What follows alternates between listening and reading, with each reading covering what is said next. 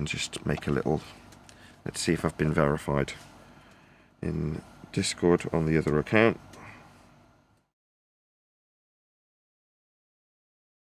I'm still not seeing anything.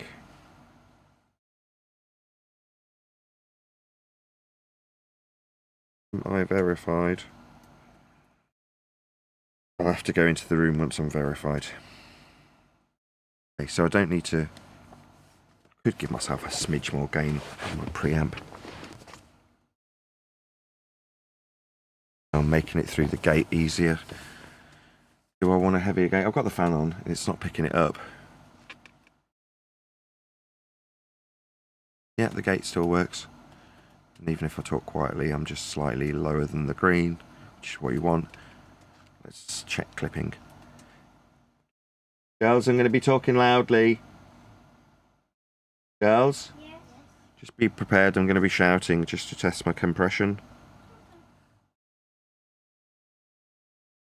I say, shut up, Neil. Shut up, Neil! Did that distort in Discord? I wouldn't say so. It was clear that you were shouting, and it was clear that your mouth was away from the microphone, but I wouldn't say it distorted. Perfect. Yeah, it's hitting the compressors. It's not. It shouldn't be distorted.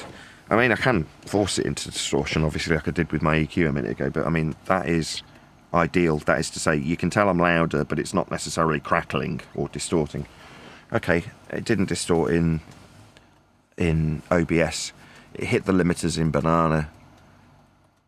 Obviously, it's already got through the gate. Awesome. Am I verified yet in this so I can screen record it for myself later? I'll just have to do that another day. I think that's it. I think I'm hopefully. What's happening is, like I say, there's an incentive to interrupt me at the moment in Discord.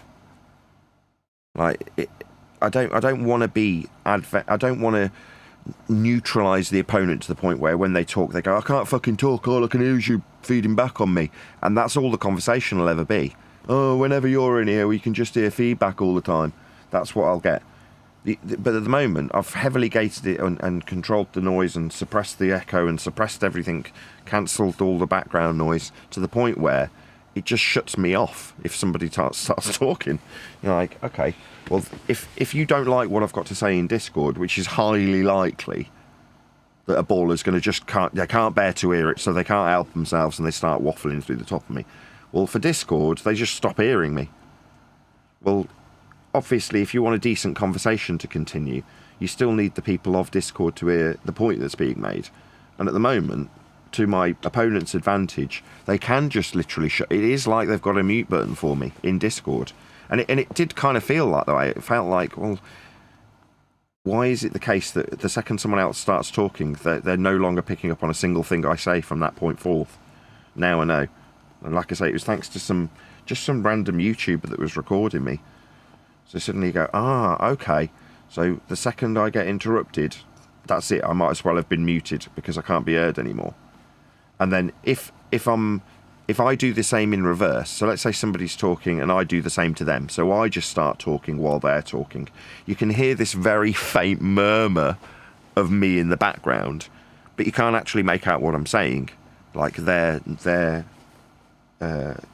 voice will dominate in Discord. No, I totally agree with you there. I noticed that the other day when you were on one of the servers. I was listening to the Discord, and obviously when everybody was jumping in, you got faded out. I could hear you talking in the background, but the other voices were all over the top of you. But when I switched to the YouTube stream, I could balance both. It was difficult to listen to, but I was like, oh, wow, they're really just piling on, with enthusiasm. What do you call it? Spurging. Yeah. So when they have a little I can't cope with what's being said moment, therefore compelled to talk, for them, it does actually satisfy the pain relief that they're seeking.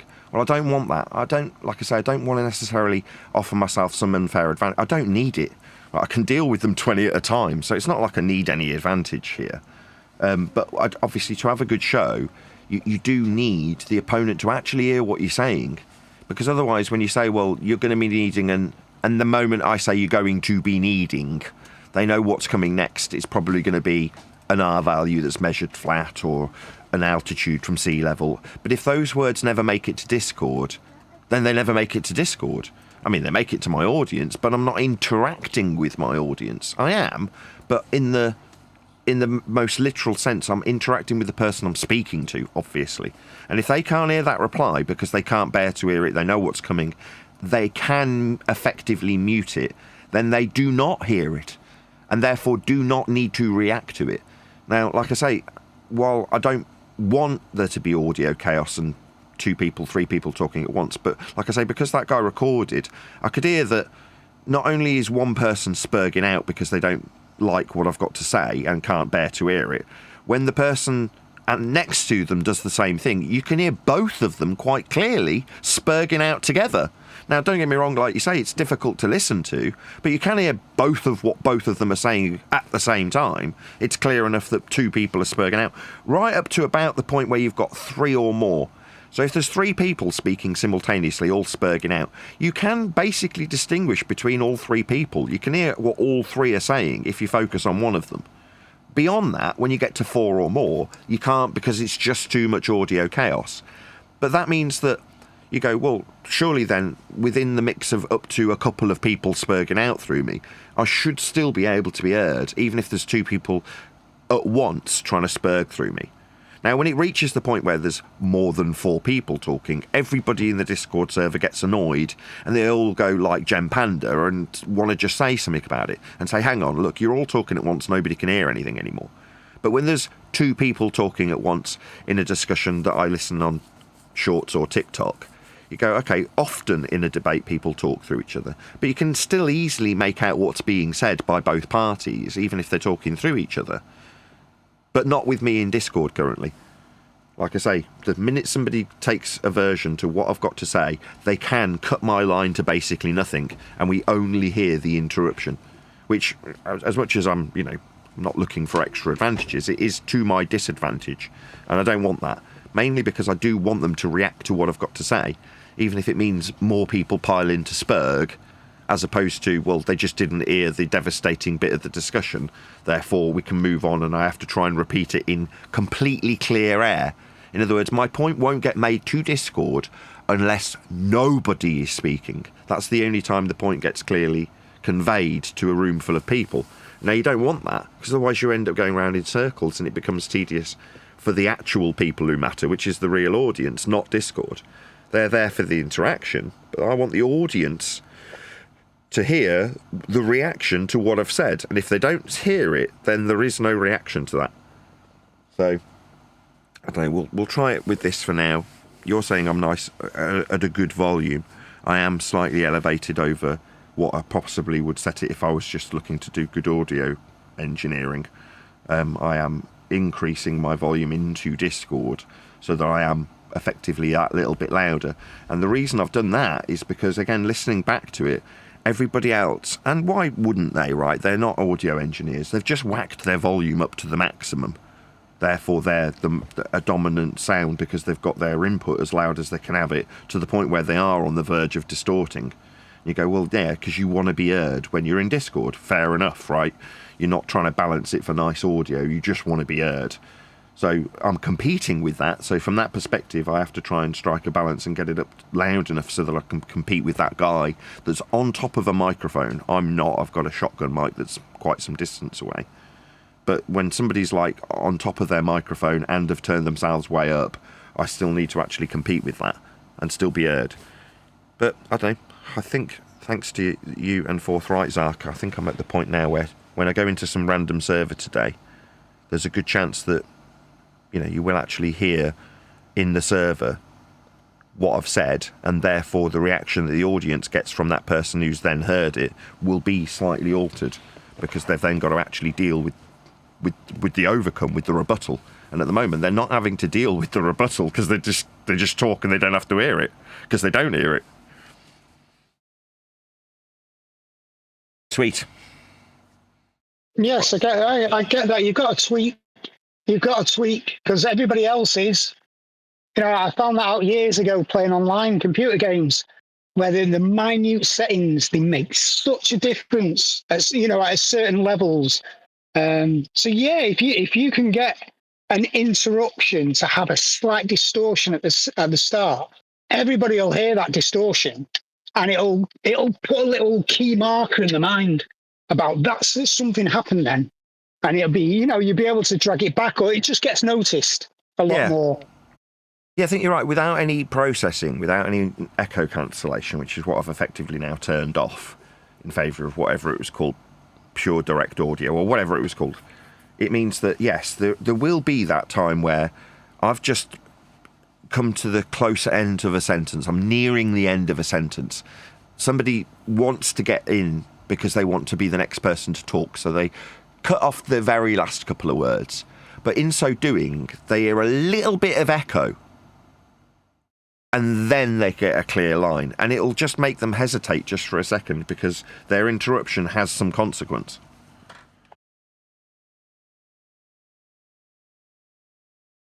Yeah, so it's working the other way around. Instead of it being, oh, right, I've interrupted, now I can't hear him. Wonderful, perfect. I'll do that again next time he says something very frustrating that I don't want to hear. Before we get to the bit that I anticipate will come in the next breath, I can just start talking and nobody will hear it. I effectively censor it from the ears of everybody in the server. Therefore, the devastating conclusion doesn't come. Therefore, my repetition of the question, my suggestion that you just don't understand, whatever it is, your normal standard run-of-the-mill response that comes through the top of a devastating conclusion, will come on now from this point forth with the conclusion being heard. Unless four or more spurg all simultaneously. But it's usually just the person you're talking to, or a cuck on their behalf, that can feel that the next sentence is going to destroy the person you're talking to, so they spurg. But then, like you say, if there's 2 or 3 max talking, maybe 4, if one of them's got a weaker mic for the sake of argument, then you can hear them. Like I say, with me muttering in the background, I could generally hear up to 3 people talking clearly, even though, like you said, it's still difficult to hear when 2 or 3 people are talking at once. But you can still, so long as you can actually hear the words mixed in with the other words, rather than me just being a mumble in the background. Suddenly I'm reduced to some mumble because, oh no, spurg. Well, therefore, conclusions destroyed for the Discord server. Plus, I do actually want, like I said at the beginning, I do want the people who are pirating my stuff effectively going, all right, Nathan's putting in the hours, I'll record it too and just publish it. You're like, okay, I mean, fair enough if that's what you want to do, you're just robbing me and my hard work. But by the same token, it's like, as much as I could moan about it, I'd rather just lean into it and go, okay, if you're going to record me, I'm going to make my sound as good as possible so that, I'm reasonably represented in a recording that some rando's got from a Discord server. And, when it's hundreds of views that they're acquiring, you just think, who gives a shit? I'm not going to go around copyright striking people. It makes no sense when they're not suddenly generating 20 or 30 or 40,000 views off my work. They're generating a few hundred. So who gives a shit? But I still do want the person who goes to that video, regardless of it not generating me any ad revenue or any revenue at all, I still want them to have a good representation of me. Therefore, I've got to concern myself a little bit more with our Discord sounds. To this point, I've gone, who gives a fuck? It's just the open door to the peanut gallery. So, the general public gets to go in there. Half the time, they've got very little to offer. But now I'm proactively going into servers where they're, staunch ballers in their little echo chambers, and I'm there disturbing the apple cart. It's better that I am actually, heard if somebody in there goes, well, I'll record this then. Like, well, fair enough. At least I sound good now. Or hopefully will after a few more tweaks, or maybe that'll be it. Maybe this'll be enough. I'll try tomorrow. You'll probably see me doing the exact same thing once the other account I've made is verified in the flip side, and then I can do some proper testing. Oh yeah, I think it'll take a little while for you to perfect it, because with any new change might come something else along the line. But once you get it sorted, you'll be like, oh, this is good. Yeah. Well, I think it's great that anybody is lifting your material and using it now. I know what you're going to say. That's your material. But once they spread it, it's like the PR attitude, which is public relations, which is there's no bad advertising. Just get the name out, get the name out, get the name out. And that's, and that's what these people will do for you, when they start taking little clips. I mean, basically, they're running around saying Nathan Oakley, Nathan Oakley, Nathan Oakley, which is all good for you in the end. Yeah, exactly. And it would only be the case that I'd be annoyed about it if it suddenly was the case that I'm getting 1,000 views for a live show and somebody else is publishing it and getting 50,000. You're like, well, that's a substantial amount of money. Yeah. Yeah, that seems illogical, but we are in a strange world. Yeah. But at the moment, it's just people. I mean, I see Spinny's one. He keeps recording. Whenever he's there, he's recording. And he'll literally record 6 hours of me batting off ballers left and right. And you're like, okay, I mean, that seems pretty sad that you've got such a limited personality that you can't do that yourself. You just need to record 6 hours of me doing it and then, title it with some derogatory title. But fair enough, you're like, that's what people are. That's beaters. That's what beta. In his most recent one, on his thumbnail, he's put beta as the thumbnail. And you're like, you're recording me for 6 straight hours. You couldn't be more beta. You sat there. Own it! I'm not beta. Yeah, well, he's projecting it onto me and suggesting that while I do a 6, 7, 8, 9 hour session in some random Discord server dealing with 20 ballers, that's me being a beta. You're like, really? You don't recognise the projection? Oh dear. I mean, the same thing I get. Like the last few sessions that you've had on those servers, I just sat back and gone, it's just bizarre. It's just bizarre behaviour. It baffles me. It does. It baffles me. But it is funny at times. If I could just say, I was crying with laughter when McToon turned up and he said, globe Earth measurements. And you asked him what they were and he repeated it 3 times. He had nothing. Oh, I was crying with laughter. It was great. So thank you for that. Honestly, it's great to listen to when I'm out and about. Well, you're thanking me, but the thanks shouldn't go in my direction, right? The thanks should actually go in Toons. Now, you might think, well, what? Well, he is terrified. And as a consequence, he's compelled to come in and talk to me. Now, it might be different. I might stand corrected and someone goes in, no, he's being pressured to come in. Lots of people are saying, you need to do this, you need to confront this person. In which case, that's slightly different if it's social pressure. But I doubt it, right? It seems far more likely that you just have your own inclination, your own free will, and I can't suspect for any reason that he would succumb to external pressure any more or less than any other normal person, right? I can only assume he's normal in the sense that he's going to feel the pressure of his own volition and therefore feel compelled to confront it.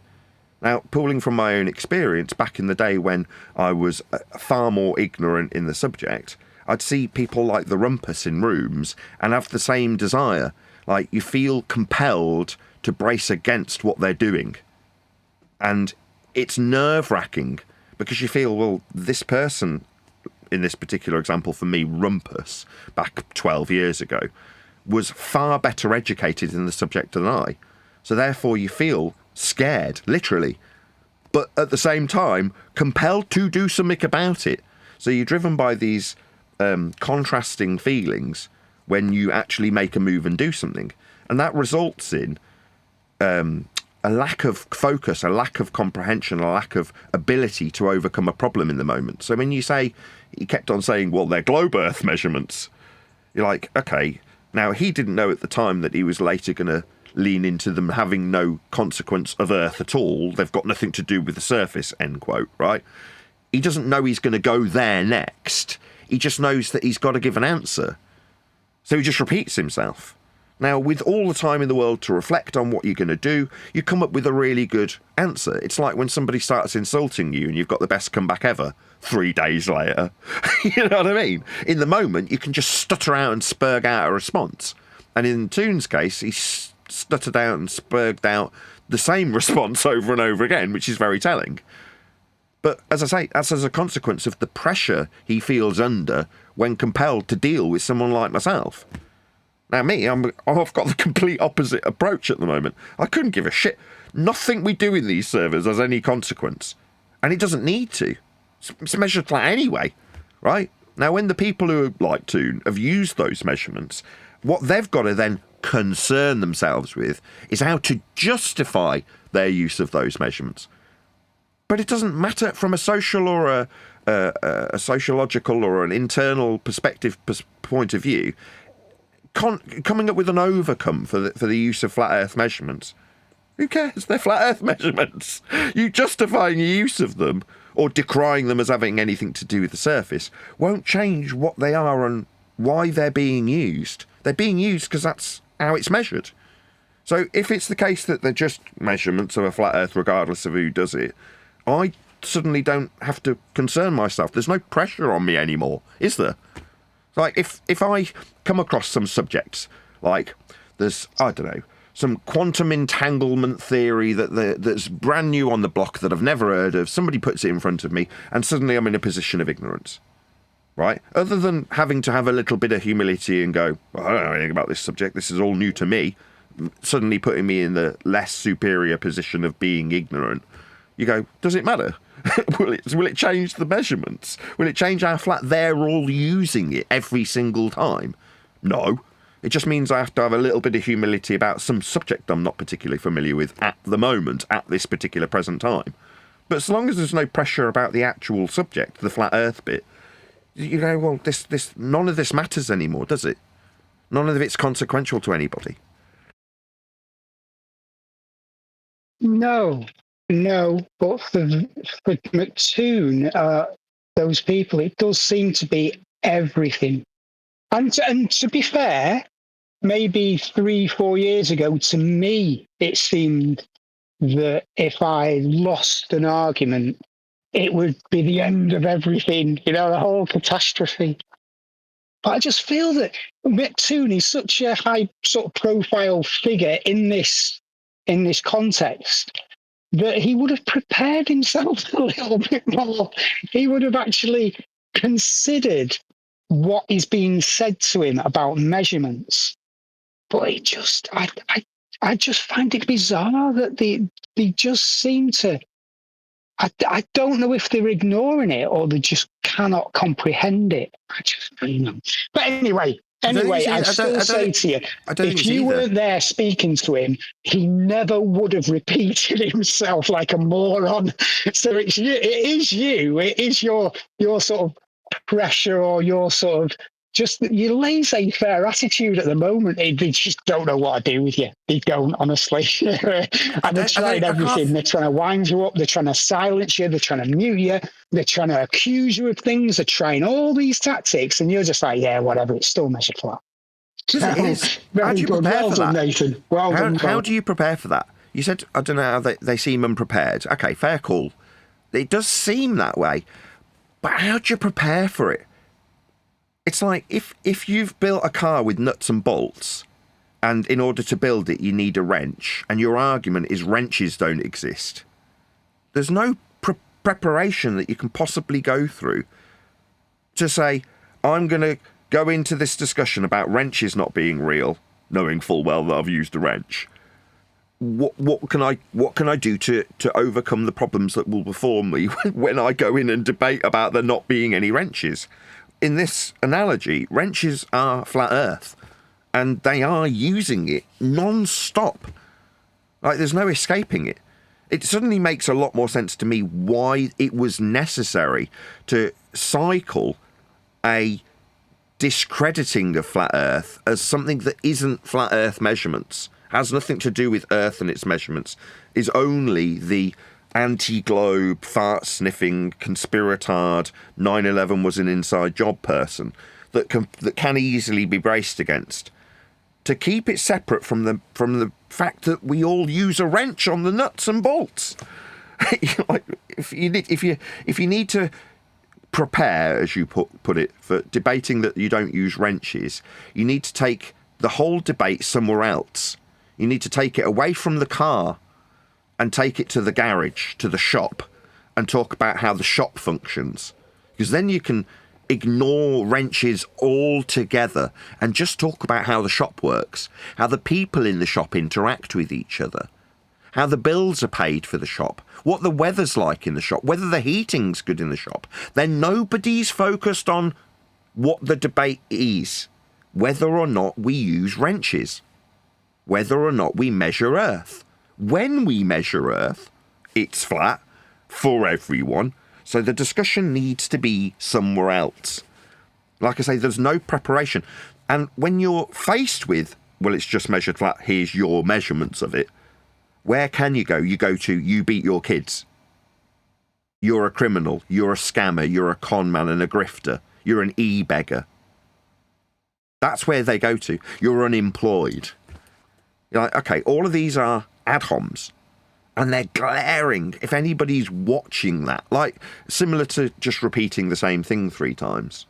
You go, this is glaring. To an onlooker, they go, they recoil when that happens. Like you did.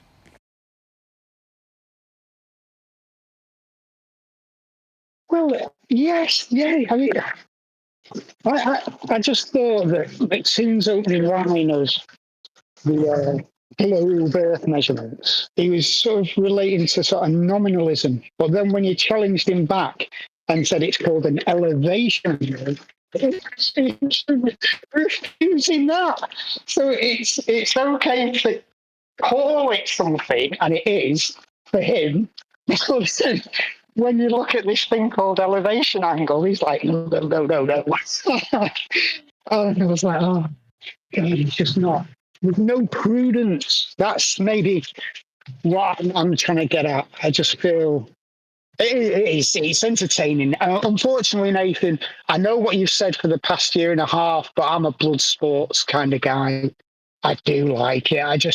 I like Andrew Wilson. I like those things, and I can't get away from it. So when you went back into those servers, I was just like, "Oh, this is wonderful. Thank you."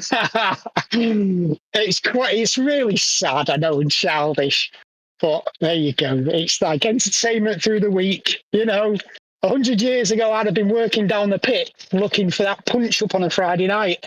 Now it's more civilized. But like I say, there was an inconsistency at one point. I recognised that there's no debate.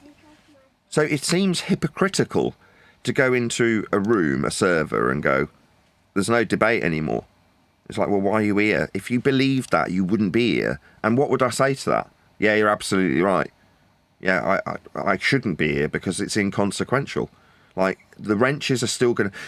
If we engineer a debate that's about the air conditioning in the shop and the taxes that the shop pays and whether or not the boss is a good boss and whether or not the employees work together, because we're going to avoid wrenches, because we're arguing for wrenches not being real. Once that all goes by the wayside, when everyone leaves the Discord server, when everyone leaves the YouTube Shorts video, when they actually go back to work, what's the first thing they do? They pick up a fucking wrench. So you go, why would I go into the discussion about the air conditioning in the shop when I know damn well they're just going to go and pick up a wrench afterwards? So it seems silly. But then you go, well, if I flip that on its head, I go, well, I can use that to my advantage. Suddenly the pressure's completely off me then. Like, I can say that. Well, you're all just going to go and pick up a wrench after I've gone, Sue. What difference does it make if I convince you that wrenches are real at the end of this discussion? If I convince you that Earth is actually measured flat, will it change that they go out and they go, well, Earth's a ball because flat distance with a drop at a squared function rate? You go, so flat distance then. So we've got the measurements. It's already been done. Nothing's going to change them. You're using them. So why would I be here? But then you go, well, that's the audience I've built. Most of my audience are like you. They like watching me annihilate ballers, watching McToon stutter and repeat himself with his globe Earth measurements that have got nothing to do with the surface. You're like, okay. Is it because they're flat Earth measurements? Well, yeah, they were, will be today, will be tomorrow. They're never going to change.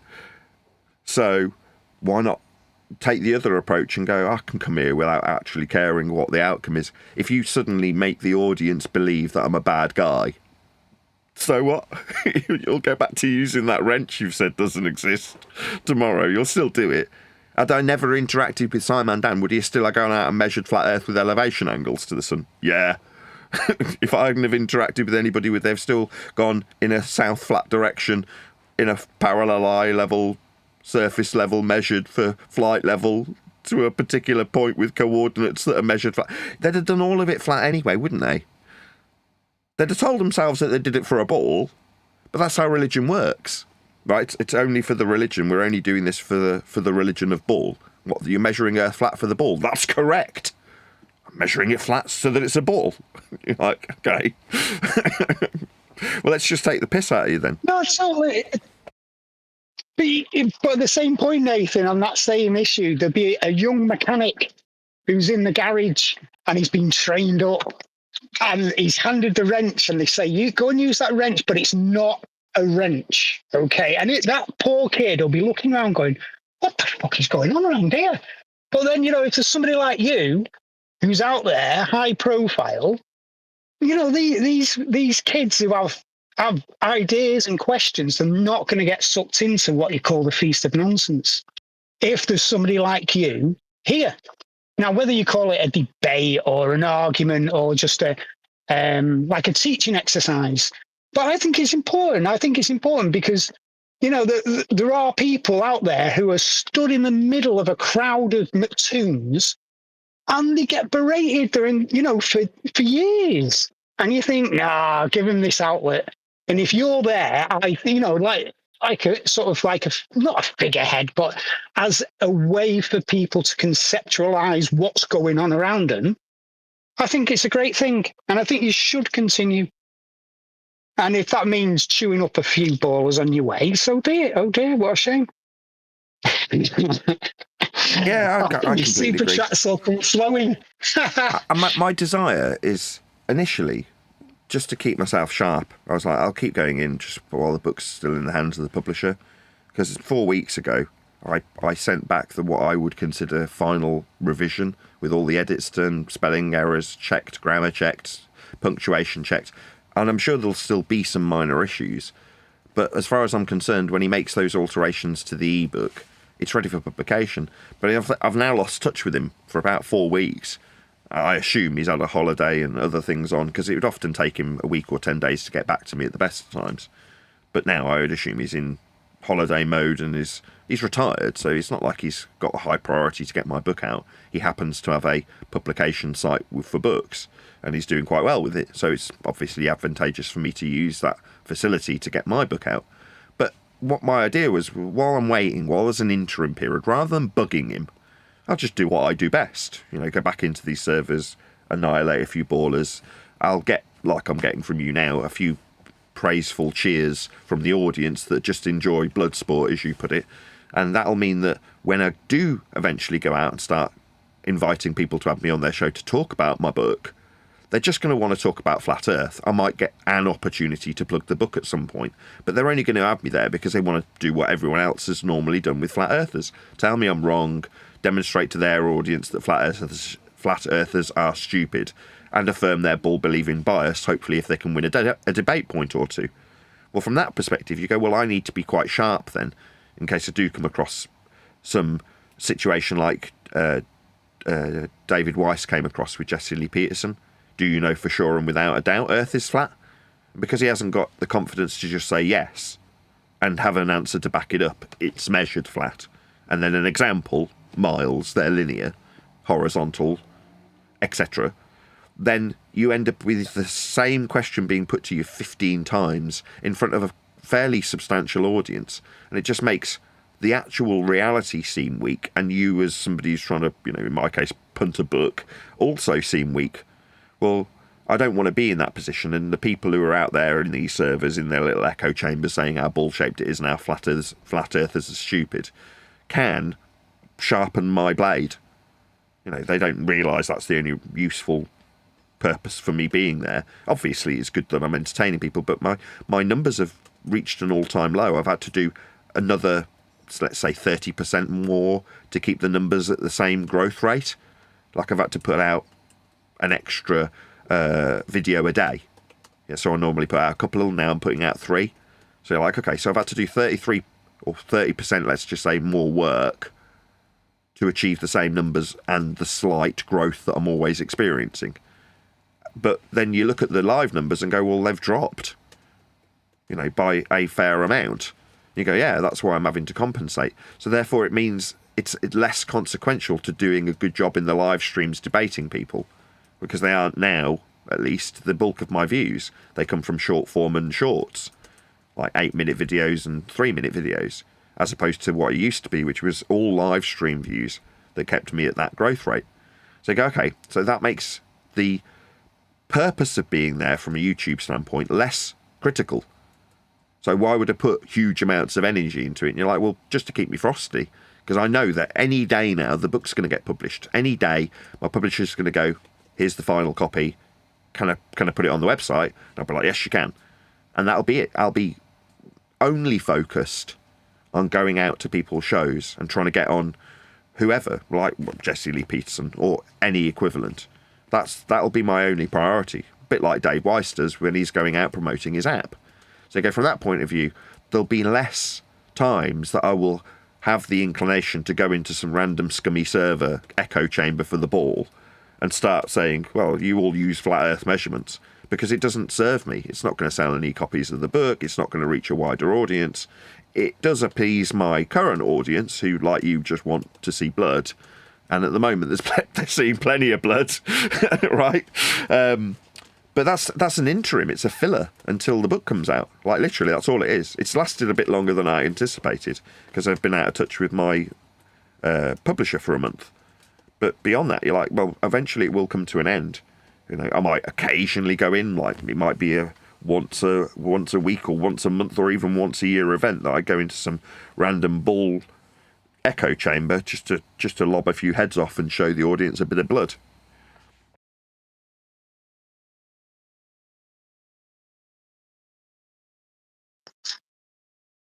Managed to get your sounds on it? Yes. Oh, sorry. I did. I don't know if you know, but you know, there's different audio quality in each of these Discord servers. It all depends on the boosts. The server's boosted or not, you get a different audio quality. This server has no boosts. It's got the lowest audio quality. Perfect. That's the one I want to be trialing this in then. Good.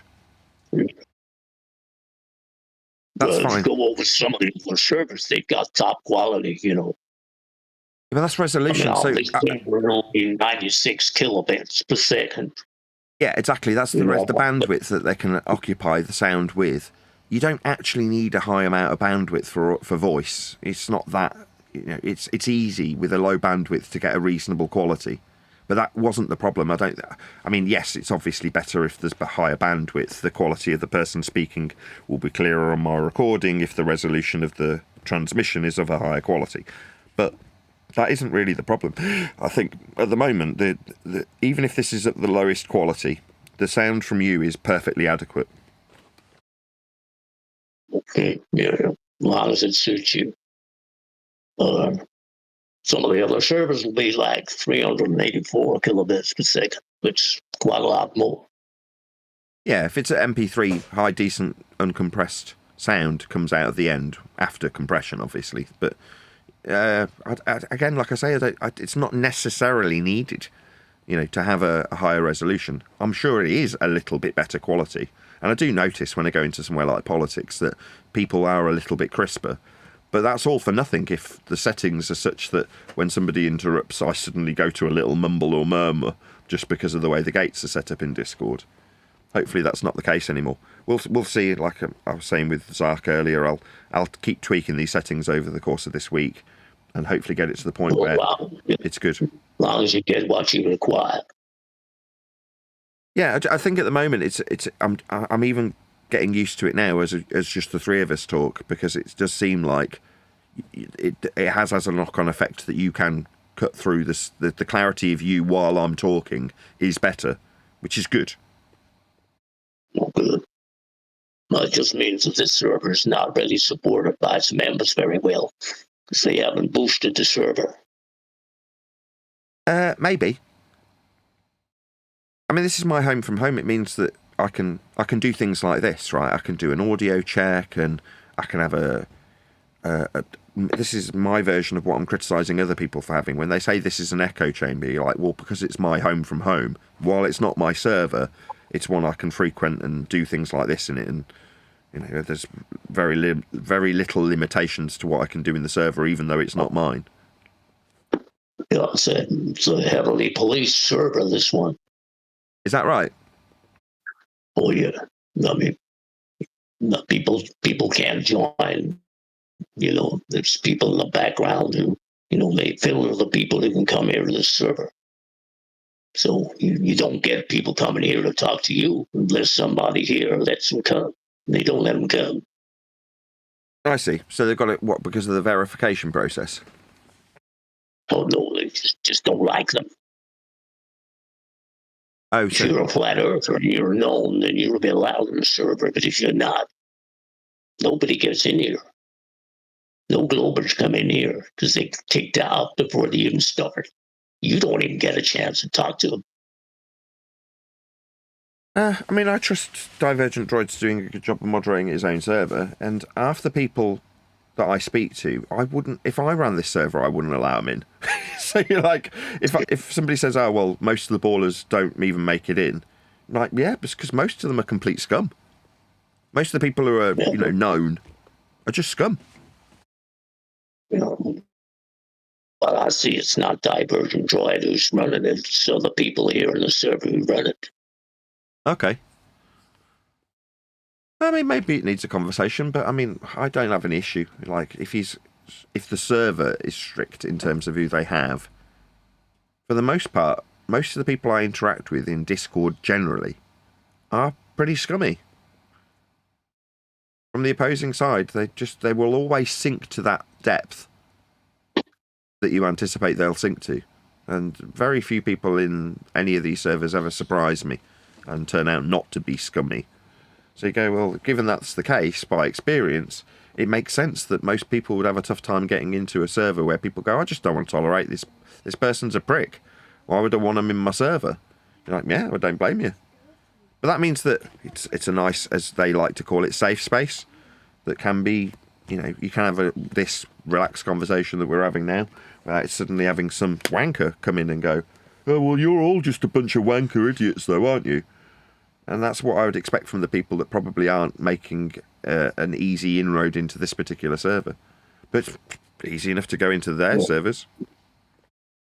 Yeah, okay, I get you. Yeah. Okay, as long as you got yourself sorted here, I mean, I got to slip back to work, and I'll catch you later when you're live. Yeah.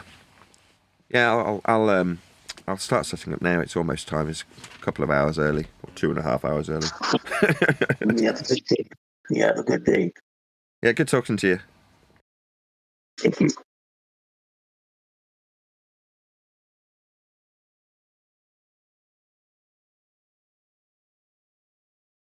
Millimeter, it be accurately measured. It's measured flat, direction up and down. Flat level we at, flight over ground. Descending from that breeze, heading in degrees. Horizontal, flat, EST. Now you know it's flat below ground. Measured flat.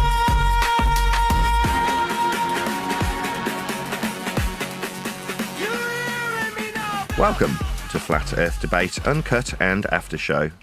I'm your host, Nathan Oakley, and if you are new to this channel, or you've not done so already, then be sure to subscribe, hit the bell notification icon and join button if you'd like to become a Nathan Oakley 1980 channel member and keep up to date with the Flat Earth Debate.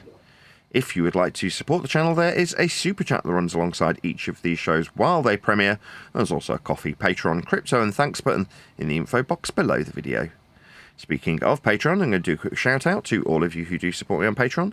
So a massive shout of thanks and appreciation to Sven P, Curved Fart, Pablo de la Cruz, Level Plain Poem, Vitali Z, Colton James, Survive the Spin, Thomas van der Zander, Measured Flats, Tiers Morgan, Mitch Kennedy, Rod, The Name's Burley, J Mel's 24, Yu Lamento, Iron 26, Retro Bill, John Kays, Patrick Gunnels, Bob Barker, Mobile Mac 777, Rob W, Dal West Watson, Unbelievable Productions, Blue Ridge Ranger, Abraham Mohammed, Skeptic 936, Texas Mike, Chow Yun Cat, and Dank. So another massive thank you to all of you for supporting me on Patreon. Links to Patreon, as I say, are below this video. But with that, I will hand across to whoever is in Discord and Google, so you can enjoy their dulcet tones while I set up for today's live show. What I will actually do is go into a different server and see if these new settings work well. I have done an official intro. Let's see where else there's people.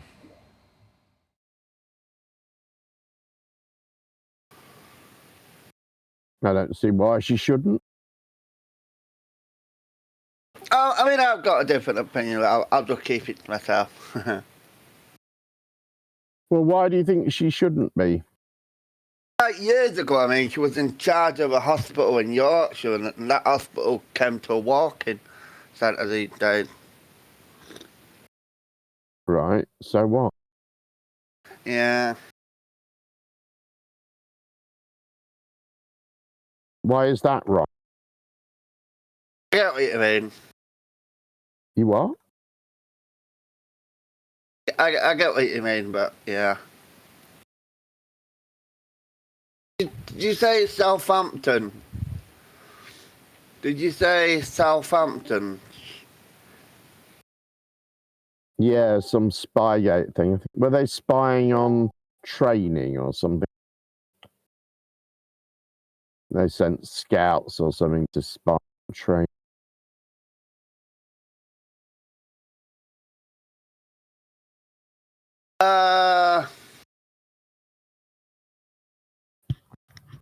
They were kicked out of the championship playoffs in May after admitting they spied on 3 clubs during the campaign.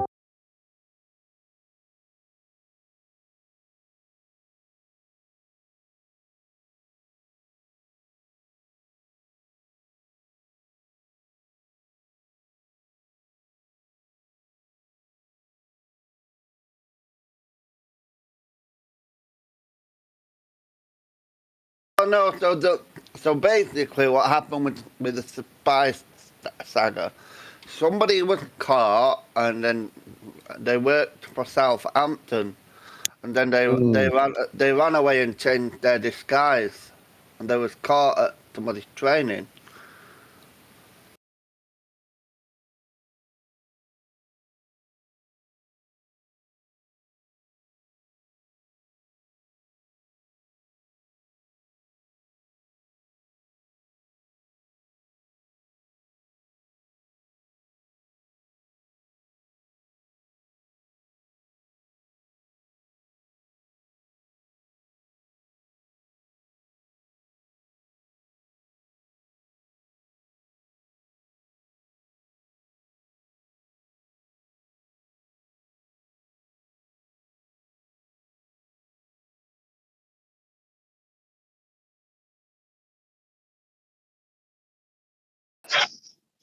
Morning, Nathan. Yeah, they sent people to spy. See. And you wonder how useful it's really. I mean, I don't know anything about coaching for. Doesn't seem like it would be that useful.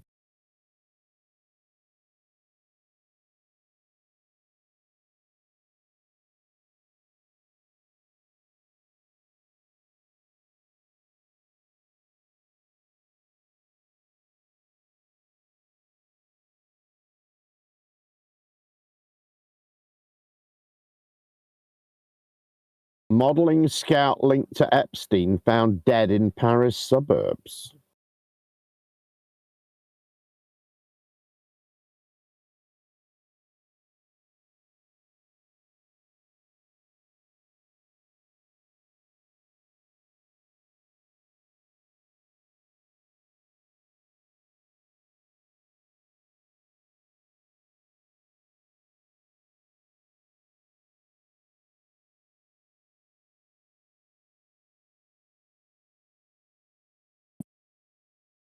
What's this? The daily news show, is it? Right, Elder Bear. Oh, good Yeah, morning. just What are trying you to doing? find something to talk about, you know. I thought maybe you're looking for content for your Sunday roast. Well, I don't find that on the news. I don't find that on the BBC.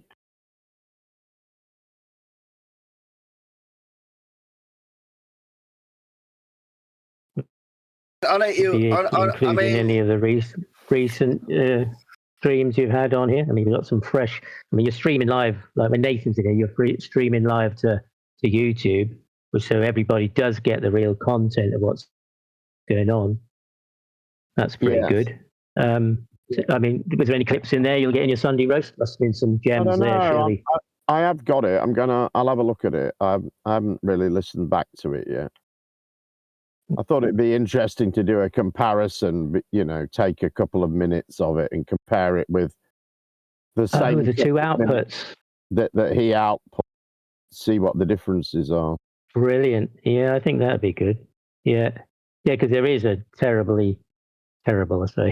There is a big difference, isn't there? You know, I'm not sure if I can access his yet, though, because doesn't it take a while before he releases them? Well, no, the live is there, but are you a member? If you're a member, you can get the members stream. Of course, I'm not a fucking member. Well, somebody will be, won't they? It'll be like the book. You'll be able, you know, somebody will get the book on PDF or whatever it is, digital copy, and then everybody will have it, won't they? You know, they'll share it.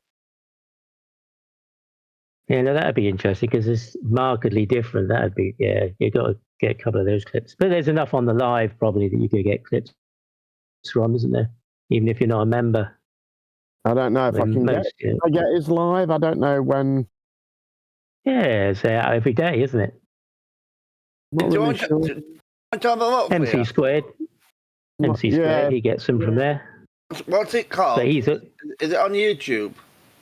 Nathan Oakley 1980, but yeah, I mean, McToon gets them, or you know, he's got people who are members. They give him, you know, give him content from there. Wants clips. It's ready, available. Cheap, $1.99 a month, really. Oh, fuck that then.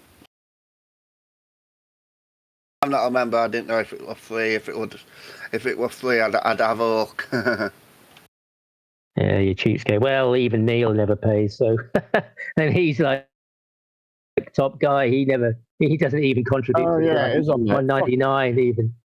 7 hours long. Oh no, it's members only. Yeah, members only. Wait, who's Neil? Yeah, Neil is, you know, he's the lapdog. He sort of yaps in the background, heels for Nathan. He's got his last chance hotel. He's got nowhere else to go now. If he falls out with Nathan, then he's got nothing. He's lost his other crew. The QE and Adam and Brian and all those, he doesn't have anything to do with them. So that community's gone. He's just got one deck. I am Refracted, Nathan. That was it, really. Memberships to 80. Now, this will ensure that it trolls amidst. No, it's members only. Yeah, but the live show's there. You go on live on the view. The live show is members only. No, it's not. No, not all the live. What the one here is just the members. Yeah. A live show goes out every day on the live tab on the View channel. Let me see if it's on his other one. You got another channel. We don't have a members only jacket. I never can figure out quite how he does this. So his system. Nathan Oakley, 1980, View channel live, and then you'll see all the ones that have gone out live. I mean, don't you have it on yours? You must know how it works. You've got a YouTube channel, haven't you? We're an open source.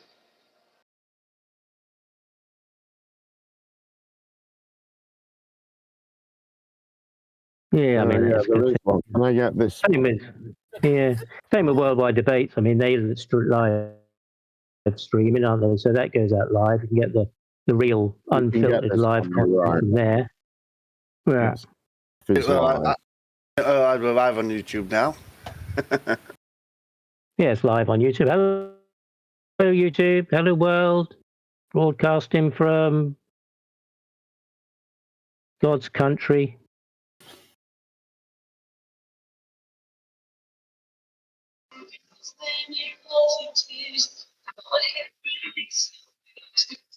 Right. I haven't got any Coca-Cola to fix that issue. Gee, are you a bit addicted to Coke then? You know, the liquid variety? Are you? That's not good for you, Jem. I am not good for your liver. I am thinking about not getting any. Well, how many years have you been knocking it back? Quite a few, I think. It's a bit late now. You might as well carry on. Many years. Do you smoke? I smoke weed. Right. Well, no tobacco? A little bit, but not. All right. Yeah, it's probably you just keep going now and be happy and, you know, till your toes curl up. No point changing now, is it? I don't know. Well, they say you added, you know, if you added 10 years to your life, it's a shit end, isn't it? You know, it's the bit where you can't walk very well and speak very well and see very well. Don't know women to chase anymore or boys or whatever, you know, the thing is, you know, life to lead. I remember hearing Ricky Gervais, you know, he had that opinion. You know, he wants the 10 extra years when he's 20 or 30, not when he's sort of 70 or 80. Right.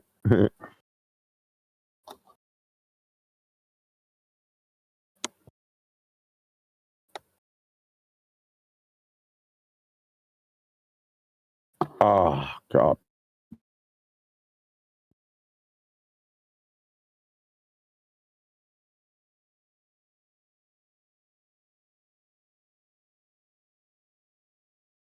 Well, we're filling up nicely anyway. Yeah. Does your cash register go ka-ching when a few more eight come in? If only I got paid people being here. It would be brilliant. Well, it probably wouldn't. Doesn't Discord make any money? Is there a revenue stream from Discord? They were talking a while back about some sort of system where that they were trialing that allowed people to, I don't know, charge for certain things. I'm not entirely sure. I haven't heard anything. Yeah, I mean, you know, there's guys on 24/7 a while back who were, you know, obviously trying to kind of push the media angle of it, really. You know, and then they've got a franchise, so they've got rooms in different servers because there's no footfall in their home server. You can't get anybody to go to the 24/7 home server. If you hang about around politics or English Hub, which is just a server for foreign people to learn English, basically, and then they fall into 24/7 room thinking they're going to go and learn some English, and then they get pulled apart because they think the world, you know, the earth is round and what have you. You know, some poor Asian guy suddenly gets ripped apart, you know, by Democ or somebody, you know, in there. Yeah. And, there's probably more useful subjects to learn English from. Yeah, but that's all they're in there for, is because, you know, it's football. But I have a friend who teaches conversational English online. I don't think he ever touches on the earth being. But Miggy, you know Miggy? Yeah, I know Miggy, yeah. Yeah, he became Alpha Veritas. Well, he's left. He's not really, maybe he'll come back, but he's a big on TikTok now. What does he all do sorts on of TikTok? stuff. Does he do like the live? Not there's a few of them. Flat Earth stuff. No, because there's money. You know, he can make money there, and that's what, you know. I think he's trying to develop 24/7 into that kind of medium, but that didn't work. What do you know? What his channel's called? Somebody did send it me a while back. Because they did have another channel called. You Didn't what? Spurs go to TikTok at the very beginning of it? Yeah, he's maybe not at the beginning, but he's a lot sooner than a lot of people did. Yeah, I mean, he never came back to YouTube or Discord or anything, did he? He just made them. I ring him sometimes. I ring him sometimes and ask him to come back, and I can't get him to come back. Is he still on TikTok? And I'm not. All I say is just pop in for an hour, and he's like, oh. And he doesn't. They get loads more views and stuff, don't they? You know, like the channels are loads bigger. Yeah, I know. Yeah, big. Yeah, they make more money, you know. But... I don't know how to make it on TikTok. Too old. Jesse did send me the details. Did Jesse come in here? Jesse? Yeah, Jesse Path of Lite or whatever he calls himself now. He keeps changing the end bit. No, I don't think so. No, he sent me the link, but it might not have been DM, but a different server. I might have the image somewhere. I tried Alpha Veritas, but that didn't get me anything. Yeah, it's not that. I mean, they did have another. They had another server called Frontline Unfiltered for a while, but that didn't do much. Right. But then they have got another one called Pickled Minds, which is a server, which is kind of where the top 24/7 flat earthers hang out. I think they say it's a resource channel, but it's. I think that's connected to DJ, who has a YouTube channel called Pickled Minds. So I think it's DJ, 24/7 guy. He owns that server, and now he's kind of. I guess since now Indio was kind of. I guess he's one of the top guys in the home 24/7 home server. So I don't know who's going to fill his boots in those positions really, or be the man, the voice. Jedi has not been around. I don't know where he's disappeared to. It's so boring. Flat Earth is just so. Yeah, I think it's quite amusing, I mean, Oakley's got the Colander Flat Earth model. But there's nothing new in it, is there? It's just the same time. Yeah, there is. Yeah, well, I keep finding things that nobody seems to have found. Nobody seems to be sticking posing questions that for the big holes in the colander that I see. Servers called Debate Flat Earth and more, Gem. Like, are you not drawing new people in? Is it not? Is it not bringing in the debate? No. Flat Earthers don't like to debate, do they? They never have. Well, your server's it's literally called Debate Flat Earth and more. Like it's the main selling point, not debate more and Flat Earth. Flat Earth is first. I know people keep telling me I should change it now. But I mean, you've been doing it a long time, haven't you? Yeah. It's all just a bad habit now. It'd be like the coke and the weed, tobacco.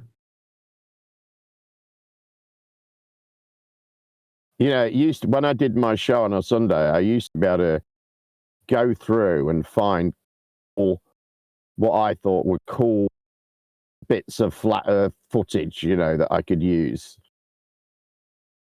But now I just go and find some flat earth footage. What about check out Roger? Whatever I can get, rather than taking the best from what there is. Getting thinner Do you check out Roger Ledwell? Ledwell, that rings a bell. Who's he? Oh, look for YouTube Perspective Rules. So right now, I mean, he's really. I mean, the other day after hearing Nathan, they were like their football team had won the. Just a local team had won the World Cup. Oh, they were ecstatic, and he's now fashioned himself after Nathan, using the same words and everything. But you'll get some wonderful clips there because he hasn't got a fucking clue. Yeah, he said to somebody, "Have you heard of the 3-4-6 rule?" This was on Sov's channel. I said, 3-4-6? What are you talking about? Yeah. If you get a 3-4-6 triangle, you put it in the middle of the room, it tells you that the floor is flat. He's talking about a Pythagorean triangle of 3-4-6. Right. Yeah, very amusing. Nobody picked him up on it. Or said, what? What are you talking about? Not There's many only we people ribbed him a find bit, that but he sort had of to bit change funny. it. Yeah. So we ribbed him about it, and he had to kind of say, oh, well, I made a mistake. Like they all do. Oh, I made a mistake. 3, 4, 5 triangle. Yeah, he calls it a 3, 4, 6. He's in a bit of a hole at the moment because he's got this big GoFundMe. He had this big GoFundMe to go to Antarctica, and he got like nearly $5,000, $4,600, and yeah. So he said he only got transferred to him from GoFundMe $3,300, and people are saying, well, where's the rest of it, Roger? You know, they don't charge those amount of fees, and he's been waving his bank statements around. He says he's got it in his savings, so he's moved it to his savings, but he can't add up in his own head. Well, he's had so many GoFundMes, he can't really keep a track of them all. And they've divvied out some money between him and PJ and Fatsoid, you know, passed out. So they've been doing some GoFundMes and giving each other $1,000 here and there. And it's all got a bit murky and dodgy, right? And Deplorable Ilk. There's a guy called Deplorable Ilk. Have you heard of him? Yes, I have heard of him. Yeah. Well, he's covering a lot of it. So he's got some good stuff, you know. But Roger said he's put this money into his savings account. He did say he got 10 grand saved for his retirement. But now it seems he hasn't got any money left in that account. He's now having to take out a loan against his truck for 5 grand. Just so he's got the GoFundMe money. So you know, he can't. He needs. What does he need? Like 32 or 40 grand to go to Antarctica. He's got 4.7, but he doesn't have 4.7 because he spent it. And you know, and now it's kind of run dry. Nobody's really giving any money anymore. So he thinks that he's going to visit Antarctica using sort of the same approach that the final experiment did. He wants to go to the 90 though. He says he's going to the 90. He's going to prove there's no 24-hour sun, do a 24-hour stream from there. I mean, he can hardly tie his fucking shoelaces up. So but anyway, that's what he planned. Well, yeah. Well, if he can get the money, he's, you know. So where did he says all on his channel, does he? Yeah. So he said he's spoken to the ALE, the guy who owns ALE. And the guy at ALE said, well, we are not keen on having any more flat earthers down there. And if you're coming, we're going to charge you 75 grand. And he said, and Roger, this is from Roger, he's intimated that there was some kind of sexual assault on one of the ALE employees by one of the flat earthers. Well, there's only 2, although there was supposed to be 4. There was Elizabeth, Morandi, the documentary maker, who's doubtful whether he is a flat earther, Whitsitt and Gerron. And now they've narrowed it down to Gerron. They've even made some pretty heavy allegations about Gerron, you know, in passing. And that's the reason why Roger's going to be charged 75 grand to go there. But this all sounds a bit unlikely, doesn't it? Well, you know, yeah. I mean, but that's the kind of content you're missing if you want some, you know. I mean, well, he's streaming bits from here. He's been streaming bits from here, you know, clips from here, from, you know, when Oakley's in here, you know, and luckily he had a bit of me in it, which is quite good. Yeah. But they don't hear it. They don't hear what's being said. They're so indoctrinated. Hello, guys. Have a great day. They're more indoctrinated by the flat earth. I'm laying in my bed naked thinking about you. Yeah. Was it you, Gakushi, moved Nathan into that Coliseum yesterday? That was naughty, wasn't it? What's that? You chucked Nathan into the Coliseum yesterday. Was that you? Yeah, Riggs told me to do it. Oh, right. Did they blame me before? I never said anything about it. I didn't kick him. Neil was going, oh, Elder Bear got him kicked into the Coliseum. I didn't. Nothing to do with me. I've got no power there. But you did. Oh, that's all right. Yeah. No, I don't know who's blaming you. Well, no, the time before Neil said it was me, but Neil's totally paranoid. He thinks, you know, You know, I've heard there's at least 20 people they said that's Elder Bear. That voice, that's Elder Bear. Must be 20 people now in the arena who are supposedly Elder Bear. Any voice, or at flip side, any voice that comes along could be Elder Bear. Anybody who comes in the server, they think is Elder Bear, and they kick them out. They mute them. I mean, it's only Harp and Viking. They run the place over there anyway. Divergent Droid just does what they tell him. Is your name an Owen Benjamin? Is it an Owen Benjamin? Well, no, it isn't. But I mean, Nathan Oakley gave me the name, by mistake. But I thought, well, that's a good baptism to the arena, because he was the first person I spoke to on any YouTube. You are one of the biggest fans of Nathan Oakley, though. Let's be honest. Back in April, he's a fascinating person for researching flat Earth, and that's what I came here for. You're a big fan. So, back in April 2024, when I first spoke to him, it's the same subject I spoke to him about yesterday. This bloody sextant, and him saying the observer's standing on a horizontal, when refracted curvature has made it clear that the sextant doesn't establish a horizontal, doesn't have a horizontal baseline. Neither of the straight lines are horizontal, and it doesn't measure an elevation angle. So that means that it is possible to get an angle from any surface, because that's possible there. Nathan seems to think, oh yeah, but you've got to correct it. Yeah. But before you correct it, you've got the angle. It has nothing to do with the surface.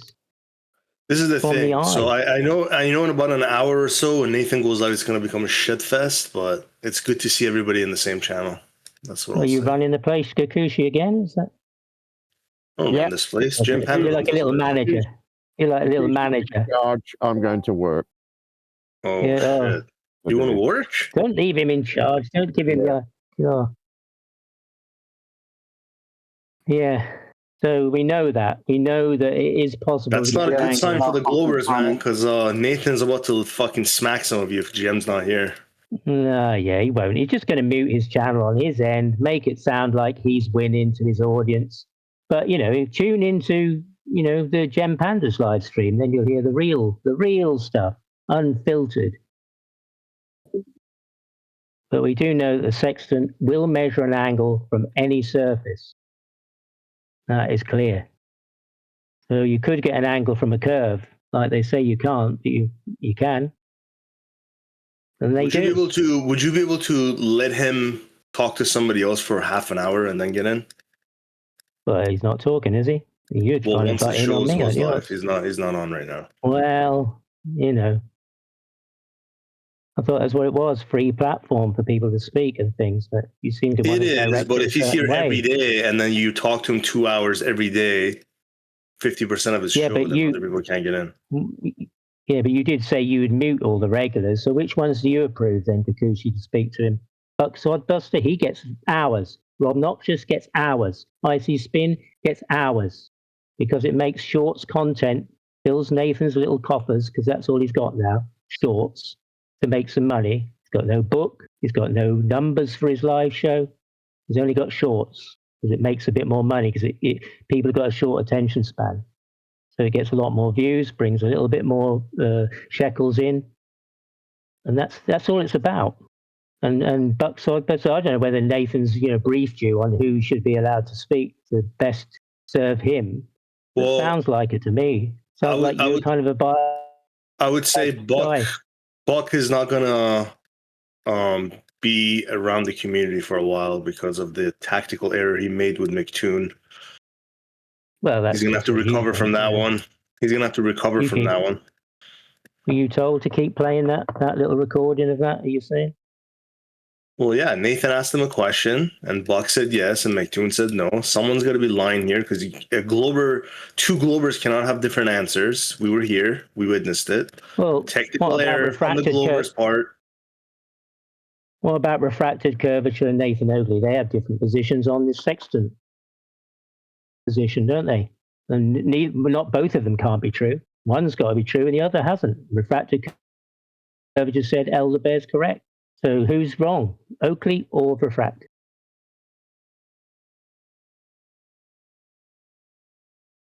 It's the same. Everybody does these things. You seem to think where is the only one doing it. Where is I he? don't know where he's. Yeah. Oh, he's here. He's in the room. I don't know. Cat's got his tongue probably, or his. You should. We know he's. You should give Nathan the Q-op Discord so he gets a chance to go over there. Why? Yeah. That guy's irrelevant.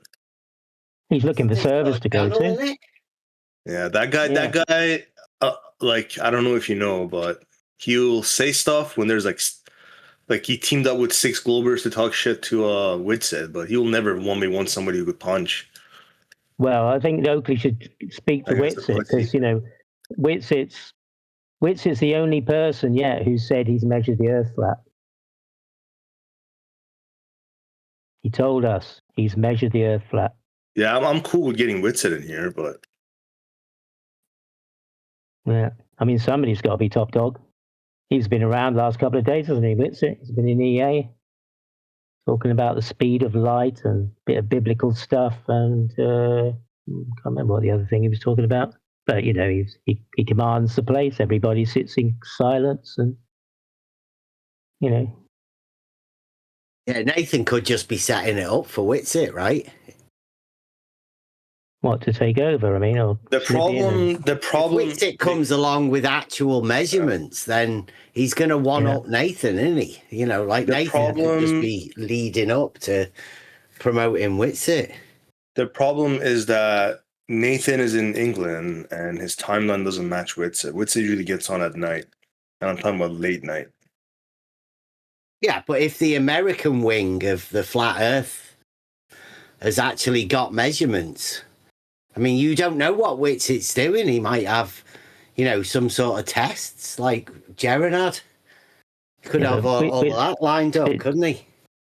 Yeah, but Witsit commands an audience, doesn't he? I mean, look at the views he gets when he runs a stream, live stream. Hundreds. You know, he commands more of attention than Nathan Oakley does. He's got more pull. You know, he can do what, 8-10 hours in EA in command. He doesn't have to mute people. Some people do get muted when they, you know, because they've got a little thing over there about people over talking. But you know, you'd go laser waving with Witsit, wouldn't you, Kakushi? You know, like if you were doing like across America, laser waving at each other, like you'd get involved in that, wouldn't you? Yeah, I'm cool with Witsit. I'm cool with everybody, man. Yeah, he does answer questions. I mean, it took me nearly 3 years to get to actually have a conversation with him where people didn't mute me. It's been a hard slog to get here, to speak to Witsit and ask him some questions without somebody muting me and saying, "Oh, Elder Bear's always over talking," some kind of shit, you know. Just to sit in front of him, and say, "Can I ask you a question? When you went to Antarctica and you was looking south, facing south, looking at the sun in the south, what would you think the GP of the sun was?"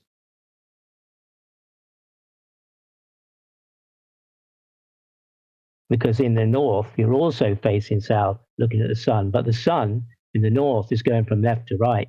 And in the south, the sun is going from right to left as you look south.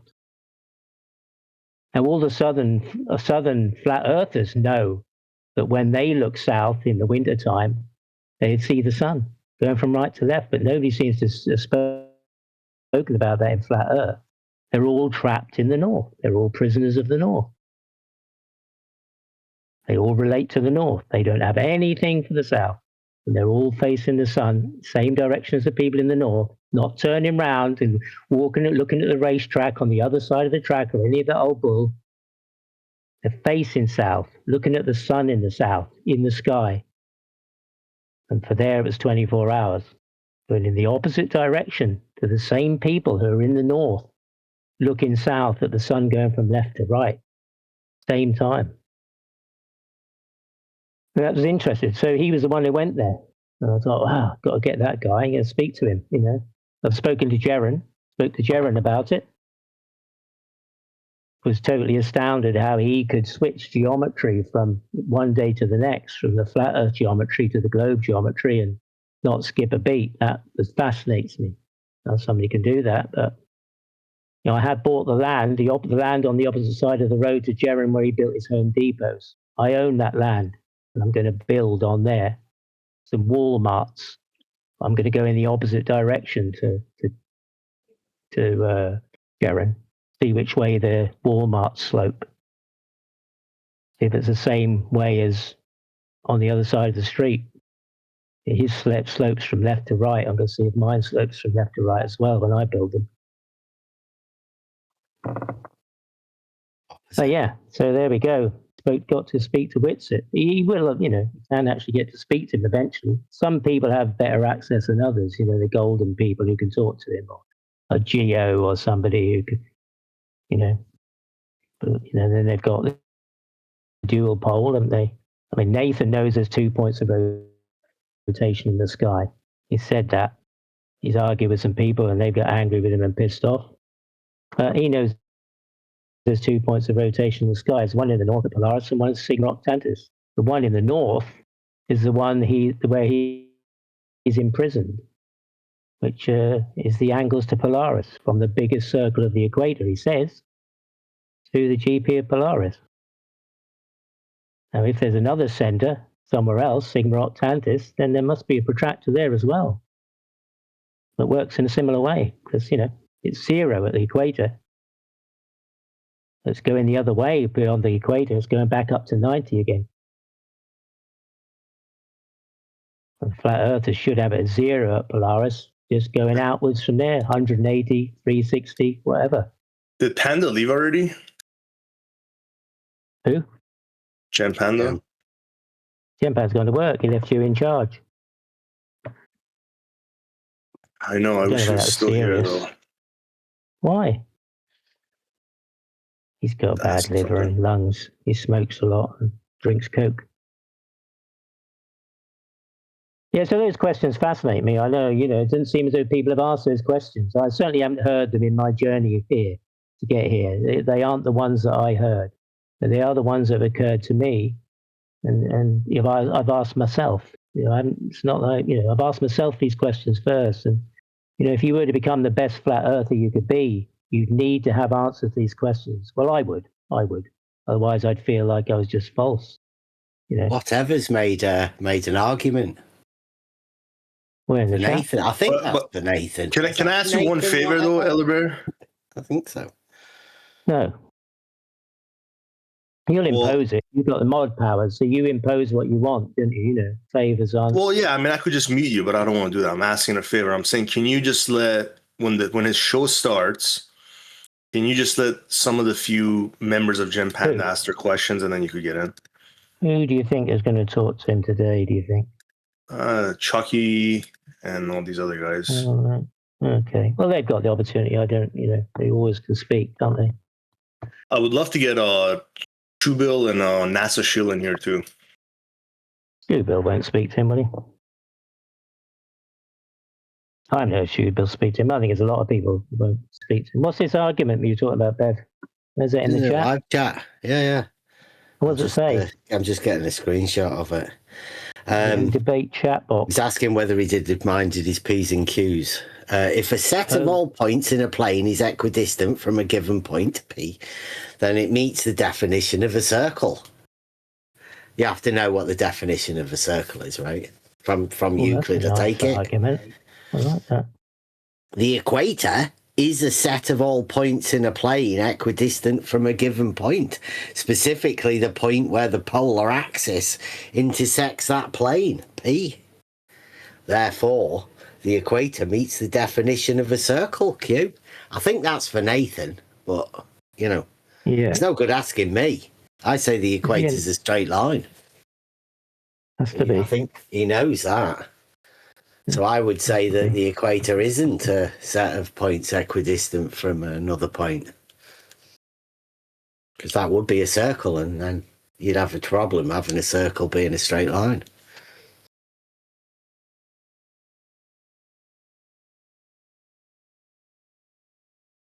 But that's an argument. I mean, I'm not too sure whether people want arguments anymore. I think there is no argument, is the latest thing. Is whatever in here? I thought he said he'd left. Whatever. Well, yeah, you'd have thought. I mean, that's why when I came across the idea of arguments, I thought, well, there must be a flat Earth argument somewhere. I haven't found one yet. Well, if the Earth is flat, we measure it flat. We measure it flat, the Earth is flat. That's the closest I've seen the affirming the consequent formal logical. Yeah, it's close, isn't it? It's close. It's nearly. Close. Nearly. Right. That's the best I've seen so far, and that's from the subject matter expert himself. So, who am I to argue with that? Geez, I mean, an expert against just a normal, everyday guy just doesn't cut it, does it? Not going to get anywhere there, are we?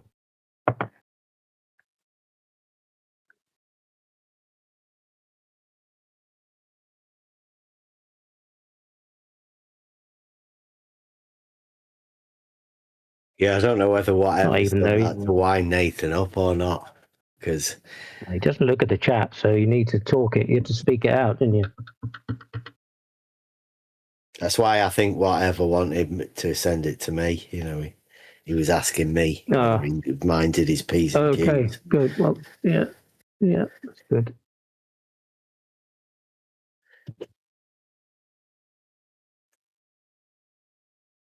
Anyway, Kikuchi, just because he's in the room doesn't mean he's listening to us, because he's probably making coffee or, taking the kids out or something. Or doing a little homeschool. It's true, man. He goes live at 9 a.m. usually, so an hour and a bit. He might be doing a little maths class or geometry class with the kids. Sorry to mention the kids, but I know he homeschooled, so he might be doing that. He might be occupied. Or making coffee with his fancy coffee machine. Or adjusting the acoustic paneling or something. Playing with his soundboard or his desk or cameras, projectors, that kind of thing. Fixing the car. He seems to know a lot about, well, he thinks he knows a lot about clutches. He brings that up a lot. The gearboxes. I don't know if he actually knows anything about a gearbox or anything like that.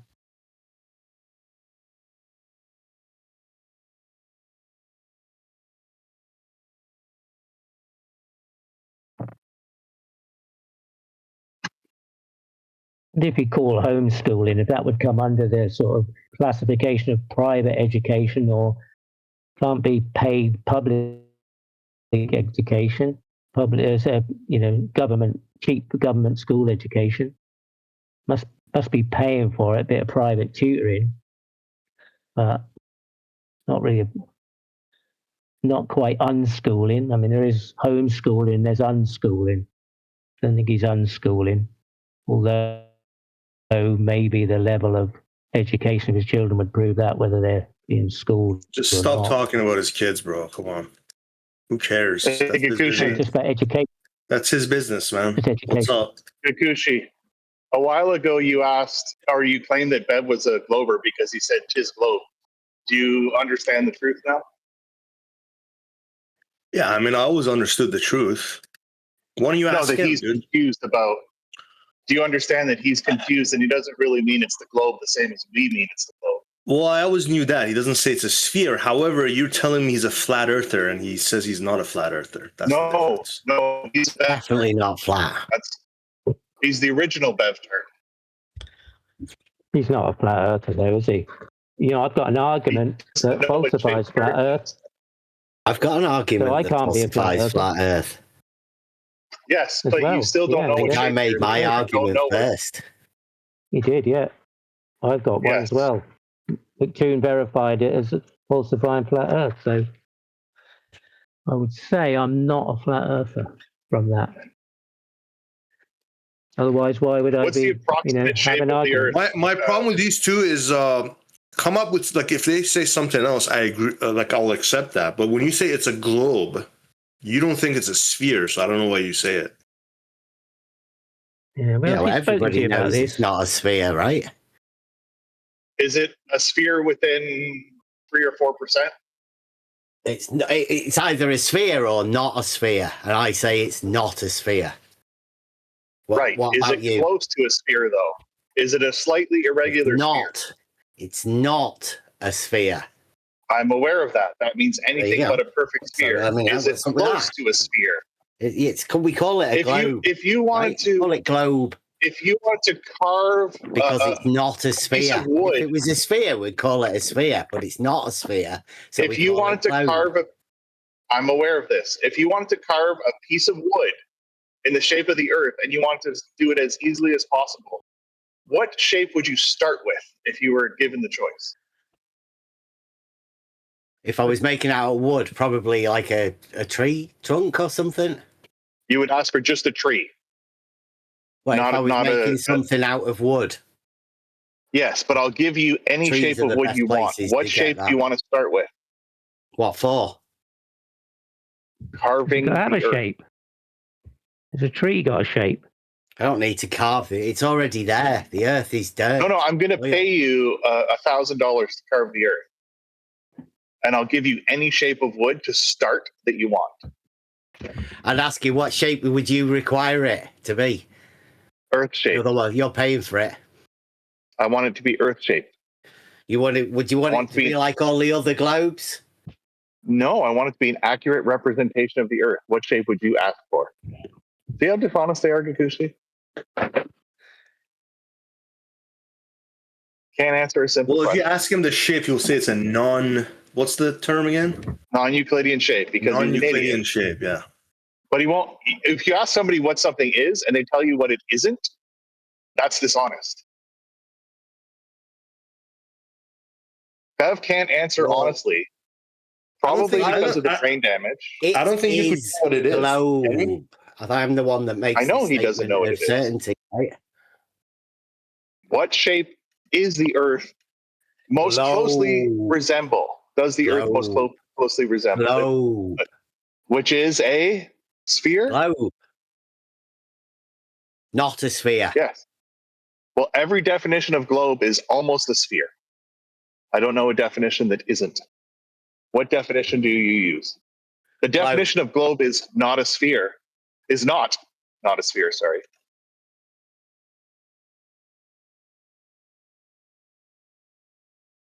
What definition of globe do you use, Bev? Globe. I just use globe. Everybody knows it is globe. Define globe. Why do you need to define globe? Do you not know what globe is? I know what globe is. You don't know what globe is. You want to make it a sphere, and it's not a sphere. Every definition of globe is either a sphere or roughly spherical. Yeah. I use the one that's not a sphere. What definition is that? Globe. Tis globe. Tis globe. Why do you say tis globe? Because it is globe. The shape. It is a globe? Globe. But a globe in English means spherical or roughly spherical. Yeah. So you mean Earth is roughly spherical? If he said that, though, then he'd have no one to bicker with. We prove it. Don't worry. You all can prove globe, right? Can't we? Yes. Well, there you go then. What are you worried about? Well, we can provide strong evidence for it. I'm a globe gnostic. So you know that the Earth is roughly spherical? Globe. Yes, I know it is globe. Yes. Okay, it is globe. Isn't proper English. It is globular. But if he was clear as distinct, you'd have nothing to bicker with him about, and he'd be bored.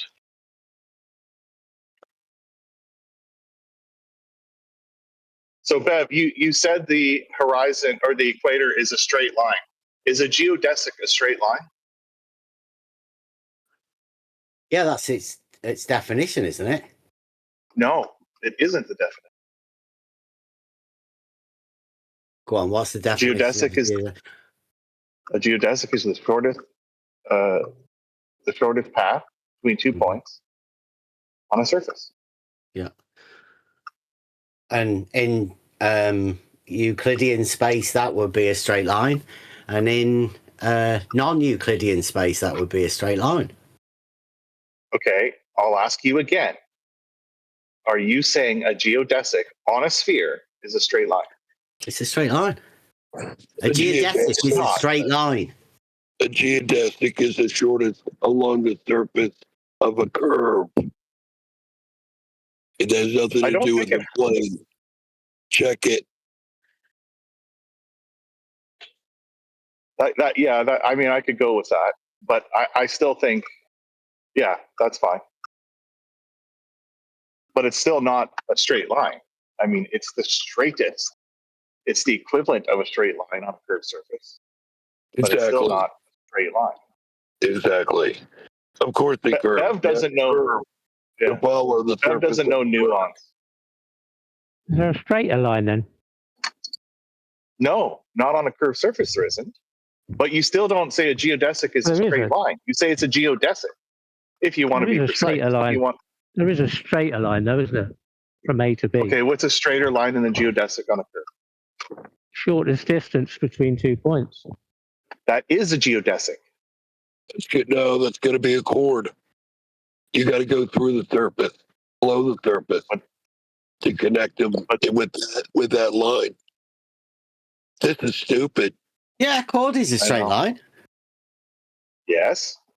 There you go. But it's not a geodesic, and it's not on the surface. That's the shortest distance between those 2 points. So but not on a surface, is it?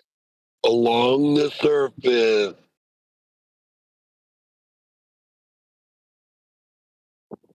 Cheap word games. This is why I don't like to play. This is stupid. How many dimensions does a geodesic have, Bev? It's a curved line. It has a length. Geodesic has one dimension. It's just a straight line. Oh, good. Like I said. No, a geodesic is curved over a surface. How many dimensions does a circumference So have? how many dimensions does a geodesic have then? 1. There you go. See, that's what I said. And how many dimensions does the circumference of a circle have? It's an easy question. A circle has 2 dimensions. The circumference of a circle. Yeah, that's. Do you only remember one word of the question?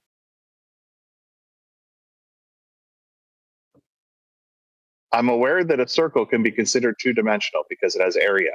How many dimensions does the perimeter of a circle have?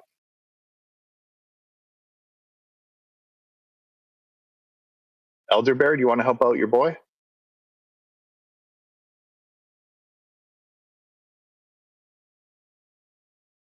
No? If he doesn't tell you the answer, you don't know the answer, do you, Elder Bear? Wait, you guys can't be checkmated by Chucky, man. Come on. Yeah, clearly it's not on his crib sheet. They've been checkmated by me since 2019. This is not on his little A4 bullet pointed sheet, so it grinds to a halt. Oh, I thought I recognised that voice. That's Chunky, right? No. Chunky, yeah, that's his name, Chunky. Hey, how's your boy, what's his face doing? Triple penetration.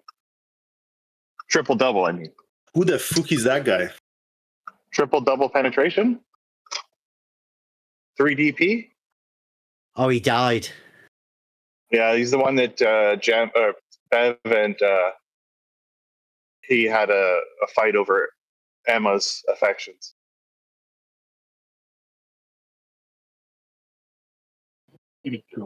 Fucking incels everything. So how many dimensions does the circumference have, Bev? Did you look it up yet? Yeah, a circle has 2, right? It's a 2D shape. A circumference, Bev. It's a 2-dimensional Euclidean shape. And a circumference has how many dimensions? A circle has a circumference. Did I ask you? Yes. Do you see how lost he is? Do you see how lost you are, Bev?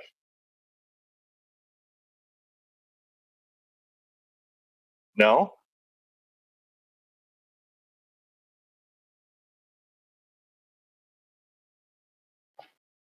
This is like How old is your dog? He's a Labrador Retriever. This is like having a back and forth with Nathan, isn't it? Utterly vacuous. Yeah. What does your dog like to eat? He plays fetch. How long have you had him? His name is Max. Bev, your best option now is to call him a cuck and then repeatedly tell him that you're committing homosexual acts on him. This seems to work online for making money. Yeah, or you can say if you met me in real life, you'd climb up a step stool and punch me in the nose. You could even go on video waving your arms around, showing everybody your flaccid bingo wings.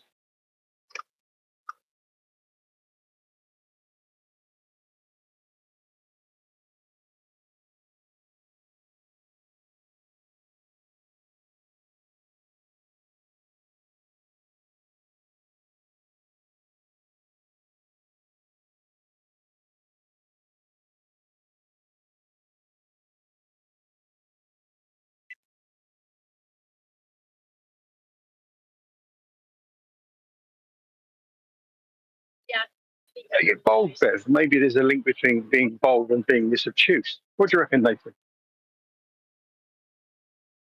So are you talking to me? So I said Bev. Yeah. Did you become more obtuse when you got bolder? Is there a correlation, do you think? Is that a question directed at me? Yeah, you're the only one here who's got bolder and more obtuse over time.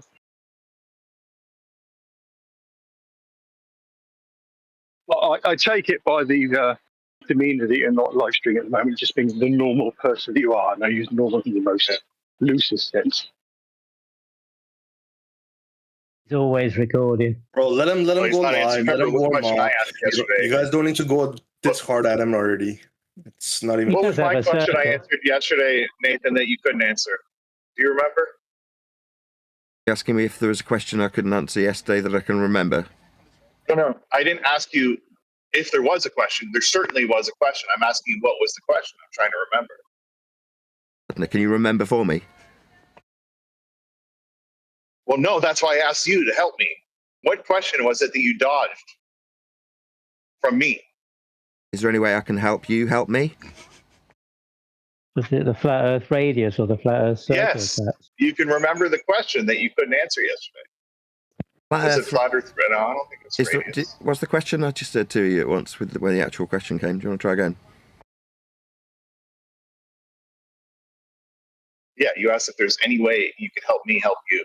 And yes, by remembering the question I asked you yesterday and answering it. Okay, how are you going to help me do that? Remind me.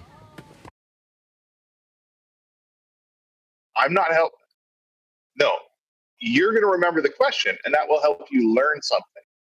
Okay. Either learn that I'm able to answer something. I'll have a quick word with my brain. Remember, goddamn you, remember! I've had a word, and it's not worked. What?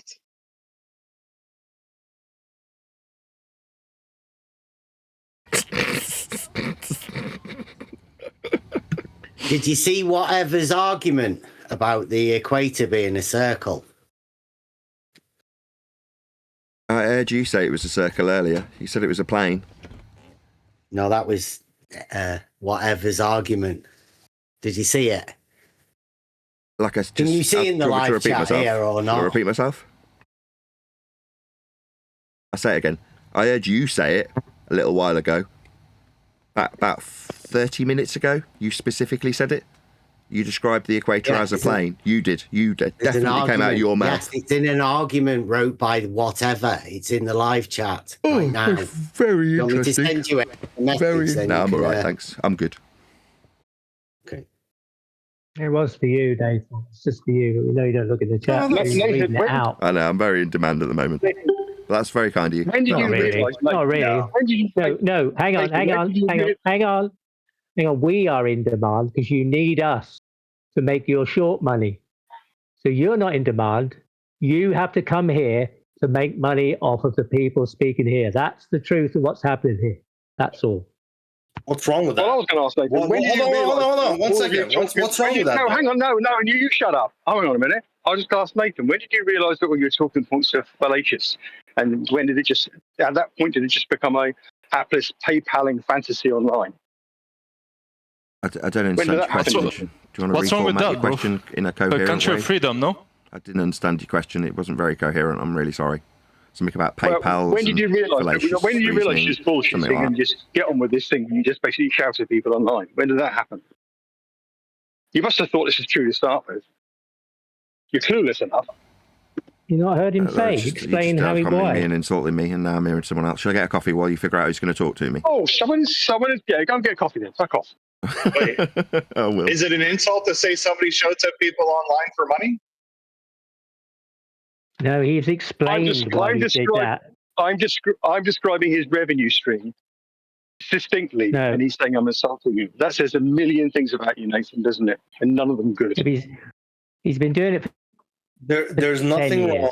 He did explain. He did explain. And working on the internet and making money. There's nothing wrong with that. He did explain. I mean, I'm selling porn for a living, and it's an honest job.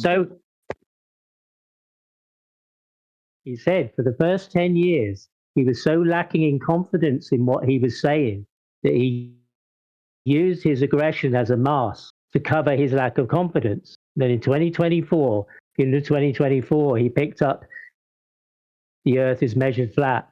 And now he's getting angry because I believe he's not confident about that either.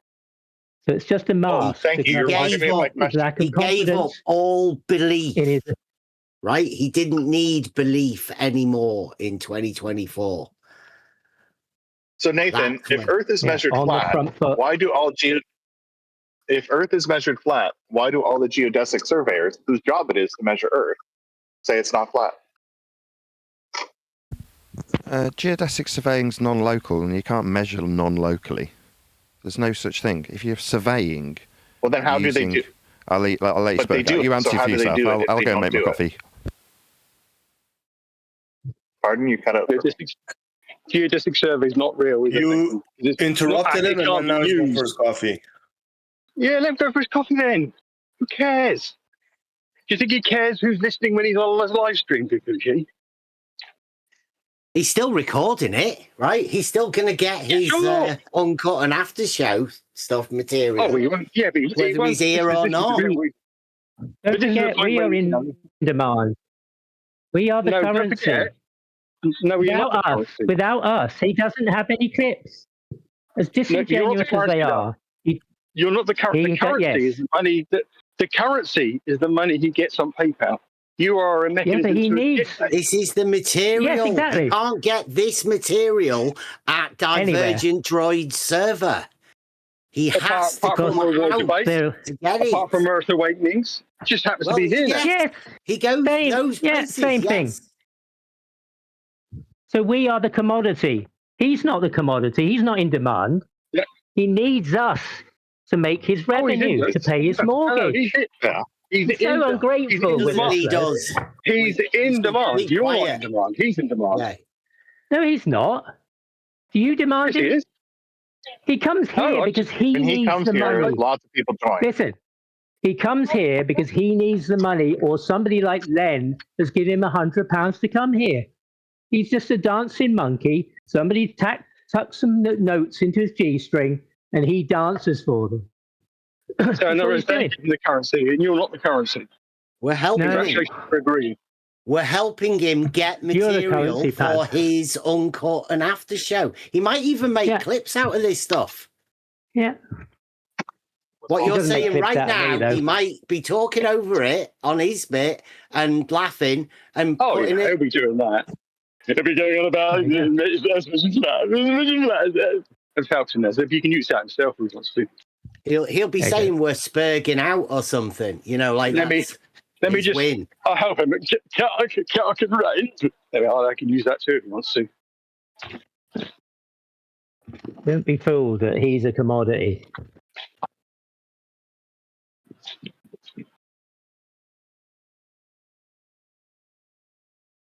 That's mainly why I wasn't talking to Chunky, because I don't think Nathan's audience should have any of that sort of stuff. You should do it directly with Nathan rather than, giving him second hand. What? But that was a discussion. They're clearly not interested in that. His audience are a ragtag band of poorly educated ne'er-do-wells who are looking for some sort of superiority over the intelligence. You're spazzing out right now. It's you. You are you. Yeah, That's you are You're his audience. Yeah. I'm not his audience. You I'm are not today. his audience. You are today No, as long as he records you and he clips you and makes money out of it. I'm That's not the point. the audience, though, am I? I'm not watching his content. Well, you're one of the actors then. Performing. Well, then change your definition. At least admit your definition where I'm the audience. It's wrong. Well, I think you are the audience because you're here listening, hoping he's going to speak so you can get an opportunity to say something. I come here all the time anyway. That's like saying the clouds I are heard the you on audience. Sunday Roast. You have a regular position on Sunday Roast. It's kind of like a predictable position you have on Sunday Roast with your, what you have to do there and skip in with your little whiny kind of response. Have you been watching Elder Bear? Yeah, I do watch it. I do watch it occasionally. I'm the audience because he has some fascinating little flat Earth clips in that I think are very funny. Sometimes they're quite funny. All the right-wing flag shaggers that you have on. Yeah. Are you telling me how you go somewhere that bed isn't? How does that work? Sorry? Are you telling me that you go somewhere that bed doesn't go? How does that work? Is that? Did you generate that illusion, or are you just copying somebody else?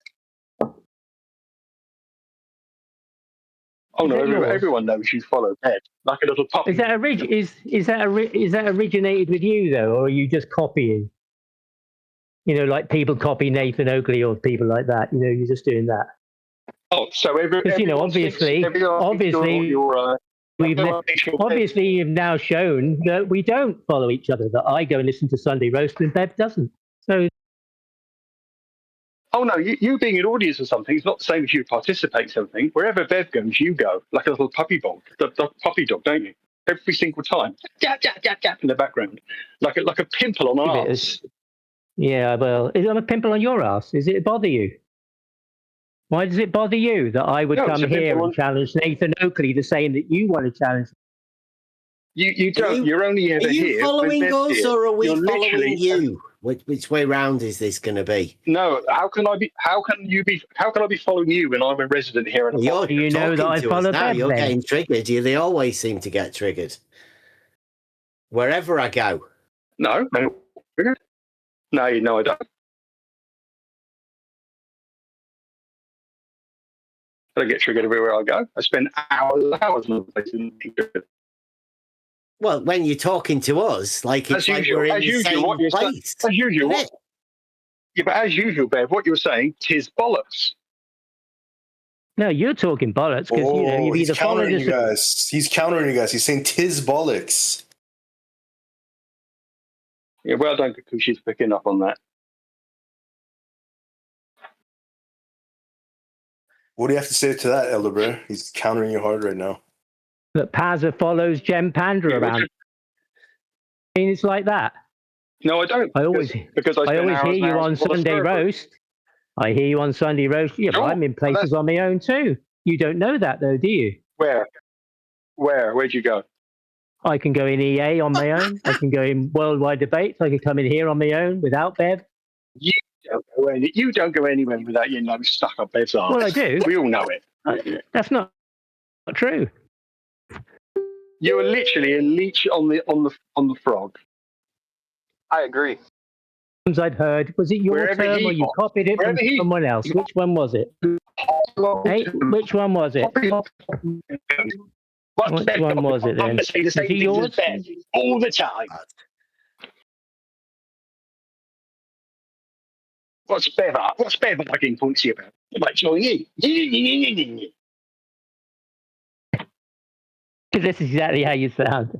You're a bit like Gem Panda. You've got this little personality. It's just one-dimensional, like Oakley. He sort of went to an acting school. If only you were as, they kicked him out and said, paint the sets. If only you were as shit. engaging and humorous.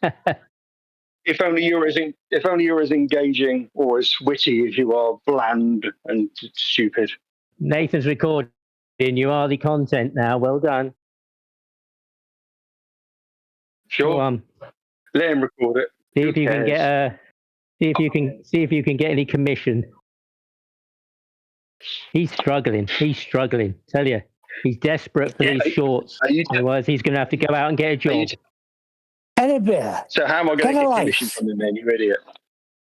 Well, I don't know. He's hardly earning any money himself, but yeah. So how am I going to get commission out of him? Neil's here. Good to hear you, Neil. Edit Bear, get a life and stop following Nathan around like a little puppy dog. Like you, Neil. Neil. Neil. No, I'm part of a panel of a show called Flat Earth Debate, and I've been on a panel for years. You're just a dweeb that wants to be part of it, but you got kicked to the curb. Now you so want to be relevant with your destructive dichotomy that you became an asshole. It's an argument, Neil. Have you looked at it? It's not my fault you fell out with QE and it's not an argument. We ended all arguments when we recognize shut your mouth when I'm talking. I've been working on it, can't get involved. I'm not working at the moment. Shut up. Neil. When we realized that there was no freaking argument, that it was a measurement, it's over. And that's what everybody is realizing. My argument. That's why you're all spurting out. My argument addresses 10th Man and Nathan Oakley specifically. That's nice. We discussed how Earth is measured flat. You keep having arguments because you want to beat somebody. And you, Neil? No, not at all. No, beat somebody, maybe. Oh yeah. What are the characteristics of it being over, Neil? When you say it's over, when it's a measurement, it's a knowledge of what Earth is. That's it. What signs are there that it's over? You could talk about your geodesics, your geodetics. It's all surveying, and it's surveyed flat. You got no numbers. You mean it's over for you, don't you? You don't mean it's over. You mean you're convinced, basically. He's disappeared. Sorry. Oh, poor old Neil. No, it's over for you, Jem. You freaking flipped out the other day. Go back and listen to yourself. Why don't you all listen to yourselves and maybe you should come to realization that Earth is flat. Listen to yourself. Listen to yourself, Neil. You're flipping out. And that's an indication that it's over. Bro, that's the result of it. This is what happens. You're in the same. All your guys, your religion got taken away. It's got shown to be just a religion. You have no evidence of anything, and we have evidence of measurements. And so do you. You use them all the time. Nobody talks about Alberoni no more. Nobody talks about Eratosthenes anymore. Nobody talks about English per mile squared anymore. Because you know. The fact that you aren't in the same position I'm saying is probably another indication, isn't it, that it isn't actually over. Yeah, Neil's in the same position with Oakley as he is in life. You know, he's got last chance hotel. It hasn't moved on at all in 10 years. It's a group of people saying, you people who think you have an understanding of reality are completely wrong about almost everything. But we're right. Neil. We're right about it. Neil, listen to him. Particularly things in the field of physics. And yet, that being the case, the people who are completely wrong about everything have produced every single thing that is on our planet, every piece of technology. And you guys who have got the better understanding of it all, we just know it's measured. I'm still talking and understand reality correctly. You haven't produced a single thing, not anything that's useful to humanity. Why do you think that is? Produce measurements. What are you talking about? Earth's measured flat. All of your fantasy that you just spoke about, appeal to consensus or appeal to authority, that's a joke. They know better than we do, so let's adhere to them. Yeah, real good, Jem. Now give me proof of Earth curve. I did not do that at all. I didn't do that even slightly. The fact Yes, that you did. said that, You shows how appealed to little you authority. understand. Tell me about my appeal to consensus. Neil, what he asked words you- did I say? What words did I say that were an appeal to consensus? He asked you, Neil, what your contribution to society was. That's what his actual question was, from what I gathered. Correct me if Not I'm wrong. his personally. What the flat earthers with the greater understanding of physics and reality, what they've contributed. And he didn't say that we know better than all the others that The know answer is physics. nothing, Neil. Nothing at all. I Not did a hear him say single that. thing. Hold on. He did pretend to be Jewish so he could get better food in prison. He did do that. Measurements, all of them. Hold on, I want Jem's question addressed, right? God, it's really frustrating. Just one sec. Just one sec. It's frustrating. She's got a good question, Jem. You had good questions last time. You were one of the few.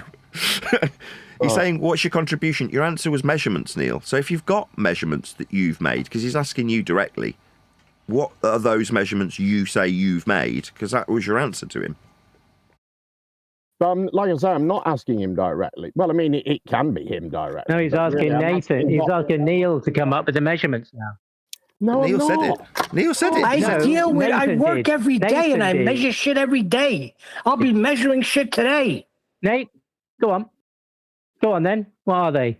What's your measurements? Nathan asked you to produce the measurements. That's what Nathan said. Produce the measurements you got. I'm asking. You produce them for me. If this is a greater understanding of physics and reality, why hasn't it produced something? Because the lesser understanding of physics and reality has produced everything. Tell me what is produced. Tell me what the globe has produced, Jem. Well, absolutely. Your measurements. They're looking for your measurements, Nathan. Neil. Your measurements, Neil. Just for clarity, sorry. What are you putting to him, Neil? Are you saying the antithesis of what he put to you? That's what of you, the ballers, specifically you, the individual Jem? What have they done for humanity? Let me know. I think he's putting the question Neil back said to you, there was Jem. measurements. That's what he said. Exists on the base because it was produced by people who had the understanding, the lesser understanding of physics and reality, right? You tell me how a Neil globe brought forward is measurements. physically real, Jem. Go ahead. What? When all your observations have been on a flat plane, you know it, I know it. Stop. He's just saying, how do you prove your globe's real? That's all he's asking, Jem.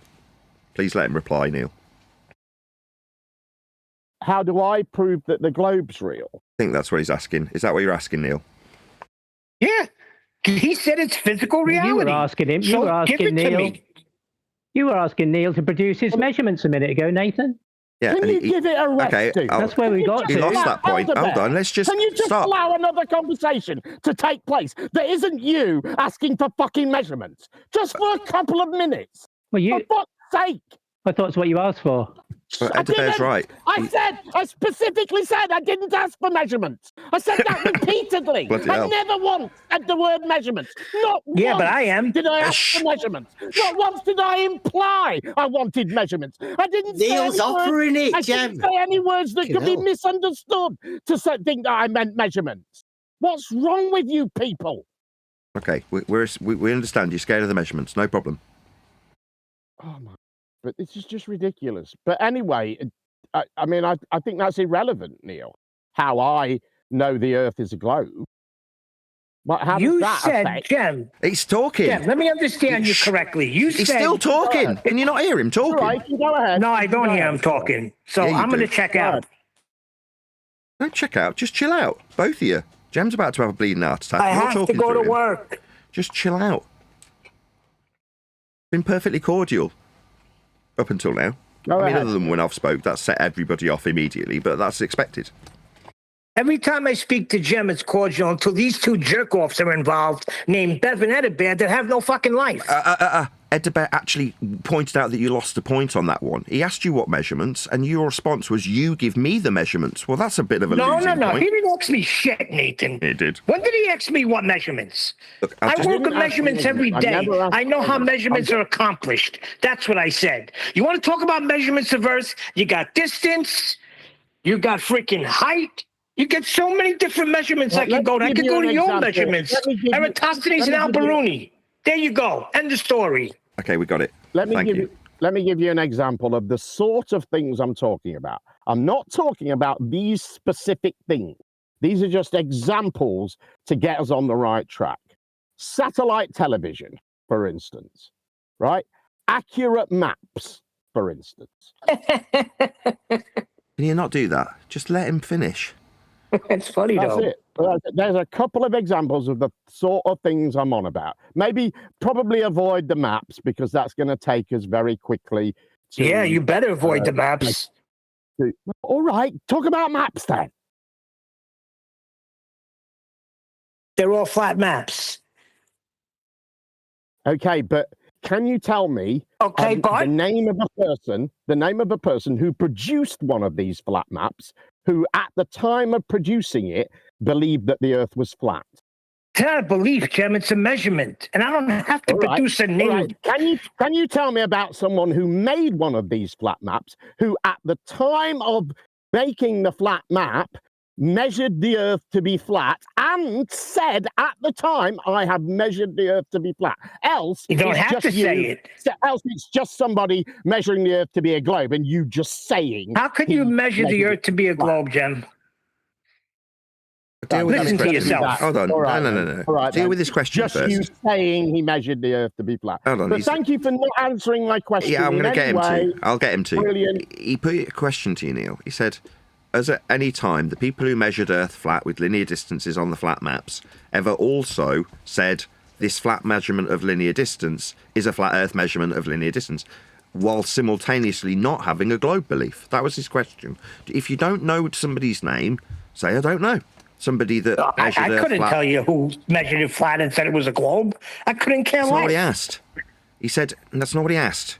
He said, do you know somebody who measures the flat maps for the linear distances and said it is flat after measuring it flat? He added that there's a good chance that all those people who made the flat maps with the flat measurements of the flat distances believed in a globe. Okay, so? And you're so do you know anybody? So do you know measurement. anybody or not? That's what he's asking you. Name somebody. I said no from the beginning. You just don't listen. Fine. I said no, I don't, and I don't care. I know how measurements work. Okay, relax. Right. So we did maps. Can you think of any? Is there any other thing that flat Earth, as an ideology, as a way of seeing the world, as an understanding of reality, a different understanding of reality, what has it produced? What are the fruits of this superior thinking? This is a malformed question because that is reality? What are you talking about? The reality is that you're on a flat Earth, not a globe.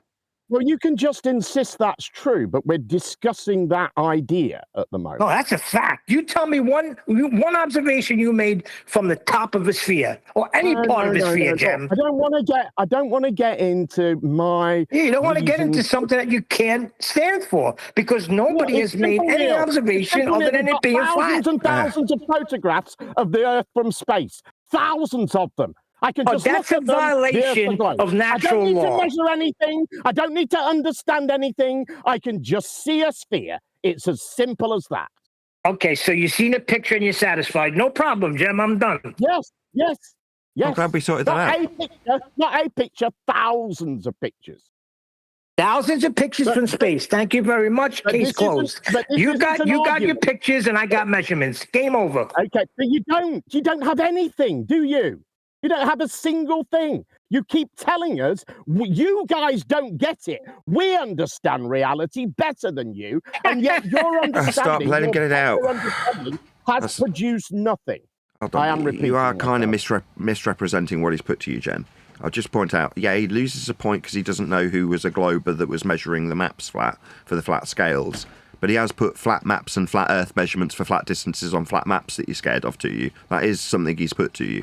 You've said the pictures from space without any measurements because you don't want to look at any of the measurements for the pictures from space. You made that explicitly clear. This isn't an argument about why I think the Earth's the globe. That's irrelevant. And his measurements, as I just established, it's just him insisting they're flat Earth measurements. They aren't. They're globe Earth height over measurements. distance. They're made by flight, people who believe the Earth was a globe, and what they measure comports with a globe. Oh, So it there's doesn't. nothing about them that makes them flat Earth measurements, apart from you two insisting that's what they are.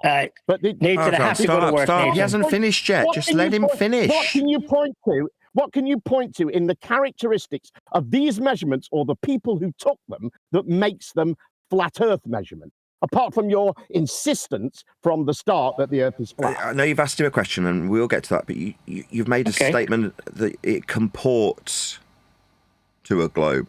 Can you just clarify what you mean by that before we get him to answer your question? Those people didn't make their measurements and go, "Oh my God, the Earth's flat," did they? Can you name somebody that didn't do that, please? No. So they all did that then? Why so we can safely assume that they all did that? I think because I think we would remember the person who did do that.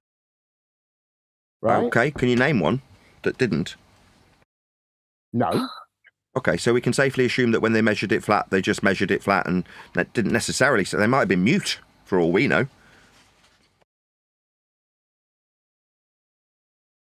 You said it comports... So they were able to create a map and communicate the measurements within the map, but not communicate that those measurements did not comport with the Earth being spherical. When you say they just... I can't talk anymore. I've run out. Okay.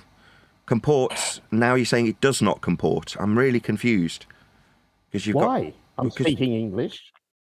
Well, does it comport? You said it comports with, and now you're saying does not comport with. Right, because they would go, "Oh my God, the Earth's flat. It does not comport with a globe. My measurements do not comport with the Earth being spherical." They would announce that, surely. Surely one of them, Why? One map maker in all of the map makers in history would have mentioned this at some point. Well, they do. They mention it on the scale very specifically. Who does? The map makers. They show their measurements with a scale. Which map maker does that? My bad. My question isn't about this. You said it comports to the measurements comport to a ball. If they do, can you talk us through that, please?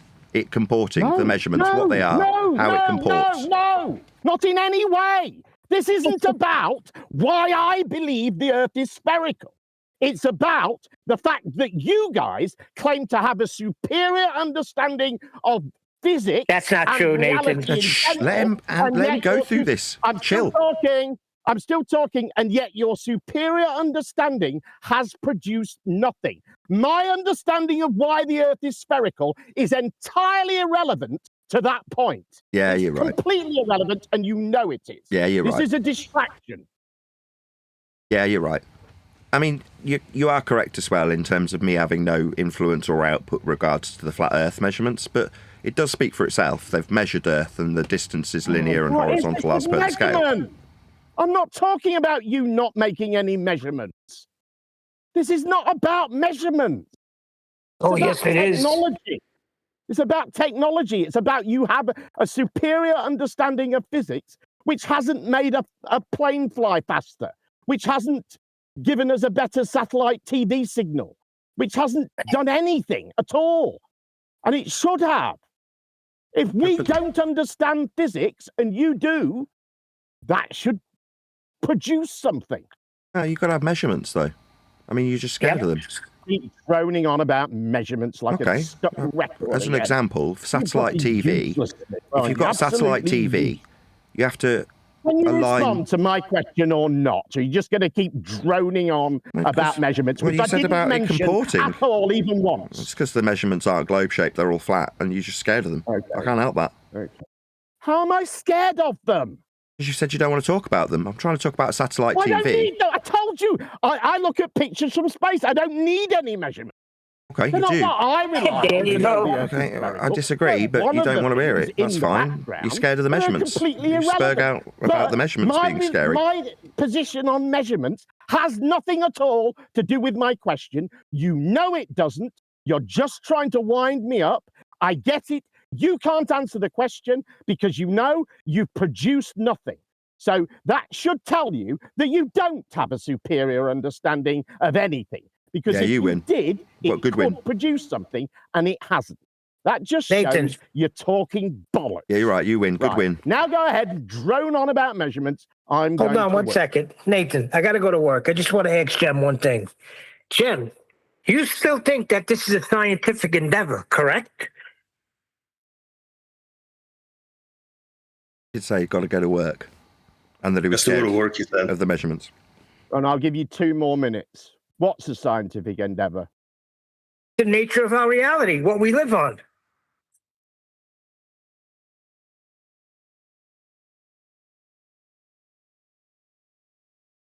I don't know what you're asking me.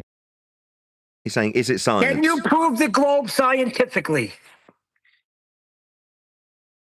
I'm not trying to prove the globe. This has nothing to do with proving the globe. I don't need to do that. So we're We know just the supposed Earth's to accept it? You need to prove it's flat. The entire world almost believes that the Earth is spherical. If anybody needs to do some work proving things, it's you idiots. Measurements prove it's flat. Very simple. He's slightly brilliant. He's Okay, but how incorrect. does that answer my question? It doesn't, does it? You don't have to do that, Neil. You produce nothing. Your belief system is useless. It doesn't produce anything. To do that, Nathan. I don't have a belief system. You claim to have a better understanding of things, but that better understanding doesn't give you anything. It's useless. Now you can go, Neil. I never claimed to have a better understanding on anything. I just know how things are measured. And I know that height over distance tells me that it's flat. I don't need anything else said. Yeah, it's not about proving it. There's no belief, and we are inconsequential in that regard. But this whole discussion is a folly from that point of view. Like Jem said, he is correct. His belief in a ball is irrelevant. And him suggesting we've got a belief in flat Earth when it's measured that way in all circumstances. For instance, with satellite TV, to have the pictures you think come from space that are transmitted from a TV station to a dish, you need to align the dish with measurements. Now, if you just say, well, I just accept that the technology is basically magic because I don't want to look at the measurements because they might scare me and be flat Earth, then fair enough, you can just believe that satellite TV just arrives by magic. But you do have to measure stuff when you set up satellite TV. Like the dish, it's got an angle. With respect to a flat Earth, the angle is off a plane when you align the dish. So like everything, all roads always lead to flat Earth measurements. And if we're going to talk about satellite TV, you've got to level the plane when you measure for the dish's alignment. So we measure a flat Earth for the angle of the dish. Earth's measured flat for satellite TV. You couldn't receive it unless you measured Earth as a plane. He's gone to work. No, it's not. I gotta go to work soon, but I got like 5-10 minutes. A fantastic rebuttal. It doesn't need to be refuted. Like, if you have an engineer out putting a dish on, he will get an angle for your dish. Now, you can say you're wrong, but it's a fact. When's the last time you seen a satellite dish, Nathan Oakley? There's one outside my window. I watched the guy install it because in this particular apartment block, it took about 3 years to convince them to have satellite TV installed, which I eventually managed to get. And they installed it right outside my window, and they aligned the dish. Where are the satellites? It got an angle with respect to a plane. That angle is a flat Earth measurement from a plane. Okay. Where are the satellites, and how far are they up? You know the distance to the satellite. Dish points towards the horizon. Yeah, what's the distance to a satellite? Flat. It's a flat Earth distance. Distance is linear, like on a map. What's the measure? Yeah, but what's the measurement? I didn't ask you if it was flat, round, square, triangle. I don't know. You've got me. I don't know the distance, but if it's an altitude distance, then it's perpendicular to sea level. Altitude's from a plane, and if it's a horizontal distance, that's out towards the horizon, like the dish points, then that's the distance on a map. That's also planar, level, straight, linear. That's what miles are. Doesn't matter if they're vertical or horizontal. They're still perpendicular to a plane or horizontal with respect to a plane, like the angle of the dish. All of these measurements, the terrifying, scary measurements, are all flat Earth measurements, and they always will be. They always were. Hence, Jem's right. You know, your belief, my belief, they're all irrelevant. When anybody does any actual work measuring stuff, it's flat. Earth is flat when it gets measured for distance, for altitude, for angle of satellite dish, in this instance. Then why, when you add them all up, do they make a sphere? They don't.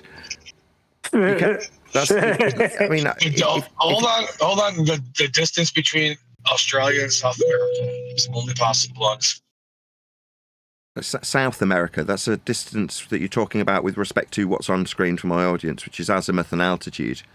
So the distance is in a direction that's azimuthal from north. It's a direction in the horizontal from north. I would quote somebody if only anybody had said it a couple of times. But it's a horizontal direction you're asking me about.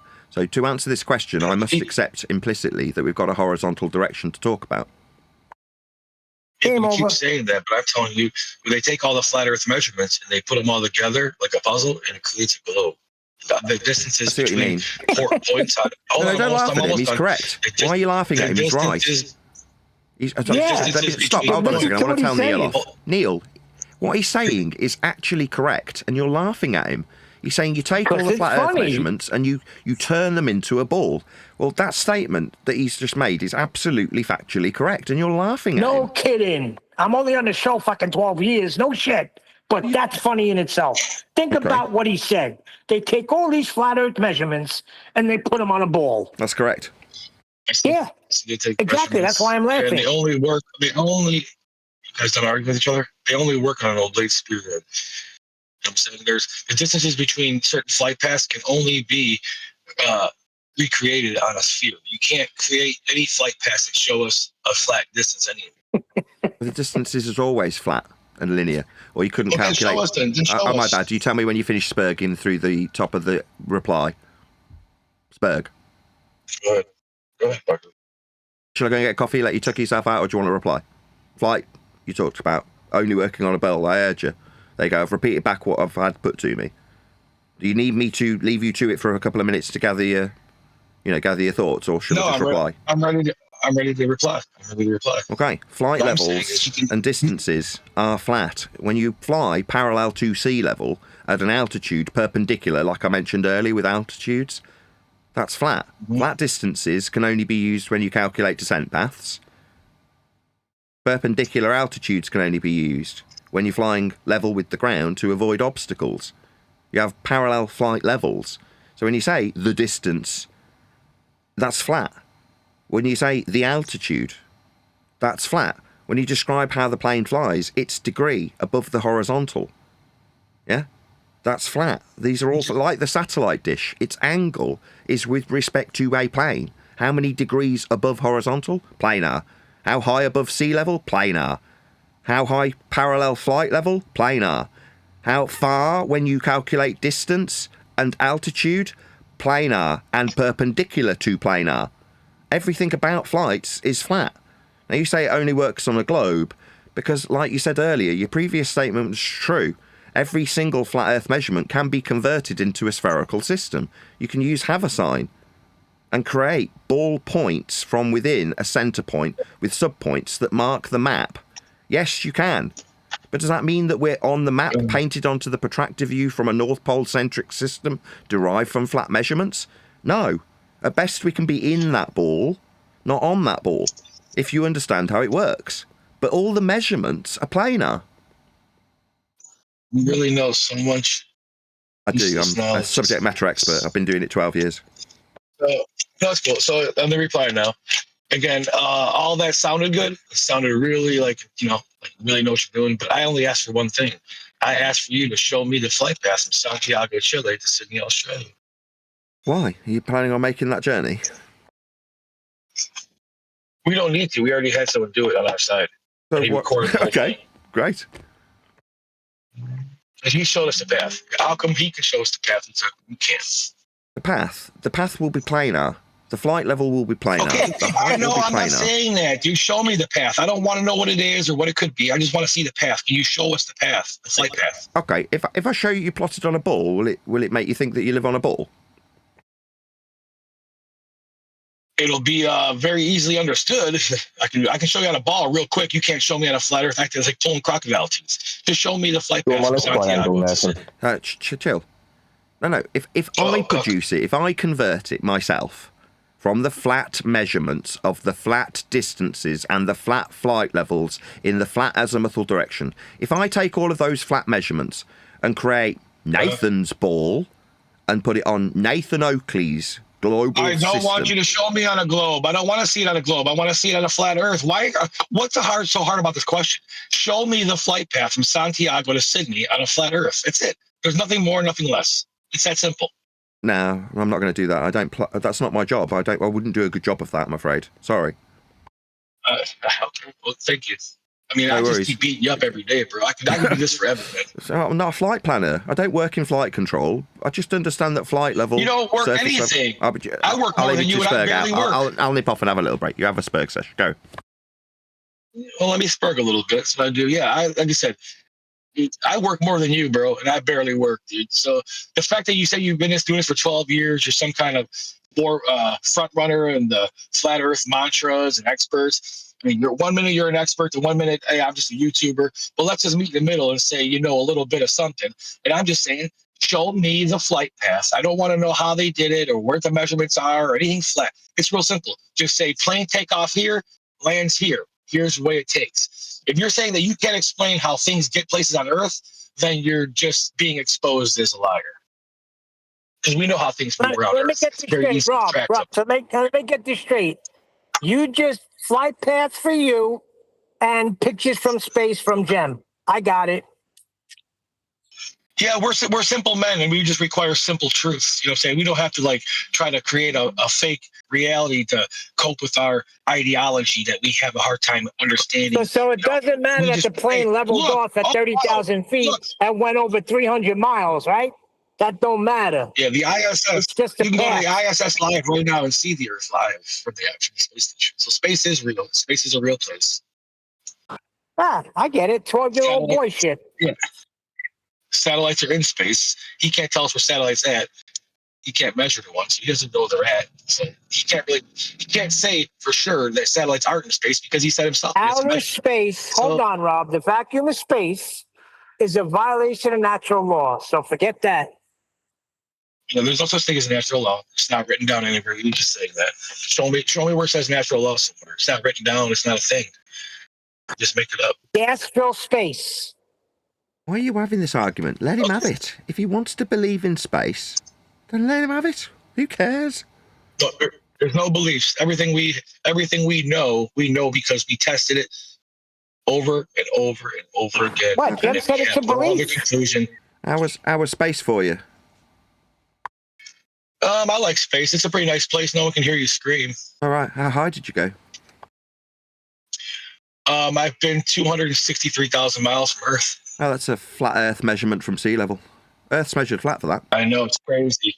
But there's no sea in space. Dear. What am I measuring to? We can get silly too. If you guys can lie, why can't I lie? I've been to space. I've been to the moon. I've been to Jupiter. There's no one stupider than Rob on Jupiter. Again, like I say, if you want to believe this stuff, you can.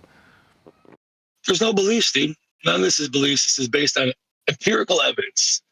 No, like I said, as soon as you show me that, show me the flight path right now. Hold on, Stop, Neil. Stop. I'll be a flurf right now. I'll be a flat earther right now if you can show me that flight path. I don't want you to be. I don't care. It's inconsequential to the measurements. For instance, if you offer an altitude, shut up in G+, please. Don't cause audio chaos. I do have 137 IQ, Nathan. I don't know if you know that. You're aware of that. That's really interesting. Anyway. Regardless, it does at some point. Okay, I'll let you spurg out again. I thought I'd give you a couple of minutes. No? Gonna cope? Try again. Every single time someone goes to a measurement beyond their belief or lies, like, on the one hand, someone can say, yes, I've been to space, lie, and say they've been to Jupiter, lie, and say that they've been at an altitude that they made up. They can just lie to themselves and then demand that I take away their fantasy that they're lying to themselves about. But I don't feel the inclination. If you want to believe that, you can disprove again, it's just you spurging out because you can't cope with this, and that's fine. I'd rather just give you your belief than you demand that I disprove your belief you're lying to yourself about. You are lying to yourself about having experienced this firsthand. You haven't. Now, if you want to believe that there's men in space, then fine. But me, I know how the mechanics of orbital motion and derivations of a space work from inside a ball. There you go. You said it again. You know how, but yes, you don't know how. And so when we press you on it, you'll say, well, I'm just a YouTuber. So one moment you know how. Yes, I do. So you know how when the conversation starts, but when the conversation gets to the part where you have to prove shit, you're just a YouTuber. Come on, man. Can Nathan explain his argument? Can you explain your argument, Nathan? I haven't got one. I'm telling Rob Noxious that if he wants to believe in space based on him lying to himself that he's experienced it, then he can lie to himself about experiencing this place he said he'd gone to when he lied to me about 30 seconds ago. That, though, you can lie to yourself, feel free. But it is a belief based on you seeing stuff on TV and stuff, and you can have it. Doesn't make any difference to me if you believe it. The minute you go to anything that's not a scary measurement, like height, I'll just point out that that's an altitude perpendicular to sea level, which it is. Now, again, you can spurg out and go, no, well, you're just saying that this measurement that I've given you isn't perpendicular to sea level. And I can say, okay, fine, lie to yourself. You be my guest. But that's not me making an argument. It's me telling Rob Noxious, believe this stuff if you wish. I don't care. Well, what is it based on? Why do you say that space cannot exist? I'm not. I'm saying believe it if you want to. Are you deaf?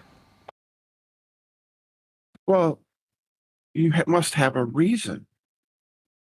To say believe this if you want to. No, believe it if you want to. Yeah. If you want to believe in space, feel free. I see it as very boring and dweeby and like an overgrown 12-year-old boy. But that's up to me to believe what I want to believe and you to believe whatever you want to believe. If you want to believe in space and sky vacuums and orbital motion, and feel free. It's up to you.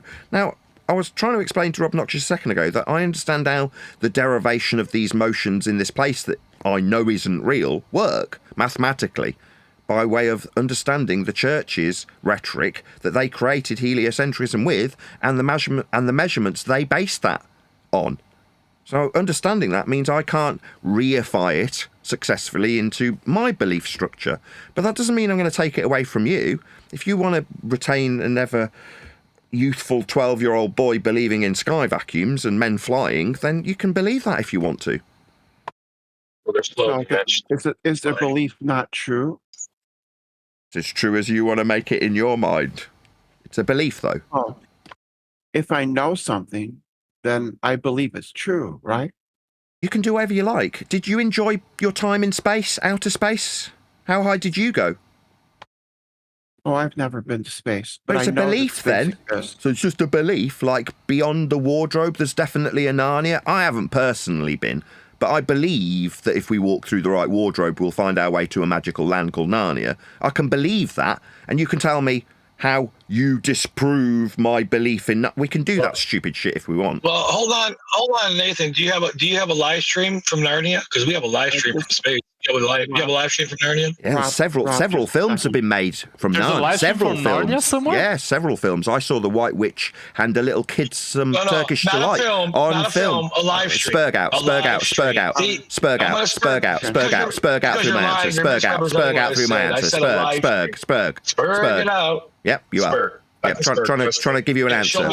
You asked me. Yeah, if I put film. Yeah, spurg out through the top of me. Maybe the answer will never come if you keep talking. What? Yeah, I've got one that's claimed to be live. Yeah, there was one that was claimed to be live from Narnia. Did you not see that one? The one that was claimed to be live. Knowing it's just a Narnia correspondent.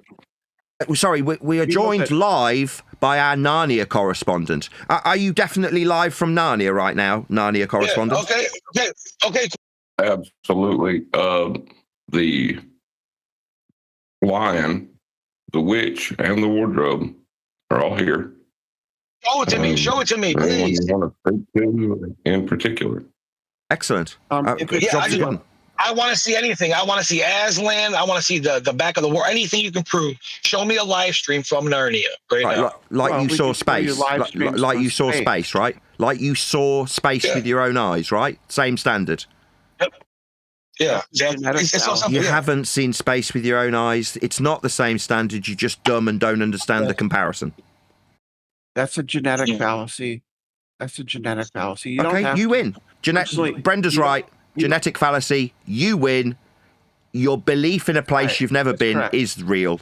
Done. Good job. Well done. I don't have to see the Eiffel Tower to know that the Eiffel Tower is real. Okay. Good for you.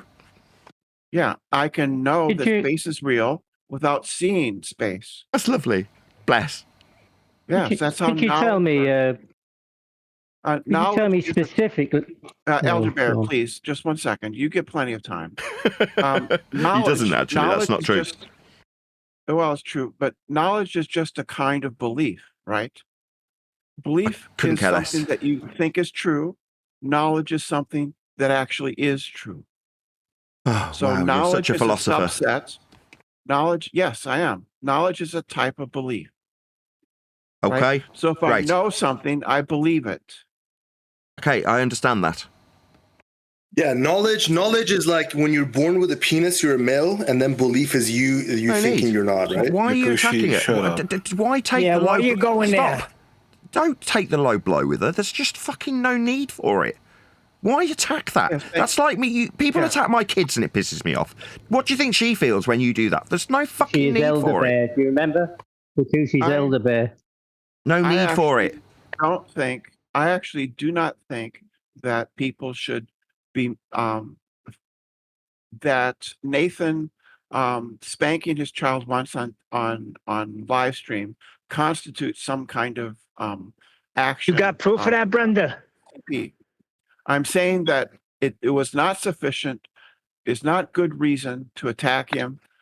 Every parent has spanked a child once. That's not good reason, right? That's not true. CP on him. No, that's not correct. I've never spanked my child ever, either of them. Brenda, can you and me go to see the Eiffel Tower? I was. Could I ask you? I was actually defending. Just a second, Tony. Well done, Brenda, whoever can that you was. see the- Gugushi, well done. Well done. I So was now we're into actually talking about defending- this. We were talking about space. Yeah. Now we're talking about transgender Brenda Okay. and whether or not I beat my kids. Well done for lowering the tone. Could I Tony. ask? Let's get could I back to ask you- space. You've could I never ask been you there, what it Brenda. is specifically. I asked Brenda before. Not this guy. He's just an embarrassment as well. This guy. You notice Did I how ask Elder Brenda Bear piped before- right up, Nathan, Did I as ask soon as that Brenda was brought up. Okay, everyone stop. Did I ask Stop. Brenda? Everyone stop. Number one, I heard Elder Bear's pleas earlier. Now, to be fair, he betrays himself because he overtalks people when he's in a discussion, and therefore he gets his nose pushed out, possibly more than justifiable. And he does deserve his time to talk. The chances are he'll stay to type and just chat skank through every reply he gets, and it'll end up being the same cycle that he'll end up moaning about. But that's how some people are. But to be fair, when I actually rack my brain, how much time does Elder Bear actually get on mic? Very little. Because he gets snubbed by both sides, snub him out immediately because he talks through people when he's engaging with them. Now, that doesn't mean you're going to alter how he wants to interact with people, but he does get less time than most. He was right when he moaned about that earlier. Yeah, but I'm just saying, notice when he pipes up. That's what he does. People talk through each other. That's what people do when they feel utterly compelled to. I did earlier. Yeah, I started as soon as talking it was through brought up Gugushi about as the your mod. kids, he piped You're right doing up. it now. Well, I wondered if you could tell me specifically within the NTSB data, what is it specifically that tells you that the plane is flying over a flat surface? Nah, I'm all right. So you don't have any proof for that claim of the NTSB data is a proof of flat Earth? No, I barely ever use it anymore. I just understand what flight level and distances and altitudes are, so I don't really need it. So. What about Neil? Does he have a understanding of it? The NTSB data. Ask him. Hang on, Brenda. Go ahead, ask Neil. Nathan. Shows that Nathan doesn't know how to read a graph. Ask Neil. If you want to talk about it, fine. He might bite. Sorry. I've gone. I know what distances are. They're flat Earth linear measurements that we surveyed. I know what altitudes are, perpendicular to sea level. So I don't need the NTSB data. But if you want to have a stab at Neil, you're welcome to. No, but you present the data. You just presented it earlier as a proof of flat Earth. Pitch data. You said the NTSB data shows that the plane is flying over a flat surface. But what is it specifically in the data that tells you that? Oh, pitch.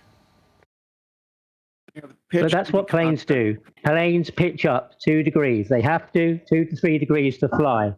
That's got no relation to the surface, the pitch of an aeroplane. Yeah, 2 degrees with respect to the surface. No, with respect to the plane. Respect to the plane. The plane's not on the surface. The plane's in the air. Yeah, parallel with the surface in a flight level that ground control told it to be at.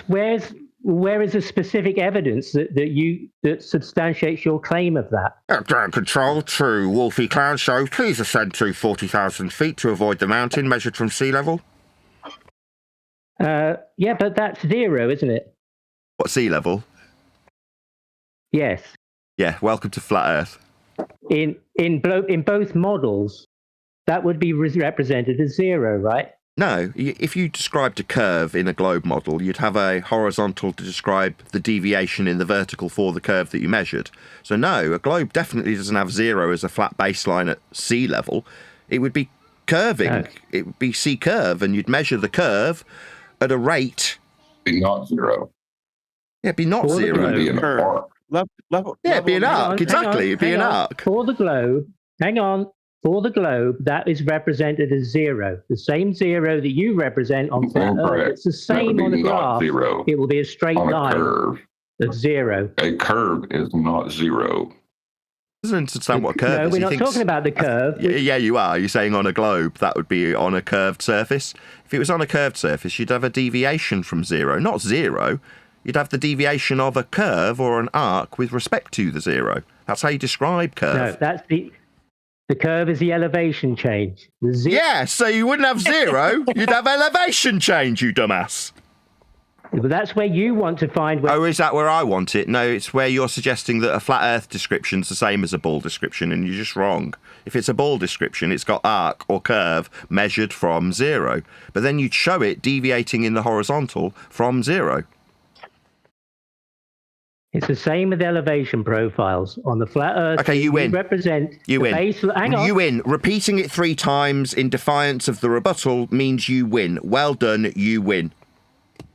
Yes, I know I've won. Yes, repeating something that's been overcome 3 times means you win. Well done. You win. You haven't overcome it. Yeah, I have. If you're going to have a globe, it's got a deviation from the 0 in the vertical, so it can't be 0, a flat straight line. You said it was the same, represented on both models with a 0 line. Well, you're wrong. If it's curving, it's deviating from 0, so they're not the same. You are just a retard. Now, I've explained it 4 times. Maybe if you repeat it again, it'll mean that actually your repetition of the thing that's wrong is in defiance of the overcome you've ignored. No, but I'll give it to you. I'll give it to you, so you shut up. You win. You win. A flat line is the same as a ball. Or to put it in the words of Sloth, the globe is level. So how much time did I get to speak while you're talking? The globe is level. You win. It's 0. Globe is level. We're talking about a graph, an XY axis. Well, then you can't describe curve if it's only got 1 dimension to it. It's obviously not curving then. On the x-axis, on the globe, 0 will be represented as a straight line. So the globe is level. No, curves aren't straight. You're fundamentally retarded if you think a straight line is the same as a curved line. You're wrong. We're not talking about whether it's... Hang on. We're not talking about what? Whether or not it's curved? Yeah, if it's curved, it's curved. You're saying both models have a straight line. And I'm going, wrong. We're talking about how it's represented on the NTSB data and any graph. Oh, it's flat on the NTSB data, isn't it? And you want it to be globe-shaped, and it just isn't. But therefore, they're the same. No, one would be curving. If it was curving, you'd see it curving. Yeah. Luckily, I don't have a mute button here on my end. Well, you're now blaming a mute button for you not being able to overcome the fact that curve and straight are 2 different things. I'm talking about the representation on a graph. On the NTSB data, yeah, I've heard you say it. There's no mute button being employed. I can hear you. What's the baseline on the NTSB data? What's the one at the bottom? Time. What line is that? What does that represent? Time. So that's not the ground or any baseline, is it? No, the pitch data. You asked me this earlier. You said what represents it with respect to a flat plane, and I said the pitch. with respect to the plane it's parallel to? And you said it's got nothing to do with the ground. That's what you said. Oh, have you got your little mute button? You got your mute button. Is this you winning with a mute button? Is this Edda Bear winning with his mute? Yes. Did you say you haven't got a mute button? Or is it just you talking straight through me? Yeah, that's Edda Bear's mute button that he projected onto me a moment ago as he talks through me. Yeah, the pitch. The pitch would be with respect to a plane to describe the degree. And you confirmed, yeah, with respect to the plane. That's right. No, the aeroplane, not the plane. The pitch of the aeroplane. That's correct. Obviously, we're talking about the aeroplane. It's the pitch of it. Where is it represented on the graph? It's not... The pitch. Pitch. Degree with respect to horizontal. Well, that's pitch. That's not... Yeah, pitch. That's right. With respect to horizontal. You can't describe a degree to be up from unless you've got a plane of reference to be 2 or 3 degrees up from. So you've got a plane of reference then for pitch. Okay, so where is that? Okay. Yeah, it is okay. It's a flat Earth measurement. It's not curving, or you couldn't be 2 degrees above it, could you? Oh, is he muting me again? Is this him using his mute button on me? Is this his mute button? Is this his mute button? Is this his mute button? Is this his mute button he's using? Generate some audio chaos with his mute button. Is this his mute button that he's using again? Yeah, you're using your mute button, Edda Bear. You're just using your mute button when you lose. This is you using your mute button on me that you said I use. No, you're using it. No, you can't be 2 degrees above a curve. It references horizontal. Or you couldn't be 2 degrees with respect to it. The horizontal reference. Sorry, got a little cuck there. Transgender Brenda bucking and cucking for Edda Bear when he loses. He's saying it's the same. The graph for a curve would be 0 and straight. No, it's straight so that we can describe the pitch with respect to it. Planar. Degrees above the horizontal. Cannot be curved. That's why it's flat. Edda Bear. The pitch is... Transgender Brenda cucking for Edda Bear again. No, I'm not. No, well, I don't seem to hear Edda Bear. He moaned about not having enough time. Now you're giving him a bit of time to think. The pitch is relative to... Pitch, Edda Bear. Don't want to hear transgender Brenda while we're talking about pitch with respect to horizontal. If it curves, as you suggest, they're both the same, then you couldn't describe 2 degrees or 3 degrees up with respect to this plane, could you? And on a globe... Can someone shut Brenda up? Can someone shut Brenda up? Vertical change. Can someone shut Brenda up while I annihilate Elderbev? You couldn't be 2 degrees above a plane of reference to be degrees with respect to unless it's flat. Where on the NTSB data is your surface? We're now going around in circles. I'm done. Graph. He's lost. He's now just repeating himself. I'm done. I'm done. Go ahead, Brenda. Go ahead, Brenda. I'm done. Just shut up. No, I gave him pitch. He's now asking me again, even though we've just gone through it and how the specific data on the graph describes the degrees with respect to the horizontal. So he's asked me in repetition where on the graph. Okay. Number 1, I already told him. I haven't got it in front of me. I barely use it at all anymore. I don't need to. We've got parallel flight level, perpendicular altitude from sea level itself being measured, the distance, the descent path, all that require horizontal measurements of Earth's flat surface. I don't need pitch data. But if you're asking me specifically, well, where does it show a flat Earth in this NTSB data that we used about 2 years ago, that Buck provided, then no worries. Pitch. It describes the degree of the aeroplane with respect to the horizontal plane that matches the linear distance and the parallel altitude flight level called out from ground control. It cannot curve, as is suggested, that a flat line that you'd show on the graph with respect to time would actually have a curve in it. Well, no, if it had a curve, that's a drop. That's a surveyed drop over distance. We'd still need horizontal flat Earth distance measurements for this suggestion that a straight line is the same as a curved one. That's just wrong. He's ignored that too. He's been annihilated. What's his response? Where's it on the graph? We've covered that, so I'm done with him. Do you have a plane without... Can you have a plane of reference without a plane to reference? No, you must have a plane of reference to describe the degrees of the plane when we describe its pitch with respect to a horizontal plane of reference to be 2 or 3 degrees above. Above itself means with respect to a plane. Everything about the description, flight level, surface level, distance, azimuth, everything is flat only. That's how planes, aeroplanes, work with respect to a flat Earth. Simple. Every measurement confirms it. No time.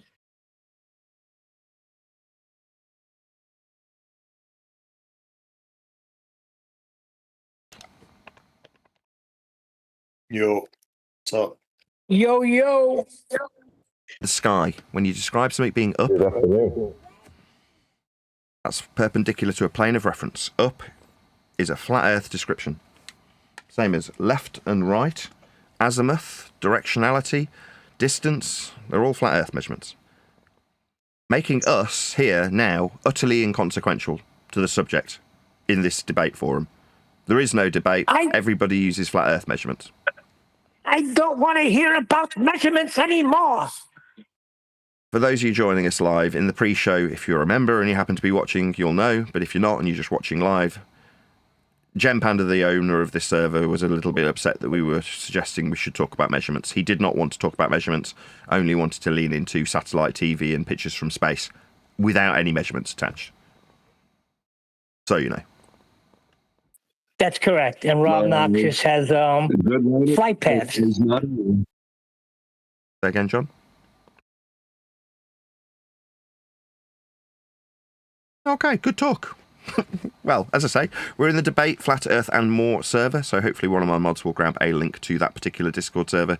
If you did want to join us today, that's where you'll be joining us. And yeah, obviously join as a member of that server and fun can be had for you as it has been for me. Can refracted curvature point out this NTSB data where the 0 is represented at sea level, please? There you go, refracted. On the graph, can you point it What out do I where need sea to level do? is? The graph, which has a plane of reference to be a graph, needs me to point out where the plane of reference exists. I want you to point out where sea level is represented on the NTSB data, please.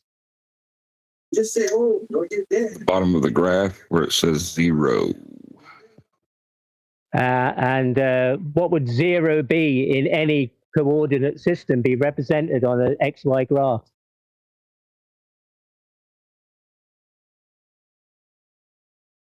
So what would 0 is the plane of reference. 0 is the straight x-axis. Making it the plane of reference. No, just making it the 0. Incorrect. Doesn't make it flat. It doesn't make it curved. It makes it the 0. It represents the 0, Incorrect. the baseline of measurement. It represents the plane. And on a globe, the 0 would be represented exactly the same as a straight line. So you have no exclusivity to flat Earth with your 0 there. Can you let him respond, please, Edabear? Go ahead, John. I couldn't hear him coming through at all. It's not on a globe. It's on a plane of reference. You keep saying on a globe, but it's on a plane. It's not curving. You can look with your own eyes and see that. Can you prove that your 0 baseline represents a flat Earth? Well, it's necessitated by the existence of elevation, distance. Pretty much every concept of measurement we have requires Earth to be flat. No, it's not. I mean, the globe gives that baseline of 0 too, right? And that would be represented on an XY axis as a straight line, exactly the same as that. So how can you, hang on, how can you claim exclusivity for that 0 baseline? Well, no, you got to let him spurge or he'll just keep spurging. No, that's incorrect. 0 is a plane of reference. There is no planes on a globe. 0 represents, the straight line represents 0. Doesn't say whether it's curved or it's flat. It's a straight line. 0, the baseline. Yeah, it's a straight line. You said the straight line represents 0. That's right, it's a straight line. On an XY. Stuttery, so it's not curving, it's a straight line. We're not talking about what it represents in reality. Yeah, we are. They use this to investigate death. Absolutely. It's NTSB black box pitch data that you're asking about. It's definitely representative of reality. The NTSB data is not from the black box. It's not the data from the black box. What you're saying is they've transferred the data from the black box to a different computer so we can print it out on a sheet of paper. Is that what you're saying? No, it doesn't AI overlord. It doesn't include the information from the black box that is relevant to your claim. It's got pitch data in it. Yeah, well, the 0 is represented as a straight line. Yeah. On any model that has a 0 baseline. Correct. Yes, that's right. Incorrect. Okay. Can you prove wrong. exclusivity that your 0 is flat A Earth? plane of reference necessitates a plane, not a curve. An XY coordinate representation does not. Well, then it hasn't got curve. It's just not curved then. Or you'd need an extra dimension to describe the curving. Representation, doesn't it? There's your Spurgin through the top of the answers. If you talk to any of the globers here, they'll tell you that sea level is 0 on their model. Level. That's right, level. It would be represented on an XY axis as a straight line. So level and represented as a straight line. Yeah, Earth's measured flat with sea level. It's level. It's represented as a straight line. Yeah, welcome to flat Earth. No, 0 is represented as a straight line. You don't have sea level. You don't have the surface on your data. You have a 0 baseline that represents the 0 baseline in your coordinate system that you're claiming. Pardon me, you just admitted 0 is a straight line, and then you were trying to argue that it's curved. Don't play your games, Refracted. It's 0 on an XY axis. It's a straight line on an XY axis. I ain't playing the games. I'm just pointing out your absurdity. I thought you were an engineer. So before the ad hom start, what necessitated is that when we've got flat Earth measurements with flat linear distances, reference to a plane at 0 as a straight line, it would be the same if it was curved. That's the argument currently, just so we're all clear. All right. So on the y-axis, what does 1 represent? Don't know. You tell her.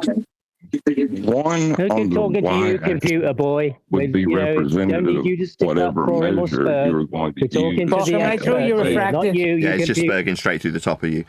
In the pre-show, Ed De Bear was suggesting that I'd got some sort of mute button. This is Ed De Bear's mute button that he's currently using, just so we're all clear what's happening. What does 1 represent on the y-axis? It would depend on your unit of measure, but it would be correlated to that. All right, give it a unit of measurement then. Like elevation from the plane of reference? From the 0 baseline. The plane of reference, not let's call it 1 millibar. You don't measure from a graph, son. Or 10 millibars. Let's call it 10 millibars. You don't measure from a graph. You understand that? That's what you do. That's how you analyze the data from the XY axis coordinate system. That's how you analyze it.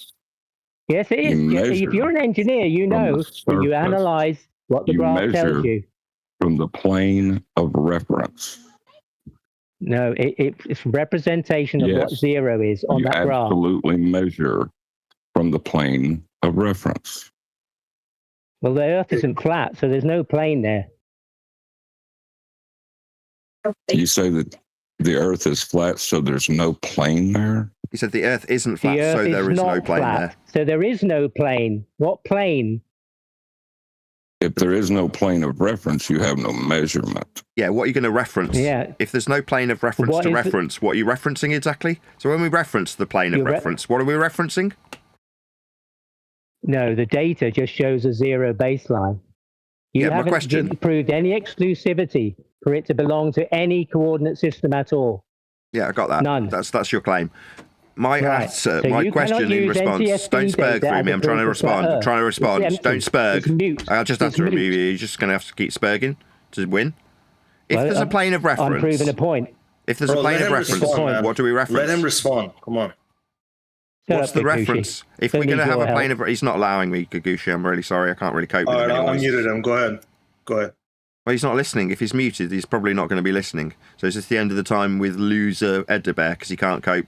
Has to spurg through every response because he's lost. If there's a plane of reference, that's 0. What do we reference if it's not referenced? Because that's what he's saying. No, we don't reference the plane of reference. Yeah, we do. It's part of the measurement. That's what we're measuring. That's John's reply. So we're at the point where John says, yes, it's a plane of reference, and that's what we measure. That's where the word reference comes into it, because we're referencing it. But he's saying no. Well, what do we reference when we reference the plane of reference is my question.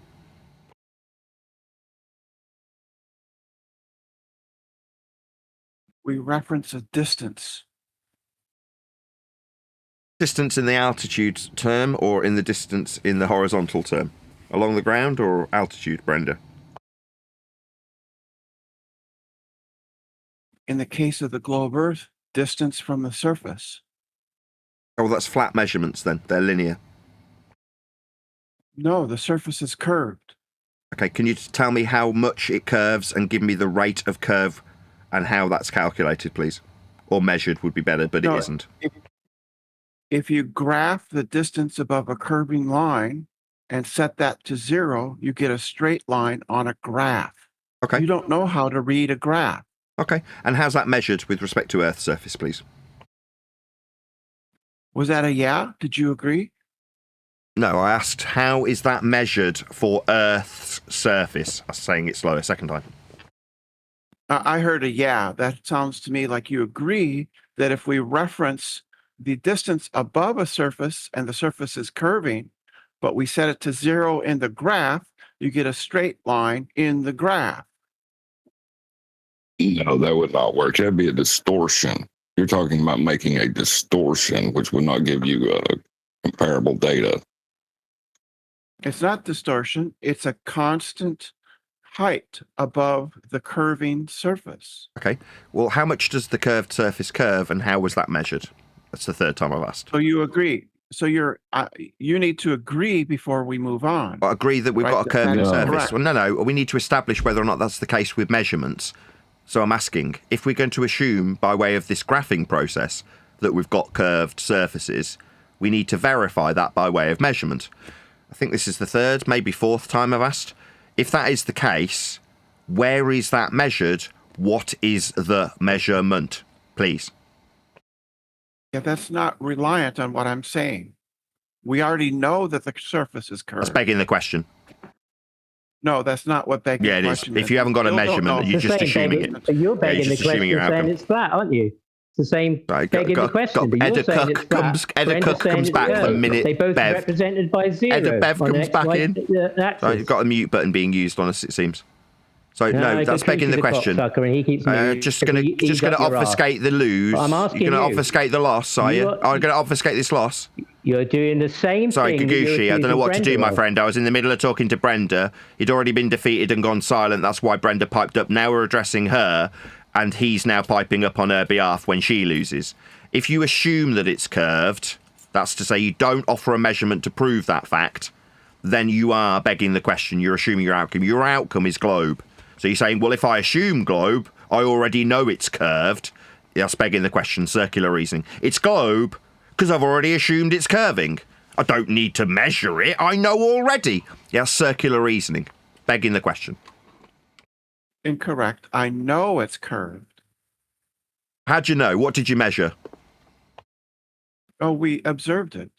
And what did you measure when you observed it? We used observations. And what did they measure? Distance. Distance? Yeah, that's linear, horizontal linear distance. Yeah, we measure those. We surveyed the Earth with them. Vertical. Yes, I'm responding to her. We've got a measurement. Distance. Yes, as per all surveys of Earth ever that derive any accuracy to the topographical changes, that's curve, we measure Earth flat with linear distance to describe vertical drop with respect to that flat, measured, linear, horizontal distance. Earth is measured flat for distance. Brenda? I said it was an observation, and the distance is a vertical distance. A vertical would be with respect to the perpendicular horizontal. So if you're describing verticality, that would be the ups and downs of the land, like curve. Then you describe that deviation in the vertical from the measured linear flat Earth horizontal distance measurements. They are axiomatically tied at the hip. If we're going to describe verticality and their deviations, we need the horizontal distance to derive it from.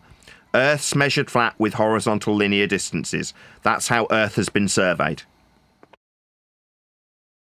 No, I was describing an observation you didn't understand. Oh, okay, you win. That's how I established. Your observation trumps the measurements and surveys. Your observation that suggests you know it's a ball definitely trumps the measuring Earth flat with horizontal linear distances as per map scales and all topographical deviations in the vertical measured from those surveyed linear horizontal distances measured on a flat Earth. Your observation trumps those measurements. Well done, you win. Yes, it does. From a sufficient distance, we can see that the Earth is a globe from a sufficient distance. Distance is flat, though.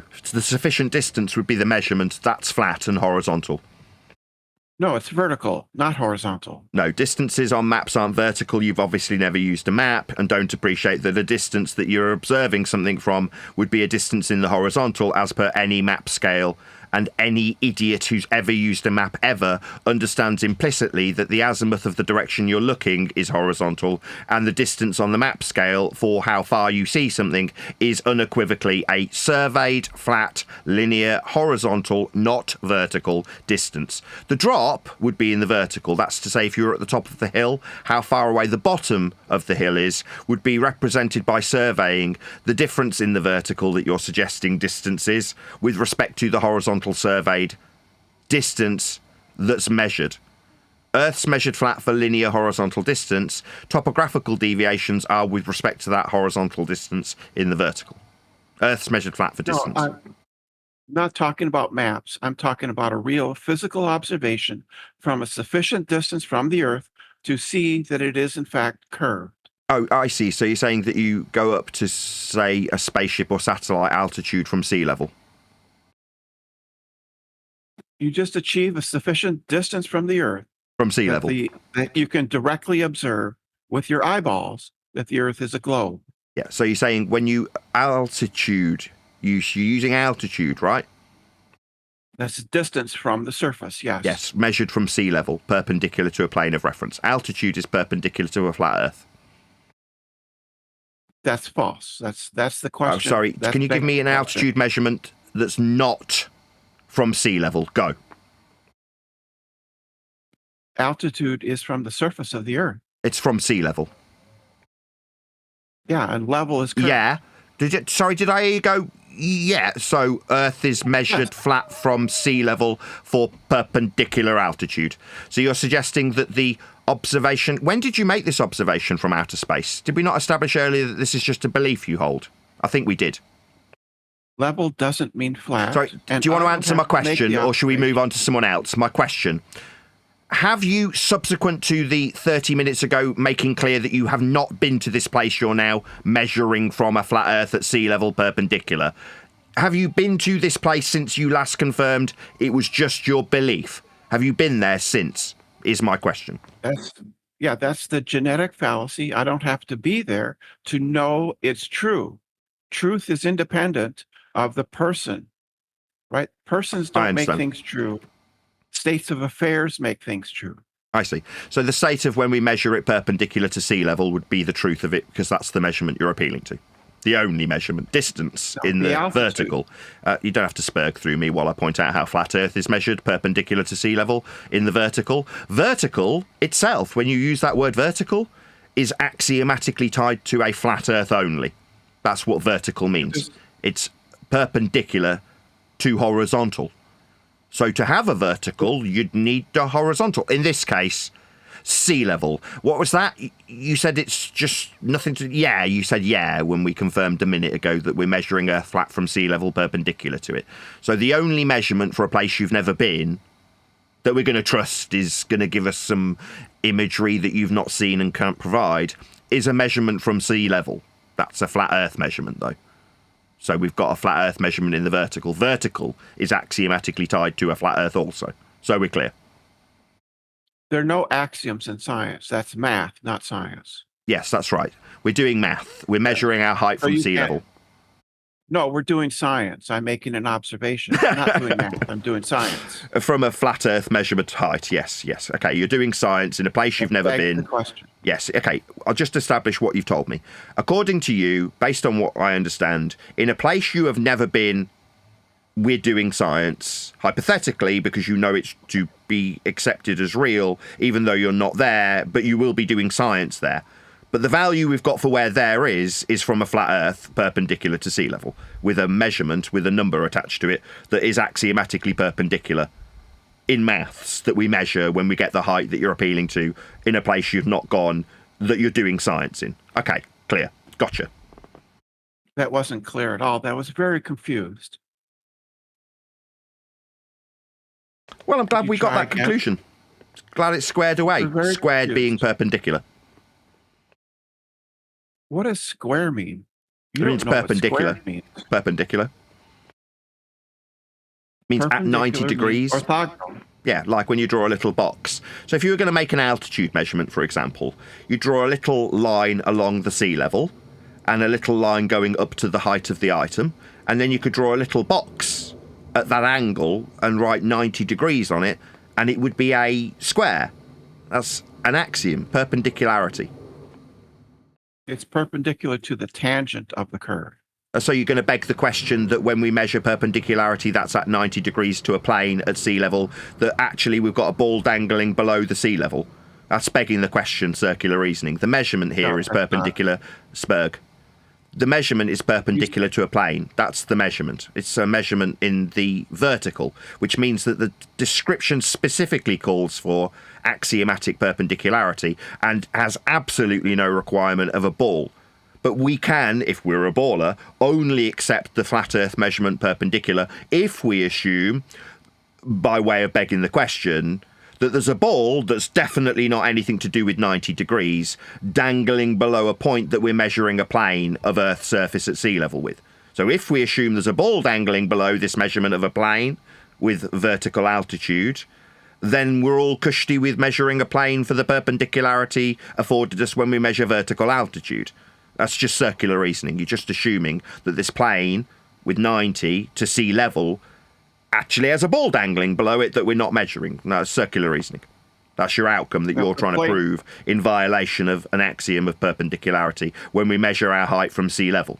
That's the sea being level, not some ball tangential, or it would be called sea tangent or sea point. If it only had one point tangential to a ball that we're not measuring, they wouldn't use the term level, and it wouldn't be axiomatically perpendicular in the, quote, vertical. Vertical requires planar descriptions, not tangential. They're inconsequential to your begging the question of a ball dangling below a plane that we are actually measuring. Perpendicular is not an axiom. Axioms are not in science. The plane is perpendicular to the curve. It can't be perpendicular to a curve. It means at 90 degrees. Yes, it's at 90 degrees. That's what a tangent is. A tangent isn't perpendicular. You can have a perpendicular plane tangential to a ball that you assume isn't measured from sea level when you describe vertical. The ball you're now assuming is just circular reasoning. That's begging the question of a tangential plane. So it is a definite plane that we're measuring for sea level, and you're happy to accept that plane, but only if you assume a ball we're not measuring in any way is dangling beneath it. No, the axiomatic perpendicularity of sea level does not rely on a ball that you assume dangling below it. That's nonsense. Right. The plane is perpendicular to the surface normal of the curve. Okay, repeating it means you win. Yeah, okay, we measure a plane from sea level perpendicular for vertical altitude, and because Brenda's assumed there's a ball dangling below this plane we measure, that means there's a ball there because you've just assumed it. Therefore, Earth's a ball. I mean, you could call that circular reasoning, or we could just hand the win to Brenda. Yeah, your fallacious reasoning means you win. You've begged the question successfully. Well done. Oh, thank you. I win? Did I win? Yes. Thank you. Thank you. Earth is a globe. Can I ask a question, Nathan please? agrees. Thank you. Can I ask a question? What did you win? Yes, you may. What did you win? The argument. And what did you get for it? The satisfaction. Oh, how much can you sell that for? I'm not like you. I don't sell satisfaction. All right. So it's just the satisfaction. How long does it last? Forever. Forever? So we'll never see you again? Yeah. I would suggest it lasts about no. 30 minutes before you pipe up again, because the satisfaction will wear off quickly of you taking your fallacious reasoning as a win. I think that satisfaction will wear off fairly quickly, actually. Oh, there are so many ways to get satisfaction, though. I'm sure there are. You're aware of that. Yeah. Satisfaction, or I would call it contentment, it's slightly different to satisfaction, came for me when I understood implicitly how the begging the question fallacy that's formed by Brenda tangential to a plane that we're measuring came into existence by way of the Roman Catholic derivation of flat earth measurements also. Once I understood that, I received contentment. The contentment that what I did in this arena was utterly inconsequential to how Earth was always being measured flat anyway, and always will be, even if you've got a ball belief. That is to say, in this instance, to have a ball belief, if we accept the begging the question fallacy of tangential planes with balls dangling below them is true, still requires that Earth be measured as a plane.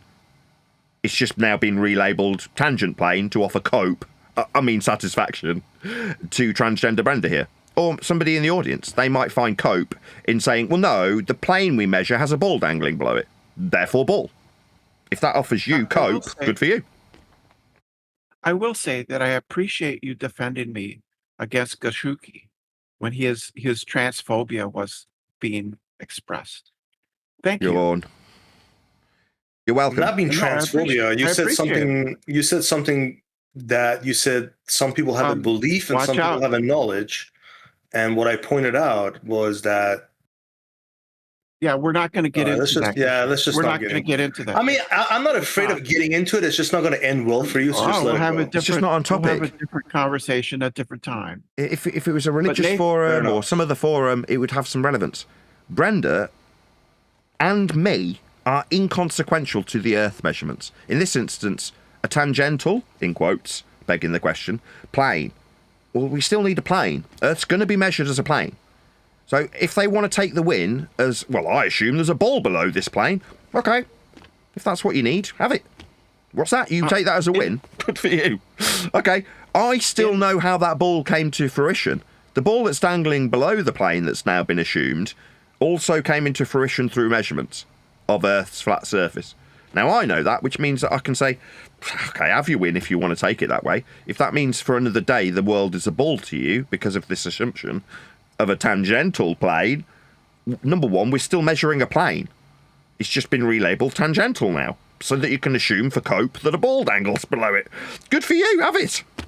That's not how it works, though. This diagram on screen defies that. The equatorial plane is not a tangent plane.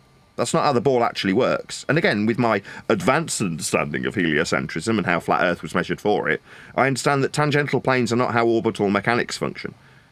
To suggest this at some point... Oh, triggering. At some point, that plane will be triggering.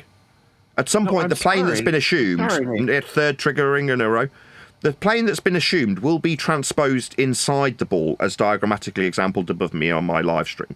We can't work from a plane if we're going to describe orbital motion for space to exist. That's from within the ball. That's how that works. So to have space, we need to describe the mathematics from the centre point of a ball on an equatorial plane. Because that's how Earth has to be back-engineered to work with the measurements from Earth's flat surface.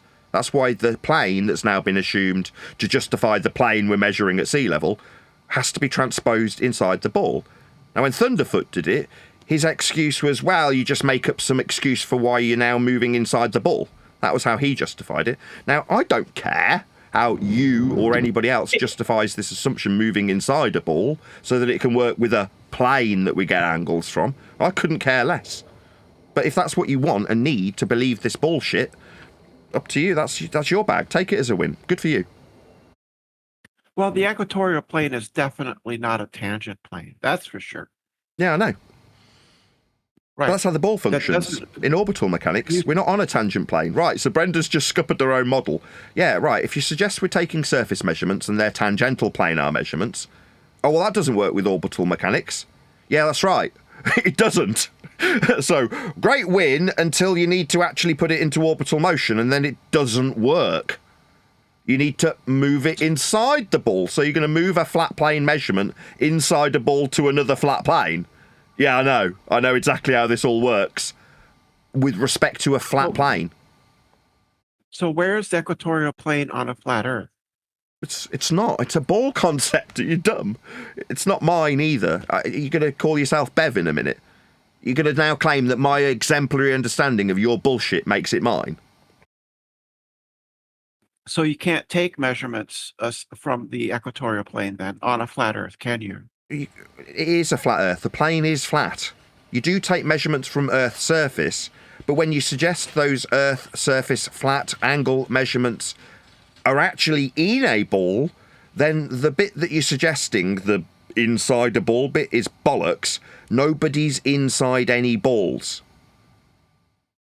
Right, so you're taking measurements from the flat Earth, right? Not the equatorial plane. Welcome to flat Earth. Yeah, when we measure Earth for flat measurements of flat angles that can work in a ball on the equatorial plane, they're just flat Earth measurements off a flat plane that can work in a ball that you imagine you are in. You can't actually be in a ball on the equatorial plane. You're just measuring Earth flat for angles. That's it. It's really simple. Yeah, but then you can't use those measurements to claim that the Earth is flat because you've already assumed that the Earth is flat. But you've measured it. When you measure the angle... You've already assumed it. Well, when you measure an angle that will coincide with the planar descriptions of the equatorial plane, you've measured an angle from Earth's surface to make it work inside a ball on the equatorial plane. Now you're saying, well, because we've measured Earth's flat surface for flat angles that work in a ball, you can't claim that's flat Earth proof. No, I mean, I don't need anything. I just need the angle we measured off a flat Earth that will later work inside the ball on the flat equatorial plane that we're not in. But we still had to acquire a flat measurement to use. For example, everybody who went that way, I'm pointing horizontally southward, to a place that is suggested to have the acquisition of flat Earth elevation angles and directionality in azimuth. That's what you'll measure. So the measurements are flat. And what you do with them, oh, well, I suggest we're inside a bleeding turtle. I don't care what you do with these flat measurements. We've already got them. And they're measurements. And they're flat. I don't need to do anything else. When somebody says that we've got a curve, I go, well, how do you make your curve? Well, with distance. What, from sea level? Well, that's flat, perpendicular. Oh, no, distance to something over there in an azimuthal flat direction. Well, your direction's flat. Well, no, but 30 miles away. 30 miles away is measured flat. So I don't need to do anything. I can just watch you idiots, frankly, at this point, with me making it really simple for the lowest common denominator. My language is as base as it can be, so the stupidest person in the audience can understand it. Now, if you reject it, brace against it, you're bracing against stuff that creates a ball. Now, you say, I can't use it as a flat Earth measurement or a flat Earth proof. I don't care. That's how it's measured, not by me. The ball came to existence by measuring Earth flat. I just didn't do it. You telling me you can't use that as flat Earth proof? Okay, I won't. Does it change how flat we measure Earth for angles? No. So you can't use your measurements from the flat Earth to prove that the Earth is flat. You have to start with something else. You can't start with your ending. You have to start at the beginning. So I can't use the flat Earth measurements to show Earth's flat. Correct. That would be begging the question. Well, you told me. I did. Yeah, I will. I'll use the flat Earth measurements without anything being stated afterwards. I don't have to use the flat Earth measurements to go on to do something. We've got flat Earth measurements. It's the end of the discussion. That's why I say there is no debate. Because what I do with the flat Earth measurements would infer that there's some logical consistency to have after measuring Earth flat. No, we just measure it flat. It's really basic. There's no consistency or logic to be put into it. I don't have to apply it to any model. I don't have to prove you're wrong about space. I can. I just wait for you to use any measurements like altitude. Shout out to Len. He says, take your win, give yourself a little star, and stick it on your jumper. I think he's talking to you, Brenda. Yeah. Thanks for the super chat.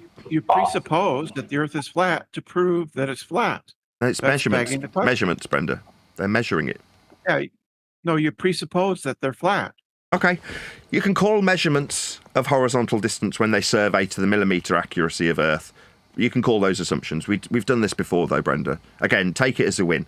If you want to say that surveying of horizontal distance as per the scales on all maps, as per every survey ever made of Earth's flat surface, which it has to be, because you're going to derive verticality, like altitude and hills and valleys drop over distance, needs the distance to be horizontal. And that's how we survey.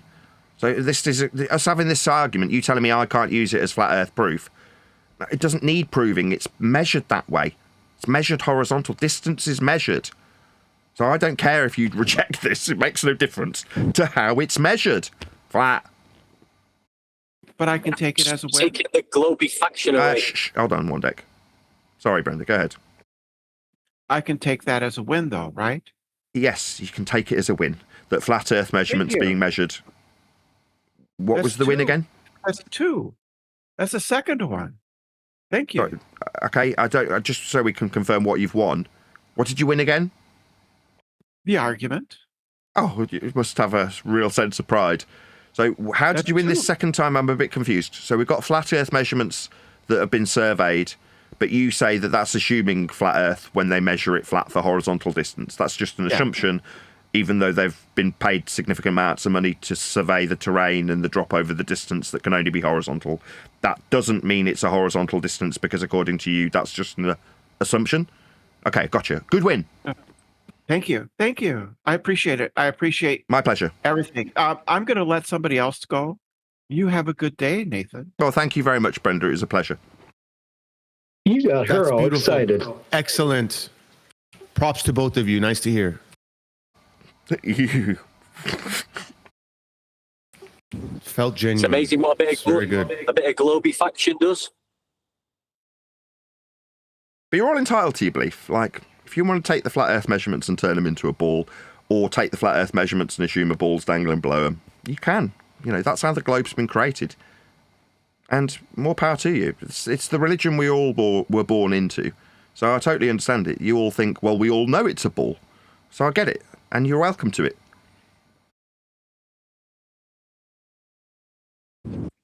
Well said, Nathan. Let me just do a plug for Gem's server, because to his credit, he's allowed us in without any hassle, like literally without a word of grief. I mean, beyond the debate, that's different. Right, as far as me being in someone else's server that they've worked hard to maintain, that's Gem. Props for him just allowing me to be here. No questions asked. Literally, he was even proud to have me here at one point. So, shout out to Gem Panda. Can't believe I'm saying it. I've known him probably as long as any other flat earther in this discussion, by the way. So if you don't know who Gem Panda is, this is his server. It's called Debate Flat Earth and More. Hopefully one of my moderators will drop a link in the live stream chat so you can join this server and participate in the fun. Baller or flat earther. As I say, the name of the server is Debate Flat Earth and More.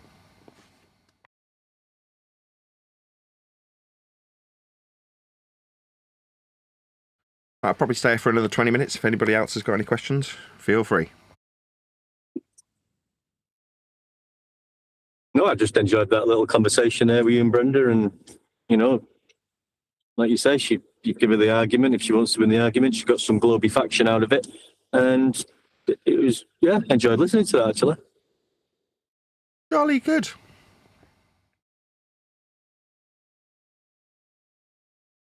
It's only fun. I mean, sorry, go ahead. I'm just saying, is there a few people in the Gem server? I can't see. Who else is in there? Ramba Jamma Ding Dong. Yeah, sorry, Nathan. I would engage with you, but the moderator, Kikuchi, refuses to, let that be. So we'll have to meet another time, Fred. I don't mind. You're talking now. Play victim. Yeah, you were muted for 2 seconds. That's because you wouldn't let him respond, but you could cry victim if you want. I mean, it is a shame. Edinburgh can't have a reasonable conversation at times, really. No major disrespect to you there, Edinburgh, but I think you know what I'm saying, mate. You know, you need to listen to what's being said and respond in the correct manner. I think you'd do a lot better. Maybe he'll talk to you. He calls you and Neil my lapdogs. You know that. Yeah, he's always calling somebody. You don't have to get all upset, Elderbear. We're all here to engage in a conversation. I mean, I'm just here to make money with my shorts videos, actually.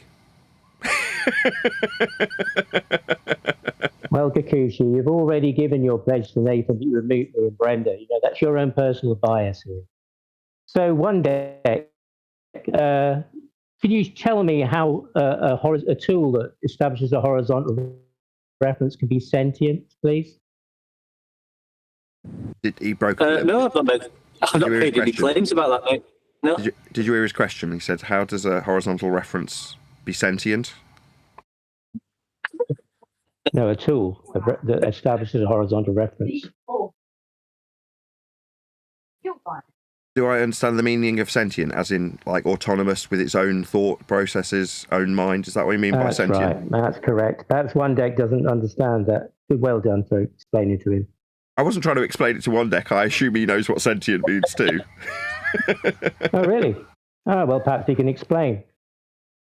Can he explain how a tool that establishes... What? You don't have to. You don't have to do anything, do you? That's what he said. That was his response. Go ahead, Edibear. Can you explain how a tool that establishes a horizontal reference is exclusive to Flat Earth, please? No, I don't have to do that. Have you got a claim about that? Now you're learning. That's all you got, isn't it? Don't make a claim. Don't answer a question. Just answer a question with a question. Well, have you got a claim about the shape of the Earth? I'm asking you about your claim. No, what's your claim about the shape of the Earth? I'd like to hear it. I don't have a claim about the shape of the Earth. I'm asking you about your claim about the shape of the Earth. Well, it's measured flat from sea level. And what tool do you use to do that? Well, sea level is the tool used for all elevation profiles on Earth. It's called the 0 degree baseline for all measurement. Sea level's not a tool. Yeah, it's the Earth. We use the Earth to measure all measurements going forward from a level base called 0 degree baseline. Earth is level. We use the levelness. How do you measure that? How do you measure that then? It's from little huts on beaches. Who told you that? It's common knowledge. Can you prove that, please? In the UK, where are these little huts? There's one in Cornwall. Okay. And what was the tool used to measure that? Tide gauges. You never heard of a tide gauge? I didn't actually know that. If he'd have asked me, he'd have completely scuppered me because I didn't know it was called a tide gauge. Did anybody else know that? Yeah, it measures. And how does the tide gauge going up and down say that the Earth is flat? That's a vertical. That's a vertical measement, though. Yeah. It's a vertical measurement. Everyone, there's four people talking. Stop.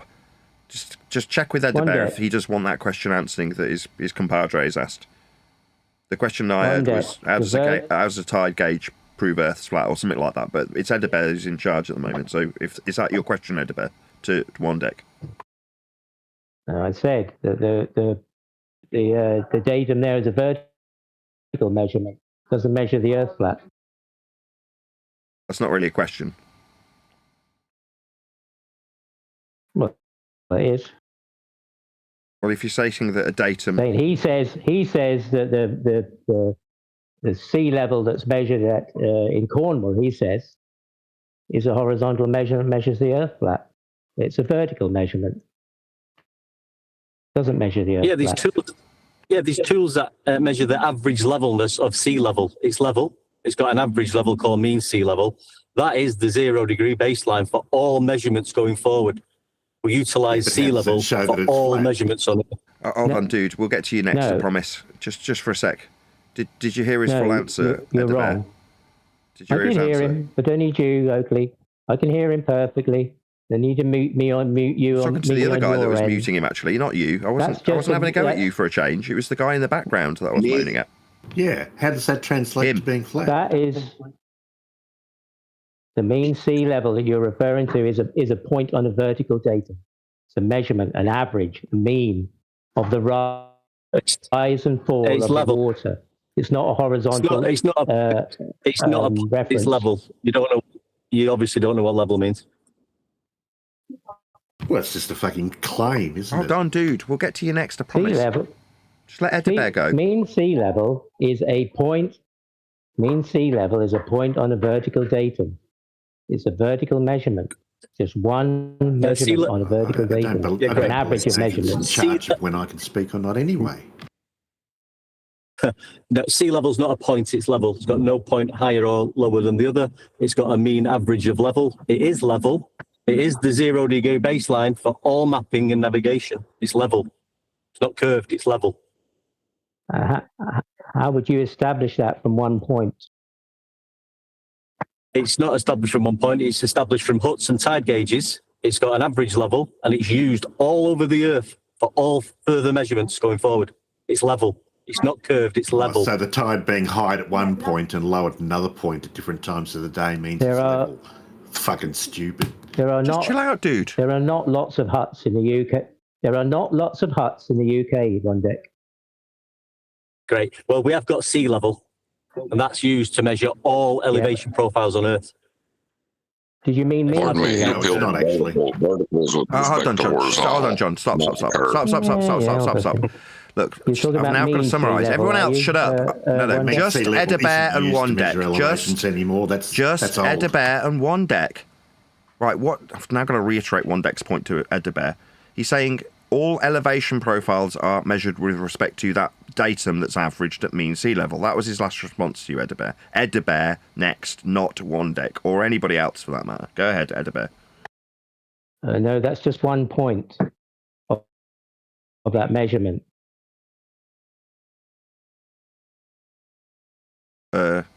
No, maybe you didn't hear what he said. He said the elevation profiles, that's like more than 1 point. Maybe you didn't hear what he said. He was specifically talking about elevation profiles. I know. He's only talking about mean sea level, but if he's going to transfer that point, then he needs a tool. What tool is he going to use to establish a horizontal baseline? So I'm not going to use any tool. It's already been measured. Sorry, Nathan. It's already been measured. Just want to check with him. Is he conceding it? Is he conceding this point at this point then? He's saying, how do we measure this horizontal reference for the elevation profile? That sounds like you're conceding that there is one, Edibert. Why do you need to try and clear and make... So it seems like Edibert's conceded. We've got a horizontal plane of reference that we're going to use for this measurement of an elevation profile. And he's now asking how that is measured. So therefore, if it's going to be measured, it must exist. Right? Or wrong? I initially asked, what tool would you use to establish a horizontal reference? And one deck said mean sea level, a point on a vertical datum.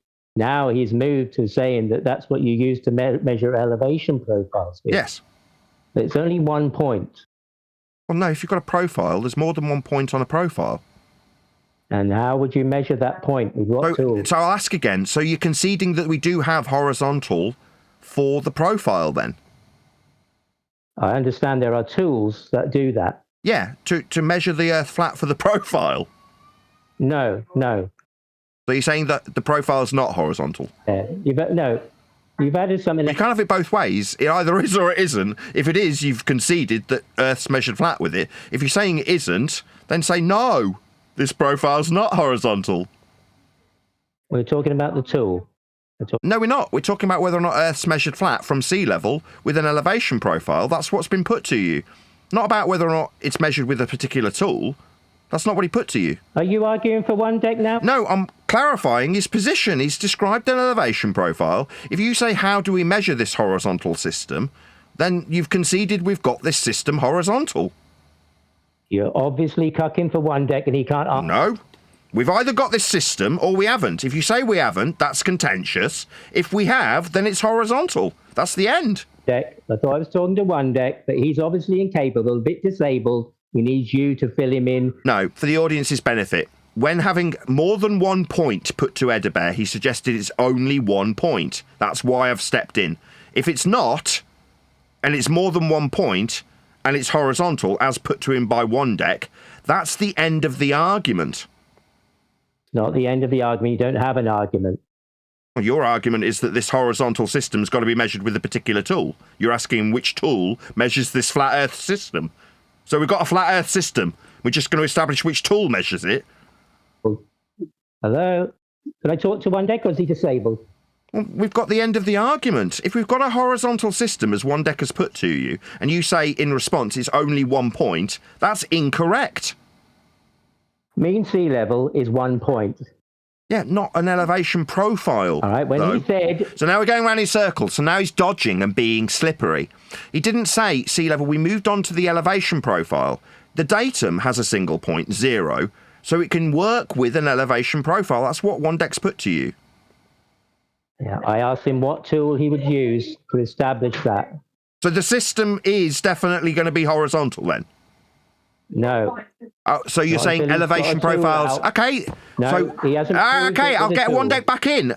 According to Edebear, the elevation profile's not horizontal, one deck. Go ahead. No, I didn't say that. I said so it is horizontal. I was about to step away. So we've got a flat Earth horizontal system for measuring altitudes then? Why are you cucking for one? Because he's won. You're just not accepting defeat. So I'm going to rip you a new asshole for a live audience, Edebear, you pathetic man. Either it's horizontal, more than 1 point for elevation profiles, or it's not. Now I said if it's not, and I summarised you saying it's not, then you can continue with the discussion because you can debate this contentious point. If it is, then we're measuring a flat Earth, and that's the end of the discussion. What tool is a red herring? It's from elevation profile. So we've got loads of people cooking all at once. Has it descended into audio chaos while all the cooks step in? Because I was winning. Winning?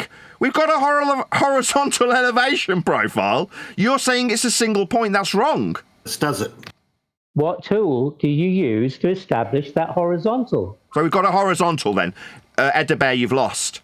We've got a horizontal for the measurement for the deviation in the elevation profile. If it's horizontal, who cares what tool we use to measure it? It's horizontal. Just got to talk and talk over me because he's got nothing. Well, other than a horizontal measurement of Earth in an elevation profile, it's put to you by one deck. You said it was a single point. When we established that it's not, you were wrong. You started asking about a tool. That's a red herring. Once we've established it's a horizontal system, it's a horizontal system. Oh, is he just muting me? Is Discord not hearing it? Is Discord not hearing it? Is Discord not hearing this? Are we having the Spurg mute button? Is this Edebear's mute button that he's using when he loses? We're just hearing Edebear Spurg through me. Discord, I'm appealing to Discord. Can you not hear the responses? Does Edebear just rumpus them? Edebear's just rumpusing this with his mute button then. So that's what's going to happen. Edebear's just muting the responses. You're causing audio chaos, man. Come on. No, I'm summarising for the audience where we're at. If you're going to ask how this horizontal system is measured, then we've got a horizontal system of measurement. The tool's irrelevant. It's a red herring. Now put that to him 6 times. Red herring is, presumably. Now we've got some other guy spurging through the conclusion. I want Discord to hear the conclusion. The Discord isn't hearing the conclusion. This is their tactic. So rather than Discord hearing the conclusion, another cuck steps in, so that the conclusion's rumpused. It's suggested by Edebear that this is measured only with a single point on a datum, 0. That's the rise and fall of the sea level. It's been put to him by one deck that no, it's not a single point, it's an elevation profile. Now that is a horizontal system that uses sea level as a level for the deviations in the vertical in the profile. That's what it is. Now, if you're asking what tool measures this horizontal system, then you've conceded that there's a horizontal system. Now, if you're saying no, it's not horizontal, then it's still in contention, and you can carry on debating about it. If it's a horizontal system and we both accept that, then that's the end of the debate because we've got a horizontal system being measured. That's exactly why we've got spurging, by the way, ladies and gentlemen. One deck won with a measurement of Earth that's flat. No, one deck didn't win because a horizontal profile doesn't translate to something being flat, does it, Nathan? It's a horizontal profile, then!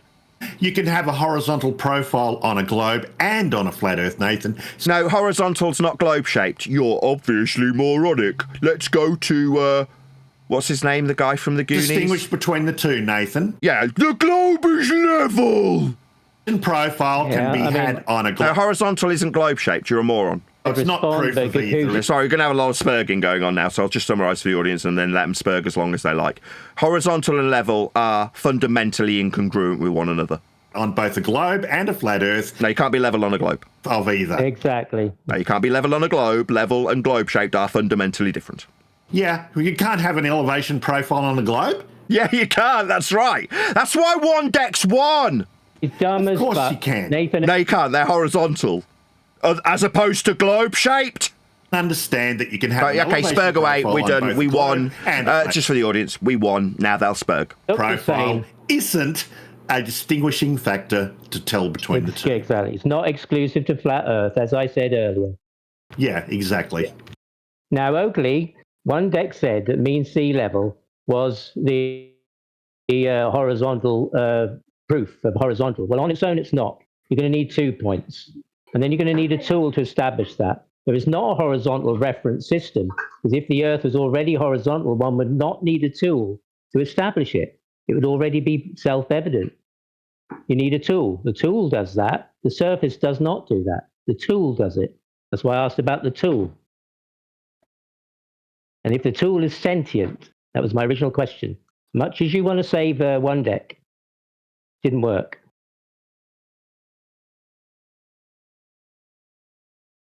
Oh, he's silent now. You know, that means a lose in Nathan Oakley's world. Spurging on about elevation profiles somehow translating to flatness when they don't. He brings he brings a colander flat Earth model full of fucking holes, and I can see the holes. And every time I find one, I poke my finger in and say, "Oh, look at this," and they don't like it.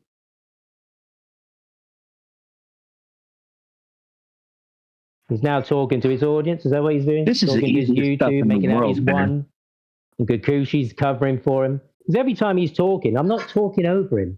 Because I'm muted on his YouTube. He's not listening to me. Doesn't want his audience to hear anybody talking in here. There's no audio chaos. Just somebody talking.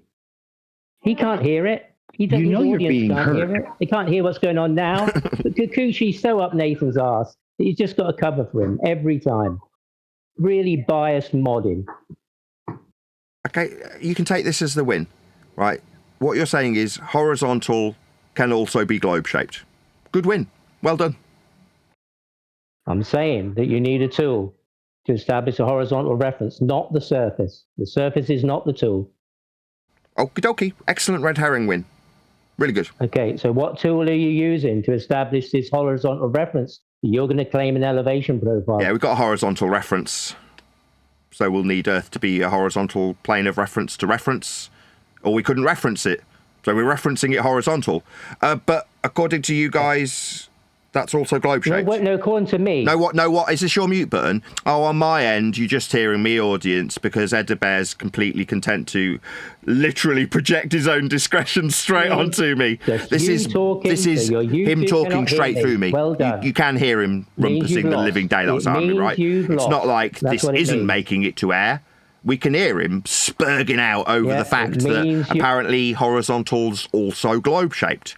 So when we talk about the horizontal reference that he needs to ask about tools measuring it, that's actually a globe-shaped horizontal reference. Okay, good win. Uses to measure this horizontal reference. So we've got a horizontal reference then? Horizontal reference system. Yeah, that's right. Horizontal reference system. That's right. Horizontal reference system. Yes, that's right. We've got a horizontal reference system. That's why I stopped the discussion, because at the point that we've got a horizontal reference to reference when we're measuring Earth as a horizontal reference for the system that's horizontal, not 1 point end quote U, then Earth's being measured horizontal with a horizontal reference system. Can your audience hear me? Where is it? What, are you asking my audience if they can hear you? Yeah, they can hear you. Asking if they can hear you rumpusing the living daylights out of the conclusion. Words, and then you'll make it look as though it's you who's got dominance. You're subservient to me because today. of course. Are you appealing to the format rather than the horizontal reference? Horizontal reference, right. Do you want to tell me again how the horizontal reference is actually globe-shaped? Go ahead. You're intimidated by me. Yes, I'm very intimidated by your assertion that horizontal is actually globe-shaped. Very intimidated. Where is the I didn't say that. Where's the horizontal reference system you're referring to? Oh, it's Earth. We measure it for a 0 with a datum, so that all elevations... I'm pretty sure I'm just repeating what one deck put to you. I mean, maybe you could suggest that I'm cooking for him, or mute me like you're doing now as you talk through the top of it. But he already explained that all of the altitudes as you spurg through the top of me with your mute button are from sea level. Do you want to ask the audience again if they can hear you spurging through the top of this? Go ahead. Where is the reference? Stuttery. We're measuring Earth from sea level. We've measured it. It's flat. With what tool? With stuttery. Yeah, you stuttery loser. You lost. Once we've got a horizontal reference for Earth and its altitudes, that's an elevation profile. Elevation means altitude. Then Earth's measured flat. Prove your horizontal reference without the tool. Well, oh, sorry, it's only a red herring. No, we've got a horizontal reference system. Once we've established that we will be using Earth with a horizontal reference, then we've got Earth as a horizontal reference. Like for distance, like for altitude, like for... Sorry, can you hear him? Do you want to ask my audience again if they can hear you muting me? Yeah. Yeah, we can hear you muting me. It's a demonstration of your abject failure when it comes to suggesting that horizontals are globe-shaped. Any idiot in the audience, even though you're talking straight through the top of me, so that Discord can't hear, any retard, the lowest common denominator of the audience, knows that horizontal isn't globe-shaped. No amount of retard muting through the top of me while you project that onto me will change that horizontal is fundamentally not globe-shaped. Retardness claim. Yeah, this is somebody else spurging. Should we allow him to spurg? Do you want to hear him spurging, vertical audience? Measurement, Go ahead. Horizontal reference, folks. Yeah, horizontal reference, that's correct. Earth's measured flat as a horizontal reference. Yeah, that's just a claim, an empty claim that can be... No, it's got backed up by elevation profiles measured by surveyors. Yeah, an elevation... Yeah. Elevations perpendicular to sea level also. Translate into a horizontal reference. Yeah, it's a horizontal reference, that's correct. Yeah, that's just really stupid. No, not really. It's a horizontal reference. We reference it. Not stupid, measured. That's really... That's stuttering for you. Can you hear him stuttering, ladies and gentlemen? I can definitely hear this cuck of Edibear's stuttering. Not once did I stutter, Nate. We recorded it and it's being live streamed to an audience. In the live stream chat, can you just confirm you heard him stuttering because he's now lying about his stuttery little nature? You know as he very mutes well. Me. This is a spurg mute button being used currently. Spurg mute button. This is we'll relabel this the spurg mute button when they have to spurg through the top of the conclusion. Because in his mind, spurging through the top of it means that the audience can't hear. Yeah, you're spurging through me, actually, Nathan. Is that right, you stuttery little tosser? We've got a horizontal reference, mate. Or address the point that I'm making, how a vertical elevation can't be a horizontal reference. Well, vertical is directly and axiomatically tied to the horizontal difference in the distance. Not actually. Oh, is it not? Never seen rise over run measurements. Cat got your tongue, stuttery? That's got nothing. That's not you stuttering. Is that's not you stuttering, right? No, I'm not stuttering at all. Yeah, that's definitely you stuttering, mate. It seems as if you're stuttering now, Nathan. Why are you stuttering? I'm not. I'm describing you stuttering. It's very amusing. My audience is confirming that they heard you stuttering right now. Nathan, yeah, you were stuttering. So are we going to talk about stuttering or the horizontal reference that we use for altitudes? Which one are we going to talk about? Nathan? Or were you just pretending to stutter? Sorry, I was imitating you. Oh, yeah. Well, I mean... Whoa. I'll imitate you stuttering, mate, while you try and figure out what words you're going to use next. All right, are you going to spurg out about me stuttering now? Yes, I'll spurg out, take the piss out of you, because you've lost badly, and you've now stepped in for Edibear completely, who's now in the sidelines. It's only you talking now. Stuttering somehow? Wow, that's a really big positive argument of yours, isn't it, Nathan? There's no argument here. We reference Earth horizontal. Stutter. Wow. That proves that Earth's flat. Oh, he stuttered, therefore somehow Earth is flat. Wow. No, we measure it that way, as a horizontal reference. When we use sea level as a 0 for all of the elevation deviations in the vertical. All of the elevations in the vertical are perpendicular to that sea level that we measured. To have measurements, but you don't actually have any measurements, do you? Oh, do we not? Rise over run. Yes. Yeah, he doesn't. Yeah. Show me your rise over run measurements. Show me them, Nathan. Yeah, they map the world with them. Every single distance is horizontal and linear to describe the vertical deviation you appealed to a minute ago. Yeah. Can you show me your rise over run measurement? Yeah, map with the scale and the lines that show the altitude deviation on maps. Measurement. Good morning, everybody. Yeah. Good morning, everybody. Which map has the rise over run measurement on it? Yeah. How's everybody The doing? run is horizontal. The rise is the vertical. It's very simple. Oh, that's just definitions. Yeah, well. Yes, the definition of rise over run proves Earth's being measured flat. Definitions from the dictionary and claim that those somehow are measurements. No, they use them. It's part of the process called surveying. Excuse me. Now going to resort to dictionary definitions as a replacement for actual measurements. It's surveying, like when they survey the world and the rise of the hills and the valleys, when they give you the heights and altitudes of anything ever. And survey. Oh my God, it's issue Spurgeon, Spurgy mute button. Oh, people mentioned Spurgy mute button through my response, so you can't cope with my response. Okay, no, Spurg out. I mean, survey. Go ahead, you Spurg out on your own. A globe, you Spurg out on your own. Because survey, right? Show us a survey from the east coast of US all the way to Africa. Show us. East is a direction in the horizontal, though, isn't it? No, just show us the survey. We would like to. Yeah, well, I'm telling you, you've asked me about a direction that's only flat. Just a direction. Show us the survey of the world. What, you mean a map? And we're going to give you from the east coast of the US to Africa. Go ahead. Show us that East survey. coast is a flat Earth only description in the horizontal. You're describing azimuth. No, that's what we ask. You can't answer questions. Show us the survey of the world. Well, I don't need to. We've already got a flat measurement in your question. Okay, so when so you can just stutter through the top of my response. Say I misspoke. Well, you're just stuttering through the top of my responses at the moment. Say I misspoke, Nate. It's okay. We are honest people here, right? So just say wrong. You've got Rob Noxious in your crew. He lies about everything. The world. No, their survey of small areas, right? But not the world. Just say that, please. You're making demands of what I say. Come and suck on my bollocks, you dumb rasta. Okay, I will. I will. Just show me them. No, you're not going to. You're not going to jump on a fly in parallel flight level with respect to the measured sea level with the distances that are linear and horizontal. Nathan in a likes direction to appeal that's to flat. rise over What we will run. get is two How people many talking tells through the us- top of my answer. I can definitely hear a different guy to your rasta. He thinks you can't What's cope. the rise of Polaris? Right, you think just talking top, bit louder, right? That'll mean that you win the battle. What's the rise? So maybe if you just talk louder, you'll be able to mute my responses to the rasta. Right. But Nathan, you haven't surveyed the world. Just be honest. Can you be honest today, please? I've not surveyed what east is. It's still flat. You used a direction that's flat only. How do you know it's still flat? It's azimuth. It's on screen now for my audience. You can see the azimuthal flat plane that's used for directionality. East specifically. You could just chat skank through the middle of my answer to you, Rasta. I mean, it's very disrespectful. Are you just a little boy? Are you just a little boy that needs to talk through the middle of people educating you? Little boy. No problem. So what's I'm talking little boy. Little boy. What's the SI unit? Little boy. What's the SI? Yeah, he's a little boy. Just can't stop flapping his gums like. What's the SI unit? Do you want to stop flapping your gums and listen to the answer, or do you just need to hear your voice continuously? God's sakes. What's the SI unit of flat, Nathan? You said it's measured flat. Yeah, east. You said Go east. ahead. That's a flat direction. It's azimuthal. It's horizontal degrees from north.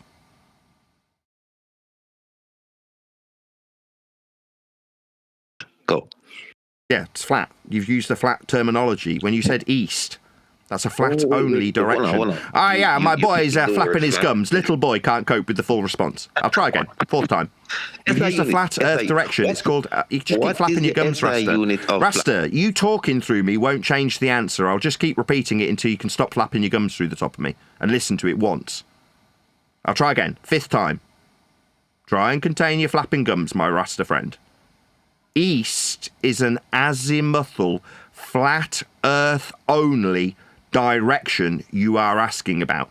In order to answer your question, it fundamentally requires we all accept the direction you have asked about is a flat earth only direction. It's called azimuth, a direction in a horizontal degree from north. Flat. Horizontal only.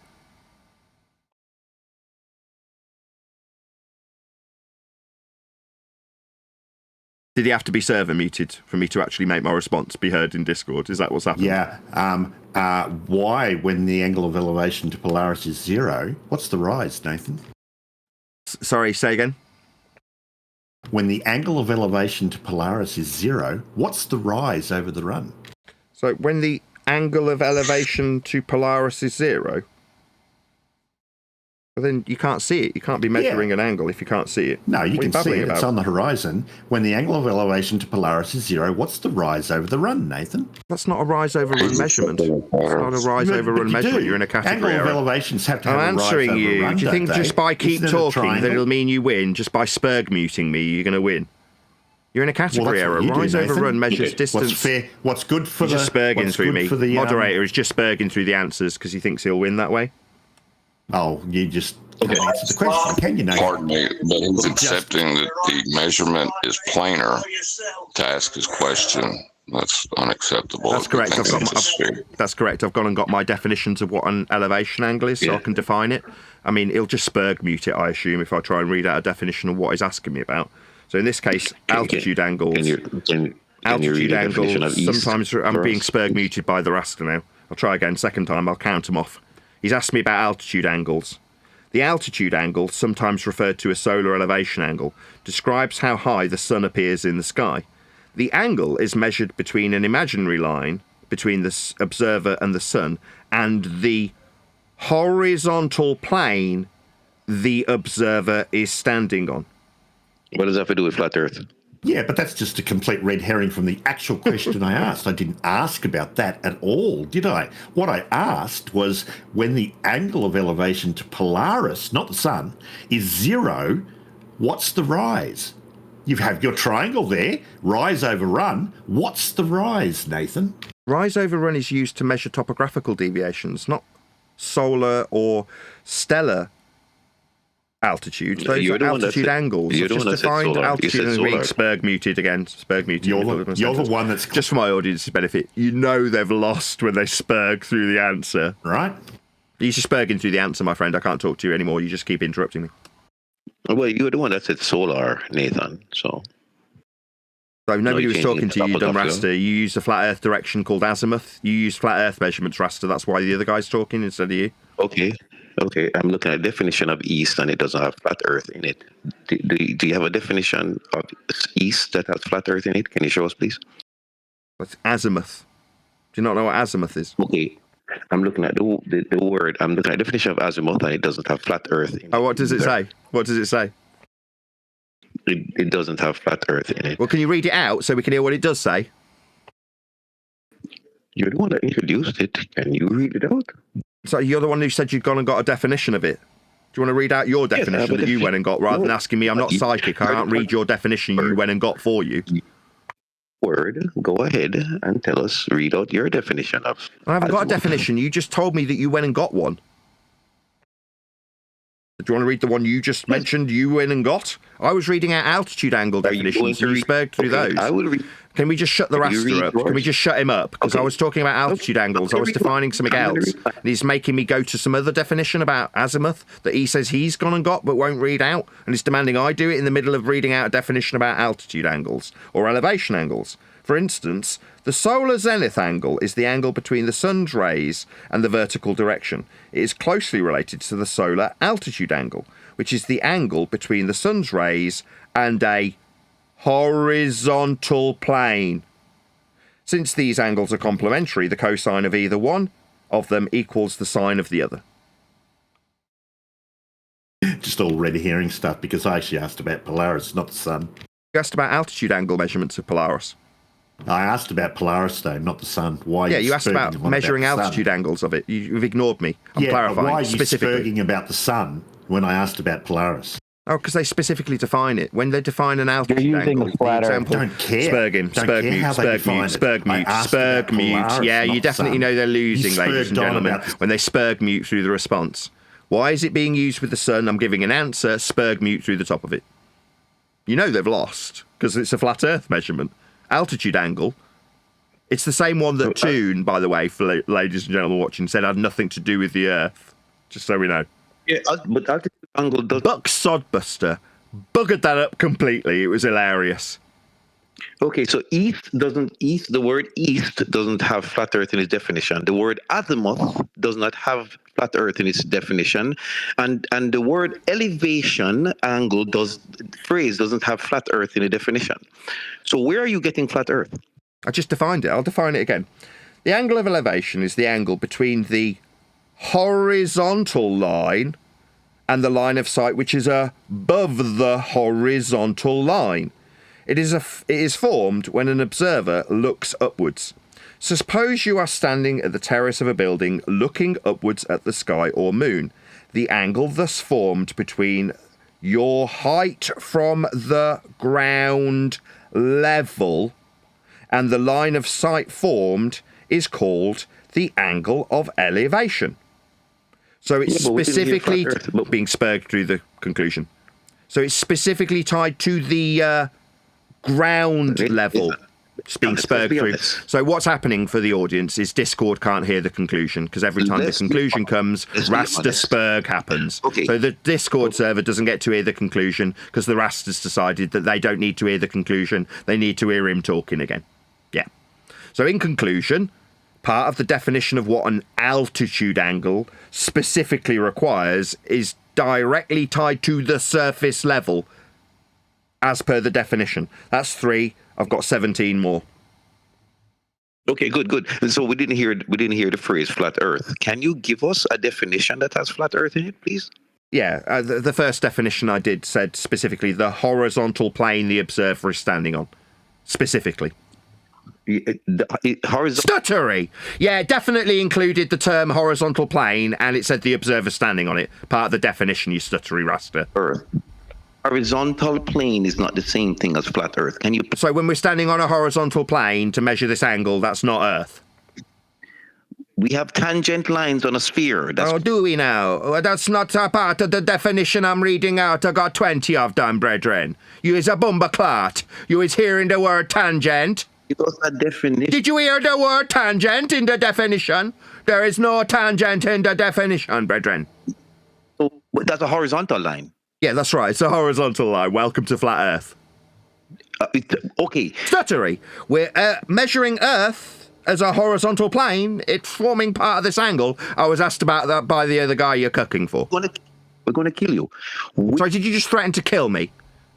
Well, it's flat Earth. Sorry, this guy just threatened to kill me. Can you remove him from the server, please? No, not kill you physically. He just told me, quote, you're going to kill me. I'd like you removed from the server, please. I don't want to talk to this man ever again. Please, can somebody remove this man who's threatened me with death threats from the server? Thank you. I'll read another one. It's amazing what these measurements do. Yeah, they get you threatened with death. It's not enough to threaten my kids, threaten having them taken away, send the police round. Now I'm getting freaking death threats. Unbelievable. Meanwhile, the altitude angle, by definition, is an angle of elevation, and it is formed between the horizontal line and the line of sight, the line of sight being upwards from the horizontal line. Then the angle formed is an angle of elevation. So you need a horizontal line. It forms part of the angle. Doesn't translate to a flat Earth, though. It absolutely does. It's a flat Earth measurement from surface level. How does it translate? Well, that's just a claim, but there's no actual reasoning behind that, is there? There's no logic leading you from an elevation angle being measured leads to flat. There's no logic there. I'll give you another definition. Elevation angle is the angle more definitions between... Oh, you're going to from spurg through it when I prove you wrong? Yeah, I did. I did spurg through you. Yeah, I know. That's what you do when you're losing. I'll just read it out to my audience. Angle of elevation is the angle between the horizontal plane and the line of sight measured in the vertical plane. How does that in any way relate to something being flat? Because it's elevation. That means from the surface. You do realise you can have a horizontal plane on a curved surface. I see. So if we accept that we are measuring a horizontal plane and you assume that there's a dangling globe below the plane that you're now accepting we do definitely measure, because I've got 17 definitions that define it as being a measurement of a horizontal plane, you will accept it if it's tangential to a ball? Does it dangle like your testicles, Nathan? What, where they're teabagging people who lose? But they haven't... But Sorry, but, do you want to tell me that you're not stuttering? I'm not stuttering. But, yeah, you definitely are. No, I didn't. But, I think I heard you definitely but stutter. But surely you must be able to admit, Nathan, that a horizontal plane doesn't translate to a flat surface. Let's read another one. The solar altitude, AS, measures the angle between the central ray from the sun, beam radiation, and a horizontal plane contacting the observer. I can have a horizontal plane tangential to a curved surface. Does that make curved which surface definition flat? said that? Nope. Sorry, are you doing the raster trick where you hear the word tangent where it ain't been said? Yeah, do you understand? Yeah, that sounded quite high-pitched. No, none of these definitions include the word tangent. You're just making that shit up. Look at the... Spurg mute! So Discord can't hear that you're just making it up. Let's go and read... Yeah, shout louder! That'll mean you win. None of the definitions include the word tangent. You're just making that up. We'll go to a dictionary definition. I thought you didn't like dictionary definitions. You said you didn't like them a minute ago. Cat got your tongue, stuttery? But... No, I'm not stuttering once, Nathan. Oh, well, let's have another one.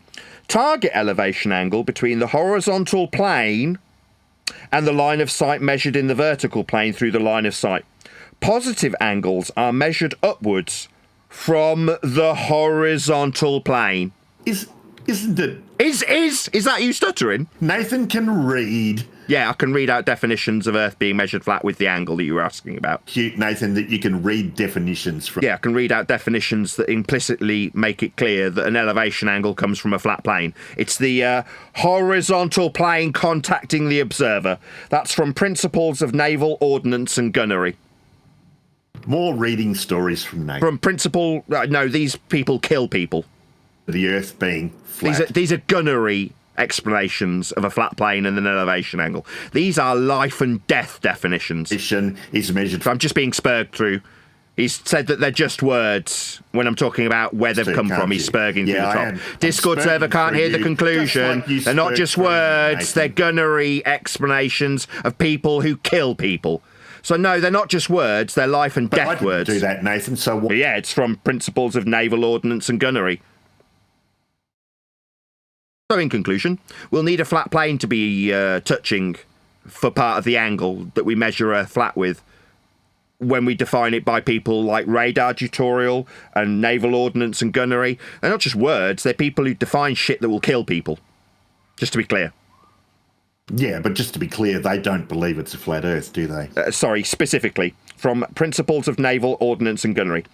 The elevation angle between the horizontal plane and the line of sight measured in the vertical plane. Yeah, but an horizontal plane doesn't translate to a flat surface. That's exactly what it does. That's what a horizontal plane is, a flat surface. That's exactly what it... Oh, sorry, I forgot. Earlier, you told us and made it clear, and I did concede. The globe is level! Horizontal plane. Globe is level. Yeah, horizontal plane doesn't mean it's a horizontal plane. It doesn't mean it's flat. The globe is level. Well, this was fun. Earth's measured flat with elevation angles. Yeah, they've specifically got something to do with the observer and the ground he's standing on. Even if you're a liar caught out by Buck Sodbuster named McToon. Yeah. Earth's measured a globe. No, there aren't any globe measurements. No, there aren't any flat Earth measurements. What, like elevation angle from the horizontal plane the observer is standing on? I mean, you can just ignore them. Maybe spurg through them. Maybe spurg through them. When they hear you spurging through me contradicting you with evidence, you spurging through me will definitely make the audience believe that you've won. The audience thinks you're winning when you're doing this. This is you winning. The audience knows that talking through your opponent proving you wrong makes you a winner. This is you winning. Well done. Good win. Talking straight through the middle of me is a brilliant win. It just means the Discord server can't hear how wrong you're being proven. No, it just means that you've probably got me muted on your end and you're spurging through me. It just goes to show that by your own definition, you're a loser. Well, what, the horizontal plane the observer is standing on? The one that doesn't translate to flatness, yeah. horizontal plane is flatness. It's a horizontal plane. The plane doesn't show that the horizontal plane, what it's touching, doesn't mean that it's flat. The observer's touching it as per the definition by people who track with radar or shoot people with guns. Plane of me, which is at a different angle to the horizontal plane of you. To have an angle, you'd need a plane to have it with respect to. Are at different angles to each other, Nathan. Yeah, angles need a plane. Yeah, how come those horizontal planes... Sorry, you're going to ask me about this horizontal... Is this like earlier when Edebear lost? And yeah, notwithstanding that we've got a horizontal plane that we're going to be measuring, I've got a question about this, so I can ignore that it's a horizontal plane that you're now conceding to. You didn't need to concede to it, though. It's defined as that. No, you need to concede to why is my horizontal... So is he just spurging through me? Is the moderator taking charge of this man who's continually spurging? Yeah, I'm getting sick of this, man. Cursed with the low IQ, the Jamaican guy, and Elderbear. Stop doing this tactic where you're talking over him deliberately. Have a conversation, man. They can't. When I point out how wrong they are compelled to demonstrate how big of a loser they are by spurging straight through the top of me. And projecting that. So you've probably got me on mute. You've probably got me on mute while I spurg through the conclusion that shows how wrong I am. And if I spurg through it loud enough, the people of Discord won't hear me, and therefore I'm right. Engage in the conversation, Nathan. Explain to me why my horizontal is at a different angle than somebody else's horizontal. So to be at a different angle, you'd have to have a plane of reference to describe the differential of that angle, though, wouldn't you? Only Nathan can overtalk everyone. Now we've got another Spurgo. I've been asked how differential angles work. If you've got an angle and it's different to another angle, then you will fundamentally require a plane of reference to describe the difference of those two angles from. Yeah, that's right. We do. Yeah, welcome to Flat Earth. So you need a plane of reference then? Why is my horizontal plane of reference at a different angle than your horizontal plane of reference? Why is that, Nathan? So you'd need to describe the differential of any surface that's curving. We've got hills. If you're saying that you're on a plane of reference that's different to a different plane of reference, then we'd need an overall topographical plane of reference to describe that difference with. Oh, so if I'm standing on a hill, which plane is horizontal? Oh, so when we're measuring the hill, we'd measure linear horizontal flat earth distance to describe the drop off that hill with. So if I'm halfway up a hill, how do we define horizontal from there? If you're halfway up it, you'd be half altitude, half not being a very accurate description. Yeah, that's I'm still talking Spurgo that's muting congratulations me. Yeah, Spurgo that's muting me. Maybe the moderators will not tolerate this loss. Yeah, maybe when I get to the win, you need to talk to me. This is you winning. Really maybe project that I'm muting you immediately. No, you're just spurging through the top of your defeat. If we're halfway up a hill, second attempt, I'll count them off. We're going to talk about the altitude of this hill. We've had halfway up the hill now. We've got non-stop spurging. Moderator, I can't get my answer out. He won't tolerate losing. Moderator, cry for the moderator, Nathan. Yeah, I will, right. Definitely, so because I'm going to give my response, and I'm going to hope that the honest server will let the audience hear the devastating rebuttal when you describe being halfway up a hill. To be he's finally been taken charge of. He's not going to be tolerated by a server that just allows people to be a loser and spurg through the responses. Yes, Spurgo, halfway up a hill is parallel and perpendicular to a plane of reference also. The deviating from the horizontal angle that you describe on that hill would mean that you had to measure how high the hill was to describe a fraction of the hill, that's half, with respect to a plane of reference also. Halfway up the hill is halfway up from sea level. Up itself is perpendicular to a plane. Just the word up requires Earth to be measured flat, because up is a perpendicular direction in the vertical, and verticality is axiomatically tied to horizontality. So to be, quote, halfway up a hill, you'd need a horizontal plane of reference to describe it with. The overall plane of reference we use to describe deviations, that's the angles you said were different when you're on a frickin' hill, would require you to describe those difference in angles from a plane of reference. The overall master reference we describe differential angles from is sea level. All altitudes, that's not very accurate, halfway up a hill, is measured from that master reference called sea level. Every part of your question required Earth be measured flat. No. How do you define a horizontal when you're halfway up a hill, Nathan? That was my actual question, which you didn't touch at all. Good afternoon from good morning across the sea, Nathan. Halfway up a hill, to describe your difference, halfway from what? The top and the base? Yeah, you'd need to know the base as a zero reference and the top in a measured altitude perpendicular to that plane of reference. Ergo, to describe being halfway up a hill, this is the second time I've said it. He spurged that I didn't address it. Yeah, I did. To be halfway up the hill, you'd measure it with respect to sea level, the overall master reference, measured for all altitudes perpendicular to it. Second time I've said it. Again, you didn't actually answer my real question. My question was, for reference, Nathan, how do you define horizontal when you're halfway up a hill? I didn't ask anything about being halfway up a hill or defining that I'm halfway up a hill or anything. I asked about how you define horizontal when you're halfway up a hill, Nathan. Yeah, the halfway up a hill bit requires horizontal to describe it as being halfway. Oh, so you're going to beg the question. Instead of answering how do you define horizontal when you're halfway up a hill, you're going to beg the question and say that you need horizontal to define yourself being halfway up the hill. You do. Fucking genius. You do. Just answer the question, Nathan. I did. In order to acquire this description while you get cooked for, last time this guy came on, he described drop over distance. The drop was perpendicular like the height of the hill. Therefore, to have halfway up a hill be described while I get Zealot muted, you need to have a sea level to reference how high it is to be halfway up it. Like your distance curved. It's horizontal. Notice he can't answer the question. Yeah, I take your concession, Nathan, and seeing to you didn't answer the question. You concede that you can't answer the question. You can take it as a win, yeah, definitely. Because we're halfway up with respect to a plane of reference that we've got the altitude to be halfway with respect to from a flat earth measured from sea level, you win because I didn't say, I don't know, plumb bob or, I don't know, bubble sextant or, I don't know, any other referenceable tool that would require a horizontal plane because it isn't necessary. Once you're halfway up a hill, we'd need to measure whether or not we're halfway between the top and the surface level, measured from sea level, while I get Spurg muted. Yeah, the conclusion's definitely going to get Spurg muted. Your prerequisites in your question were flat earth prerequisites, so I didn't need to justify your shitty question. That's a red herring to the fact that we're halfway up a hill, measured from sea level, with an altitude that's going to get spurged through the second time. Is it just me, or is the devastating flat earth facts being spurged through? Is it just me, or is the Discord server not hearing the conclusion? You're not saying anything. No, I'm hearing you through the top of the conclusion curved, it would seem. So, yeah, you're telling me that I'm not answering the question through me answering the question.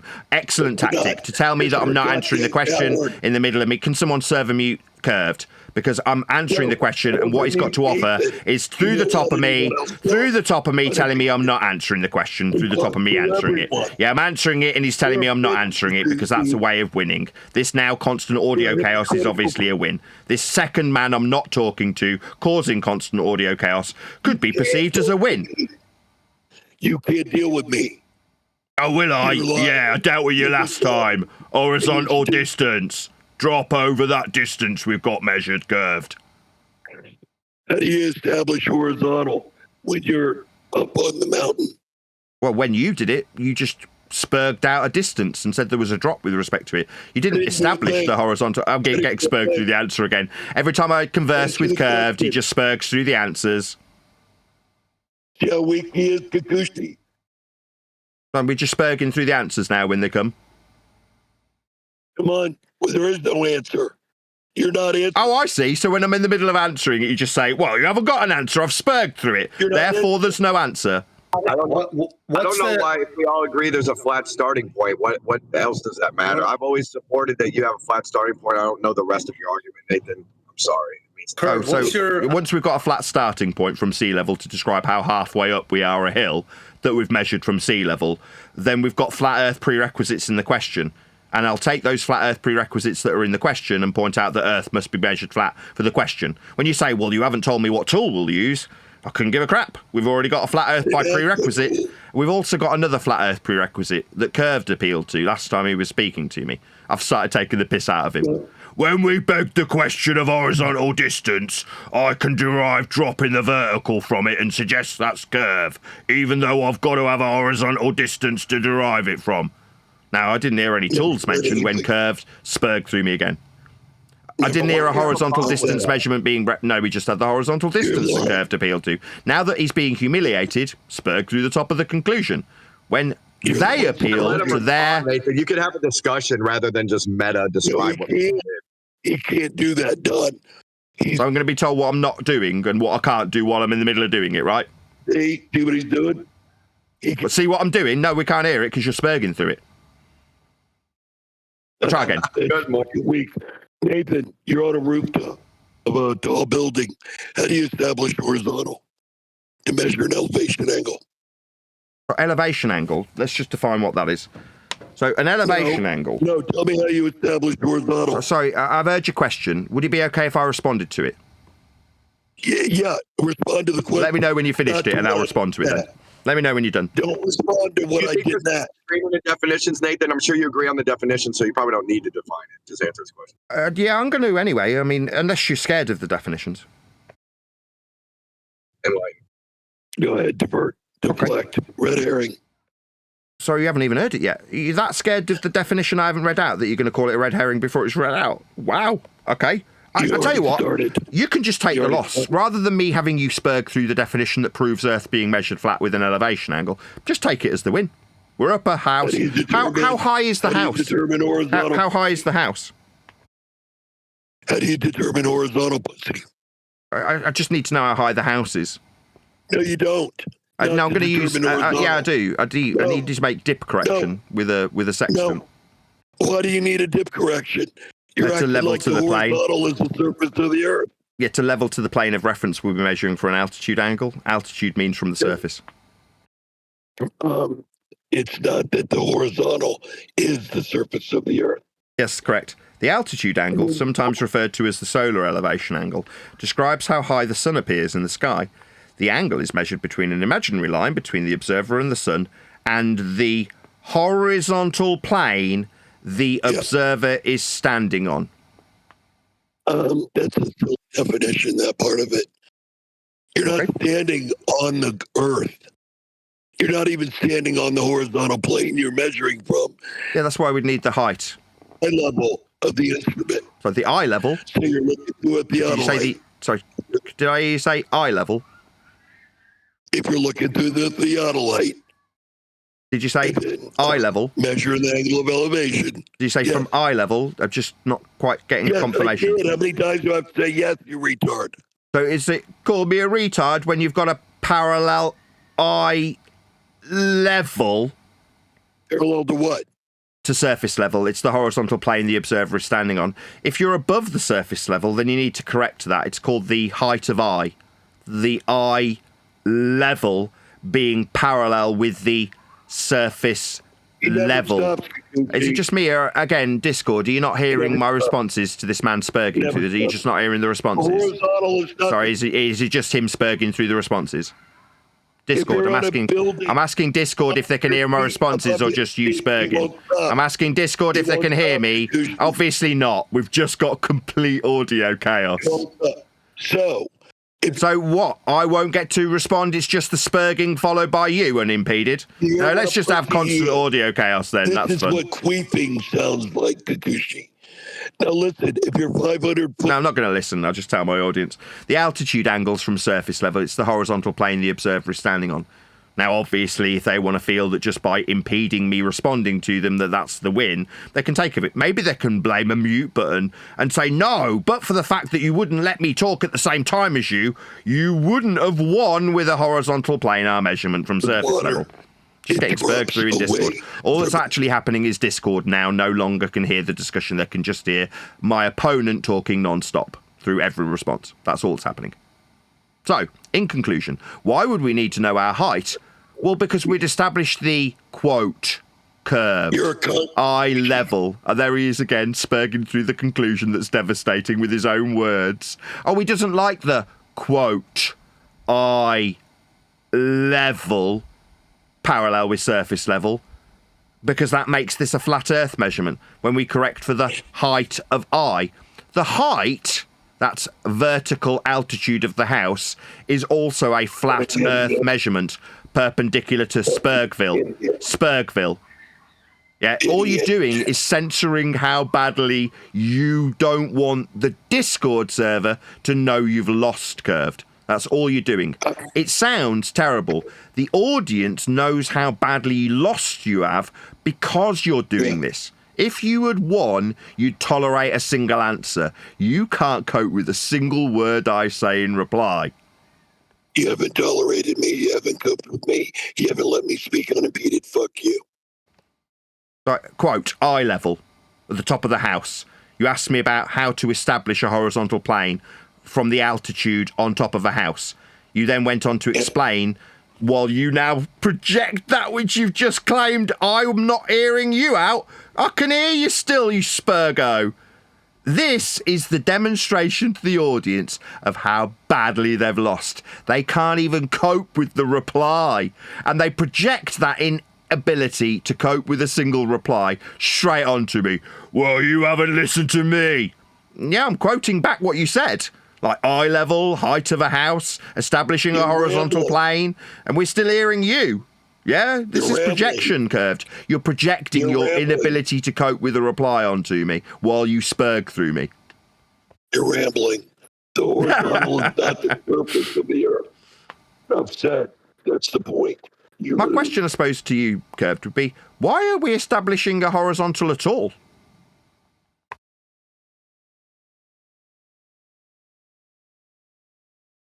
Oh dear.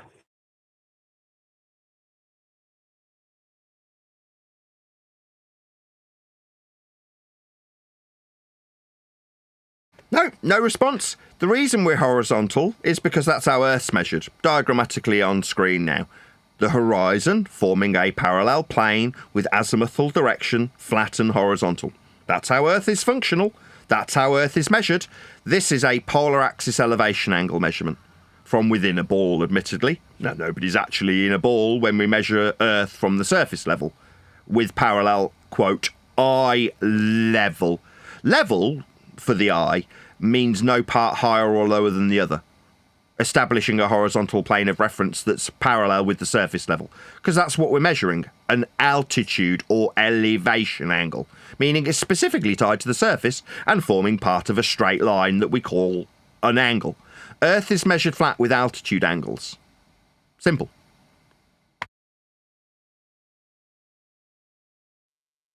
I agree. We've done a full hour and 3/4. Any last comments? Feel free. Not, I'll promote Gem Panda server one last time. No, hopefully one of my mods can post a link to the Debate Flat Earth and More Discord server so you can partake in such fun times as spurging through with a globe Earth assertion that ignores all flat Earth prerequisites and measurements in questions posed to you. Fun, fun, fun. Hopefully one of my mods will post a link to that particular server. Thank Gem Panda, the server operator, when you arrive. If you are watching this on either Nathan Oakley 1980 or Nathan Oakley Premiering Streams, then stay tuned as there will be an after show to follow. Didn't hear the full ending. I had to jump off. I had a bit of work going on, but yeah, whoever he was, what's it called? Earth. Yeah. They're using horizontal all the time. They're constantly telling us they need a tangent and a horizontal and an angle. It's so funny. Yeah, I'll go up a house. How do I get the horizontal? So why do you need horizontal? What use is that to you if you think you're on a ball? What was he trying to do? He was telling you can acquire an angle from up a house on a roof. His question was, what's the tool we use?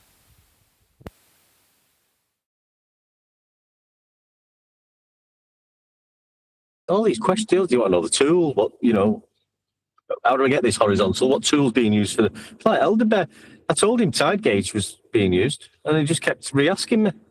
It's the tide gauge. When they get to the point that you've got a flat Earth proof and you're demonstrating how it's being measured flat with sea level, they just re-ask the question again. Yeah, that's why I shut up in them, because I cannot keep going around in circles with you asking the same question. We've already established. I'm already making my statement of fact perfectly clear.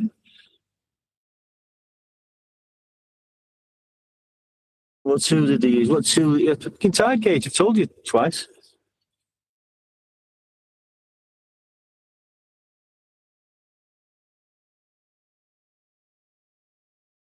My prediction that it would get calmer and calmer and calmer as there's less places to hide and go, hide from flat Earth measurements, that is definitely padding out. The more time we spend in the service, the less chaotic it becomes. Yeah. Where are we now? I noticed that with Brenda. Hey, Neil. Where are we now? Flip side. Okay. How should I handle this? This fucking guy, I had enough of him. Like, he'll talk to me like I'm a fucking... I just told him off. I just said, look, Hal, stop talking to me like I'm an idiot. He hands me a fucking vacuum. I've never seen this thing before, so I don't know where the fucking cord is to plug in. So Neil. So I said, Hal, first of all, stop talking to me like I'm a fucking asshole. I'm tired of it. Number one, I've not used this tool. Just tell me where the fucking thing is, and I'll plug it in. I just had to walk out of the fucking house because he annoyed the shit out of me. I let shit like that go when I was younger. I'm fucking 61 years old. I'm not going to have anybody talk to me that way. I don't give a fuck. Just let it go, Talk to me like a gentleman. That's it. Just let it go. Just think about the money and just do it anyway. Nathan, I did let it go. If I don't address it now, it's going to continue. Fucking, he has me questioning my own fucking ability, this guy.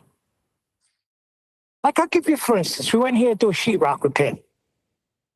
All you fucking have to do is cut the sheetrock back to where the stud is and cut a new piece.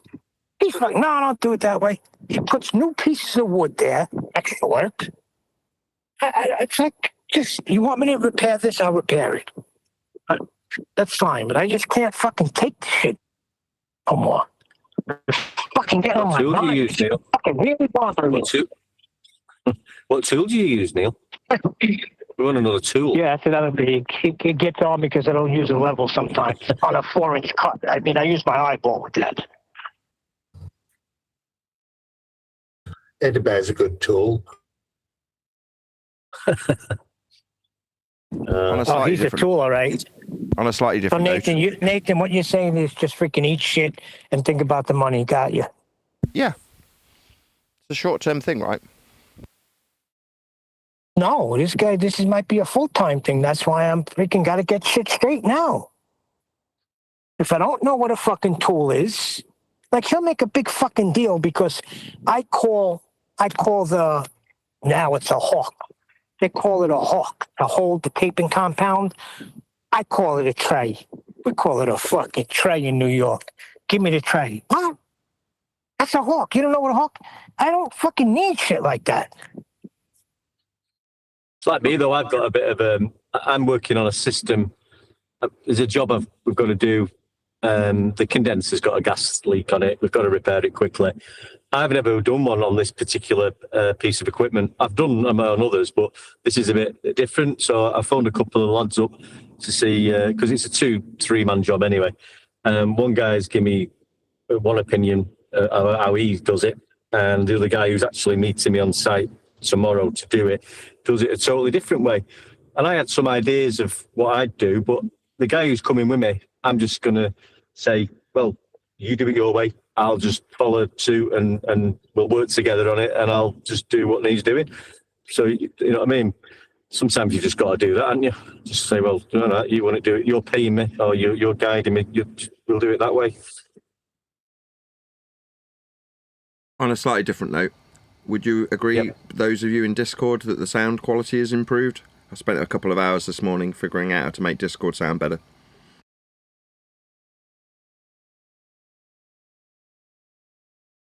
You can hear you, can't No, it sounds wonderful. Sounds just good. got to sort the volume out, Nathan. No, much louder in there and clearer. So there was a echo cancellation function that meant that if somebody wanted to interrupt me, it would immediately cut my line to almost zero in Discord. So it's almost incentivized to interrupt me. Whereas you probably noticed today, when there's an attempt to Fundy mute, admittedly it works the other way. You can still hear a bit more. You can hear more bleed into my show. Like it does make their voice stronger too on my end. But it means that instead of just cutting to 0 when somebody decides they're going to interrupt me, and Discord seeing that as echo, now with a different system being used in the processing on Discord, I come through even if you are trying to rumpus me. So yes, you'll hear 2 people at once in Discord now when somebody starts talking through me, but you can still hear me. You just hear 2 people at once. Whereas previously, when the person started interrupting, I basically faded to nothing. Well, that was no good, was it? This sounds a lot better. I mean, at least you're still there. Yeah, somebody was recording in Discord and then published it. And I went and had a listen. I'm like, oh my God, is that how it works? That's how I'm sounding in Discord. I'll be making a point, and the minute the Fundy mute button comes out, you literally cannot hear the conclusion. So it's like it never happened. So when they ignore you, you're like, it's not that they've ignored you because they don't want to hear it and they're talking through it, but everyone can still hear that they're talking through it. It just doesn't get delivered because suddenly their interruption takes precedent and it hasn't been delivered. Whereas today, as you could probably hear, there was a little bit more control because when it starts, the people in the panel go, we can definitely tell that there's 2 people talking now. The one that was originally talking and the one that's now interrupting. Whereas previously, from the perception of Discord, it's one person's talking, somebody interrupts, but then there's only that person talking. The interrupter suddenly takes over the conversation. That seems reasonable. So nobody mentions it. When in reality, what's happening is the conclusion's been cut off and never gets delivered. Whereas now, like I say, if somebody now starts talking through me in Discord, you'll just hear 2 voices at the same time. So there's a fair chance that if you can follow along with two conversations simultaneously, the person rumpusing doesn't necessarily meet their ends of, I can just stop this being delivered to the Discord server. It still gets delivered just with them talking through it. Yeah, well, that's how it should be, yeah, definitely. How long's that been going on then? Probably forever. Like I say, it was only because somebody happened to record it. So what I did today was I tried to do it on my own, which I started a new Discord account and then logged in on my iPad, but I have to be voice verified. So I'm sure tomorrow when I try and fiddle with it again, I can actually do that. But without being voice verified, I relied on Zerk or whatever he's called and another guy called he's in there now, Forthright. And both of them are actually. Thank you very much, lads. Really appreciate your help this morning. No worries, Nathan.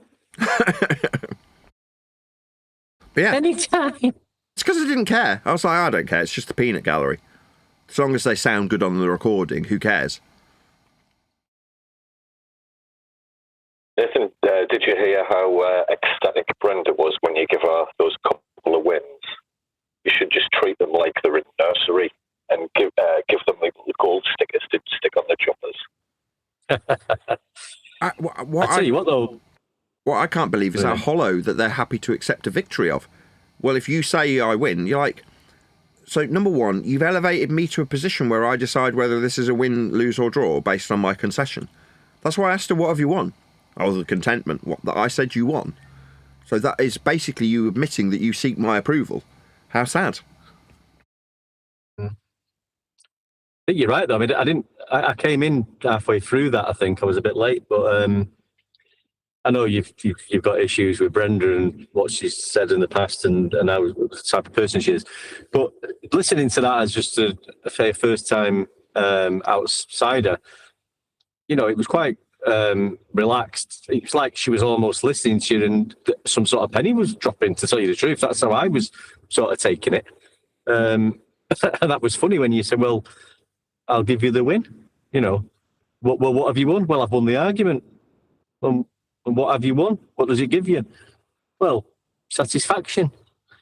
I mean, yeah, but like you say, it's getting quieter and quieter and they're just getting more relaxed. Well, some of them are. Yeah, it's like, what are you going to do? You're going to walk into the next room and go, hey, room, I had Nathan tell me that I'm a winner. You're like, really? Is that of value? Yeah, Nathan said I've won, therefore globe. Yeah, exactly.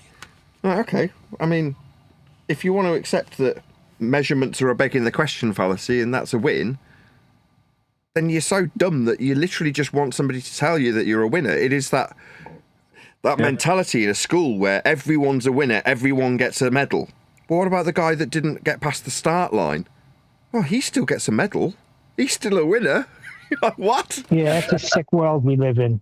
Freaking concession prize. I kind of wanted to hear from Robert again about his P waves and S waves on basketballs.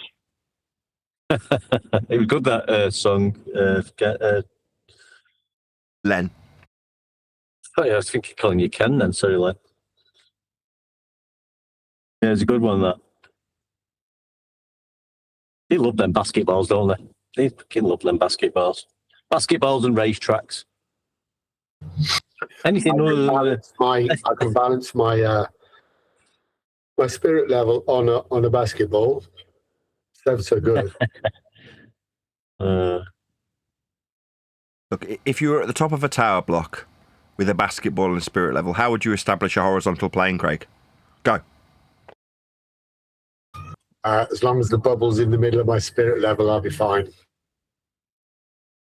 So you admit it's a globe. I win. Yeah, you're right. It's a globe. I had someone say that to me, but they was using the Eiffel Tower, asking me, well, if I can go to the top of the Eiffel Tower and measure an elevation angle.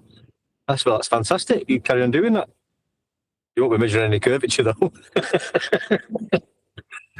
You measure as many elevation angles as you like.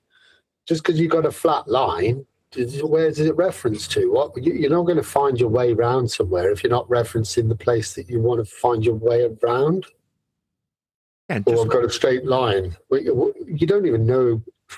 Yeah, if it's not referenced, I don't get it. It's crazy. Just because we've referenced Earth as a horizontal plane for this measurement doesn't mean Earth's flat.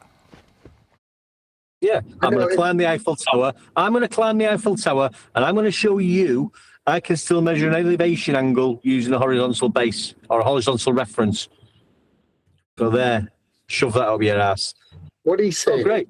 You know, when you see them men surveying in the street and he gets his little thing and he sends his mate down the road to stand further down the road, he looks at his little beady thing to make sure he's in line with that thing. It doesn't matter that he's measuring a straight, flat line. It's curved, right? Yeah. That's how ridiculous what they're saying. Yeah, they're just measuring elevation angles and claiming they're measuring curves. But Sogbuster does it all the time, he's told us. He's always measuring elevation angles, curves. Apparently there's been some internal feuding over that, right? People are not happy. Buck Sodbuster ruined McToon's lie, and people aren't happy about it. What was that? Well, McToon came in and gave a completely contrapositive answer to McToon's suggestion that surface level angles have nothing to do with the surface. Buck comes in and says, well, this is connected to the surface at a point, completely contradicting Toon's lie.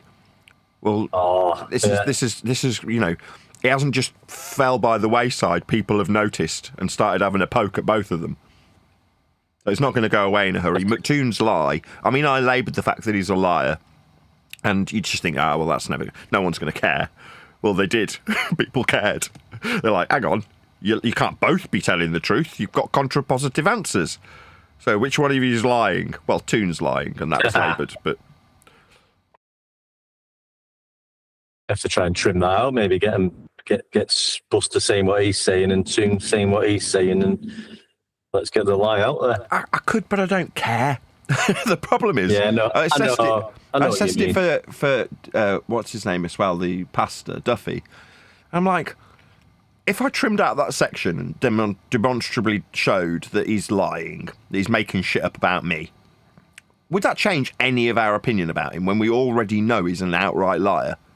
Like, what would it change? No. Again, with Toon, we know he's just a weasel. Oh, right, it's the globe elevation angles.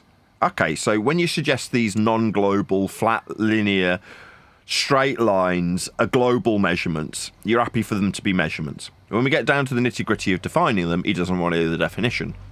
When it gets to the point where it's been forced into the conversation through soundboard clips, he says they've got nothing to do with the surface. Now, that would have been okay for your average, for the lowest common denominator, the most stupid person watching. They'd have accepted his position. Until Buck came along and ruined it all, which is hilarious. You know what I mean? Classic, that, isn't it? Yeah. Absolute classic. I bet they've had work. I bet they've all had to get together and have a little globe meeting about this and how they're going to handle it. I think there was a bit of that yesterday, wasn't there? He was coming back on Sogbuster to try and justify what Toon did say or didn't say, and try and change things. I didn't hear it all because I was in and out of jobs. But well, that made it. I think that's probably why. That's probably why there's been fallout, because by doing that, by coming on yesterday and trying to say, "Well, you just don't understand," when it's a simple, both positions can't be true simultaneously. So coming on and trying to justify it in Toon's favour is more telling than if he'd have just kept his mouth shut. He's like, he's laboured the point. You're like, oh dear, Buck, why? You could have just shut up and then it'd have probably got forgotten about.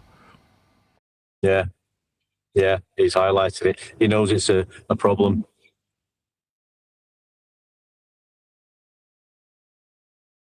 I mean, it isn't. Toon saying elevation angle has got nothing to do with the surface. Who gives a shit? It's like, you're not the arbiter of what an elevation angle is. When he measured it from the surface of Antarctica, allegedly, it is what it is. It's a surface level measurement of an angle. That just is what it is. Same with azimuth. It's like, it is what it is. It doesn't matter if Toon says it's a global measurement. It isn't. And it is specifically to the surface. So it doesn't matter if he says it isn't. Who cares? Well, that was the geometric proof. That's what John was pointing out. You're offering geometric proof, which is what he asked for, and he's saying he wants geometric proof of the geometric proof. You offered him azimuth. That's what he was measuring in Antarctica. We all know what azimuth is. It can clearly be defined. It can clearly be explained. That's what it is, and that's what you was measuring to from a horizontal. There's your geometric proof that you measured Earth flat to. But as long as he can keep saying, "Oh, I want the geometric proof. Send me the geometric proof. I need the geometric proof." Well, you've had it. You provided it.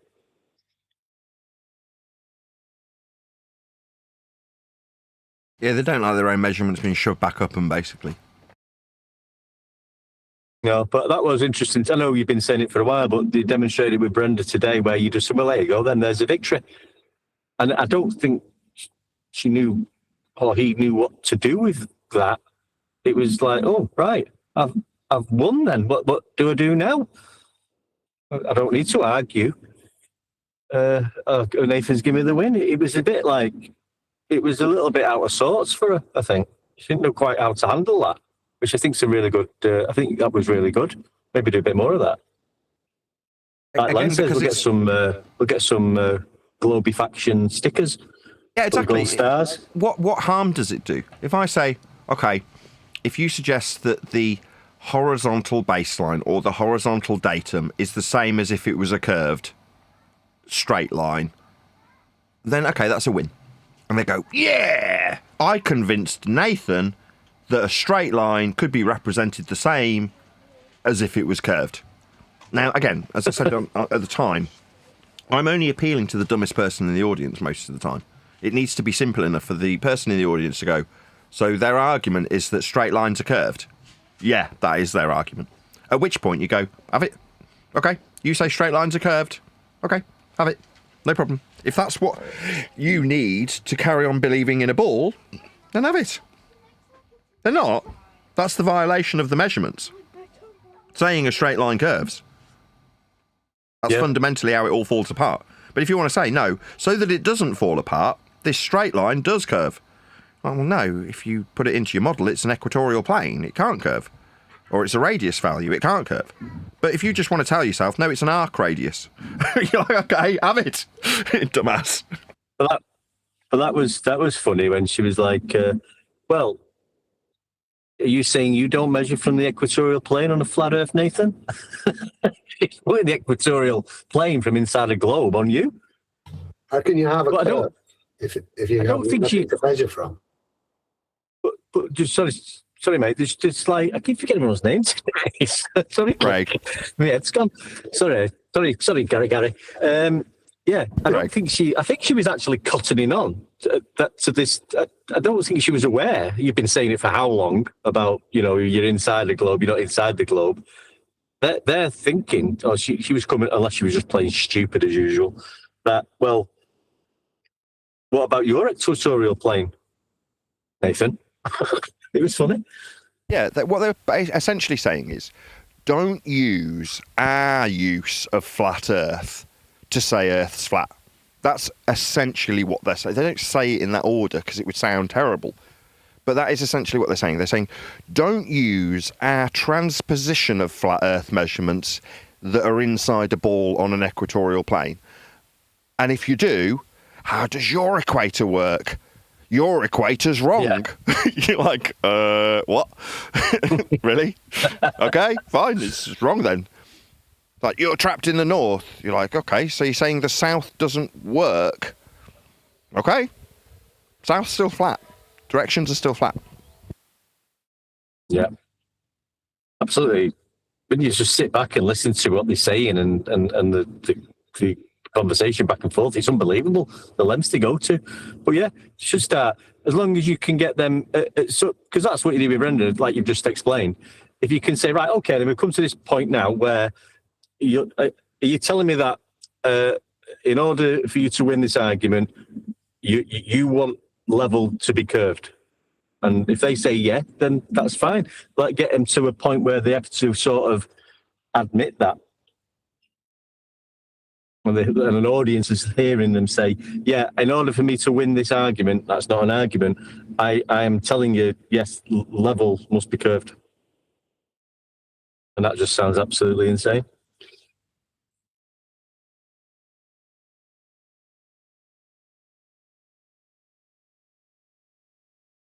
Just going to go on pause for 2 minutes.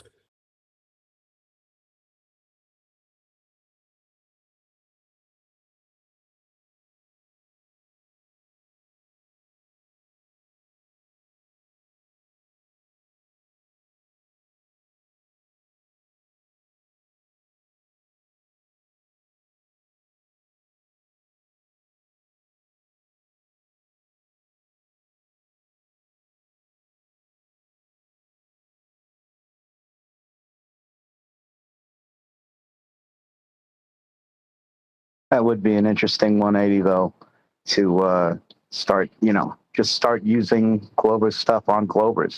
Fine. Levels curved. You win. What do you think you won? You know what I mean?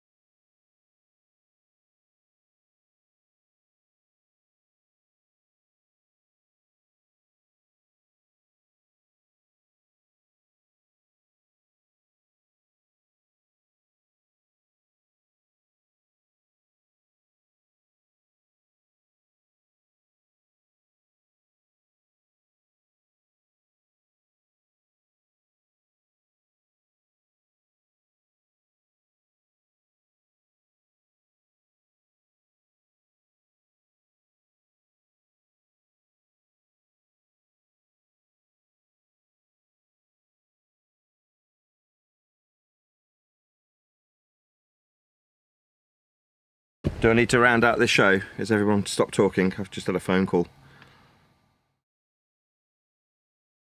Is anybody going to talk, or I'll have to round out the show? No. I tried. I was like thinking in my head, and then the kids started talking, of course. But no, I was in my head thinking, like, what if, you know, like I was thinking about how she reacted to the claimed victory, the idea of victory is all that she wanted. And I was. It is that hollow, but it always was. To figure out why. It always was that hollow. That is to say, when these opponents come, they just want a little bit of pain relief, and a little bit of a victory in a debate is enough for them to go, yeah, I was right all along. You're like, that's all you need, right? You just need that little bit of pain relief. Now, false pain relief, like a placebo in medical terms, might work initially until someone points out it's a placebo. Then you get angry. You know what I mean? Well, I thought it was a painkiller. Now it's a sugar pill. Well, my headache went away. Yeah, I know, it works like that, eh? Well, the same thing is applied to them. Well, he said that you won. Well, what did he say you won with? Well, I told him that a measurement was a begging the question fallacy, and he said I'd won. You go, okay, and that gave you pain relief? Yeah, definitely. It was really nice. I felt this rush of endorphins. It was wonderful. Yeah, she did though. I felt it when you was doing it. I could feel it through. I could just sense that she's thinking, I've got to win against Nick. I guarantee you, she'll have gone off and she'll be telling people about this. I got to win off Nathan. If she'll mention it to 2 or 3 people at least, I'm telling you. Yeah, and that will What win did they get? a slightly less intense endorphin rush each time she conveys that message to another person, because that's in their mind what is required to overcome a flatty. If we all towed the line with consensus, in their minds that would make them happy. Like if everybody just didn't ever mention flat Earth again, then they could carry along in blissful ignorance. But they don't realise that isn't the case either. They've fallen down the hill.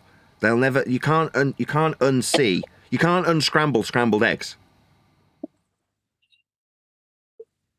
I bet it's funny though. Because what point did she win on the begging the question fallacy? I bet tomorrow she'll be telling him, people will be coming in using the same argument, saying, give me a win, Nathan, give me a win. Using exactly the same terminology as Brenda used. Can you tell me I win when I say a distance is actually begging the question? And I'll say, yeah, okay. Yeah, distance isn't real, it's just begging the question. Surveyors get paid to beg the question, that's right, yeah. And it's the same thing we as parents do when we have 3-year-olds or 5-year-olds or 7-year-olds or 12-year-olds. When you just don't want to hear them talk anymore, you just say, okay, that's it. You win. And they walk away and they go, yeah, I won. But they're children. They don't know any better. These are adults. That's what's amazing to me. Yeah, it's funny because Nathan's been saying this for a while. It is what it is. Everybody knows Earth Special Flat. That's what we're talking about. And they just want this win.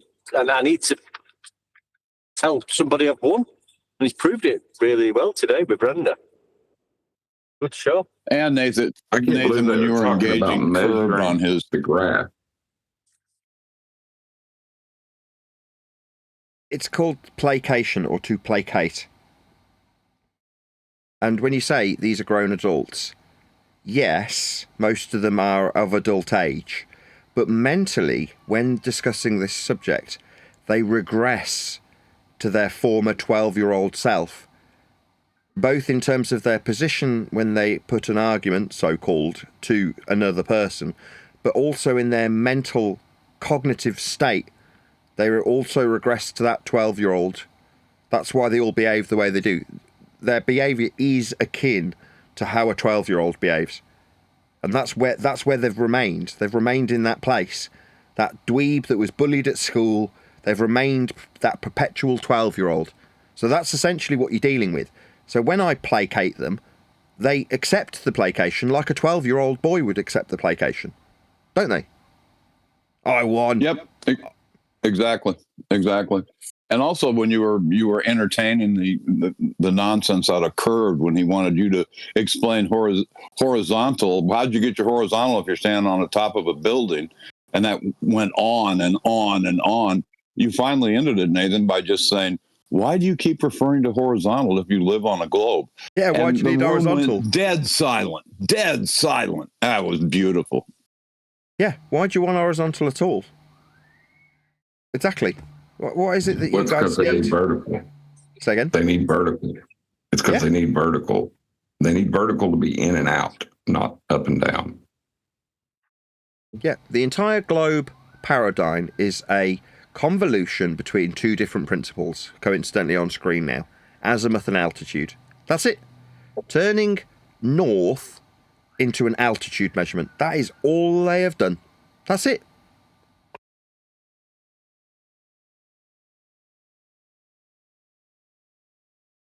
Basically, yeah. Really basic. I think it's at the point now where we can explain this to people who are about 80 IQ, maybe not below. Like, if you're retarded, you wouldn't understand this. But, you know, plus 80 IQ can now understand this. It is that simple at this point. Yep. As well as, like, giving them the win because they want the win. It's like with that little bit of a convo with me and Elbet. What he wanted was to go back and forth and get me in a position where I might be getting a little bit, maybe said the wrong thing or slipped a little bit. Not the fact that I've already pointed out that we're using sea level for the elevation profiles. I've already just stated that's what's in place. That's what we use. Ends there. He wants to go on, what tool, this and that. So I'll make a slip up so he can then think, well, I got one bit confused and he said this and he said that and he was tangled up and I won that because I came across more in a certain way. Nothing to do with the actual evidence that I was presenting. No. Don't. You're demeaning yourself unnecessarily. You absolutely won on argumentation, not on demeanour. No, I'm not going to accept that. You won at the point that you took his single point on a vertical datum, that's the average being measured of the sea level, to a point that it's referenced with horizontality for the reference of deviation in the vertical. That's a elevation profile. Elevation being the vertical deviation from the horizontal, which cannot be a single point. The moment you said elevation profile, he lost. He then said, well, what's the tool? You're like, okay, that's notwithstanding the fact that it must be horizontal then. And he just didn't want to know. Now, whether or not you held him to task on that is neither here nor there. That was the point that you won by argumentation, not by demeanour, not by just being confident with what you said. His argument was this is a single point because you can only reference one station and it's measuring the up and down of the sea. So you go, well, this does sound like it's only to do with horizontal if we ignore what it's called, sea level, right up until the point that it's used in practical application for an elevation profile. That's you winning.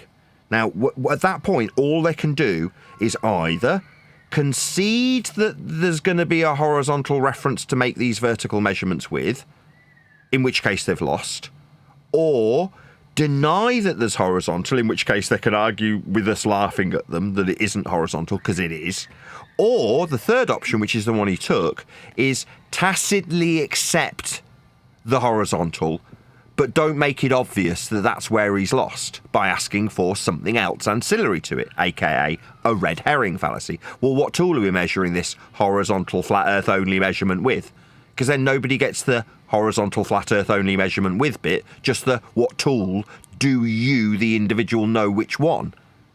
Notwithstanding that it must be flat and that's what we're going to be measuring with the tool when you get to it. Because then you can argue about the tool rather than the prerequisite flatness that you've made clear with the elevation profile. So that's why I stepped in. And if anybody turns around and goes, unjustified, you're like, no. He's whistling past the win when he says, how are we going to measure it? What, the flatness? The horizontal bit? So we've definitely got a horizontal bit then. That is the end of the discussion. It was legitimately where the discussion came to an end. And, but for the fact that he was attempting to introduce a subvertive measure, that's what tool, we'd be just arguing or talking about how flat Earth was being measured with elevation profiles, wouldn't we? Yeah, the thing that really gets me is they accept vertical, but they deny horizontal. That bothers me. Yeah, that's a funny one. When, like you say, the axiomatic. I mean, I think it bothers most of us. Yeah, the orientation, whether it's vertical or horizontal, is always with respect to the plane of reference. It may be measured in the vertical, it may be measured in the horizontal, but everything is with respect to the plane of reference. You know, the plane that we reference. How do they not get that? Well, it's like we said last year. These words they're using, the 30 words we put together, 30 words not allowed to be used when explaining how Earth curve is measured: sea level, horizon, horizontal, parallel, plumb, perpendicular, elevation, angles, triangles, sea sextants, theodolite, spirit level, altitude, vertical, tangent, straight line, up, down, plane, north, south, east, west, azimuth, linear, and flat.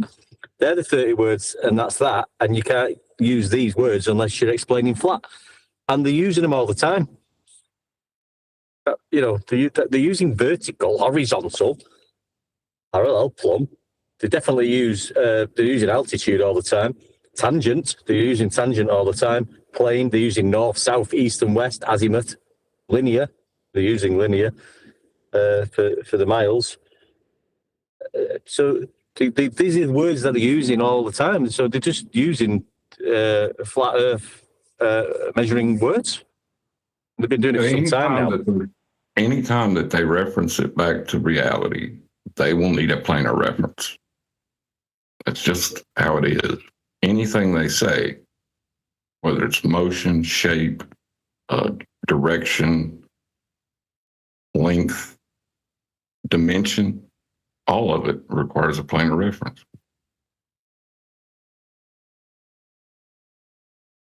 Yeah, because that's how it works in this place where we all live. So I'm trying to explain to Oliver. We're using sea level. We've got an average of the level. Some idiot in the background was trying to come up with tide levels, proving a curve. Different tides, proving a curve. But we're utilizing what we have of this Earth, which is an average levelness. And then we think, right, but this is what we've got to work with. This is it. This is what we're going to utilize. So planar surface, and we're going to take this forward, and we can measure heights of hills and mountains, depth below. We can now we can create maps and navigate. You know, we've just had to use sea level. That's what was in front of us, and that's what we've utilized. It's not a tool, and a bear. Sea level is not a tool. We're actually utilizing the levelness of the place where we live. That's my little rant over.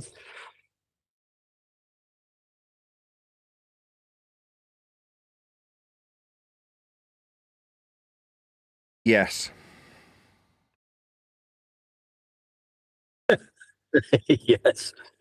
But them tide gauges, yeah, they are measuring, they're scattered about on cliffs, walls, and, you know, I don't know what linear distance they are apart. But, you know, it'll be just averaging a level between distances along, you know, coastal areas. Yeah, you might have them spread out 3 or 4 miles along cliff edges, and you're going to reference the levelness of the levelness and get an average levelness of the level. As far as my understanding is with these tide gauges, we've got the one station in Cornwall that covers the entirety of the UK, and in America or North America, you've got the one in Quebec that is for all of North America, Canada, and Mexico. They don't, within the description, it mentions they only use the one, so it rules out any inconsistencies of different tides at different locations. Right. I thought, I might have read something previous. I understand that now, Len. or Graham. Only joking.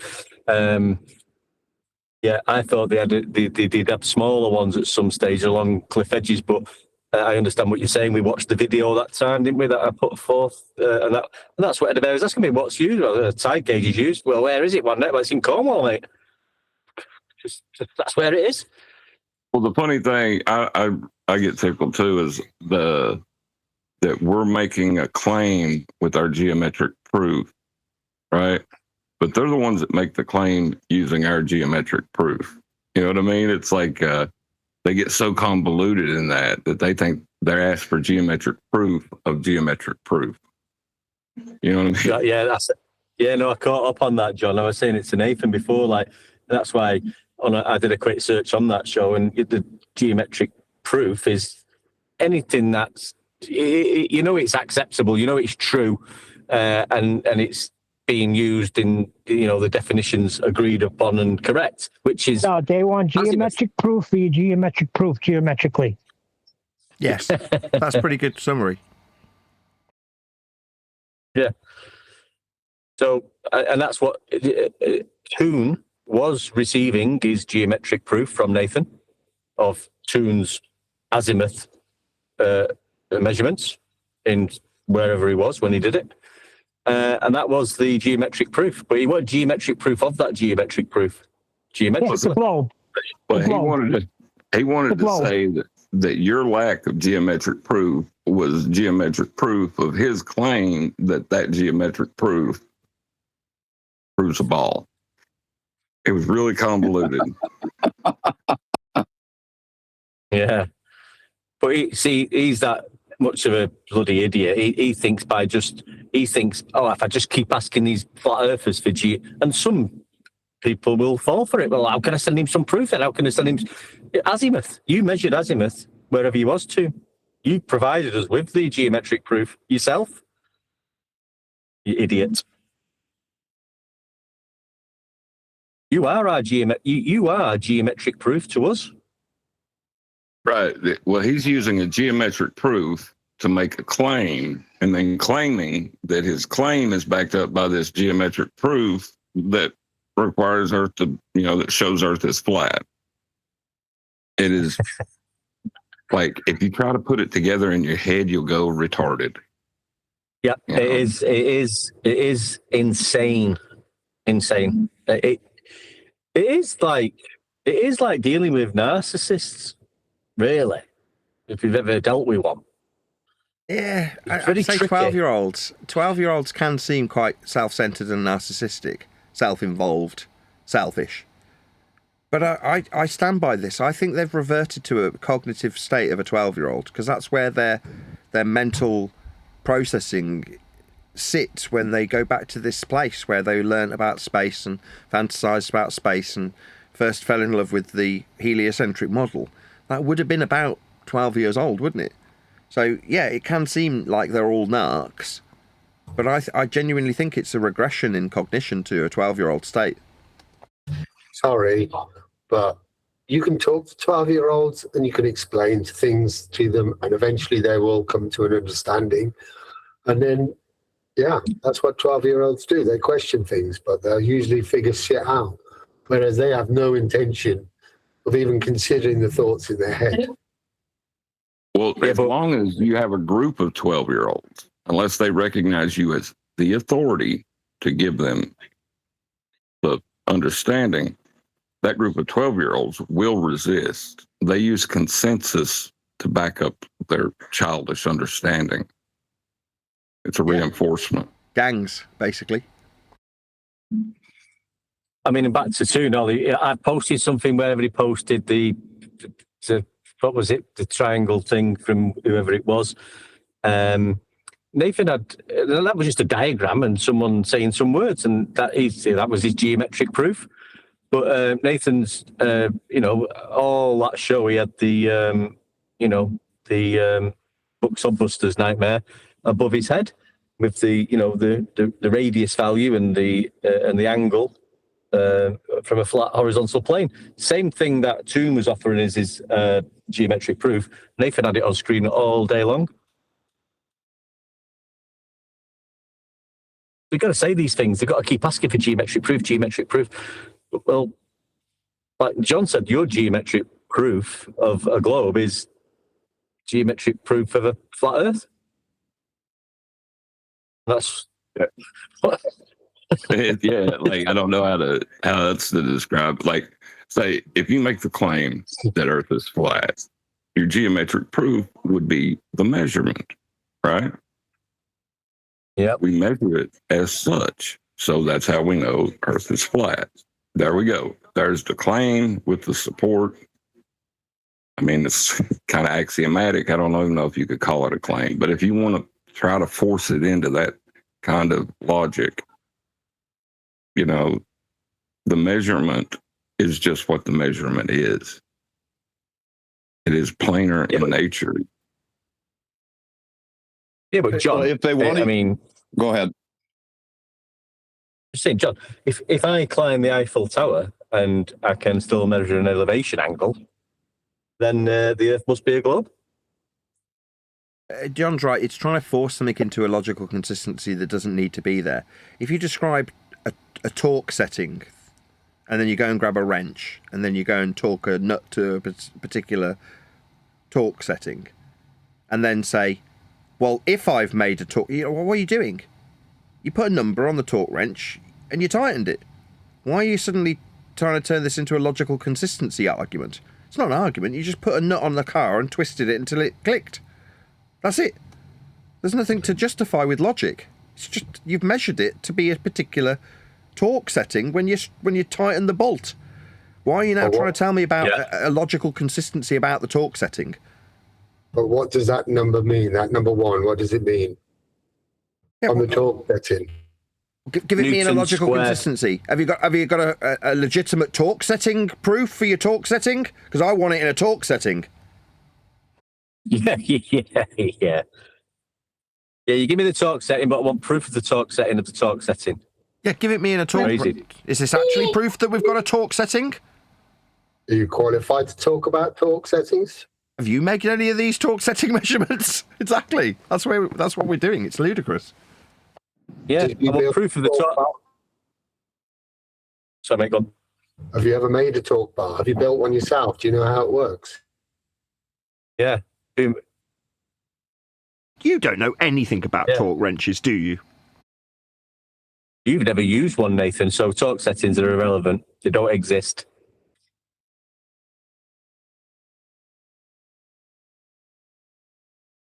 Come on, the best thing today was Gem Panda's got pictures and Rob Noxious has flight paths. That's it.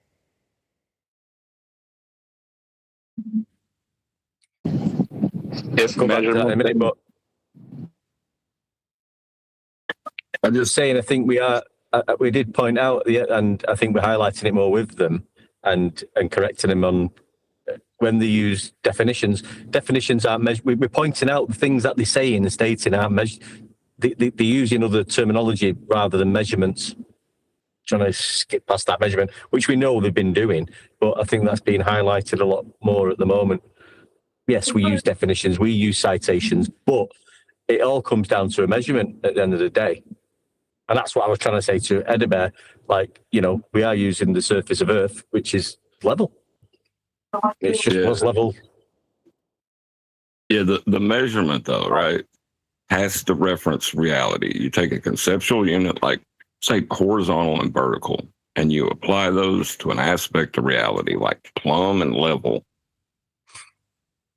And then you can make measurements from that or with that because it's referencing reality.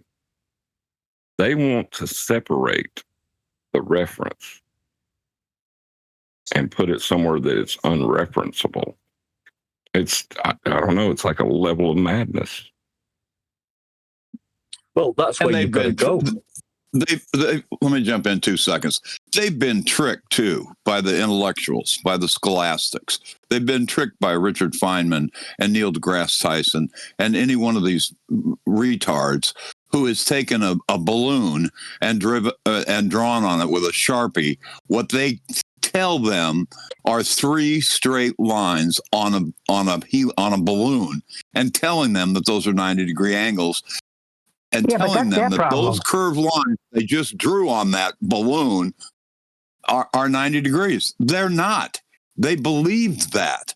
And I blame those guys for doing that, and they should be chastised for it. Yeah, but even, I know you're saying, mate, but once you get into like drawing fucking three lines on a ball balloon, we're no longer talking about the geometry of Earth. We've drifted off into La La Land, and we're not going to La La Land. We're going to stick to geometry. Geometric proof. I don't have to prove La La Land to know it exists. I just know, okay? Well, I report from La La Land all the time. I live in Narnia, but they won't accept that. And Spurgeville is right next to Floatyville, where you can have hyperbolic and spherical trigonometry and all of those things that don't exist and are contrapositive to each other. They contradict each other. Here's my question: if they're going to live on a ball and want to live on a ball, then they need to, like you had said earlier, Nathan, and One Deck, then quit using the geometry, quit using the words. You've got your Floatyville non-Euclidean geometry. Reference that then. Yeah, you can't reference that. Not without a horizontal plane, you can't. Well, it's conversion, isn't it? All surveying is flat. And if you're going to suggest non-Euclidean or geodesics or geodesic surveying, then you're using after-the-fact calculations from the flat Earth measurements that all surveying relies upon. So when you say that you're doing anything other than a Euclidean measurement, then you can't measure it that way locally. That's why they all say locally. Because the ball only exists non-locally, that is to say, it's, like we all know, calculated into existence. My favourite part of today, John, by far, was when I said, you can't be in space you've never been, how high have you been? And they're like, I've seen it on TV, I've seen hundreds of photos. And I went, yeah, I've seen hundreds of photos of Narnia. And they're like, well, nobody's pretending that's real with live stream footage. And you piped up and went, actually, I'm the Narnia correspondent. Live from Narnia. Oh, I missed that. It was epic because it's useful to have somebody, your wingman, basically. John was my wingman for a few moments when he's like, well, actually, I'm joining us live from, because it requires somebody to take that step to lie. Now, it's done tongue in cheek, which is why he's got away with it without being called a liar on the spot, because he's lying. But that's what's required. But to suggest that, well, because I've got a TV feed that's got the word live on it, means it's come from space, it's just as easy as John saying, and I'm live from Narnia. That is just how easy it is, isn't it? Now, before John did that, I was going to go to, well, one of the feeds that I've seen of the show called Narnia had the word live written in the bottom hand corner. Again, I've just got to lie, but it's far easier for John to do it. And just say, oh yeah, I'm live from Narnia right now. Like the spacemen just have to lie. Yeah, I'm out in the second law of thermodynamics violation. Yeah, I'm on the ISS. Well, now we know they're lying. They're one of the few people that we know are lying. So to contrast that, was he a delay on his mic from Narnia? Oh no. What, when it came through the wardrobe? There was a slight time dilation problem via the wardrobe. Yes, that's correct. Oh God, that's why I constantly. You do realise that's a perfect parallel with Narnia and space. So there is literally a time dilation problem with Narnia. That is to say, you go in, and the difference is akin to them describing travelling at the speed of light.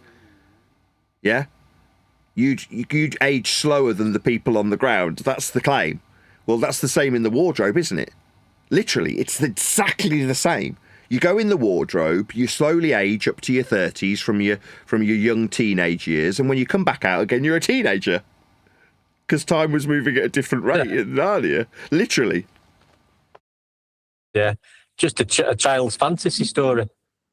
What C.S. Lewis cleverly incorporated quite a few elements of Christianity, a religion, and heliocentrism, a religion, into his story.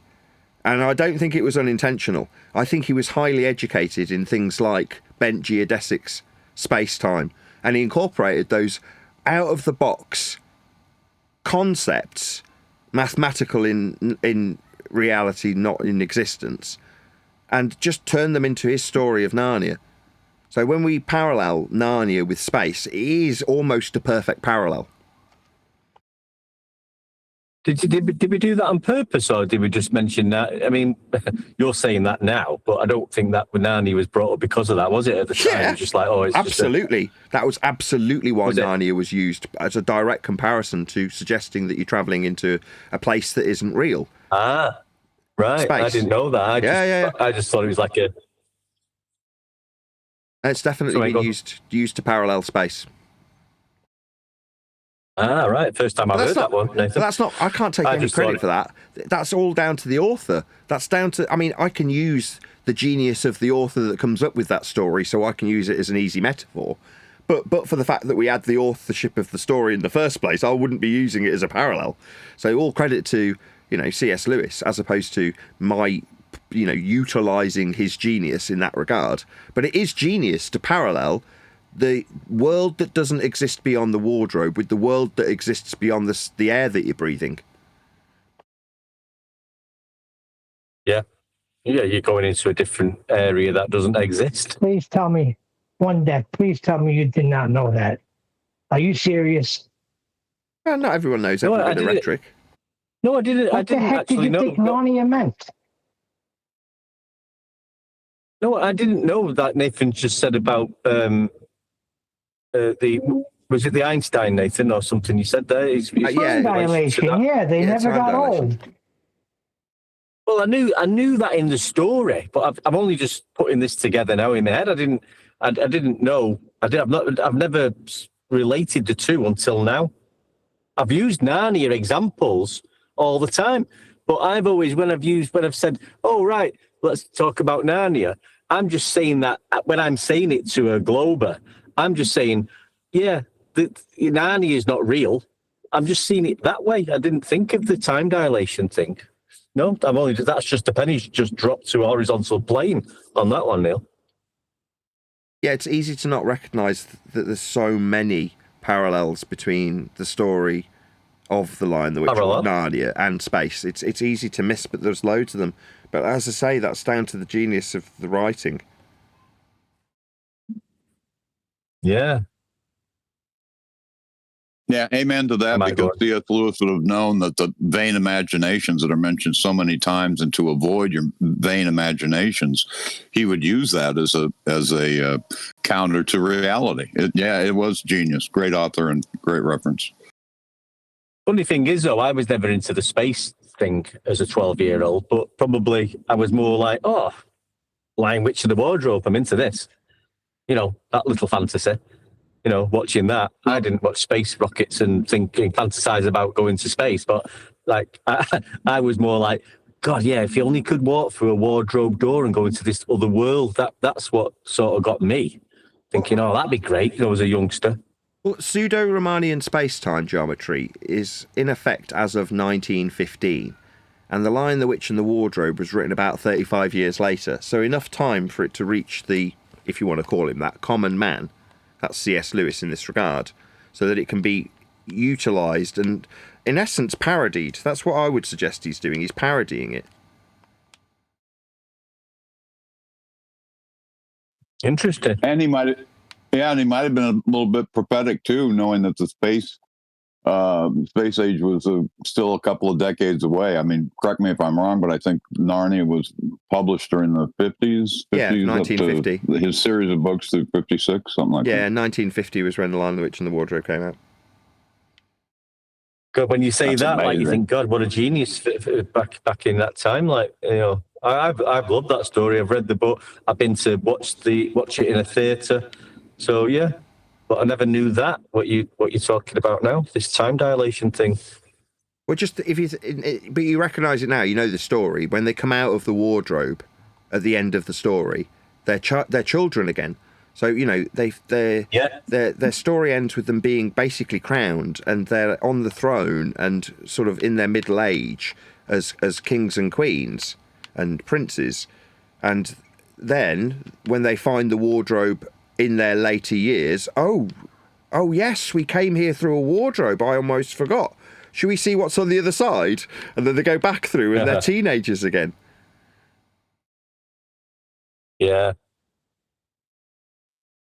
Yeah, that's amazing. And then the continuation of it with Werner von Braun and Walt Disney and what they did to revert back to placating to children, and or not even placating to them, just introducing a new concept, a new reality, a brand new vision, a whole new world, a new land to explore in outer space. And with Disney and von Braun, the damage this is what we're getting now. We have to do damage control of what they did back in the 1960s and 70s. Amazing. Right, who's the other one that was writing A Journey to the Moon and things like that? What was that writer called? The guy that later worked... H.G. Wells. Well, yeah, him. H.G. Wells. This is where all of this stuff's culminating, all about the same sort of time, sort of early 1900s. Early to mid 1900s. That's where this is all sort of taking shape. So in terms of heliocentrism being reified in sincerity, like people actually believing that they're on a ball, I would say that that's only been the case for about 100 years.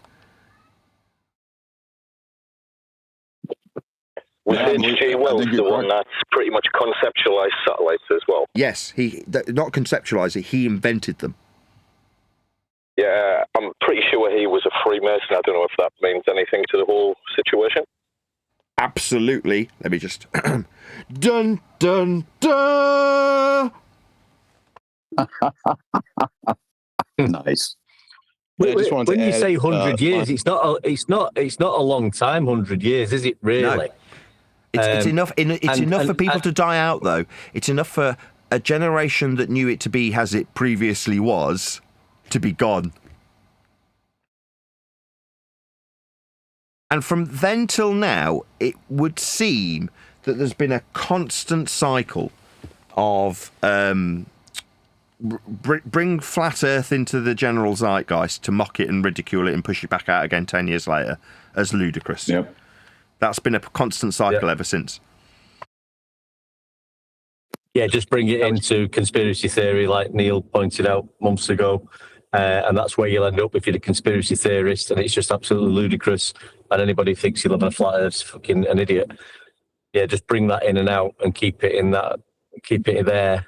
It's very clever though how they've done that. Yeah, the other clever part of that you got all of it except one section, which is make it about Earth being or Earth not being a ball.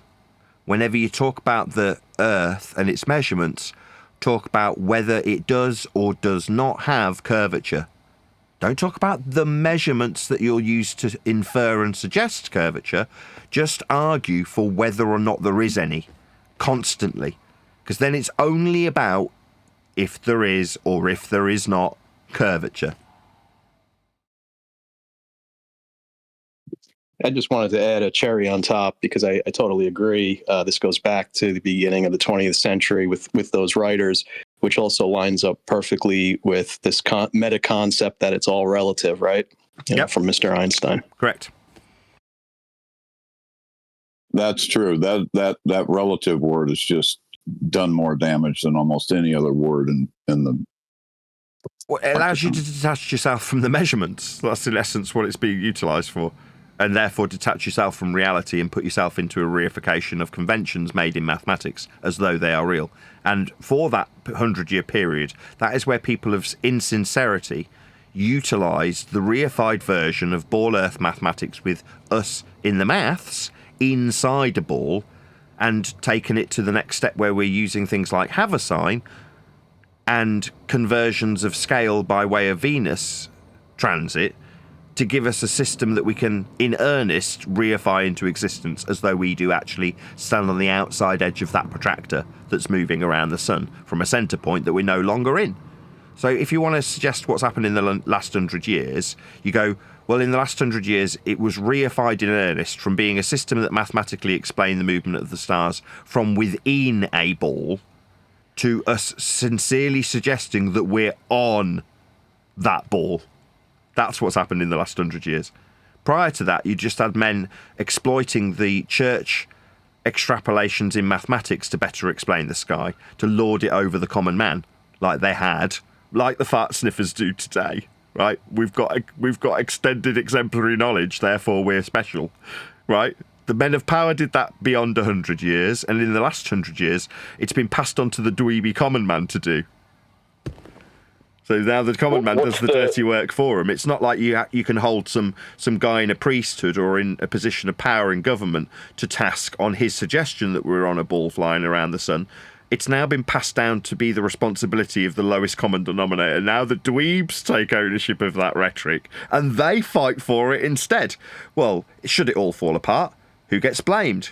Well, your average common man that believed in it. Did they not understand that it's just a mathematical system? Is the disclaimer of the man in power today, because it's been passed down to the dweebs, hasn't it?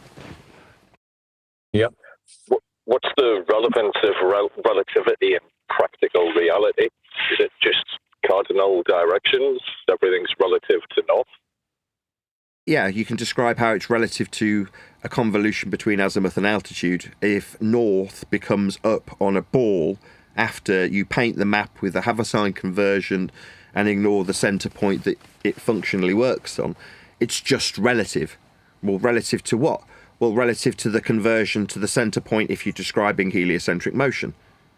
In other words, it's justifiably reifiable. If you use the word relativity, you just strap that on the end. Well, it's all relative. What's this compass they're trying to bring into the situation, which is always used horizontally? What was that? What was the name of that one again? It's the same principle as used by the mapping company when he suggests that the levelled tool has the movement in the vertical when describing a horizontal concept of direction.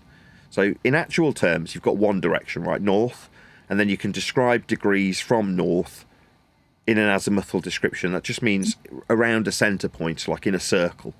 So all descriptions of any other direction are just conventions derived from the original direction. Okay, that's horizontal as a convention to use for direction.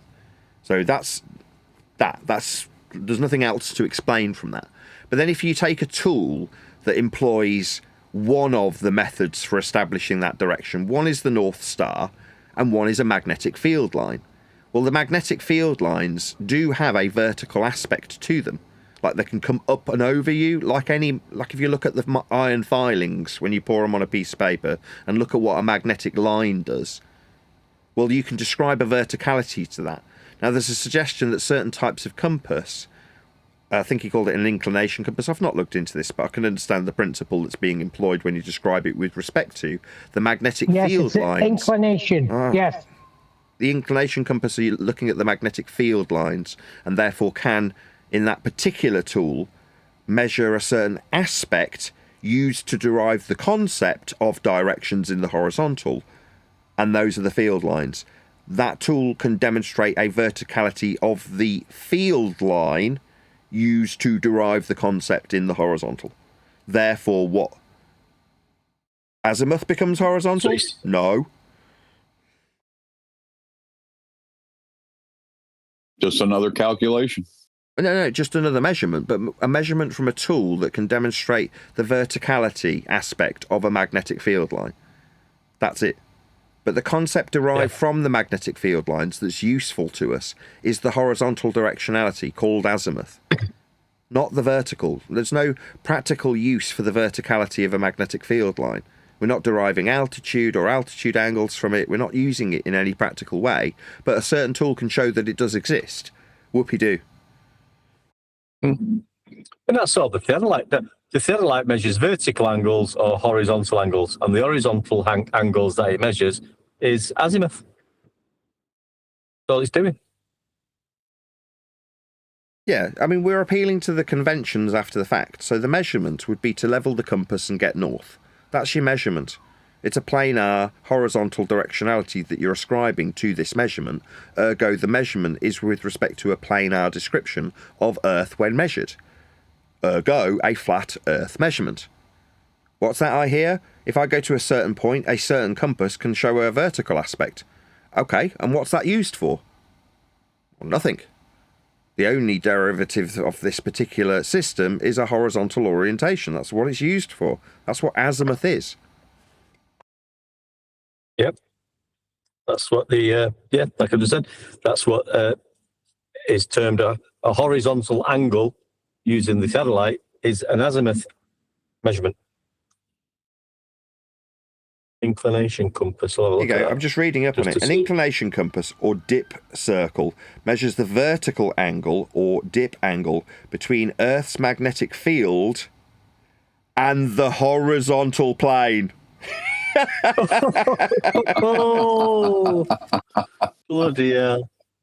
And they're appealing for this. I read that out last week. Where you guys been? I've just never looked it up. Because half the time I don't care, Neil. I mean, number one, I'm lazy. Right? If I don't have to look something up, I won't. You know what I mean? And in this instance, it's just intriguing to see what they're appealing to. But when you understand the convention that's derived and its practical uses, in this case, what fucking way are we going? We're going that way. Nobody's ever pointing upwards or downwards, right? When you understand that, who gives a shit what the tool does?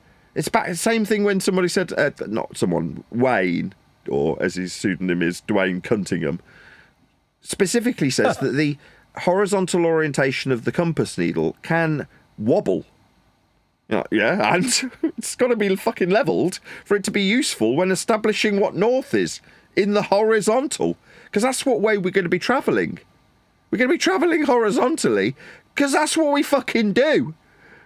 Now, again, this seems really basic when I put it in these terms, which is why I'm probably hear me smiling. You just think, what way am I going today? And then point in the direction you're going. And then you can literally, in that simplistic direction pointing, you can go, well, Earth's flat then.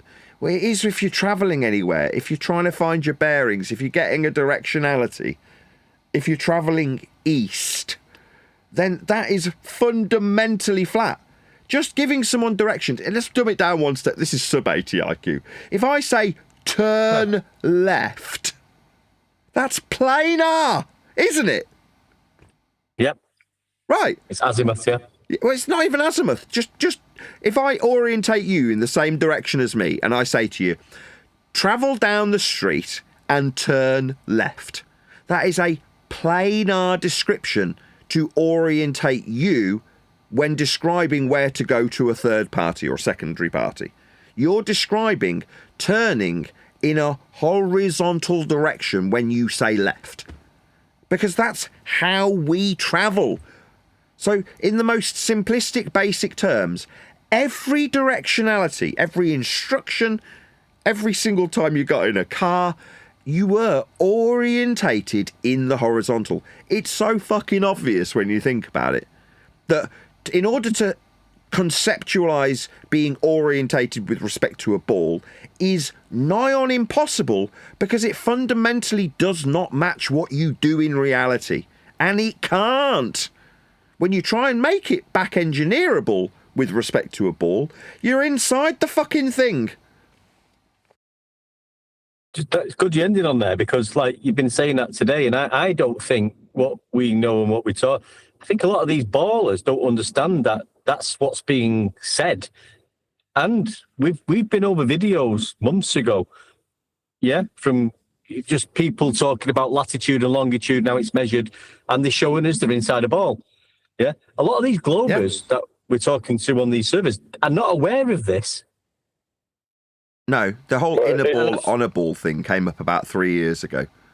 The consequences in terms of Earth is just measured flat, probably 2 years ago. That rubbing it in their face from about a year ago. Well, if we're rubbing this in their face because it's measured flat anyway, therefore nobody's of any consequence and the entire discussion's moot. Moot. I find it quite fantastic how you can just demolish any point or argument through knowing the fundamentals of baseline, like not having to look into that tool. You can be confident enough that you know how you understand how it works and what it utilizes.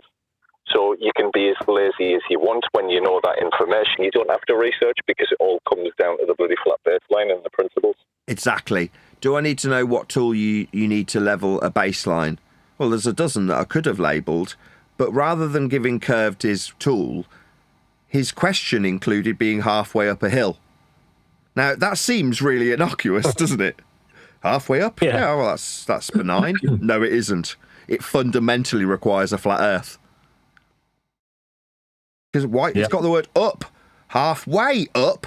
Halfway between what and what? A measured distance from a flat earth, parallel planes, to be halfway up in the vertical, axiomatically tied to the horizontal. Everything they'll ever offer, even that seems relatively benign on the surface, is always tied to a flat earth. If it ever has any semblance of suggestion of earth measurement attached to it, it will require a flat earth in every instance. In this case, that's the most benign example I've had so far. Well, if I'm halfway up a hill, how do I find my plane with a tool? Well, you're halfway up a flat earth measurement between the top and the bottom. It's a vertical description. Halfway up. Up requires a plane. You know what they were fishing there for, though? You know what they were looking for you to do I actually don't. Not caring means I don't need to... I haven't thought about it. No, I don't. What was their gotcha? They were fishing for plum. They were fishing for a plum that they can say is tied to the centre of the earth. I think that's the way they were trying to take it. I didn't realise that. I mean, at one point, just to move the conversation on, I said we're using a sextant. Let's find out how high we are off the house. But that was only because I wanted to ask how high we were off the house. And I'm like, that tool requires me ask this question, so I'll use that tool. Because it, in one sense, moves the conversation on because it's answering him. But in the other, it just means I can start asking him about heights. But like you just said, they don't offer anything. Somebody just said offering. They don't offer anything. They just ask questions and then argue about, can I get an elevation angle from a certain height above sea level if I climb the Eiffel Tower? And therefore I'm on a ball. That's all it's... Because therefore I'm on a ball. That's all they're doing. Well, no, because therefore if I can get this person to say that the tool used to get the altitude perpendicular to a plane, to establish a plane for an elevation angle, is a vertical tool, then I can have it point to the centre of a ball, and that can be the win. So had they have got their gotcha now that I know what it is, thanks to Len's sharp nature, we know that had we have got to that point where they go, well, you're establishing horizontal from the vertical, therefore the vertical can point to the centre of Earth, at which point you go, okay, have it. In order to get a flat Earth measurement and a flat Earth altitude perpendicular to sea level for our height off surface level for the elevation perpendicular on the top of a building to establish a plane, we need a plumb bob that points to the middle of a presupposed spherical Earth. Therefore, they win. I'd have given him it. I'd have just given him it. Like I gave it to Brenda, I'd have been like, if this is what you need to be the win, then fine. Yeah, but then they've jumped up to the Eiffel Tower, measured an elevation angle, and then they get into the verticals and said it's pointing to the centre of a sphere, which the measurements of the sphere are from sea level. Yeah. Exactly. Is vertical with respect to a curve, though? No, but they can have it tangential and then later move it tangentially as it is at this stage, assumed with the plumb moving to the centre of Earth from a tangent plane touching the surface. That's where Buck fucked McToon over. He had he was too keen to get to the tangent plane touching the surface of a ball, when McToon's saying this flat Earth elevation angle's got nothing to do with the surface. Like Toon was, itching to say, no, it's touching the ball at a point. I don't know if they'll ever live that down. Can you build a real measurement off imagination? No. Verticals measure it. Yeah, so they'll accept the flat Earth measurement so long as I say it's tangential to a ball, I'm assuming. That's what Brenda did. Oh, yeah, okay, we've got to get a perpendicularity for the altitude perpendicular to sea level, but that's because it's a tangential plane. So I'll accept that there's a plane that's definitely being measured, so long as I assume there's a ball dangling below that I can later transpose this plane into so that it works inside the ball. But see, the vertical can't be with respect to an imaginary plane.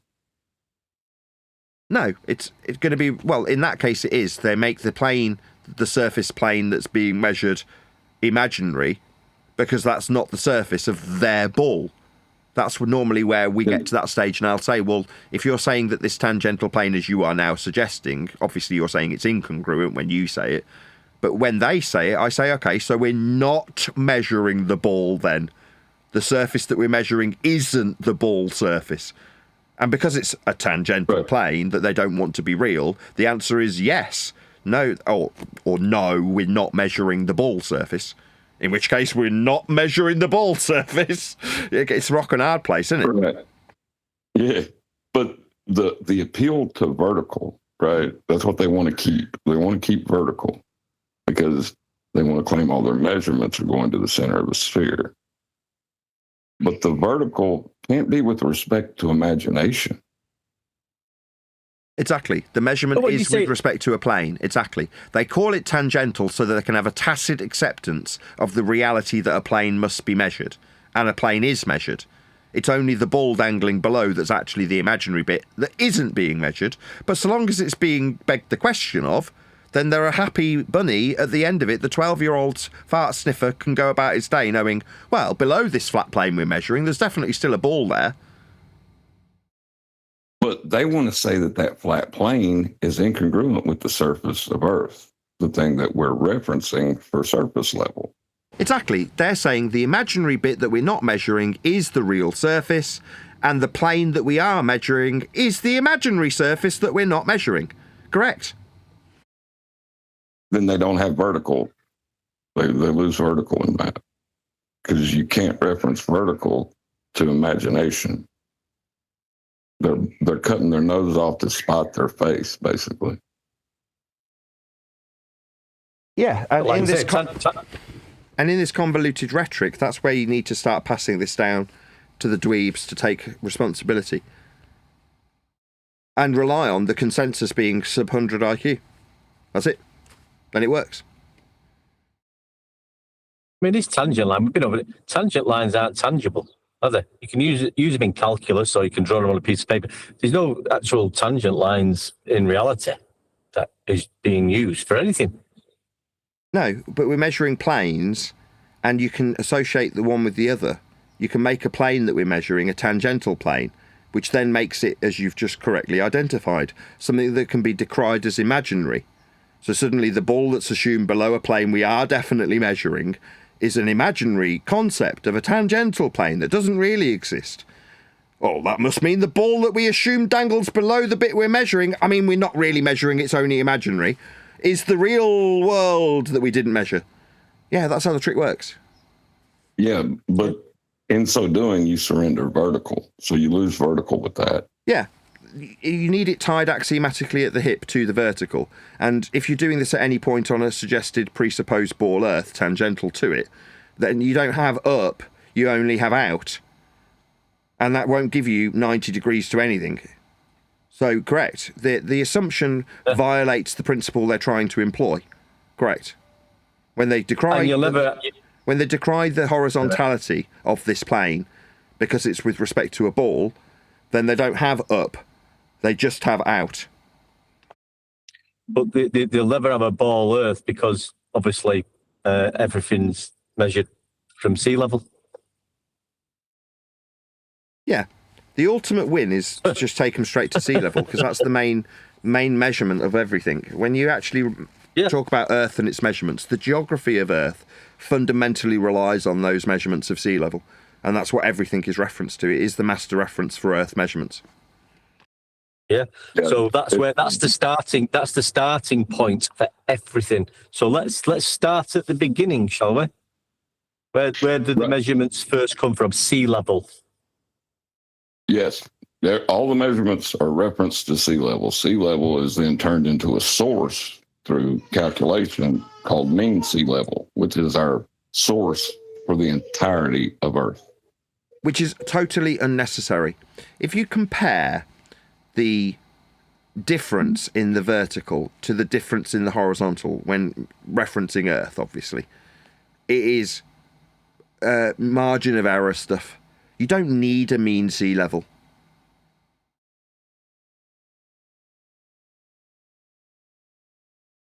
No, I mean, that's just for... It's interesting to see, it's just a measurement of are the levels dropping or is global sea level rising? Are the levels what the levels are. It's just a graph. It's just some data, information, collective information of the what the levelness of the levelness, which is level. Yeah? That's not what I mean. And that's the starting point. Let me just for explain all what I mean. measurements. Hold on, you've missed what I mean. What I mean by that is, imagine how far across the United States are. And then imagine, by comparison, the difference in the sea level was. So let's say you took the measurement of the difference of the sea level from the maximum it ever rises to the minimum it ever falls to. And then you laid that measurement, I know it's vertical, but you laid it horizontally next to the width of the United States. Do you think, how big would that map have to be for you to actually see any difference whatsoever by comparison when you compare that vertical difference to the horizontal? It's nothing. It's tiny. It's beyond margin of error stuff. It's so minuscule as to be utterly insignificant. It's also why we can describe the Earth as flat, because when you're going to conceptualize it that way, the vertical changes in the horizontal topography are so imperceptible. If you could shrink the Earth down to the size of a wall. Basketball? No, a bedside table, a circular bedside table. No, basketball. You wouldn't be able to fill any bumps in it. It would be as smooth as flat. Exactly. So perfect. So when Neil deGrasse Tyson gets a load of flatties all excited about him saying that the world's chubbier below and by perception it's flat, all that description came with him explaining that if you had the Earth, suggested to be spherical in his example, at the scale of a bowling ball, then the highest mountain compared to the lowest valley would be imperceivable to your touch at that scale. Now, that's comparing the highest mountain with the lowest valley. Now, by comparison to that, think about the differential between the highest tide and the lowest tide. It's nothing. Yes. It's irrelevant. Exactly. But yeah, I've been trying to create some visual representations of like the UK and the US using those measuring stations and the distances. I think the distance from Cornwall to the top of the UK is like 800 and something kilometres, and North America, Canada, and kilometres, Mexico, it's like just let me get to the end. That's about 4,500. Sorry? What he's saying is, if you take 800,000 metres and compare it to 20 metres differential, you can't even see it when you put the two scales next to each other. The vastness of difference between the top of England, bottom of England to top of Scotland, and then the difference between the height of the tide and the lowest point that it reaches. You can't even show the difference when you put the two next to each other. When you compare the vertical to the horizontal, there is basically no fucking difference. Well, the interesting thing I got from the elevation profiles from drawing the line from Cornwall to the tippy top of Scotland, it went off the coast before it got to Wales, then north of Wales through the coast before it got back to like Blackpool or something. And on the elevation profile, it had a line indicating sea level and the distance below, so the sea level was still there. But just for like how they like to go on about tangent planes and all this kind of shit, the one from Quebec would be absolutely ridiculous for the distance that it's used. But I know you don't exactly like that, the should be curvature kind of argument. No, you're right with your sea level, and Nathan's right with it's irrelevant. But but they seem to want to jump on. Well, there's different level. That's where my bloody sea level poem come from with my friend John. Who's not into this, and I was just talking about it, and I've told you the story 10,000 times. In his mind, and he's just a normal everyday Joe, not into this, not interested in this argument or discussion. But in his brain, he's been brainwashed to say, well, you know, these tides and these different levels of level, therefore globe. That's why I wrote the sea level poem. But they do jump on this. Well, tides and different levels. That for some reason that they jump on that for some reason, but it's irrelevant. It's level. The guy was doing it to Gay, wasn't it? When I was talking to Edinburgh, he was about, well, tides, on deck, you're incorrect. Tides, different tides and different heights of tides. Yeah, level, it's all bloody level. That's me done with a rant. Levels deviating from levels at the rate of level means curve. Yeah, but you know, these are some of the still things that we're not really jumping on it, but it's like we're moving forward all the time, and there's still some little areas where we need to just say, well, no, like we've just described in this, when we start talking about the mean sea level and tides, it's irrelevant. It's level. End of story. Don't get into conversations about that. It's pathetic. The deGrasse Tyson snooker ball example was example to that. Yeah, it's level, and that is the starting point for all Earth measurements. On a slightly aside note, did anybody else pick up on how terrified of John McToon was? Yes. He called him a drunk, didn't he, or something? Or he kept telling him to butt out and not get involved. Yeah. A few people messaged me about it as well. They're like, wow, I didn't know Toon was so terrified of John, and things of that nature. There was also people commenting underneath the video to that effect as well. But to the point where several people have noted it. You're like, oh, okay. Because admittedly, terrified. I'm trying to... He's scared shitter-affracted. That Not answer... terrified, petrified. Yeah, well, to the point where it's oozing out of Toon to the point where people on the sidelines are really noticing. Listen, Refracted's my friend, and he's in this arena, and I'm fucking terrified of him.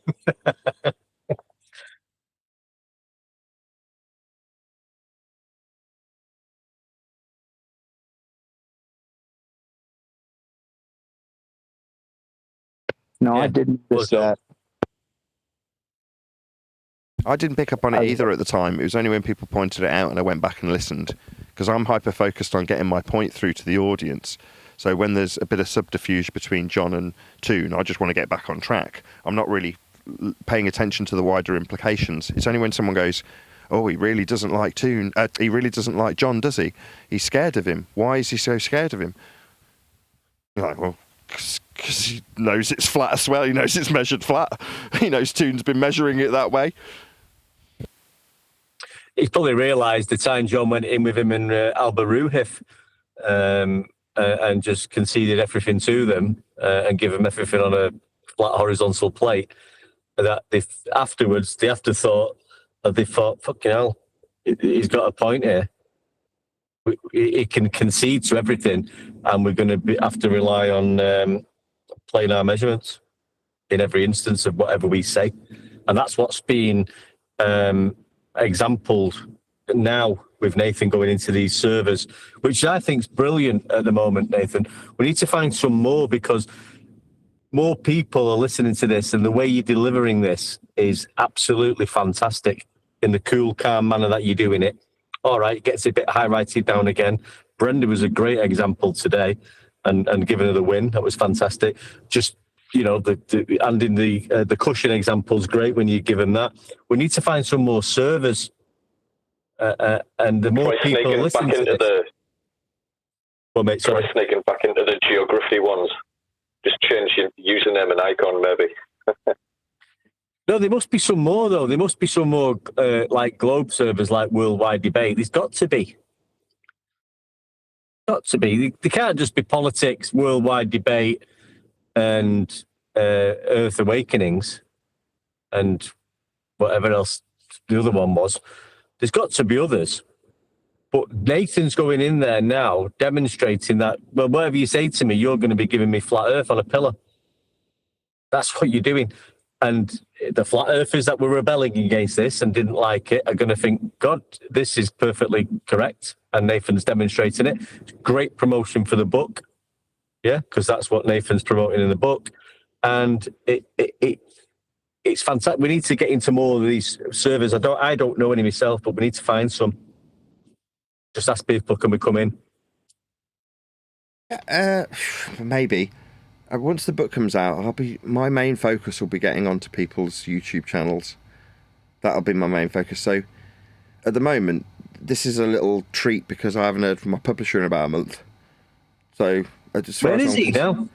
He's probably on holiday. I'm getting a bit pissed. He can't go on a bloody month's holiday. Come on, we need to get him. The point is, while this little interlude, I'll go into servers, and I've got plenty to already go into, which I'm grateful for. I'm glad I've got a bit of a relationship with all these people that I can just pop into their servers. And to be fair, most of them are more than tolerant of me. And obviously, I'm causing a ruckus. Now, you could say that's not your fault, but just by me being there, it is my presence causing the chaos. So therefore, I can only be grateful to the people who run those servers for tolerating that chaos. Now, chaos is good for business. It gets more eyes on their server, so there's a symbiosis to the relationship. But by the same token, when they say, oh, well, you need us. Well, I don't need you. But while I'm in an interim period waiting to go out and tour a book and promote it, I still want to keep my audience engaged. And at the moment, they're baying for blood. They want the demonstration of, well, it being measured flat ends the argument. Well, let's see that then. No, okay. That's what they're getting. But soon it'll be, hopefully, me in front of other people. So this might be a short-lived tour de Discord, if you want to call it that. And if it goes on longer, I've got enough servers. There's still a couple that I've not been back into recently, like Jenna's server. I kind of put my head in there, and there's no one in, so I don't go in. But there will be a point that I'll end up in there or wherever. But I'm very grateful that I've got somewhere that I can call a home from home. At the moment, Flipside Discord server's fantastic. Today I got to use it in the beginning of the Uncut and After show. There's like 45 minutes of me mucking around doing tech stuff on this specific recording, when a couple of random participants of that server have just helped me out figuring out why it sounds crappy from the perspective of someone in Discord. And I already feel like there's been improvements made. When there was rumpusing in the Discord server, I'm pretty confident that the people in the Discord server could still hear me when Curved was talking through me. Now, I'll have to confirm that. I don't know if anybody else was in that server to confirm it, but regardless, I'm pretty confident by the way he was reacting while we were talking through each other, as opposed to previously when it just turns me off and they're just talking. Yes, they're talking through me, but as far as the rest of the participants of the server is concerned, they're just hearing one voice, so it's just one person talking. The fact that it's cut me off, and therefore the conclusion doesn't get aired to the Discord server, seems reasonable if only one voice is heard. Whereas, yes, it's audio chaos and it's difficult to decipher what's being said if two people are talking, but at least there's a recognition now that two people are talking because someone's decided to rumpus a conclusion. So when I say he's rumpusing the conclusion, he's spurg muting me, eventually someone goes, yes, and I can hear that happening. So I got to appeal to the moderator today, and it almost immediately had an effect. Why? Because they could actually hear me. Yeah. Yeah. Admittedly, Divergent Droid's great. Mutes, but... hats off to Divergent Droid for the. He's brilliant. Love him. I'm glad, like I say, I'm glad I've got a server. The fact that I could do technical things and figure out how to get Discord to work properly. Imagine trying to do that if I was in one of the other servers and I'm trying to do that. It'd just be immediately someone would pile in and they'd be interested in talking about the subject matter. When I went into Gems, I just sat here giggling with my wife for about an hour and a half. So I got it all working the way I wanted to. And admittedly, I knew that it would be, at some point, a test of the new settings. But when they were all just moaning about me poisoning the well, I said to my wife, I'm going to do stuff with the kids. I'm going to get myself a cup of coffee. I'm going to get the room set up. She's working in here. The kids are doing their stuff. And while they're doing it, there's people talking about them, specifically Edinburgh, about their home education status and whether we're homeschooling or unschooling and how you could class that as a private education of sorts because we send them out to tutors, things like that, right? And I've got Clover pricking her ears up while she's listening to this being discussed. And me and my wife every now and again laughing about the things that they're saying, specifically about me, while they're saying while they're not addressing me. So I said to her, the minute someone actually addresses me, like says something to me rather than about me, I want to know if I'm in the kitchen or with one of the kids or I'm not in the room. Give me a shout and I'll run back in and respond to someone addressing me. But for the most part, I was just sat here and my wife and I were just sitting here laughing our tits off while they go through the arguments relatively concisely. Explain where my position stands. Don't get me wrong, at the end they have to misrepresent their own argument that they've suggested overcomes it. In the case of Edinburgh, it's suggesting that the altitude angle always needs a correction, therefore ball. You know what I mean? Things like that. But while they're going through what I do as a YouTuber, how my YouTube gets broadcast, Fundy muting, obfuscation, flat earth measurements, all of that sort of stuff is all being unpacked without me having to say a single word. It was a really eye-opening session, and I was only in Gem Panda's Discord server because I thought I'll get engaged pretty quickly now that I've got these settings pegged, or as far as I'm concerned, I think I've got them pegged. We'll see how it goes in somewhere that's definitely going to want to overtalk me. So I picked Gem Panda's server, and like I say, it was probably 2 hours of them literally just sitting there poisoning the well amongst themselves with nobody willing to actually engage me. It's hilarious. Knowing you was there, they're talking specifically about me because I'm sat right there, but no one's got the balls to actually engage with me. Now, the second somebody actually plucked up the courage after about 2 hours to engage with me, immediately they went mental. Now, by pure coincidence, I was actually getting coffee, and I'm like, okay, well, you can have your meltdown, and I'll go and make my coffee then. And they just carried on, and then they're suddenly all 3 or 4 people are suddenly having meltdowns because I've engaged them for about 13, 14 seconds. Something like that. Bloody hell. They know you're there. They're just talking about you and your wife and your kids and homeschooling and all that. Trying to get you to take the bait.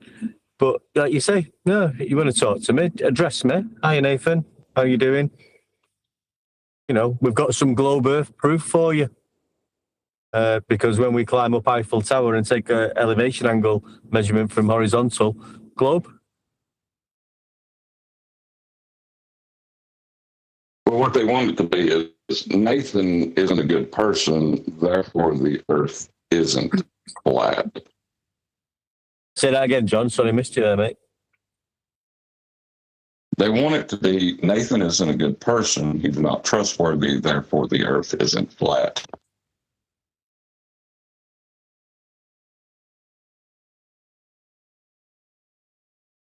I don't like saying this because we've come away from talking about debunking the globe, and I don't think it's debunking the globe, but obviously we're on the front foot with how Earth is measured flat from sea level, but that's why I put Edinburgh on his toes today, because the first thing I was saying to him was, tell us about your globe measurements, and he dodged that question. He would not answer that question if you remember. I think he said it's irrelevant whether he thinks it's a globe or flat, because he won't start talking about any so-called curve measurements of Earth and how it was measured and who measured it using what equipment. They won't go there, and they never talk about that. And I tried to get him to talk about that, and he wouldn't. He wanted to talk about tools that measure mean sea level. Right. It is denying that plane, therefore it's a ball. That's how their belief works. They deny what's known through measurement. They deny that, then they can put statements of fact and if statements. But the way, I'm between a rock and a hard place, because we've sort of come to an agreement that we're not going to be debunking a globe, or we're going on the front foot forward, telling you how it's measured flat. But now I don't know, for some reason, I'm wanting to ask them for their globe earth proof measurements, which I feel like I'm stepping back doing that a little bit. But I want to hear them I want to hear them mention horizontal and elevation angle. I want to hear them now at this point. I don't know why this is coming to my head now, but I'm wanting it. But then I think I'm going into debunk the globe mode a little bit, so stay away from that. So I'm just sort of. When you ask them for global measurements, presupposing that these measurements can exist, you're just wanting some numbers, basically. Is that right? Well, I'm noticing that they never ever mention the anything to do with globe measurements, and all they're mentioning is elevation angles, horizontal, the 30 words, blah de blah de blah. And we've been on the front foot for a while now, mentioning sea level, elevation angles, celestial navigation, altitude, straight and level flight. You know the score. So I'm going to say now, well, yeah, I can do that. We can do that. Now, we're sick of hearing you guys talking about climbing the Eiffel Tower with your sextant and measuring an elevation angle. We're sick of hearing you guys talk about the Adelites, measuring azimuth and zenith angles. We're sick of hearing you talking about measuring Earth flat. What we want to hear you talk about is measuring Earth curved. Now, I'm correct you now, I go there. Have you not heard the likes of McToon going on about his global elevation angles and global sea level? The global elevation angles that have got nothing to do with the surface, unless it's global. Well, that's just the level of cope now. They're just putting global in front of practical. I can't think of the bloody word. Yeah, flat Earth measurements. Yeah, but they're saying global elevation angle, so they're presuming the globe's an Earth. How was the globe Earth measured?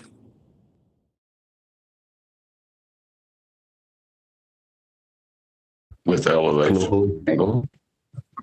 I want to, like we're pointing out the words they're using when Nathan's in there. He's saying, well, yeah, south, yeah, that's a horizontal direction.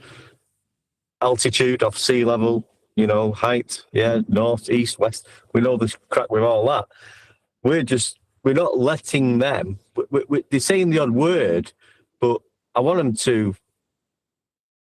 to really give them the mic for a few minutes and explain how their supposed curve was measured. I know they're going to fail, and I know they're going to use horizontal, and I know they're probably going to use elevation angles, but I want to hear them do it more. Yeah, so I was about to say that you can't have global measurements. That's like a oxymoron. There's no such thing. All measurements are with reference to a plane. They just are. So at the moment, they're, if you've noticed, the last, I don't know how many months, you can call it a year, that they never do this. They never attempt to explain in detail about the curvature measurement, which they haven't got to give you. They'll just argue about dip correction, an elevation angle from up the Eiffel Tower, and what level is. That's what they're doing. Well, that's the first step. The first step in creating a globe is you have to deny what you know. You have to challenge what you know, and however you do it, whatever logic you use, as fallacious as it must be, has to conclude with therefore it's not flat. Yeah. The flat Earth measurements I'm using to calculate a globe into existence mean that it's not flat. I don't understand why they struggle so much with dip angle correction. It simply just brings the observer's eye down to sea level or ground level. Sea level? It's not that they can't cope with it, it's just there's weasel room in there. There's enough ambiguity to suggest that there's a spherical correction being taken place. It's just there's The room for ambiguity is what they're trying to exploit, as opposed to not coping with the explanation. What is a height of eye correction? Well, a measurement of a flat Earth for the height of the eye perpendicular to sea level, and then a correction for an angle that is from the eye level reference to the point where the surface meets the sky. Now, because you're above the surface, the point where the surface meets the sky is below you, and therefore requires a small, very almost all insignificant correction to be more accurate. Well, as you point out, are you correcting to? Well, you're correcting to the surface level for the elevation angle. That's why you make height of eye or dip correction. But in that rather lengthy explanation is the ambiguity to suggest that the correction's being made because you're above a ball. That's it. Very basic. Right. And the way that's done is through getting a flat earther to claim something that's not true. Yep. We've kind of fallen out of that. Horizon rises to eye level. This is seeded into the PSYOP version of Flat Earth. The horizon rises to eye level. Incorrect. Eye level is parallel with surface level, and if you are above the surface and using the horizon to establish level, then fundamentally you are using a position below your eye level to establish level. Ergo, a correction is required. Now, this is thwarted by saying, well, not if we're in a dinghy. But even in today's show, that was the misrepresentation I said that we were chuckling about, the wife and I, that is. Edebear needs there to always be a correction for there to always be the global wiggle room. The minute you're in a dinghy doing it at 0, there's no correction, and you've just got a horizontal plane for the horizontal part of the angle, like on screen now. Well, there's no wiggle room for a ball to be introduced if you don't have that correction, is there? Right. And the ambiguity, right, is between the plane you're referencing and the measurement as you can depict it. Right. So you have the actual plane you're dealing with shown in orthographic view as a measurement, and then the plane of reference that you're referencing with your eye. Between those two, the way you see things and how you depict it or to share information, that's where they grab their ambiguity from. Yep.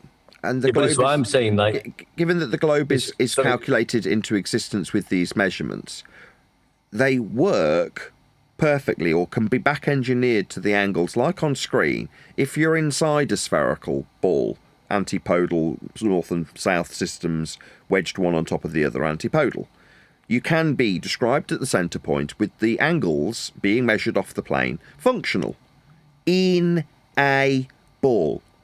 The problem is that in the last 100 years, we've taken the reification one step further and put us on the ball. Then you need ambiguity, because then it does not back engineer into the angle acquisition of the stars, the sun, the moon, the equatorial minimums. None of it works anymore when you're on a ball. So you need justification within the ambiguity to suggest that the reification of the ball you were in but now on still works when every measurement on the surface is flat. So you need ambiguity and wiggle room to infer there's some sort of sphericity. And it's back to, I think it was you, one deck, or someone on the panel was saying that their mate accepted that because there's a bit of wiggle room in the mean sea level, well, that differential of levels deviating from levels at the rate of level means there's a ball. Well, this is the same. There's a horizontal level of the eye parallel with the horizontal level of the surface that needs you to correct to the horizontal level to acquire a horizontal baseline for an angle in the vertical with respect to the horizontal. Therefore, there's a ball in the correction. No, but it's just complicated enough that anybody sub 100 IQ won't notice that there's a bit of smoke and mirrors going on when you incorporate a dip angle into a ball correction. That's it. It's just for the less intelligent to go, oh, because I don't understand this, therefore default position ball. mean, Right. I understand that. And sorry, John. And I was just going to say, and then when you have somebody like me saying that when you take a sextant from elevation with a mariner's sextant, you do not have a horizontal plane at the point of measurement. It isn't until the correction is applied that you do. That but listen, all Edinburgh is hearing is the horizon is an eye level, therefore it's a sphere. Yes, he's burning a straw man. The straw man is the horizon rises to eye level. When John points out, no, you've got to correct to it if you're above the level of the ground, obviously you're at altitude, measured from sea level, perpendicular to it. But that, if you're using it, the horizon in this case with the horizon mirror, requires a minor correction at altitude. Therefore, there's an incorrect perception of the psyop straw man of the horizon rising. Well, all Edeber's doing is attaching himself to the discrepancy, making it John's personally, and then introducing the ambiguity of ball reference where there isn't one, and blaming it on John. That's moderately clever, I suppose, so long as he just continually ignores that there's no correction at zero if you're on the sea level in a dinghy, which is all he's ever done. He just continually obfuscates and ignores that. And it's like when you mute somebody, as long as you don't hear it, it doesn't have to be referenced. As long as he doesn't respond to it, it didn't exist. Well, yeah, it did exist. But he needs the wiggle room. He doesn't need to not understand how level the angle is. He definitely knows how level the angle is. It's not that he doesn't need to know that we've got 0 degrees for a baseline. He definitely knows it. It does not like he's going to obfuscate what sea level is. He's not stupid. He just knows that this is where the ambiguity lines. So therefore he can blur them. That's it. And not only can he blur them, he can blame it on somebody who's brought clarity to the straw man. John said, no, sextants aren't fundamentally level. They're mariner's sextant, not bubble sextants. So yeah, you've got to correct to the level that's below you. Your parallel eye level isn't meeting the horizon. It's below you. Well, that's absolutely correct. Yeah, but Nathan, I've got something in my head here, and I don't know if I'm fucking. So yeah, so all what you're saying there is right, and they would need wiggle room, but all their wiggle room is us and them talking about angles and reductions of height above sea level, right? They never, and this is what I'm saying. I know what John's saying, and I agree. I'm not trying to debunk a globe in this, but I think we need to do something, because it was perfect example today. Can't remember the guy when you said to him, "Tell us exactly why you wanted to measure horizontal and not curvature." And the room went sad. The moment you ask him for the curvature measurements, there's no wiggle room for them. Do you understand? I think what you're describing, right, is you lead off with how it's measured and how we know. And then when they try to attack that position, you're saying give the tacit acceptance of what maybe, okay, we'll say that this isn't true. Why are you doing this then? Is that what you're saying? Well, yeah, that's what happened today. Yeah, I'm pointing out that all the discussion is we are on the front foot, and when they mention how they're measuring her flat and handed it to Nathan or any of us on a white pillow, we're using it against him. But all this, the wiggle room is always to do, their wiggle room has got nothing to do with curvature. It's always to do with horizontal, flat sea level measurements. That's the wrangle-tangle where we are at the moment. They're never talking about curvature. Now, we know there's no curvature, and there's no curvature measurements. Now, I want to force this measurement upon them a bit more. And Nathan did it today. And the guy went totally silent. The guy did not know what to do. They can handle about. They can argue about dip correction and getting an elevation angle from a curve, but they can never give you a curvature measurement of Earth. And I want to put that on them now a bit more. Well, I mean, yeah, that's understandable, but you want to make sure the default is set. If you're going to be in a discussion with someone, you have to set the parameters of what's known first. And then if you want to ask them something like that, that's entirely, It hasn't changed the default. You know what I mean? Like, once the default is set as measurement, then they're kind of in a whole lot of trouble when you ask them that. Well, they're never giving us a measurement. They're only ever saying, "Well, I can obtain an elevation angle. And it's nothing to do with the surface of Earth. I can climb up the Eiffel Tower and obtain an elevation angle."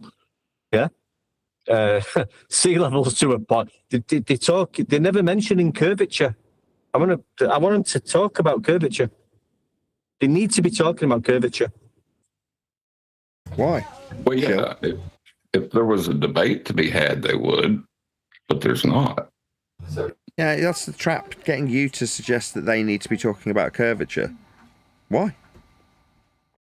It's easy, just ask them to measure. How do they know it's curved? No, I know what you're saying. And this is, when I started talking about this 15 minutes ago, and this is why I highlighted, I mean, for some reason it's in my mind, and I feel like we are sort of going, it's not like, I'm only just debunking a globe, but we are pointing out the facts of the matter, but all they're talking about is flat Earth measurements, and we're getting into a wrangled angle about what your flat Earth measurement, Glober, and our flat Earth measurement, which is great, but why aren't they? I want someone put on the spot talking about how Earth curves measured. I might actually I'm going to do it myself. That'll never happen because they're the heliocentric's own high priests in today's culture and society. Neil deGrasse Tyson and the rest of these heliocentric knobs have all told them it's way too complicated for them to understand. When Neil deGrasse Tyson says something like that, he's not talking to us. He's talking to his minions. He's telling them, no, it's way too complicated. Non-Euclidean geometry and hyperbolic spherical geometry in outer space, it's way too complicated for any of you to understand. We have people who know that. You don't. I mean, that's what I hear from when they say things like that. I'm with you, One Deck, and all of you guys. I would love to hear them explain how their curvature is measured. But and if you're to go with Nathan's thesis that they don't have an IQ over 80, there's no way they're even going to attempt to grasp, even looking into the two contradictory non-Euclidean geometries that govern outer space. It's never going to happen. It's never going to happen. Can I give you a knob upgrade? It doesn't have the right timbre, the punctuation of it doesn't lope very well. Rather than calling them knobs, it's a British turn of phrase, bell end. These bell ends. Okay. Yeah, bell end.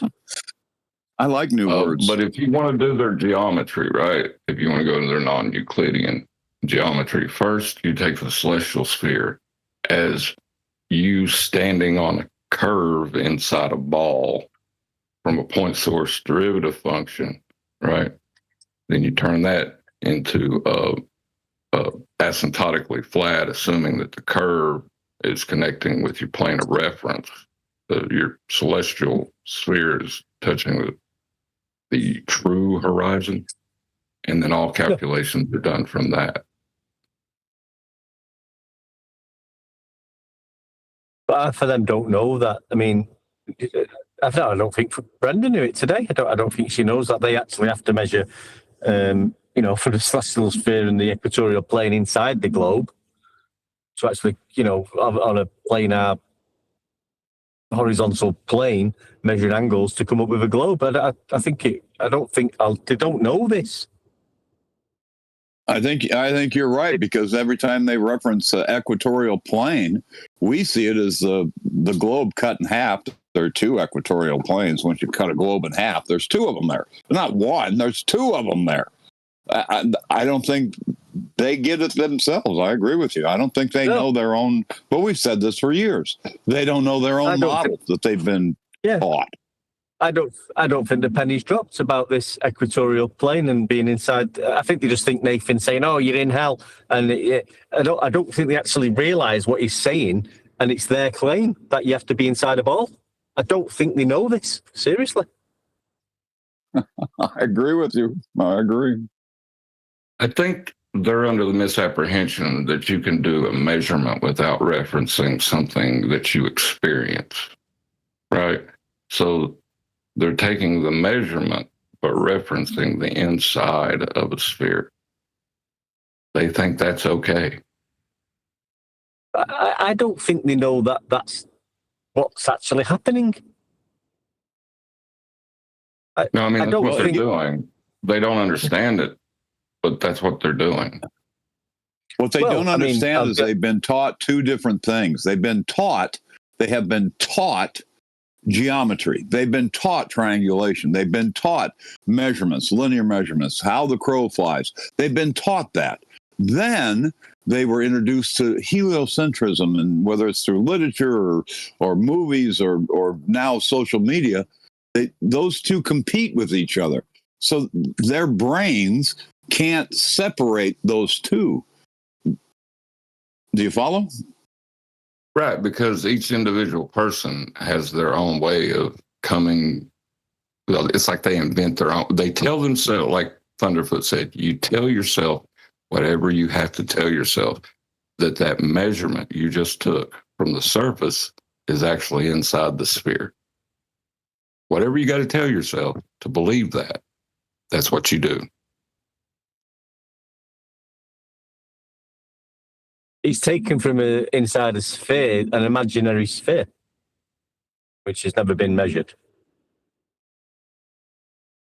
An imaginary sphere that they had to warp the measurements to make it into a sphere. That's, because like 20 degrees above the horizontal or the horizon, which is horizontal, but 20 degrees above that, you're not able to get a good elevation angle measurement on celestial objects. So they warp it and say it's celestial refraction to create the dome that they turn into a sphere. Ain't that slick? It's so deep, isn't it? Like to keep hold of the globe, that the hashtag distance, linear distance they will go to keep the globe alive.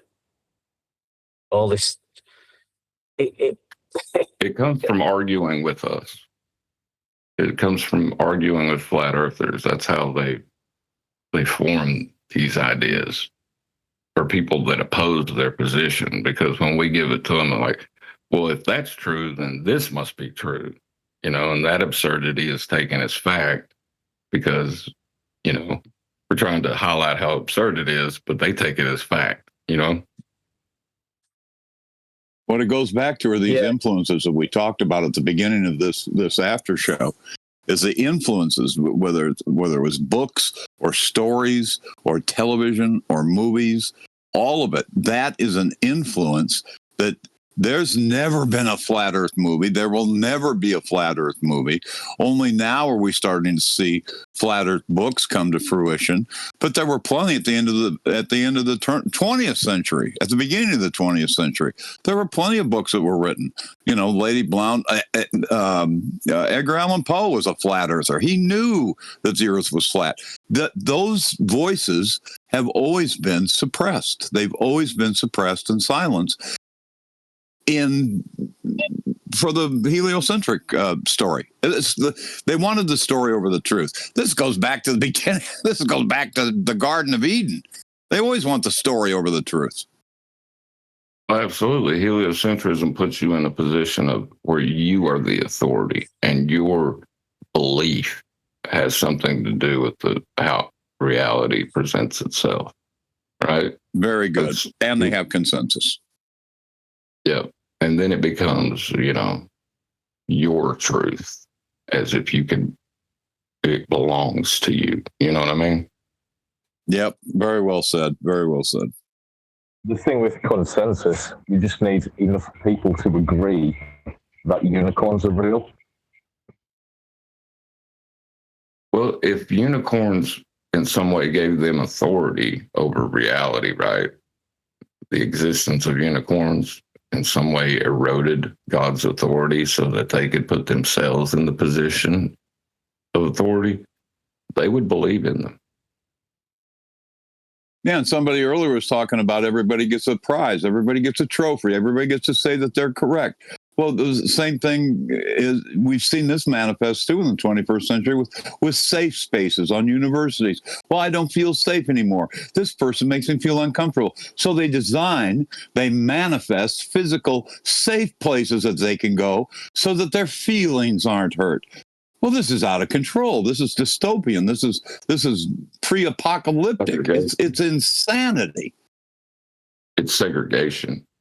It's kind of like reversing how people think.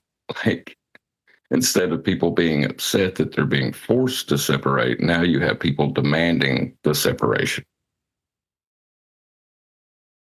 That's a frightening thought.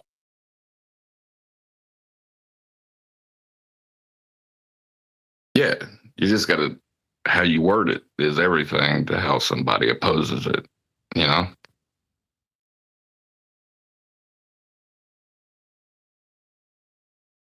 Yeah, but if they won't believe in the definitions, how are you ever going to convince somebody? I was rolling on the floor. They don't like measurements, and now they don't like definitions. Well, if you don't like measurements and definitions, what kind of talentless buckethead retard are you walking around the padded wall room? Good Lord. I mean, you can sort of argue with a definition, but you can't argue with a measurement that's measured in physical reality. Like, like we said before, like from what have we had to use on this earth for all measurements going forward is something that we call mean sea level. It is the 0 degree baseline for all elevation profiles on mapping and navigation. Now, keep going on about that and saying it, but it is the fact of the matter. That is the starting point. So if we're going to start discussing the shape of the Earth, what is the starting point for all measurements?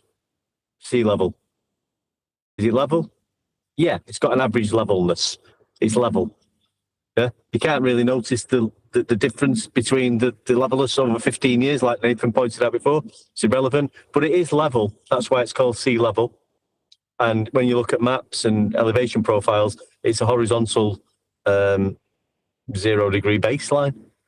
That's the starting point. So, sorry, mate. If I turn that level into a point, then I can say it has nothing to do with the surface, right? Yeah, but I mean, level isn't a point, is it? I mean, you might have the tide gauge in Cornwall measuring 1 point of a level and another, but the distance between Cornwall and the other one in, I don't know, I'm just making it up because I don't know, New York or Amsterdam. So you've got Cornwall, Amsterdam. There's a linear distance between them 2 points, which is horizontal, measuring 2 points of levelness across a linear distance. Yeah, but it's just about compartmentalizing the information, right? If you can convince yourself that level is only a point on a tool, then you can assume that level's curving because you're not having to deal with the having to be multiple points for it to be a level. Yeah, that's insane. Now, if you get the points thing, then it justifies the tangential plane that touches at the points. Yeah, we're not using tangents. We have got the tide gauges, distances, linear distances apart from each other. One might be in Cornwall in the south, which is a horizontal direction. One might be up in Scotland, which is a north direction, and they'll be taking points of levelness, and between them points of levelness will be a distance of a horizontal, 700 miles, say, which is linear, and they'll get an average levelness of the sea to then say, well, we can do some mapping now, and we can get the heights of the aircraft above this point, this levelness, sorry, not point. So it is level. And that's just so easy to understand. 0 on what they claim they have a model, which they don't. But in 0 on a globe is not a rate of change that is not zero, now it becomes planar. Yeah, but there is no globe, because obviously we've only got the starting point of all measurements, which is level, sea level. There's no globe. I mean, that's the trick, though. They just say on a globe in there. That's really all it is. They say on a globe, this flat plane will do X. But that's it. That's the trick. On the globe, there is no. The globe has never been measured, because we measure everything from the mean sea level. And the tools that I use to measure the average of the levelness are called tide gauges. You can start talking about hashtag satellites at this point, and lasers coming down on a Cartesian grid system if you wanted to, because that's how the other explain it. But the initial go on. If that's the case, then what's the elevation of Polaris when it's at the horizon?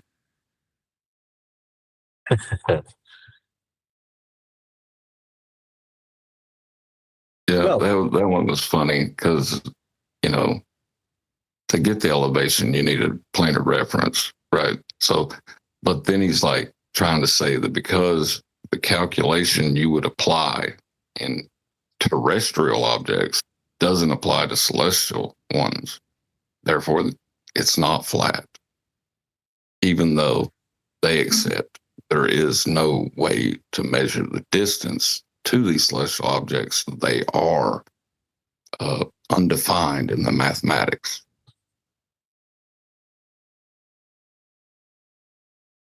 Yeah, but I mean, that's just another red herring, getting a distance to us. We're not interested in whatever the distance is. We can measure them elevation angles from sea level. That's the starting point. I mean, if you want to start talking about the Earth measurements, where does it start? Where does it start? Where do all the measurements start? Everything's with reference to sea level. Yeah. So we've got sea level. That is a physical reality of our experience where we live. It's the sea. It's physical. You can go and it's tangible, and it's level. It's got an average level measurement, which is measured from tools called tide gauges, and that's the starting point of all measurements. And that is where the story ends. I liked McToon the other day when he went to Euclidean planar geometry to get his spherical proof. You like that? Was that I know there was referencing some page or something reference. Was it to do with triangulation? I can't remember. No, it would have to do with tangency. All right. Right. CG would be the plane that the angle is taken from. CB would be the sphere underneath it that is touching it at a point, and how you calculate an angle. Right. Well, that's not in reference. Yeah, but that's not in reference to the Earth, is it? You're highlighting Toon's lie again. Yeah, but I was going a little bit further to say that he went to Euclidean's planar geometry. Yeah, he has no option though, does he? To go to non-Euclidean is to go to non-local, and if you're actually appealing to a measurement you've made, how are you going to blag that it's non-local? You can't. You've got no choice, right? If you're measuring it, it's Euclidean. But it's planar geometry. Yeah. Planar geometry. So he's trying to say that the plane we're referencing is a sphere. No. They're saying the plane they're referencing to create their sphere means it's not planar. Yes. Yeah, that's correct. That is what he would say. Wow. Say that again slowly. It's the plane they're measuring to suggest sphericity means it's not planar. Wow. It's back to that's why I use the torque wrench. Well, because you haven't justified the torque wrench nature of this torque wrench, it's not a torque wrench. No, but we're using a torque wrench. Well, it doesn't mean torque wrenches exist.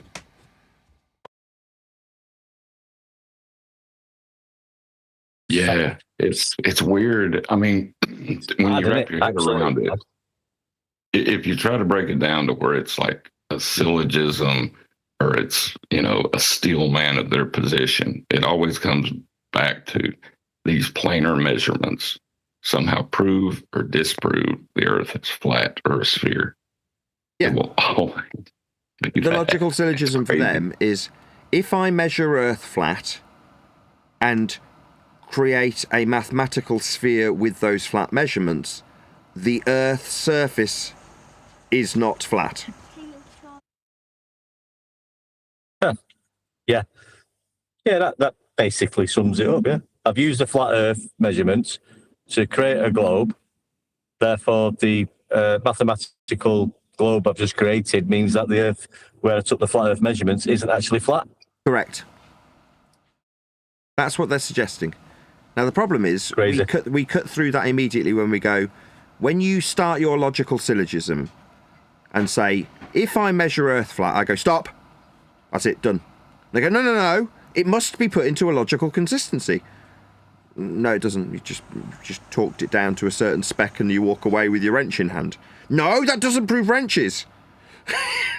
No, once you've measured it flat, that's the end of the discussion.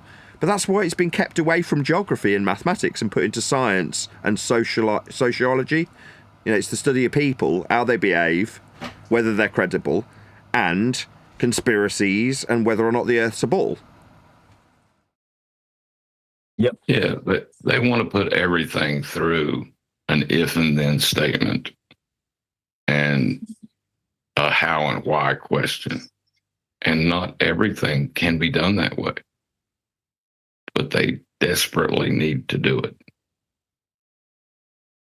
Because if you have a conditional statement being used in your own measurements, then you can utilize that flat Earth measurement to your sphere Earth ends and have it retain its if status for when someone suggests that just means it's flat. No, it was in an if statement. Now that you're appealing to it, now the worst of that at the moment is while you're appealing to it with the measurements I've just given you, it's an if statement. Back to rock and hard place. So if the measurements you've just appealed to are now in an if statement, then either you can't use them to suggest your ball, or you accept that they're flat. In which case there's no need for any logical consistency. It's measured flat. Yeah, it's like all you can do past the measurement is try to debunk a fact with an if statement, and that's like the dumbest thing I've ever heard in my life.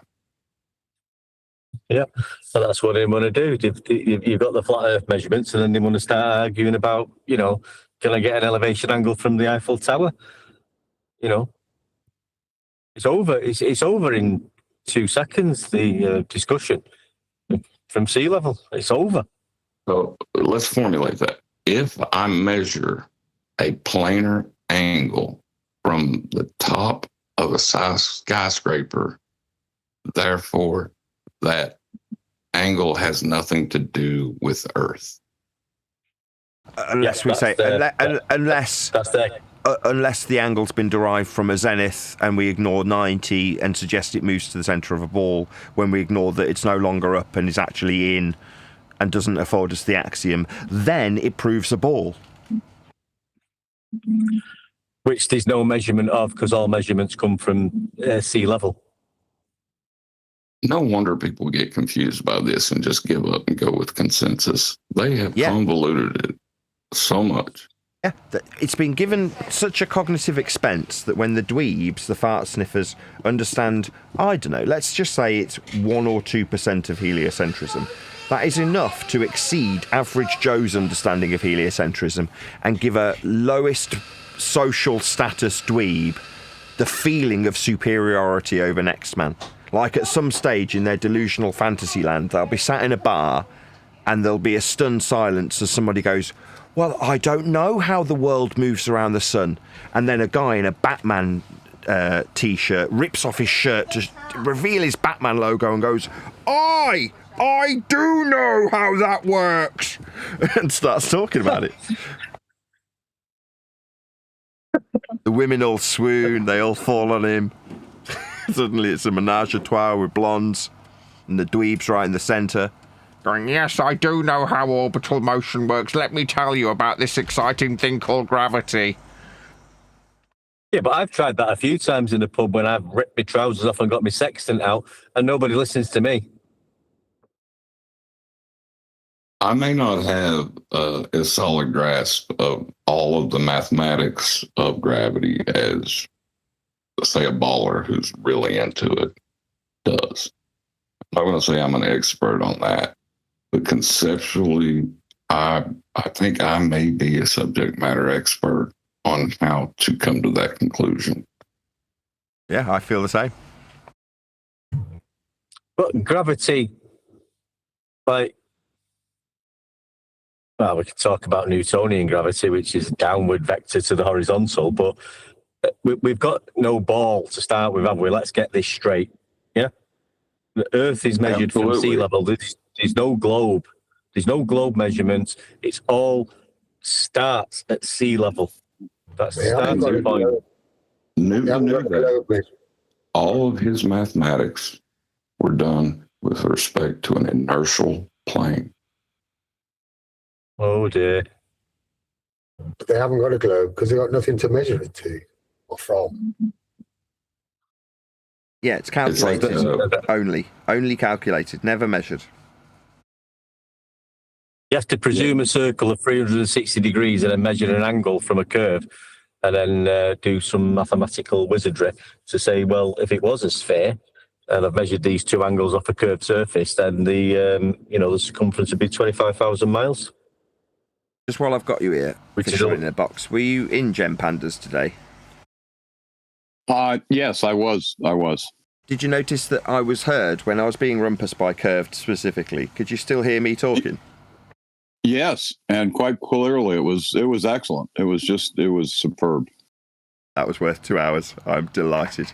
At the beginning of this recording, you've got maybe the last 45 minutes after I've done a bit of research and looked into trying to get an account set up to go in on a separate account into Discord so I can monitor it and record it.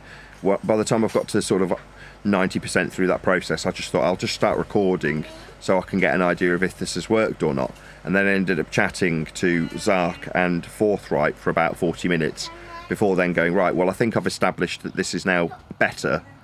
I'll go into a different server to try it out. That's when I went into Gem Pandas. But it literally was about a couple of hours of work to figure out why it sounded so awful in a recording that happened to be presented to me on a search for my own name.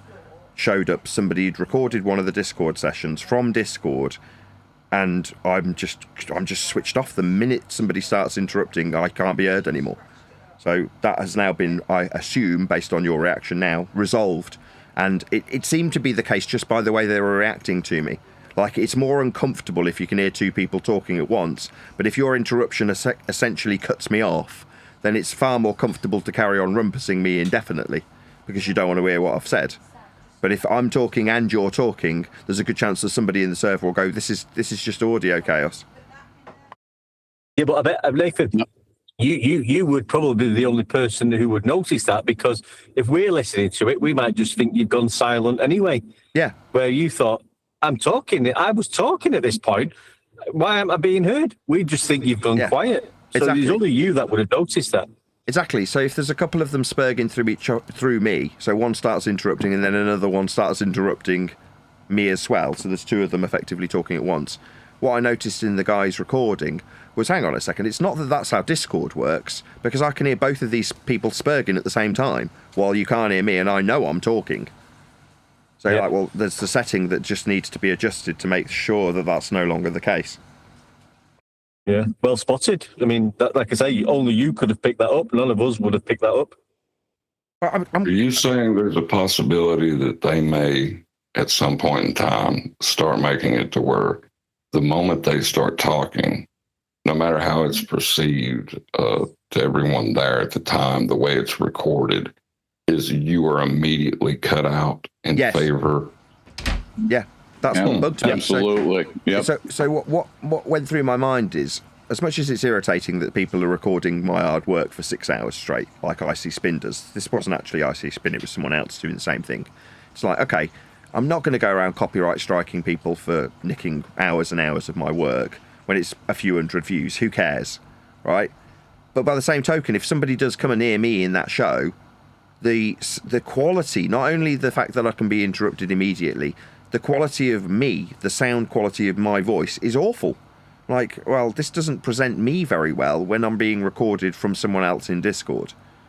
So I'm like, well, at the very least, I want the pirate's material to represent me in at least a reasonable or half-decent fashion. Yeah, there's a few servers, like, I'm sure Worldwide Debates do it, where they stream it or record it, then upload that later. I'm sure there's a few that do it. Exactly. I just want, a fair crack in terms of how I'm represented in those recordings. And if it's set up such that the moment I'm interrupted, I'm no longer heard at all, then it's like I'm not speaking. And no wonder. If the scenario is reversed, so someone else is talking and I start interrupting them, what you hear, or what I heard in that guy's recording, is a little murmury sound in the background of me, and that's about it.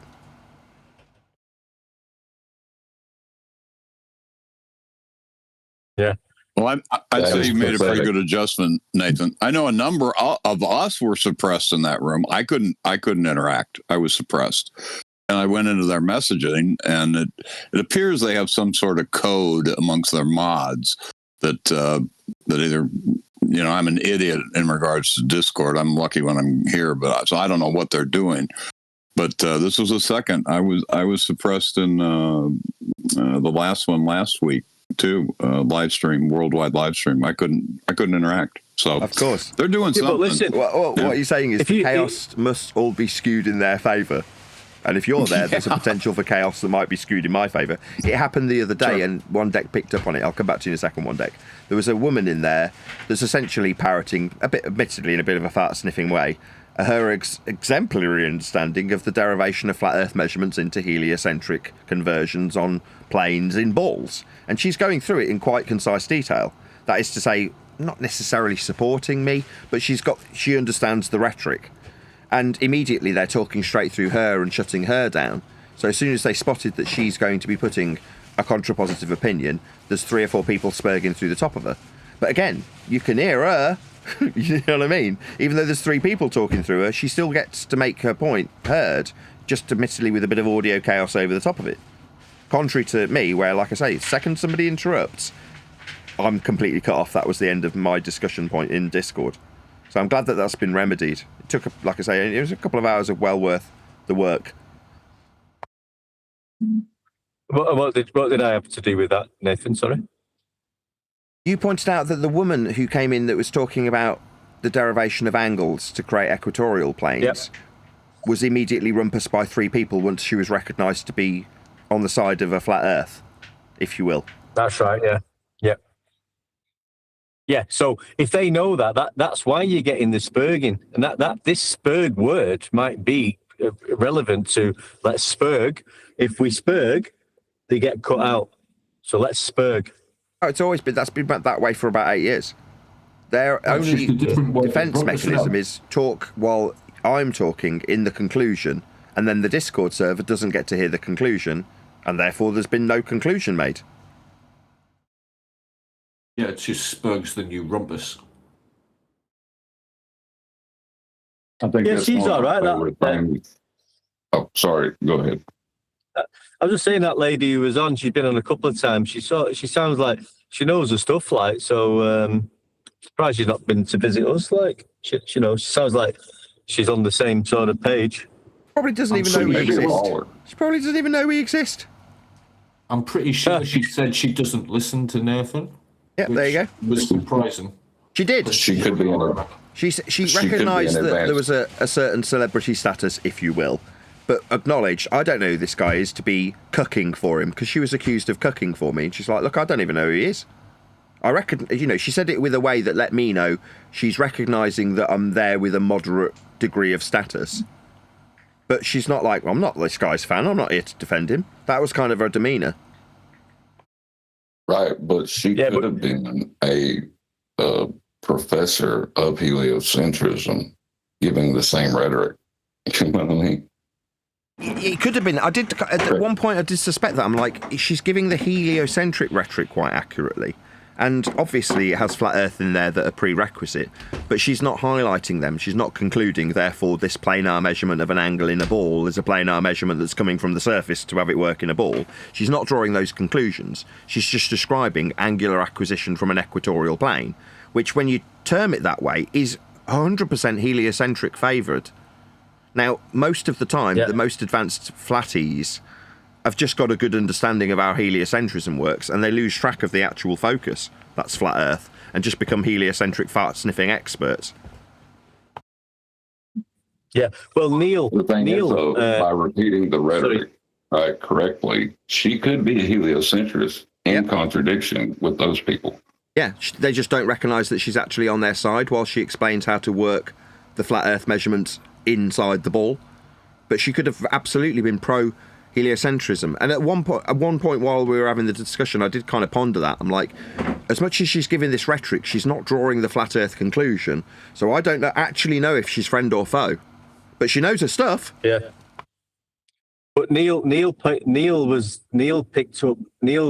on with her at first. He was like, didn't like the sound of her. He thought she was up to something. And then I think you said something, Nathan, about this lady knows exactly what she's on about. You're absolutely correct when you're describing this.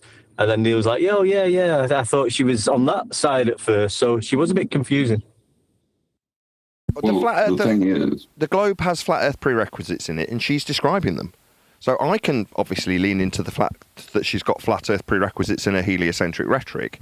And somebody, if she was introduced as having a degree of importance as a heliocentric protagonist, then she could go through this and they'd all be umming and ahhing and comprehending and understanding the derivations of flat Earth measurements. But in the way she's delivering her rhetoric, she's delivering it in a way that doesn't highlight that it's by prerequisite of flat Earth measurements. It's just being described from like on these diagrams on screen, like within the convention of heliocentrism, which is how she was accurately describing it, just without saying, but that means we need to measure these angles off a flat Earth. She's not highlighting that bit. Yeah. Right. Yeah, she's just telling like she was trying to get. It's like she was trying to get them in line with the correct rhetoric, because they were going off the script, denying the planar measurements. You know what I mean? It's like, no, you can't do that. Trying to reel them back in. But, she could have been a flat earther, too.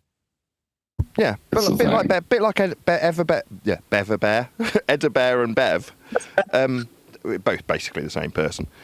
But they're in the same boat, right? They understand how these concepts work. So at the beginning of today's recording, we've got Eda Bear and Bev being challenged as being flat earthers that want to say that they're on a ball, and Bev's being asked about the concept and convention of being heliocentric or being spherical, and he won't say that Earth is a ball.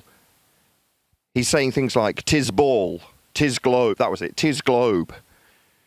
And as he describes things like equatorial minimums, I'm like, you understand how this works, and I would suggest that he's cucking to the societal norms so he can fit in.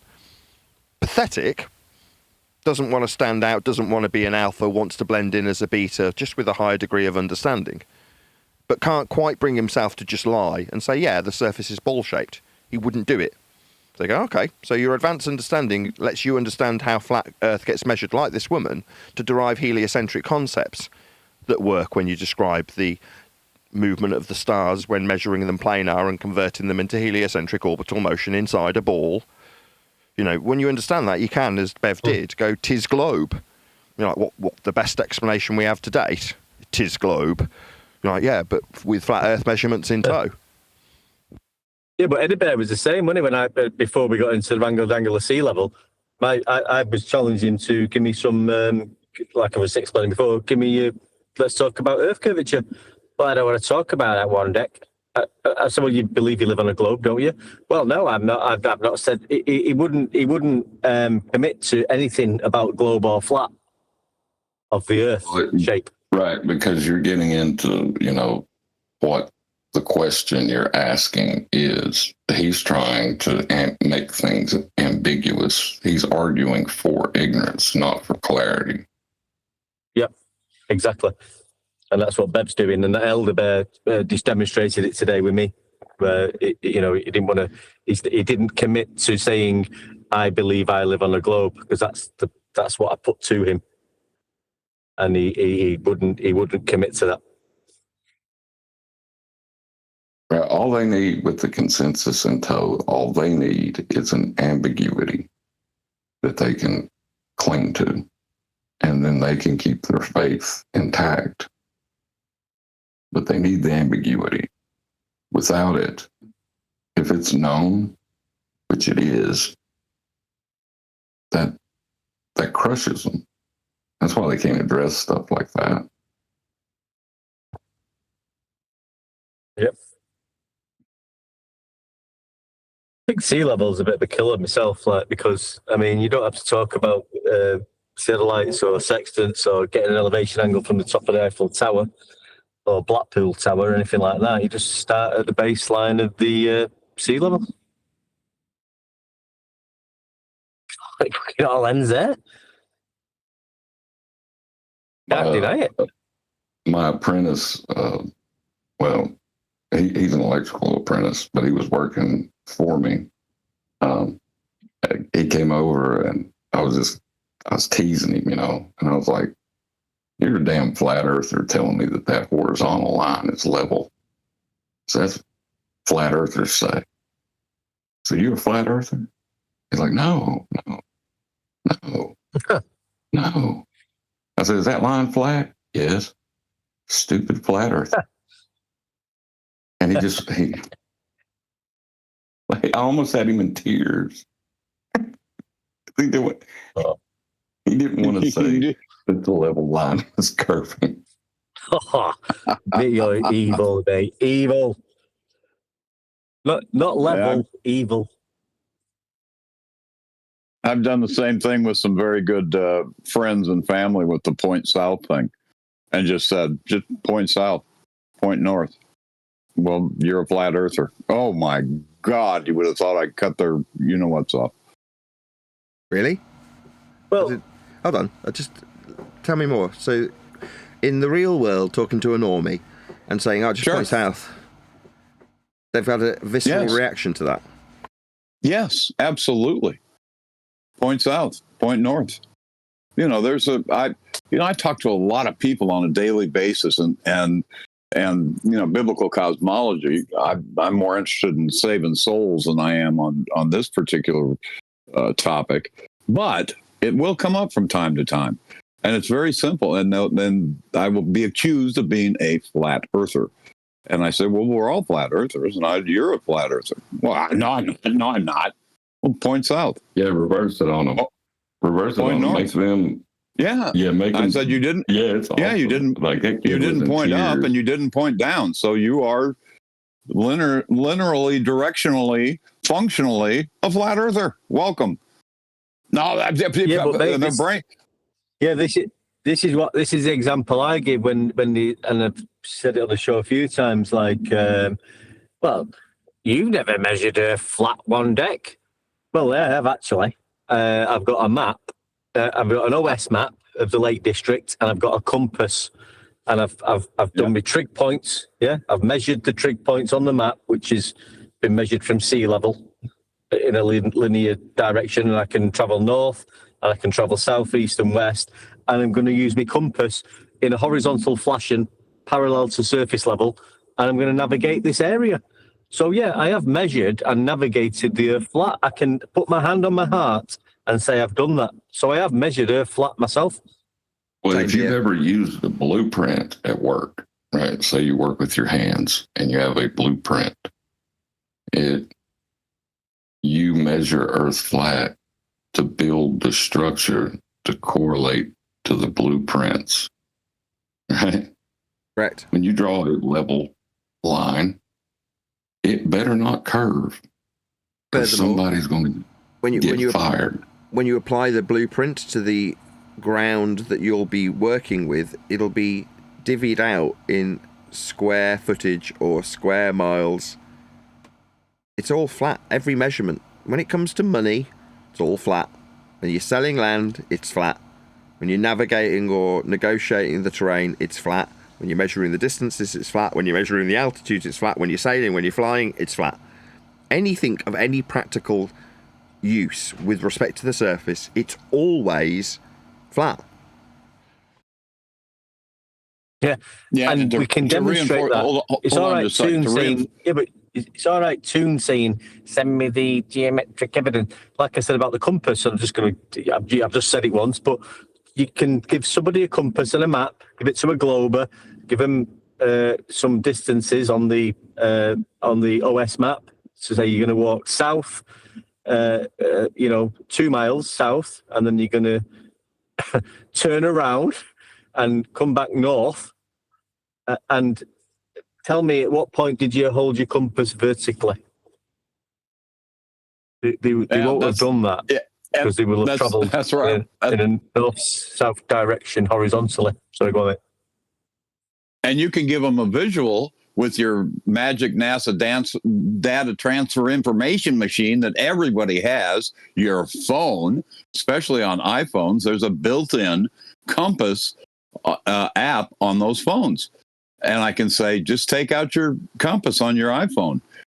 Okay, well, you got to hold it flat to get the direction of north, south, east, and west. I can show it to you right here. Now, just tilt it up. The first time I did this myself, and if you've never done it, do it. The whole thing goes spastic. It just jumps all over the place as soon as you raise it from horizontal to vertical. It doesn't work. It doesn't work. Yeah, and that's the most basic. That's the most basic proof of having measured and navigated Earth flat yourself, a compass and an OS map. Dead simple. There you go. Compass might cost you $5, OS map $5. It'll cost you 12 quid, and you can go and measure Earth flat. Right, but there's something funny about taking what we know, right, and putting it on them, like saying, point south for me. If they don't point into the earth, right, you call them a flat earther if they point at the horizon. Hey, south, you're a stupid flat earther pointing in a horizontal direction. What do you think, there's flat? No, south is below your feet, buddy. That's it exactly. That's it exactly. It makes something visceral in them, like really just primal. Want to, makes them feel weak and stupid. I guess that kid almost cried on me. But look at Wayne. I started the comments off with Wayne from the mapping company. Telling him that his compass video was it's a horizontal direction, and he goes into the magnetic field lines, and then deletes all my messages off the fucking app. And I wasn't being rude to him, and I sent him some citations and definitions of what horizontal is and how the compass works. And I got a perma block from that site. That then jogged Nathan's memory. He might pick up on this, to the Molten Iron Core, which he added to the book. But these are the things you've got to go to, these magnetic fields. But at the end of the day, you're not using the magnetic fields. You've got the compass in a horizontal manner. You've got it parallel to the surface of Earth. You're traveling horizontally in a linear distance from A to B. In simple as that. Yeah, and comprehension of that is simple. Can be quite upsetting, I think, because of the simplicity, as John just said. Like you said, he almost had a boy crying over this. You go, yeah, because when you break it down in terms of just the very basics of negotiating the surface, it's intrinsic. Everybody understands it implicitly. Like, almost instinctually, you understand how flat Earth is to get around. And when someone points out something that's reliant on Earth being flat, in this case, the directions on a compass or azimuth, by definition, by description, by leveling the tool, by using the tool with the map, every which way you dice it, it is and can only be flat. Which, when you recognise the simplicity of that fact, you suddenly feel stupid. Like somebody swindled you and got away with it. And people will brace against that. It's easier to con somebody than to convince them they've been conned. But at the point that they recognise it, It's upsetting. And there's a good chance that they'll get angry at the person that's pointing out the scam to them.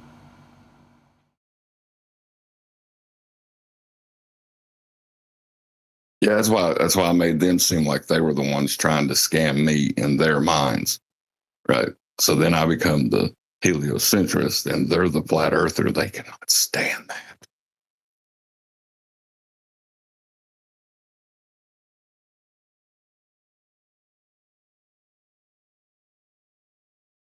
Yeah, it's just strange at the moment because we're just highlighting the facts of the matter, what Nathan's just described.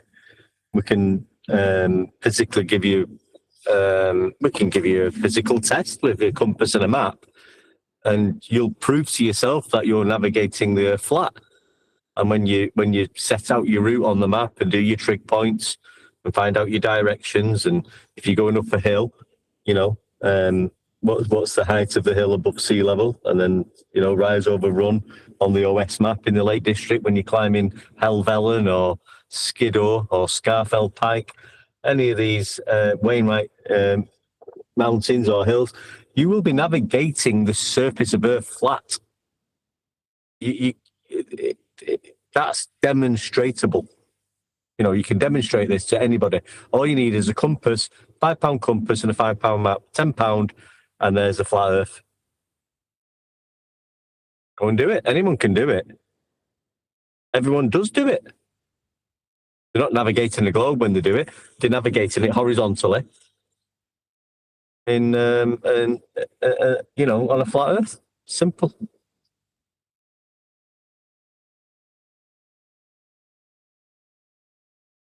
No, one deck. That's not what you're doing. Go on, then. Hey Neil, get somebody to draw out a level line at work, and when they do, tell them you're not some stupid ass flat earther. Where's the curve? Yeah, see, we're gonna level this floor out, but how are you accounting for the curvature? So you make that. What's even funnier than that is these people still think that the Golden Gate Bridge, that they were accounting for curvature.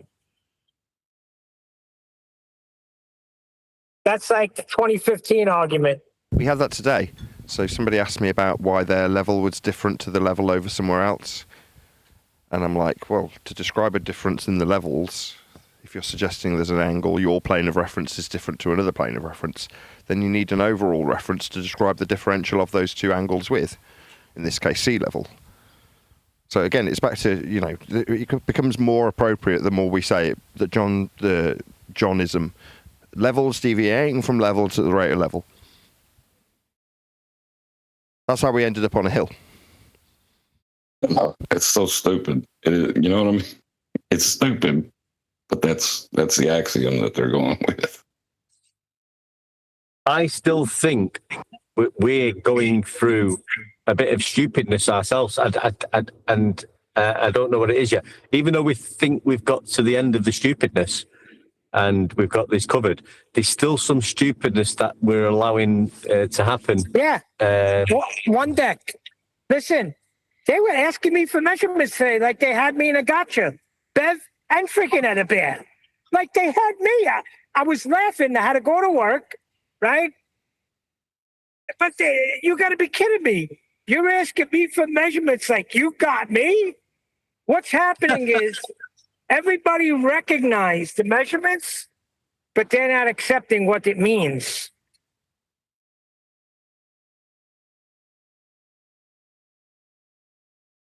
Well, I don't know. They're all measuring elevation angles from the top of the Eiffel Tower, but it's got nothing to do with the surface. You know, you can measure latitude coordinates, but it's got nothing to do with the surface. And these are just all angle measurements or elevation angle measurements. One deck. What's the measurements, one deck? Yeah. Now, Jem, leave them alone. What's the measurements, Neil? What's the measurements, one deck? The measurements. All the measurements are from the starting point called sea level. That's where it all starts. That's the starting point. Yeah, I heard somebody say no to that today. I don't like saying starting points because it's not a point level, but that's the start of the measurements from sea level.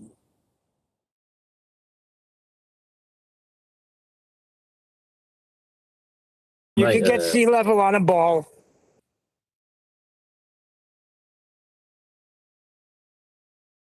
Oh, I got that sea level.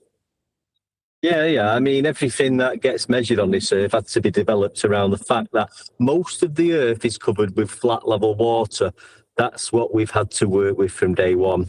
And it's called sea level. Sorry, I mean sea level. The average level base, just in case we need to measure above the surface of this place, heights put into place, above and below the 0 degree base, elevation now in place, cartography, navigation, guiding the human race. Sea level. Sorry, I mean sea level. The standard basis for aviation travel. Straight and level flight, that's right. Referencing altitude day and night. Sea level. Sorry, I mean sea level. One continuous body of water seeking level throughout our world. Sea level. Sorry, I mean sea level. Our master measuring reference for everyone and everything on Earth. There you go. Awesome. That is freaking Beautiful. ace. Beautiful. That is ace. But here's the thing, One Deck. You'll say that, and they'll say, I got, like when Nathan asked Toon, what did he measure? He said he measured with globe measurements. I took globe measurements. Therefore, globe measurements. Yeah, I mean, what the hell is that? Well, no, that's when you globe, but that's when you cue the guy from Goonies. What's he called again? Sloth. The globe is level. It's a globe.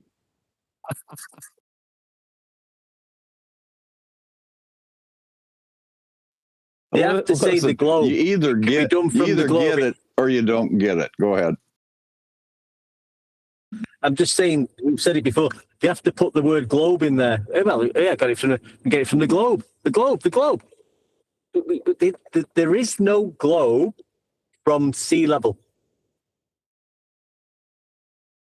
Only a mathematical There is imaginary. no globe. Exactly. There's no globe. So stop. Why do you keep saying globe when you haven't got one? You need one, but you haven't got one. So but we're not going to. That is annoying when they say that's annoying when they say that their observations tell them it's a globe. I mean, come on, that's ridiculous. Yeah, they're just using observation so they can loosely tie it to science. Oh, it was funny the other day. Brenda tried to do, like Brenda did today. I went into.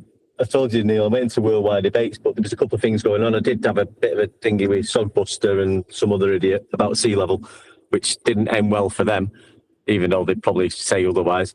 But it was funny. Jin was in there, and he had a glober telling him that he has got this. I don't know what the camera. He's got some super duper camera now, and he's going to be taking a flight. Yeah, just going to highlight the word flight. He's telling Jin he's going to take a flight and he is going to get some photography out of the plane window of the curvature of Earth. Now, at no point did anybody highlight that, I did. I stepped in. But before I did, nobody... The main thing was, coming from Jin and somebody else, was, well... about the windows in the aeroplane and no curve. Yeah, no freaking way. Yeah. Oh my God. And we'd love to see these photographs. We'd love to see them. So I jumped in and said, what altitude will you be flying at above sea level? You know what I mean? Game, set, match. When you bring up altitude, it's game, set, match. No, but the windows are curved, Neil. So any photography that will be taken won't actually be the curve of Earth. It'll just be down to the windows at that altitude above sea level. But the minute you try to bring up anything that has to do with reality, it's game, set, match. Because we experience a planar geometry. That's correct. So Yeah, we don't many. we don't experience it. We measure it. We measure it as well. Yeah, but that's what I was trying to say today. Everything that we say is backed up by reality. We could put a measurement, and we could get that in reality.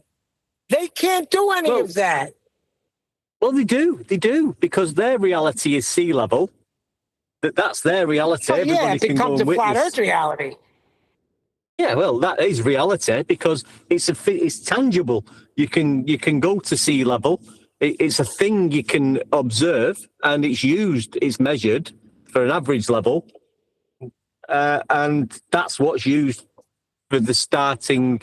I'm not going to say point again. Yeah, but they're not doing that. They're not doing that. One deck. What's his name? Gem Panda today was talking about observations. I know what he's talking about. He's talking about star observations. Observations up in the air. Observations of a building that's missing a few floors. It's not a measurement. I never talk about observation. Observations are observations. Yeah, it's optical phenomena. We're talking about physical measurement of the Earth from sea level. I keep going on about this. I get you. But even our freaking talking about sea level. Yeah, but I heard him. Yeah, but what I'm saying is all our observations are from a flat plane. None of their observations are from a freaking ball. What's wrong with these people? Well, no. Well, you can't live on a ball if you're measuring all measurements from a level plane called sea level. Impossible. Because it's level. There's no ball. Yeah, well, Rob Knox said it today. He said, we measure it flat, and then we put it on a ball. And if you can't, hear that. Yeah, but I'm saying if you can't, I know that's how they do it. I understand that. We all went over it a million times. But hearing him say it, it just made me laugh. Yeah. Do you hear what you're saying?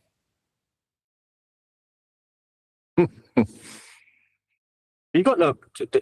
So the starting reference is sea level. That's where everything starts. Hey, so I wound up straightening out with this guy because I was pissed off. But wound up picking up a carpet job in the same place. Neil, I'm sorry to interrupt, but mean sea level would be your source, because you're right, it is where everything begins.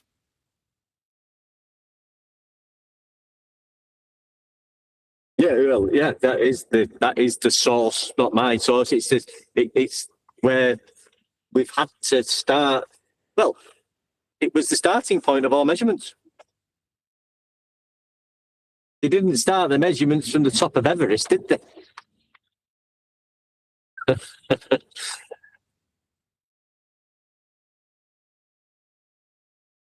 Started from mean sea level. And it's level, not curved, as I was telling Elder there before.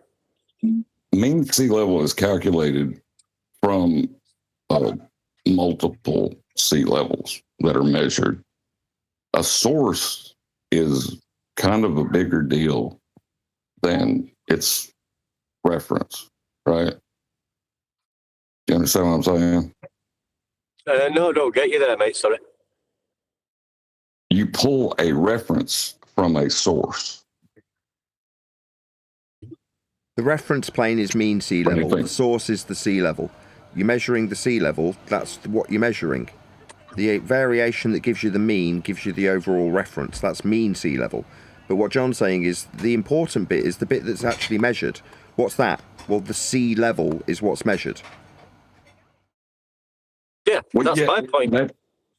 Right, that is important, but the mean sea level is your source. That is from that measurement. All other measurements will be derived.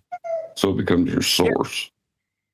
Yeah, that's what I'm saying. The starting, I don't like the word point, but yeah, the source is better terminology because I don't like using the word point when I'm talking about level references. It's not a point. It's the source is a better word. That's exactly what I'm saying.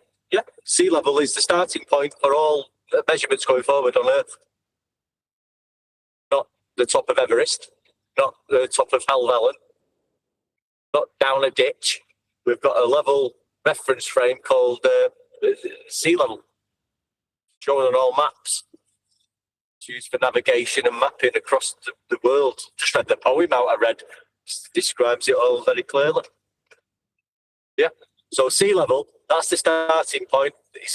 That's the starting point and the end point of the discussion. Yeah, and it becomes your source because of that. Because the source is the beginning.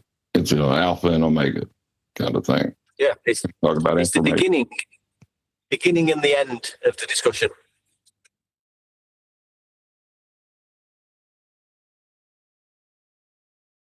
That's why I was trying to keep Elder Bear on there today, which I did. But he just wanted to fucking start talking about shite. And I'm glad Nathan steps in really and just put an end to that. It was over the moment we measured sea level and elevation profiles in the horizontal. Simple as that. I'm still trying to get over how people ever thought it was a good argument to say, use planar geometry to prove that a plane exists.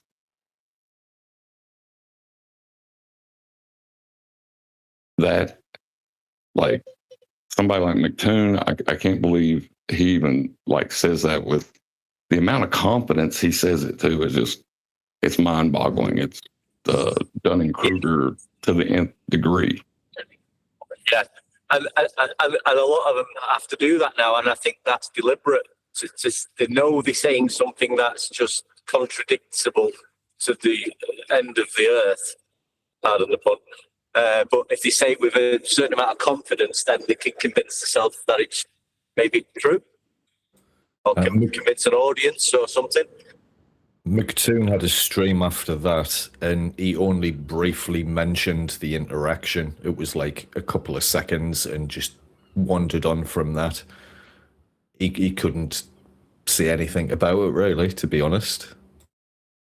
But his spurting breakdown was when he started hitting buttons on his keyboard. I'd say if you'd had a camera in that room, he would have been cussing and flipping out. You know what I mean? But he just put himself on mute and started doing that. Yeah. I mean, he's been wanting that moment for a long time. He's had his countdown button to debate Nathan. Not that there's a debate when it comes to actual measurements from sea level, but to do that and act pathetic. And Nathan wasn't doing any of that. Nathan was quite letting him speak and listening to what he had to say, and then responding about his azimuth and Antarctica, and he's measured Earth flat. And like you say, he just acted like a 12-year-old child, hitting his little buttons, causing chaos. Yeah. I can't believe I can't believe he had the audacity to say that all Nathan was doing was playing out of context clips. That was hilarious. I was like, what? It's just projection with these guys, though, isn't it? Yeah. That's what he was trying to do, for another audience. He's recording that probably and say, look, Nathan was interrupted. No, not that we did. You can't tell it's a clip from whenever ago. That he went into this server and Nathan was just constantly interrupting him, but it was his keyboard that was interrupting him. He made it that way himself. Boy. Yeah, that's why I was glad Nathan kept on pointing out that he was hitting buttons on his little keyboard. That wasn't actually Nathan speaking. That was McToon doing it. Yeah, and he's very clear. He's very clear on Nathan's show that was happening because Nathan kept pausing and stopping and saying, he's doing it again. He's hitting his buttons, a little fit, because he can't handle the flat Earth measurements that he's measured azimuth, horizontally, in wherever he was, proving flat Earth, and he's got to hit the buttons. That's all he's got. And then Nathan plays one clip of McToon contradicting the position he just put forward, right? And he says that's out of context. Oh my God. I was just like, the audacity of that. It's just hey, John, one deck, how you doing, man? Hey, mate, who's that? Not much. That was crazy. That was a day or two ago with that soundboard by McGoon, and that was insane. Just, I mean, and then the whole thing about Nathan getting an invite, and it wasn't even really an invite. That was just really weird how they go off like that. Really strange.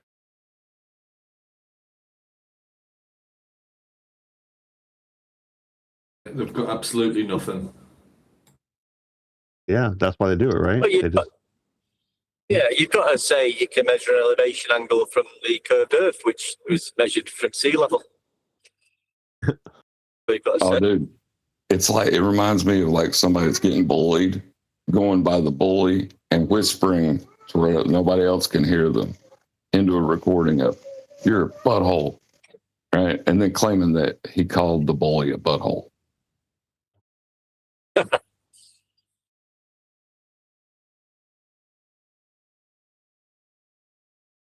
Toon's probably gone away thinking he's had some sort of victory.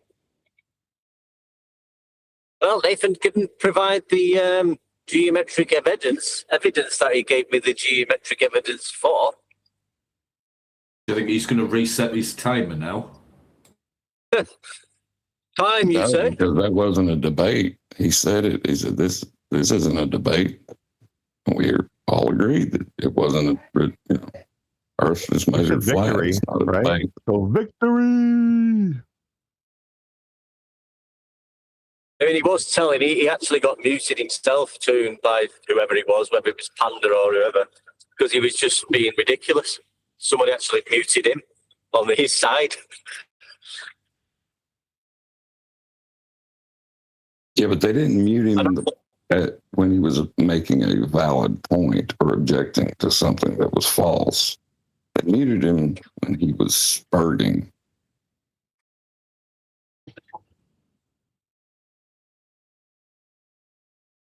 I'm just saying that because these jerks will try to say that, see, we muted Toon as well. But the reasons for the mute are very different.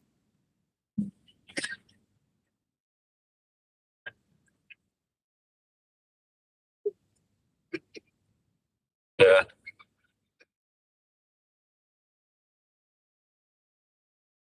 But I watched that back, and Nathan's very clear in what he's saying. He's give the geometric proofs of his azimuth measurements. That was the geometric proof. We all know what azimuth measurements are. You can just have a little look at that. It will require a horizontal base.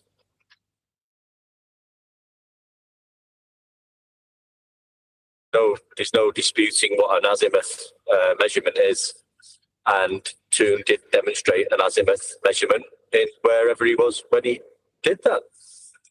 Right, but then they turned the geometric proof into a claim and asked for the proof of the claim. Stupid. Yeah, that's it. They just go into this spastic mode, whatever you want to call it. Like you just give you a geometric proof, and now you're asking for geometric proof of the geometric proof.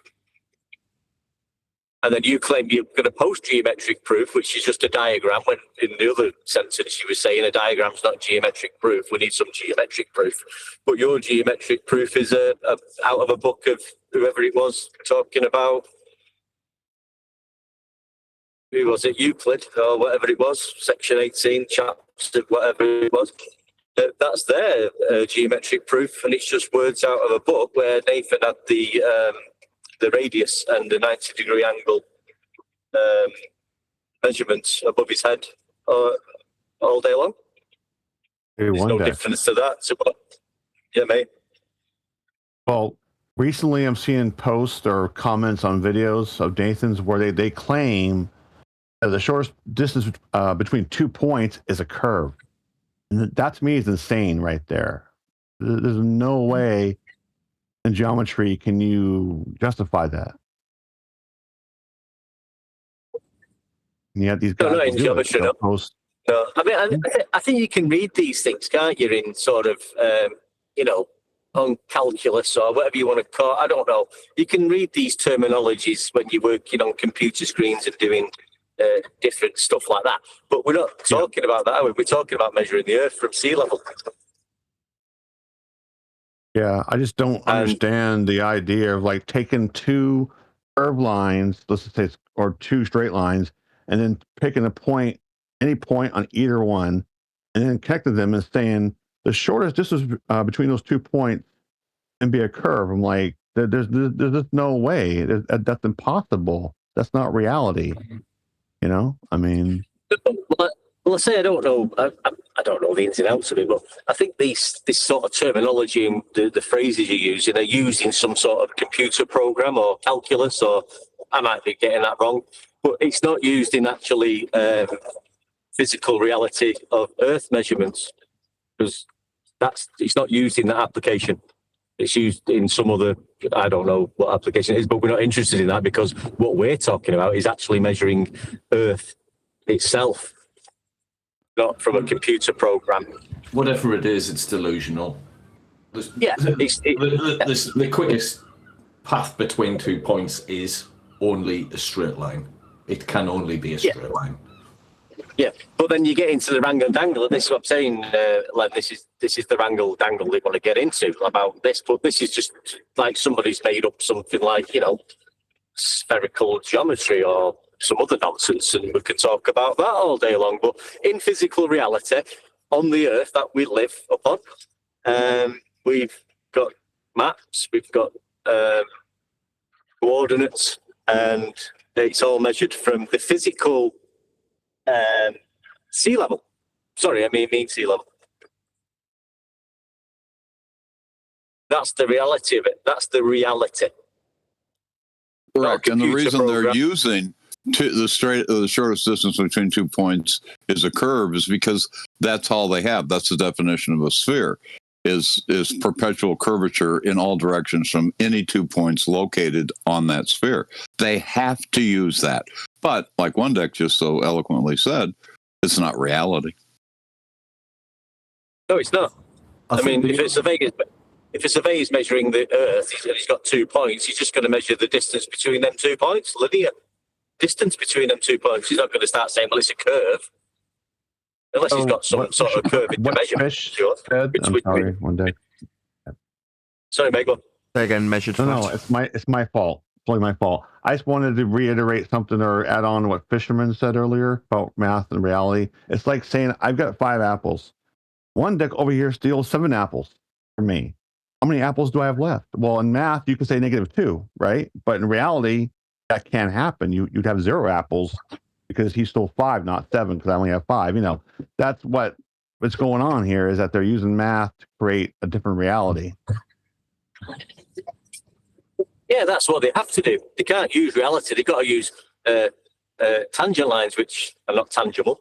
You can't touch a tangent line or use one in reality. You can use one in calculus or some sort of computer program. Wait, a seesaw. Isn't that a tangent line? How would you know the distance between the 2 points if you were using an arc?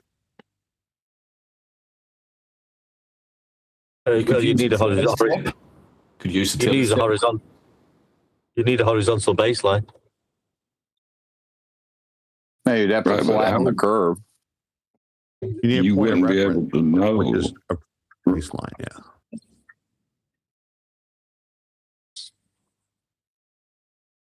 Well, what I was saying, you wouldn't be able to know the distance between the 2 points if you didn't use a straight line.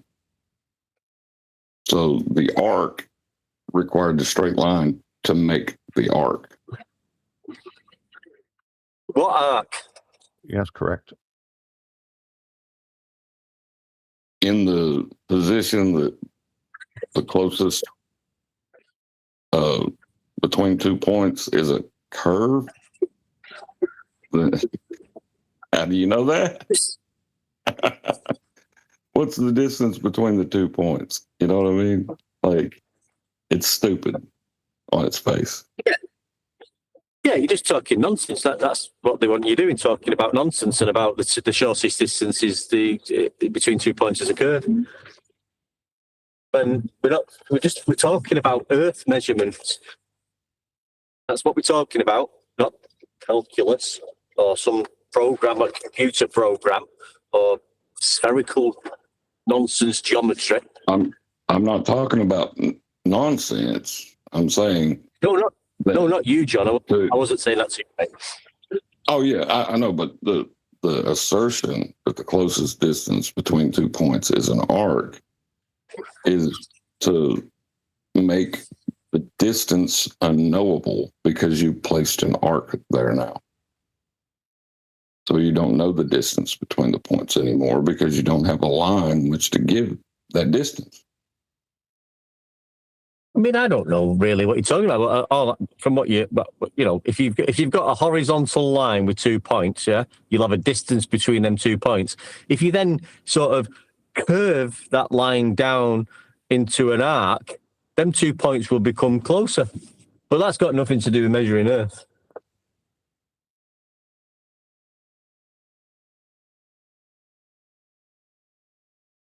Oh yeah, no, I completely agree. I was just talking about geometric concepts. No, but that's what I'm saying. You can get 2 points on a horizontal, say 1 mile apart, linear, yeah. And then if you get them 2 points, you've drawn. This is on a computer screen, by the way. It's got nothing to do with measuring Earth. So you've got on a computer, you can draw a line with 2 points, and you can measure it, say 12 centimeters. And then if you drag them 2 points down and make that line curved, them 2 points now will be closer to each other in a linear fashion. Right, yeah, you see what I'm saying? Now it's kind of funny just to hear people make it, because what they're doing is they're trying to mix up intrinsic and extrinsic geometries and create, because the closest distance between 2 points on a sphere is a curved line. Yeah, it's a geodesic. Because it's on the sphere. Pardon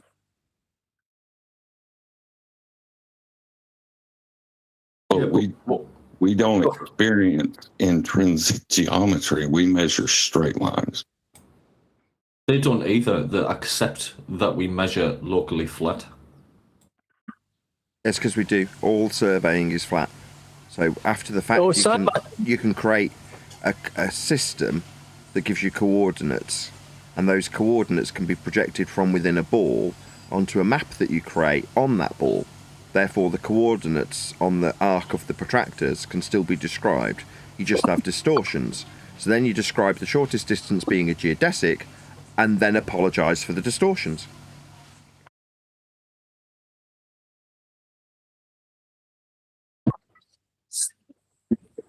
Yeah, exactly. I have no idea how Nathan can repeat what I'm saying, but say it more clearly. That's all I do. Listen to what you say and then condense it down by about half.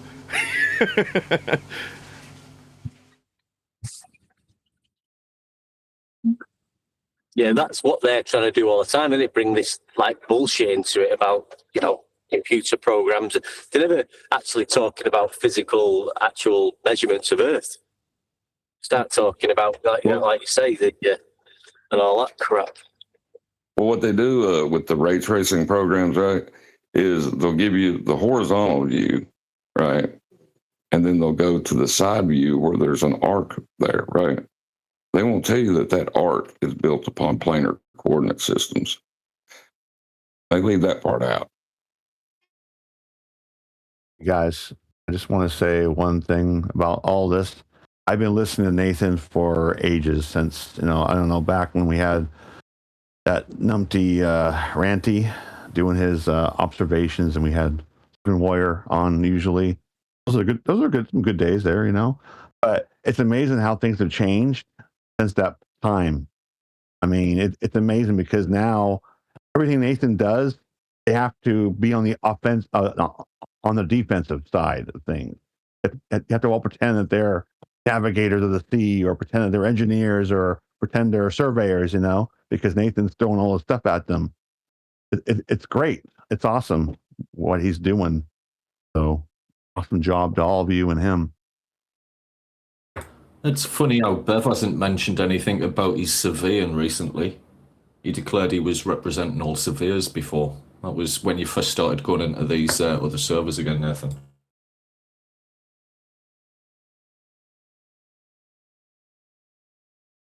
Well, if he talks about surveying, he can only be mentioning, like, you know, total stations, the lights, measuring horizontal and vertical angles. I'm pretty sure he said something like he got his bronze surveying certificate. Ask Bev about spherical excess. Ask him how That's a Red Dwarf works. reference. His bronze surveying certificate, like Rimmer with his silver swimming certificate. He's got all these badges on his uniform and his official dress uniform. And Lister says to him, "What's BCC SSC?" He says, "Bronze swimming certificate and silver swimming certificate."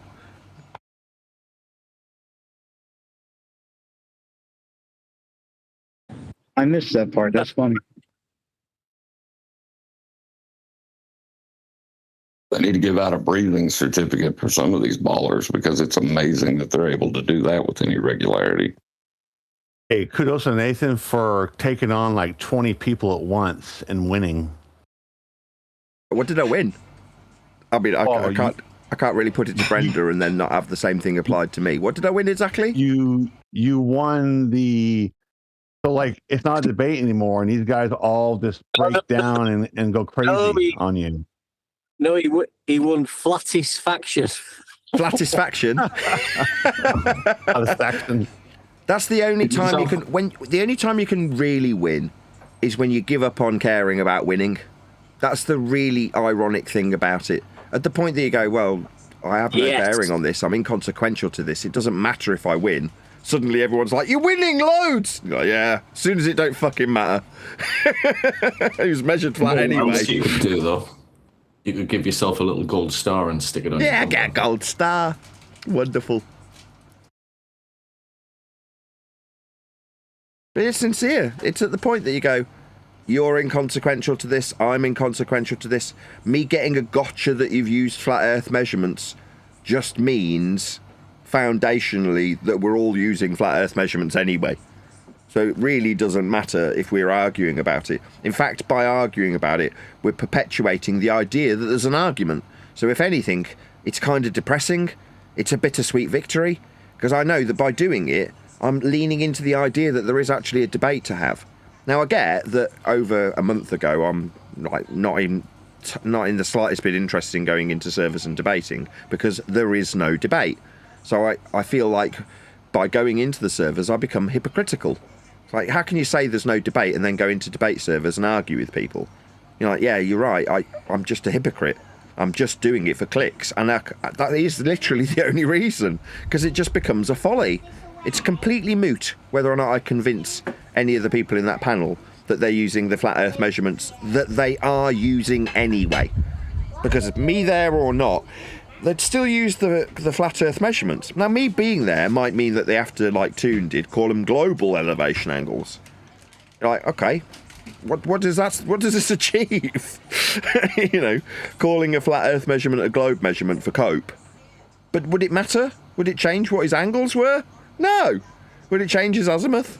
No. Would it change that that's the system we'll have to use whether we like it or not? No.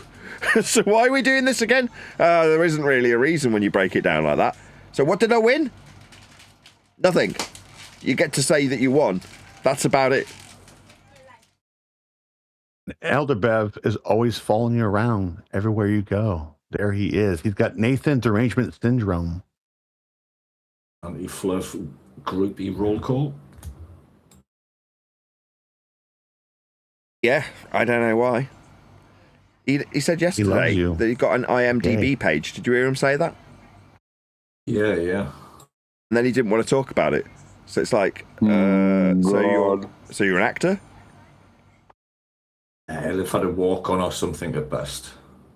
Regardless, he's an actor. What he's saying is, I've got an IMDb page after he did an Irish impression that was excellent, I might add. And I'm like, that is a talented impression of an Irishman. Like, better than I could ever pull off. And then he was like, yeah, it is. I've got an IMDb page. And then he very quickly regretted saying it. I'm like, oh yeah, what's your IMDb page? Now, obviously, he's not going to dox himself. But by the same token, it's like, you let that slip, though, haven't you? That you're basically an actor. That is red flag number one for me when somebody's got an IMDb page. God, Yeah. that's a Why red is he flag. Why is he on Discord doing this little stuff here when he can be out making money being a voice actor? Maybe this is his current bit. Who knows? Crisis actor, Isn't maybe. that a red herring? That's a It's red his herring, gig. though, right? It's his gig. Yeah, this is his gig. Exactly. Maybe he's getting paid for it. Hold on Who a knows? minute. Just because someone's an actor has no bearing on whether the words that come out of their mouth are true or not.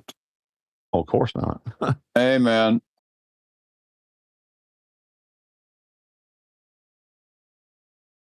I mean, wasn't Nathan into acting at one time, like on college or something? I forget. I'm sorry. And then he decided that Yeah, wasn't that's going what to I work or studied. something. Or I did performing arts, lighting, sound, circus skills, you name it. Yeah. But all that helped you to today. You know, Yeah, all that. Absolutely. If it wasn't for those fire breathing lessons, I don't know where I'd be. Yes. Come on, Nathan. You got some God-given gifts. Come on now. I mean, I can juggle. Plus, you say victory. Somebody asked me the other day, we were at the university, we take our kids to various different university events. It's weird when you homeschool, you can go in and have university lectures for your kids. Like, you sat in the theatre, and you've got a stage, and there's a professor in front of you, and he's talking about vision and eyeballs, and he's doing a full-on, fairly comprehensive lecture about the eyeball for my kids. Now, don't get me wrong, the youngest one's totally disinterested, but the oldest one was writing notes. You're like, how many school kids would appreciate that were they to not be in school, they could actually go to the university for free and have lectures there? Who would have thunk it? Anyway, while we were there, they had an event on one day. This is a different time, but a different time at the same university, University of Warwick. Is it Warwick University we go to, Baller? What's the university we go to? Is it Warwick? Warwick. They had an event on, and they had all these circus skills stuff there. And there's one guy doing his balancing and his unicycling, and he's like, I can teach you how to juggle. So I'm like, I can already juggle. And I picked up some balls and started throwing them. But then he passed me the batons. And I used to do a full-on performance with a guy called Ray in Stratford with flaming batons. We used to sell them. And we'd juggle them back and forth and, put the hat out and earn some money, right? I picked up these batons and I couldn't fucking do it. I just lost that skill.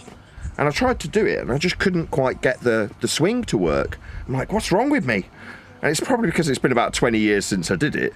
But in the same way as I looked at the unicycle and I thought, if I get on that, is there a chance I might actually break my spine? Where formerly I could stay up on a unicycle. And I thought, don't find out. Don't try. If you can't throw these batons and catch them, you definitely can't do the unicycle anymore. So I looked at it and thought, I'm just going to have to accept that after 20 years of not doing it, I probably can't do it now. I mean, I might have been able to. I might have gone up and done it for a minute or two and then broke my spine. You know what I mean? But even the balls, I was using the balls and I could probably get 5 balls in the air and keep them there for 2 or 3 minutes. I was struggling to do 3. I'm like, my God, if you don't keep this up, you do genuinely lose it as a skill. Same with probably all of it. I probably couldn't do fire breathing again. I'd probably end up fucking myself up. Or sword swallowing, not that I ever actually did that. You know what sword swallowers moan about? What would you say if you're a sword swallower and you're going to the doctor? What do you think they'd mostly be in the doctors for? It's pretty obvious. Getting cut? Sore throat. Yeah, sore throat. Sore throat? It's a legitimate thing. Most people don't know this, right? Sword swallowing. People think there's some sort of magic trick to it. Wrong. It is absolutely legitimate. When people shove a sword down them, they are genuinely shoving a sword down their throat. People don't realise. If you took an X-ray of a guy who just swallowed a sword, what you would see on the X-ray is a freaking sword inside them down to their stomach. Not a lot of people know that. How about shoving swords up the other way? Is that something people do? I don't think they go up that way. I don't think it's long enough. Okay. I think Elderbab should start that then. Trying to think of some other circus skills. Yeah, that's a good example, though, Nathan, because there are true sword swallowers, and then there are those stage magicians who can get a piece of equipment that will create the same, say it with me, boys and girls, illusion of swallowing a sword. So there are two. One is real, one is not. Yeah. There's legitimate... Wait for connection. Say again, Neil? Say again, Neil? I'm sorry, I'm off mode. Can't think of any other circus skills I learned. Oh, plate spinning. To learn that as well. Diabolo. Juggling. Fire breathing. Sword swallowing. Trapeze. What others? There was loads of them. Yeah, and in big circus news here in the United States, Bello Knock is returning to the center ring for Ringling Brothers. That's big news. It's only big news probably to me because Bello and I shared a stage for 7 years, when he was 12 years old until he was 18, 19, or whatever the math is there. Yeah, great fun, great friends, great learning lessons together. And now he's in his mid-50s, and Ringling's bringing him back to the center ring. So, yeah, thanks for bringing up circus. That's my wheelhouse. Yeah, I know. That's why I brought it up, to be honest. Yeah, a lot of disciplines. I mean, and all that stuff. You know, if you're going to do something and do it well, you've got to learn the craft, learn the trade, learn the skill, and rehearse it. You know how you get to Carnegie Hall? Practice, practice, practice. But it's one of those things that only transferred into the... Say practice makes, right? Perfect. The only thing that transferred... No, better. What? In music, you never say that. Practice always makes better, never perfect. Fair enough. The only transferable thing from that particular time, other than running a show, is the trapeze or high wire, whatever you want to call it. The thing that they strap you into and then basically dangle you off the stage with. A great big counterweight and a great big wire, and they just dangle you on a harness. Well, that sort of harness work directly translates to what NASA do. That's all they're doing. It's just work in a harness. Well, I call it trapeze, just so the average Dumbo can understand what I'm talking about. If you say trapeze, most people know what that means. But it isn't. It's wire work. But if you say wire work, people might not necessarily know what you're talking about. But it's just being in a harness on a wire. Amen. And another discipline of the performing arts and the circus genre is silks and ropes, where people can manipulate the silks that are on a vertical downward vector from an elevated position, and then perform acrobatics within those ropes and or silks. Yeah, same kind of principle. But they have to learn how to do it. They have to learn how to do it and make it look exceptional. Make it look so easy that anybody could do it. And I want you to be my acrobat. Along with wire work, the other transferable skill, there's another one, it was painting backdrops. Fucking tedious work. Giant canvases that go at the back of the stage, right? Backdrops. And most people are completely blissfully unaware of their existence. It's only if you're watching something like The Wizard of Oz and you go, look, do you see this line? That's the stage. See this yellow brick road going into the background? That's painted on a canvas. Now, in more recent times, they do it on glass and they put it in front of the camera.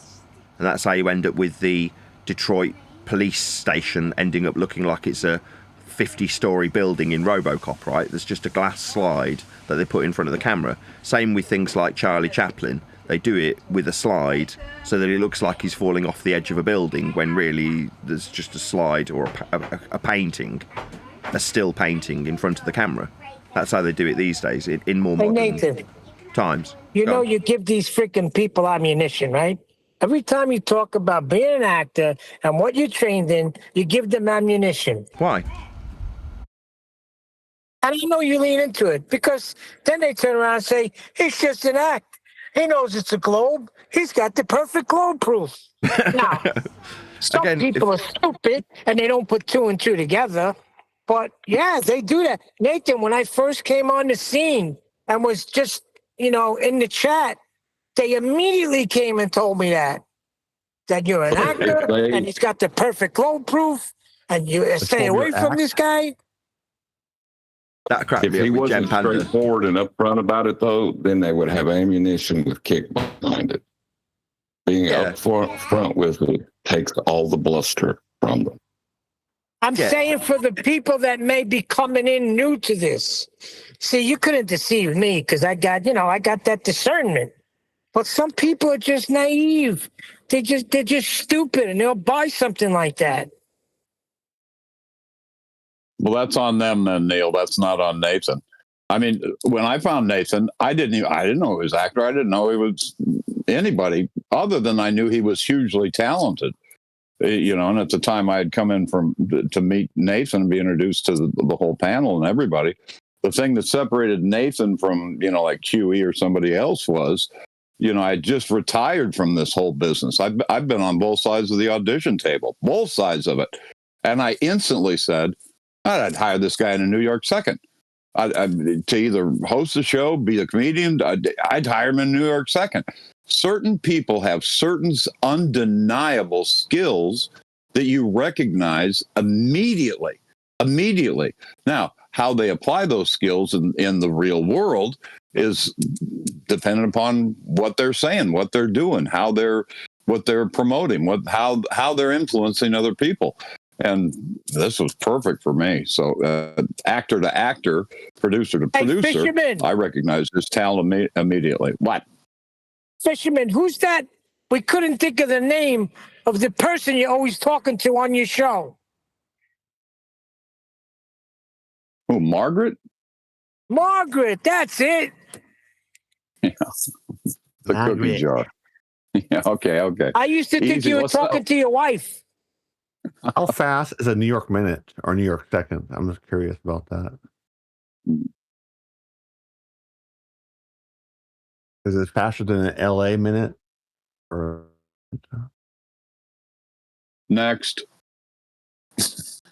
I'm just having fun with you. I know. Me too. It's a New York minute. Isn't that an Eagle song? By the way, the Knicks suck. But congrats to you for their win. That was awesome for them.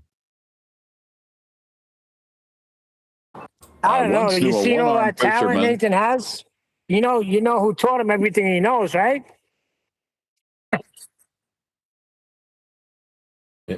While you've had your last couple of conversations, I went off on a little bit of a tangent because something sparked something in my brain.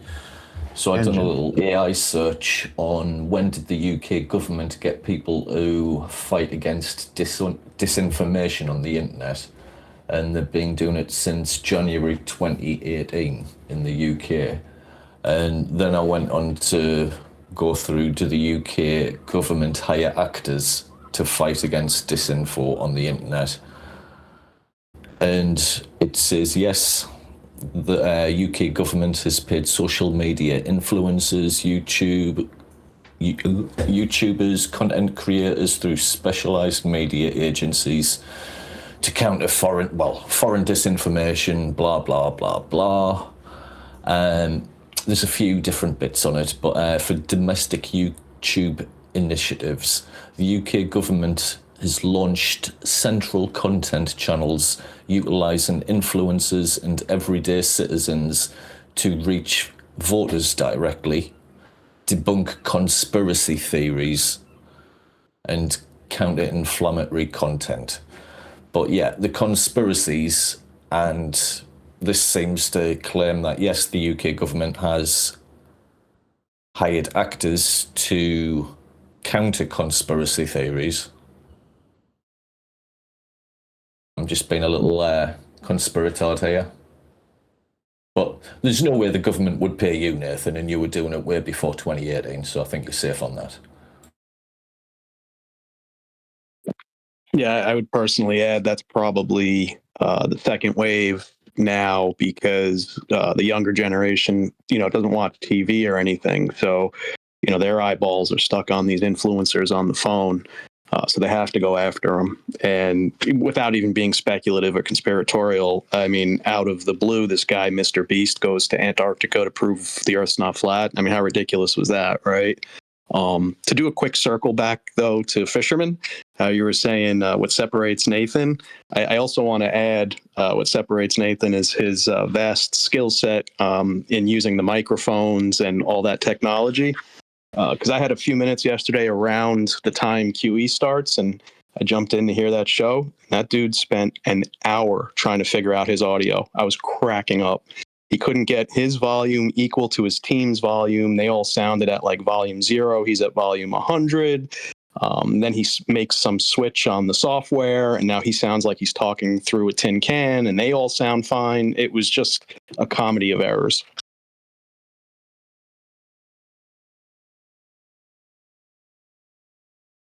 Yeah, point well taken.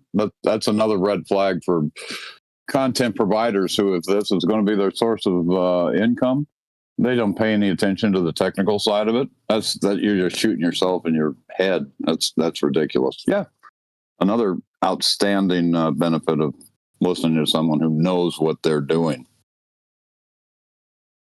If you're going to do a trade, you need to know how to do the trade. Hey, are we still blowing smoke up Nathan's ass? Because I was going to blow some, but that's still political. We can stop. Oh, no, but I was going to say the thing that really got my attention about Nathan is he's producing the show, he's starring in the show, and he's controlling the flow of conversation and keeping long, protected silences out, stuff like that. Like, there's no way I could do all those multi-functions at once. There's no way. You're missing Writer, one director, thing. producer, performer. That's it. He's also getting victory royales on Fortnite.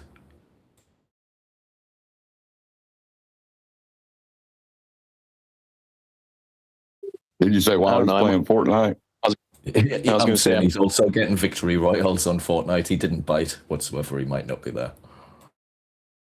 I was going to say I'd put my middle son up against him on Fortnite. I got the Fortnite reference. I get it. Yeah, that's what they've been reduced to. But you're playing Fortnite. You're playing Fortnite. Oh, okay. As well as demolishing them. Yeah, you're playing a first-person shooter where you have to put yourself in the position, or a third-person shooter where you have to put yourself in the position behind someone who's actively killing all the other people while destroying you in a conversation where you're trying to assert nonsense. Yeah, that's exactly what he's doing. That was good, John. Yeah, that's pretty appropriate.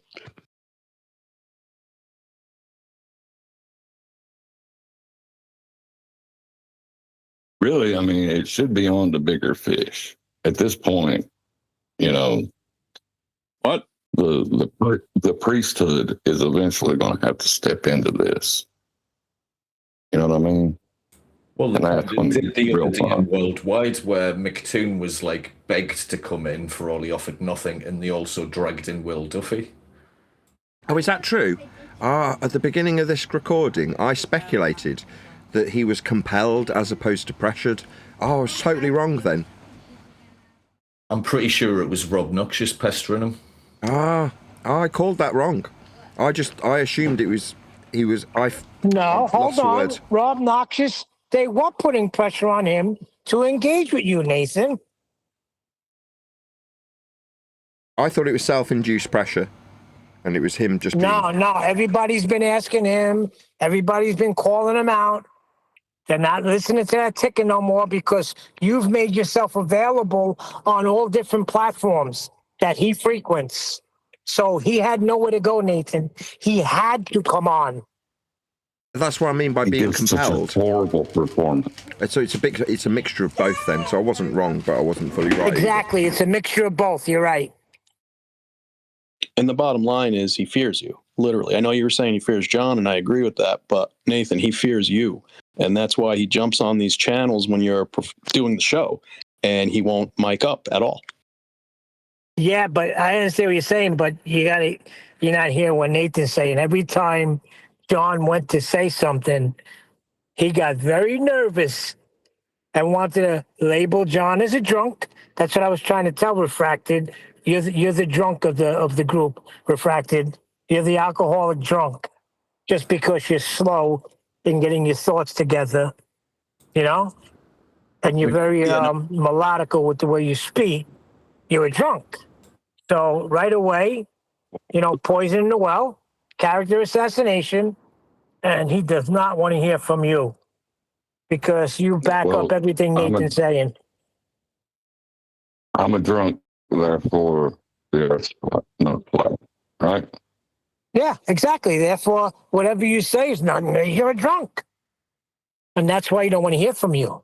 That's why every time you went to say something, he piped up. Wait, John's a drunk? Since when? Since when what? Yeah, that was. You said John's a drunk. Yeah, that's their thing. They say John's a drunk. I've heard McToon say it until a month ago. I didn't know that. He's the drunk. Me and one decade of yes men. Elder told McToon I was the organ grinder. Yeah, there it is. you pay Nathan to do these things. He's got you under a spell. That's correct. Don't forget our pig farmer. He's pretty important too. There you go. Hey, we're all just prisoners of the North, right? Yes, exactly. We're all trapped in the North. Well, I'm actually in the West, but okay, that's cool. But yeah, I kind of think McToon's always been lurking in these servers so he can potentially farm if Nathan slips up or says something stupid, or try and come up with workarounds for what he's saying without being in conversation. But it seems his only workaround is putting global in front of flat earth measurements, like global elevation angles and global sea level. So he's got absolutely nothing. Yeah, it's total. Go ahead. Sorry. No, I was just going to say it's total cowardice. And I don't know if you guys remember a few months back, I had mentioned that somebody here had given Toon like one of our pre-shows or after shows or something. I'm not a regular Toon watcher, but that night I happened to jump on his show. And as soon as John spoke up on the recording, he was going after, the whole drunk angle back then. So, yep. McGoon wanted to debate me years ago too. I was on his, I was on somewhere out there, and then he's all, "Why don't you come to my channel and debate me?" And I was like, whatever. What's the point of contention? Well, see, the thing with McToon is I went on his channel and embarrassed him. That's why he hates me. Exactly. You're on track now. But here's one thing. when I first heard him say that, it kind of like it shocked me a little. I was like, I never even thought of John being a drunk. Where's he getting this from? So I figured he had some freaking recording of you maybe popping on 24/7. He doesn't have none of that. He just labeled you the drunk of the crew. Go figure.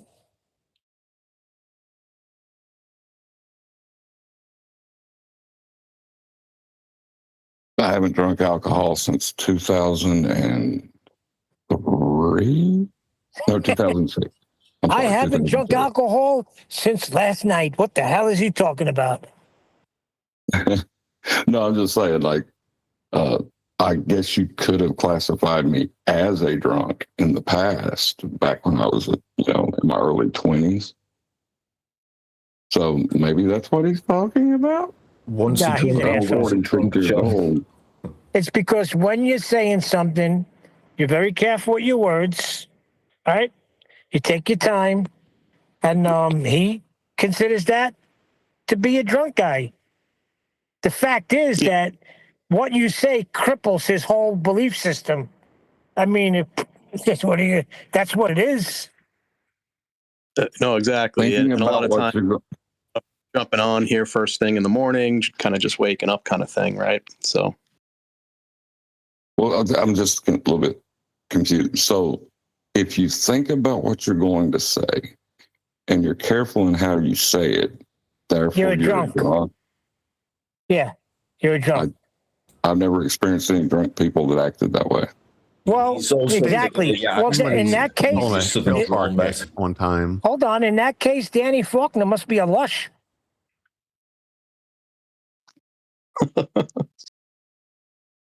Well, the word drunk and the word deliberate do start with the same letter. So, in the heliocentric world of imagination, it could be the same interpretation. Drunk, deliberate, any other D words? What a bunch of retards. Right, fisherman. It's so funny, though, because, like, in the context of this conversation, it doesn't matter. I'm sorry. Well, John, I never thought you were drunk. I thought you were deliberate and very, what's the word, succinct. Me either. And I like that. Exactly. I never even would think that.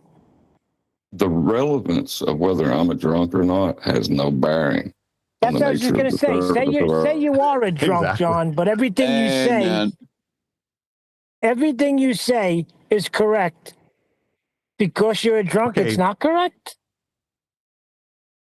But the problem was he had a bad mic for years, right? So maybe they thought the bad mic was him being drunk. I don't know. But it doesn't matter. Even if he was. If what he's saying is correct, it don't mean shit if he's drunk. Of course. Exactly. Yep. Right. Yeah, your sobriety has no impact on the truth of the statement. The old poisoning the well foul. The old foo.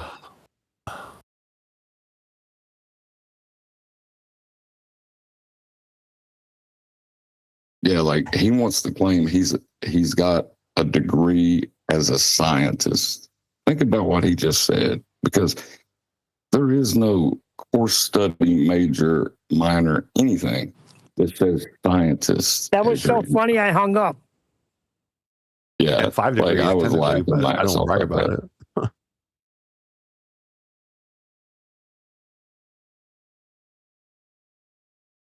Nathan, I have a science degree, Nathan. What has flat Earth? What have you guys produced? Nothing.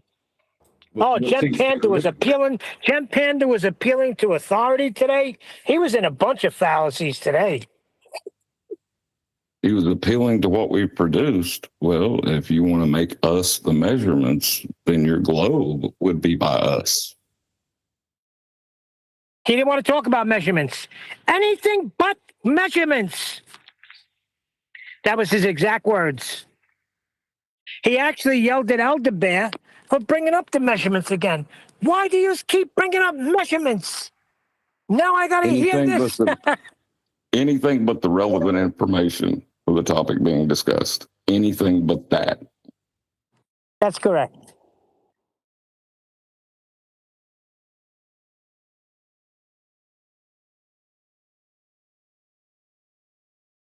I don't know. I doubt any of them will ever change over. You know, they're kind of sunken cost themselves into the, they'll never publicly change their position because they have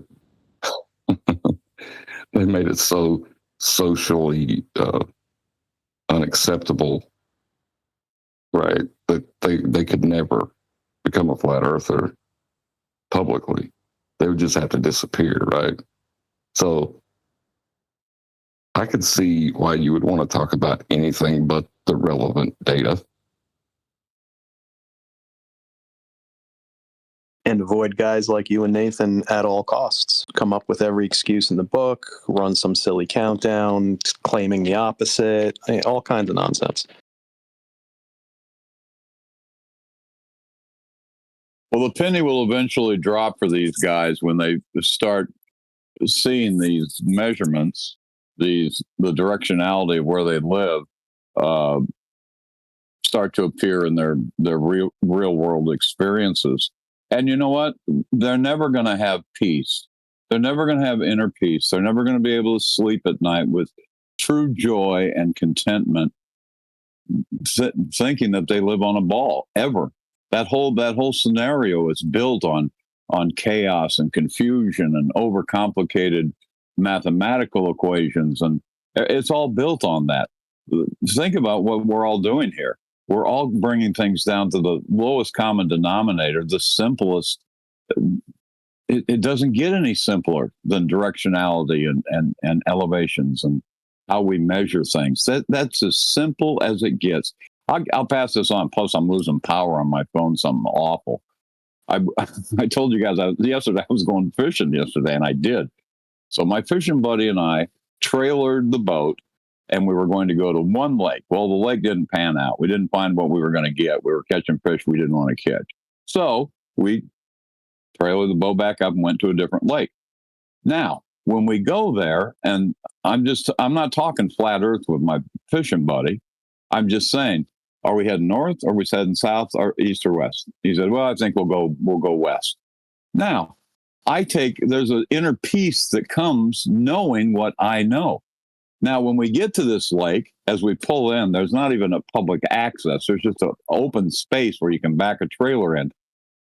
On the other side of the road is a lake that is elevated at least 10 to maybe 15 feet above the lake that we're dropping the boat into. And I pointed it out to him. I said, look at this. This lake is a good 10, 15, 20 feet above this lake. He said, yeah, isn't that something? I said, there's no spillway? He said, well, there's a creek that runs into it, when the water levels are high, that's it. But you could physically stand on the road, and that flat lake up there was 20 feet higher than the flat lake that was 20 feet below. And on our way to there was road construction. And during the road construction, guess what they were doing? They were leveling the road. And each one of these things that I see just brings me inner peace. I don't have to go screaming and yelling and politicking and preaching and teaching. I don't have to do any of that. I have inner peace knowing what I know. And that's, to me, it doesn't get much better than that.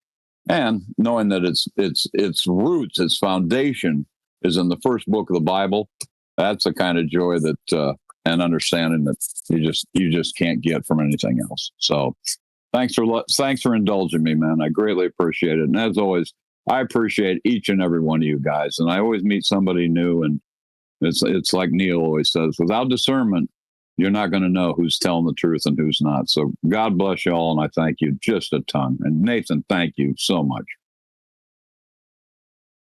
Take it easy. Amen. Dude.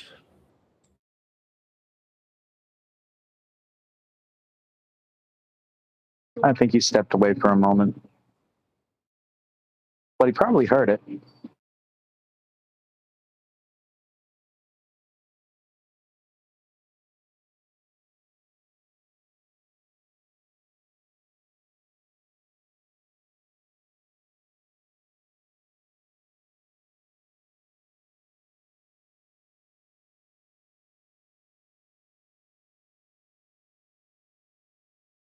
I think I told you guys. Just quickly recapping, I stumbled upon Nathan through Eddie Bravo, and I'll be forever grateful. I caught that YouTube clip however many years ago, where he was kind of extolling the virtues of Nathan. So that was it. Same here.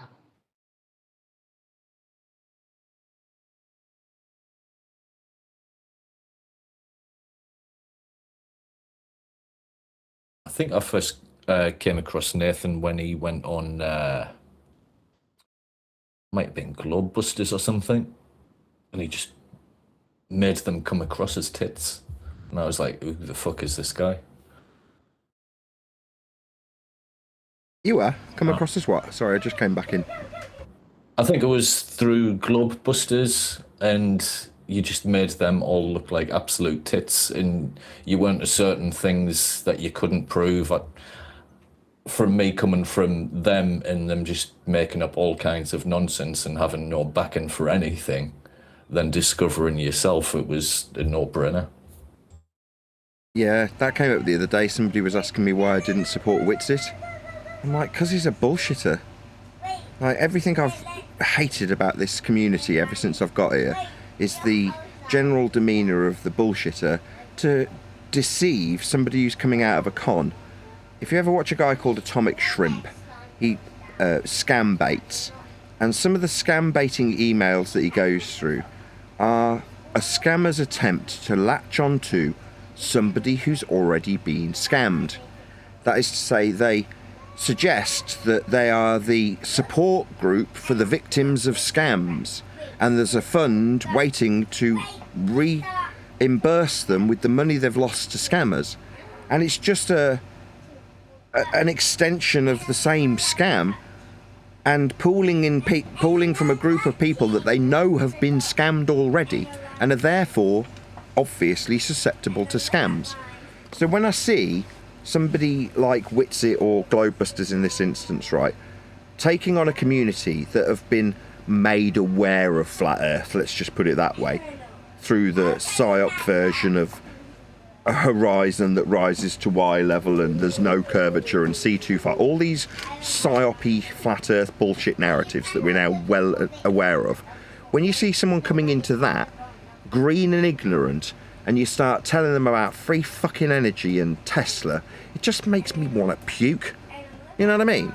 Now, the fact is that throughout the history of Flat Earth, people like that are the ones that get the most attention for a couple of reasons. Because they can be painted as scammers by the opposing side, not normally by their own, that's me, but by the opposing side. Look, this guy's a grifter, and here's a demonstrable way that I can prove it. He's claiming he'll give you free energy, it'll never come, and when the opponent who's suggesting Earth's a ball says that, that has some impact with average 80 IQ moron normie, doesn't it? Oh well, he's a bad man, Witsit bad, definitely a scammer, therefore not flat? Yeah, well that's the logic that they're actually using. Witsit scammer, therefore not flat. Simple. That's what the end result of the whole process achieves when you stand back from them. And from the point of view of someone like Witsit, they just see the engagement that they get when they offer free energy, and go, wow, that got a much bigger result. That got far higher numbers. So they lean into it. Why? Because the money's getting the better of them every single time, isn't it? They're only going where the numbers go, and the numbers in that case are going towards the conspiratorial bullshit scammy narratives.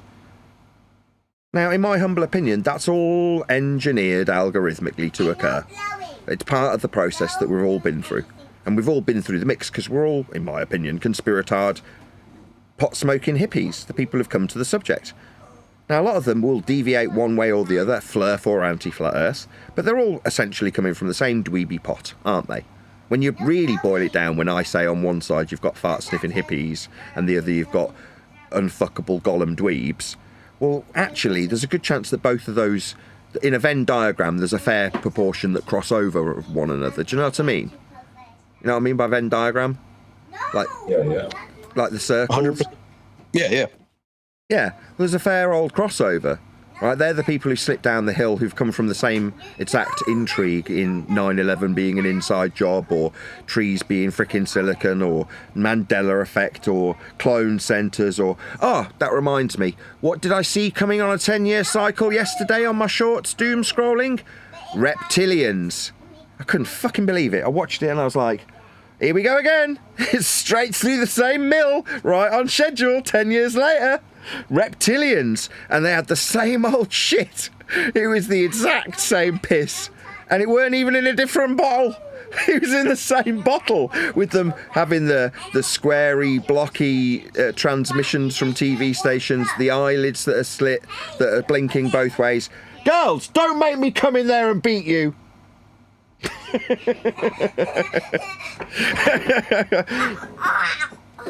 No, be quiet, seriously. I understand that was a joke, by the way. I understand that myself.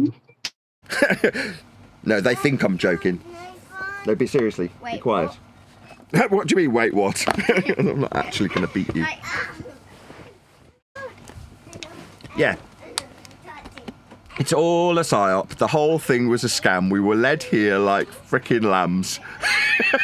And I can laugh about it now because it's been a slow dawning. It dawns on you that you're just a slab of meat being put through the system.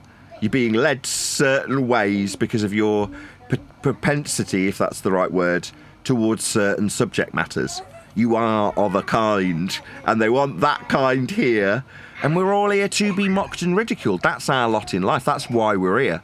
But we're due to have faded, all of us, to have faded out and fizzled out on the 10-year cycle, so the next batch can come in and start talking about Mandela effect and reptilians.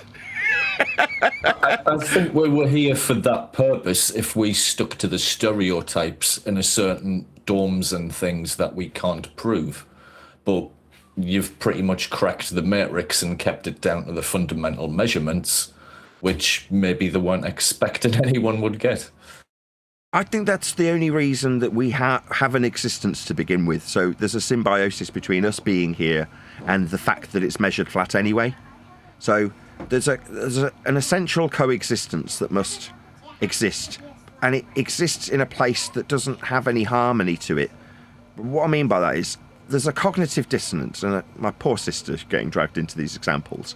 When she was learning how to navigate a boat, she learned how to measure Earth flat. When I then, years later, reiterated it back to her, she's nodding along because she fundamentally understood how flat Earth was measured. Now, while she understood that, she could and did hold the heliocentric inconsistency as a normie because she hasn't, like the people we oppose, heavily invested in heliocentric rhetoric. She became a manager, she had a family, she did normie stuff, like most normies do. Most normies don't invest in heliocentrism. They defer to the consensus, first and foremost, and then rely on, you could even quote it from some people, smarter people than I have figured this stuff out, and it's a ball. That's as far as they'll go, yeah?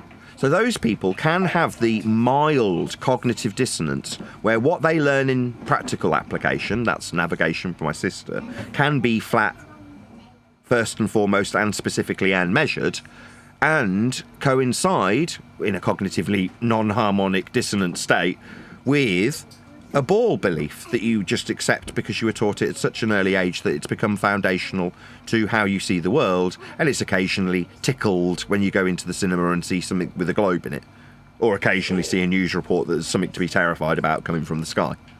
Yeah? So based on that, you go, okay, that has a non-harmony that's kept science and the stuff you learn in 5th grade separate from the geography of the measurements, even if you're applying them. So that is good enough. It doesn't have to be harmonious. It just has to work. Well, there's a problem because the people who slip down one hill or the other, that's, well, hang on, if we're just measuring Earth flat, you need that person who slips off and starts to concern themselves with it to follow themselves down a well-beaten path. And we've experienced it. We've lived that path. But there's no such thing as coincidence in this regard. It's engineered to be the way it is, and it seems to tick over on a cycle. So when you know that, you go, well, from that perspective, we as a community, if you suggest that I've built a community, right, because I'm hearing praise for me and what I've done, and it's lovely, but by the same token, you go, if you accept that that is the case, that really is all that there is. There's just a community of people who generally understand the pinnacle of human understanding for the light movement of the sky came about 500 years ago, turned into a model the church used to better make predictions about certain events like Easter, was kept on a shelf for other people of power to come and pull from and then exert their authority over the masses with, and then it was passed down to the masses for them to, in the dweeby heliocentric fart-sniffing way that we experience, be lorded over people who are engineered to brace against it. That's what we currently have and have experienced for about 10 years.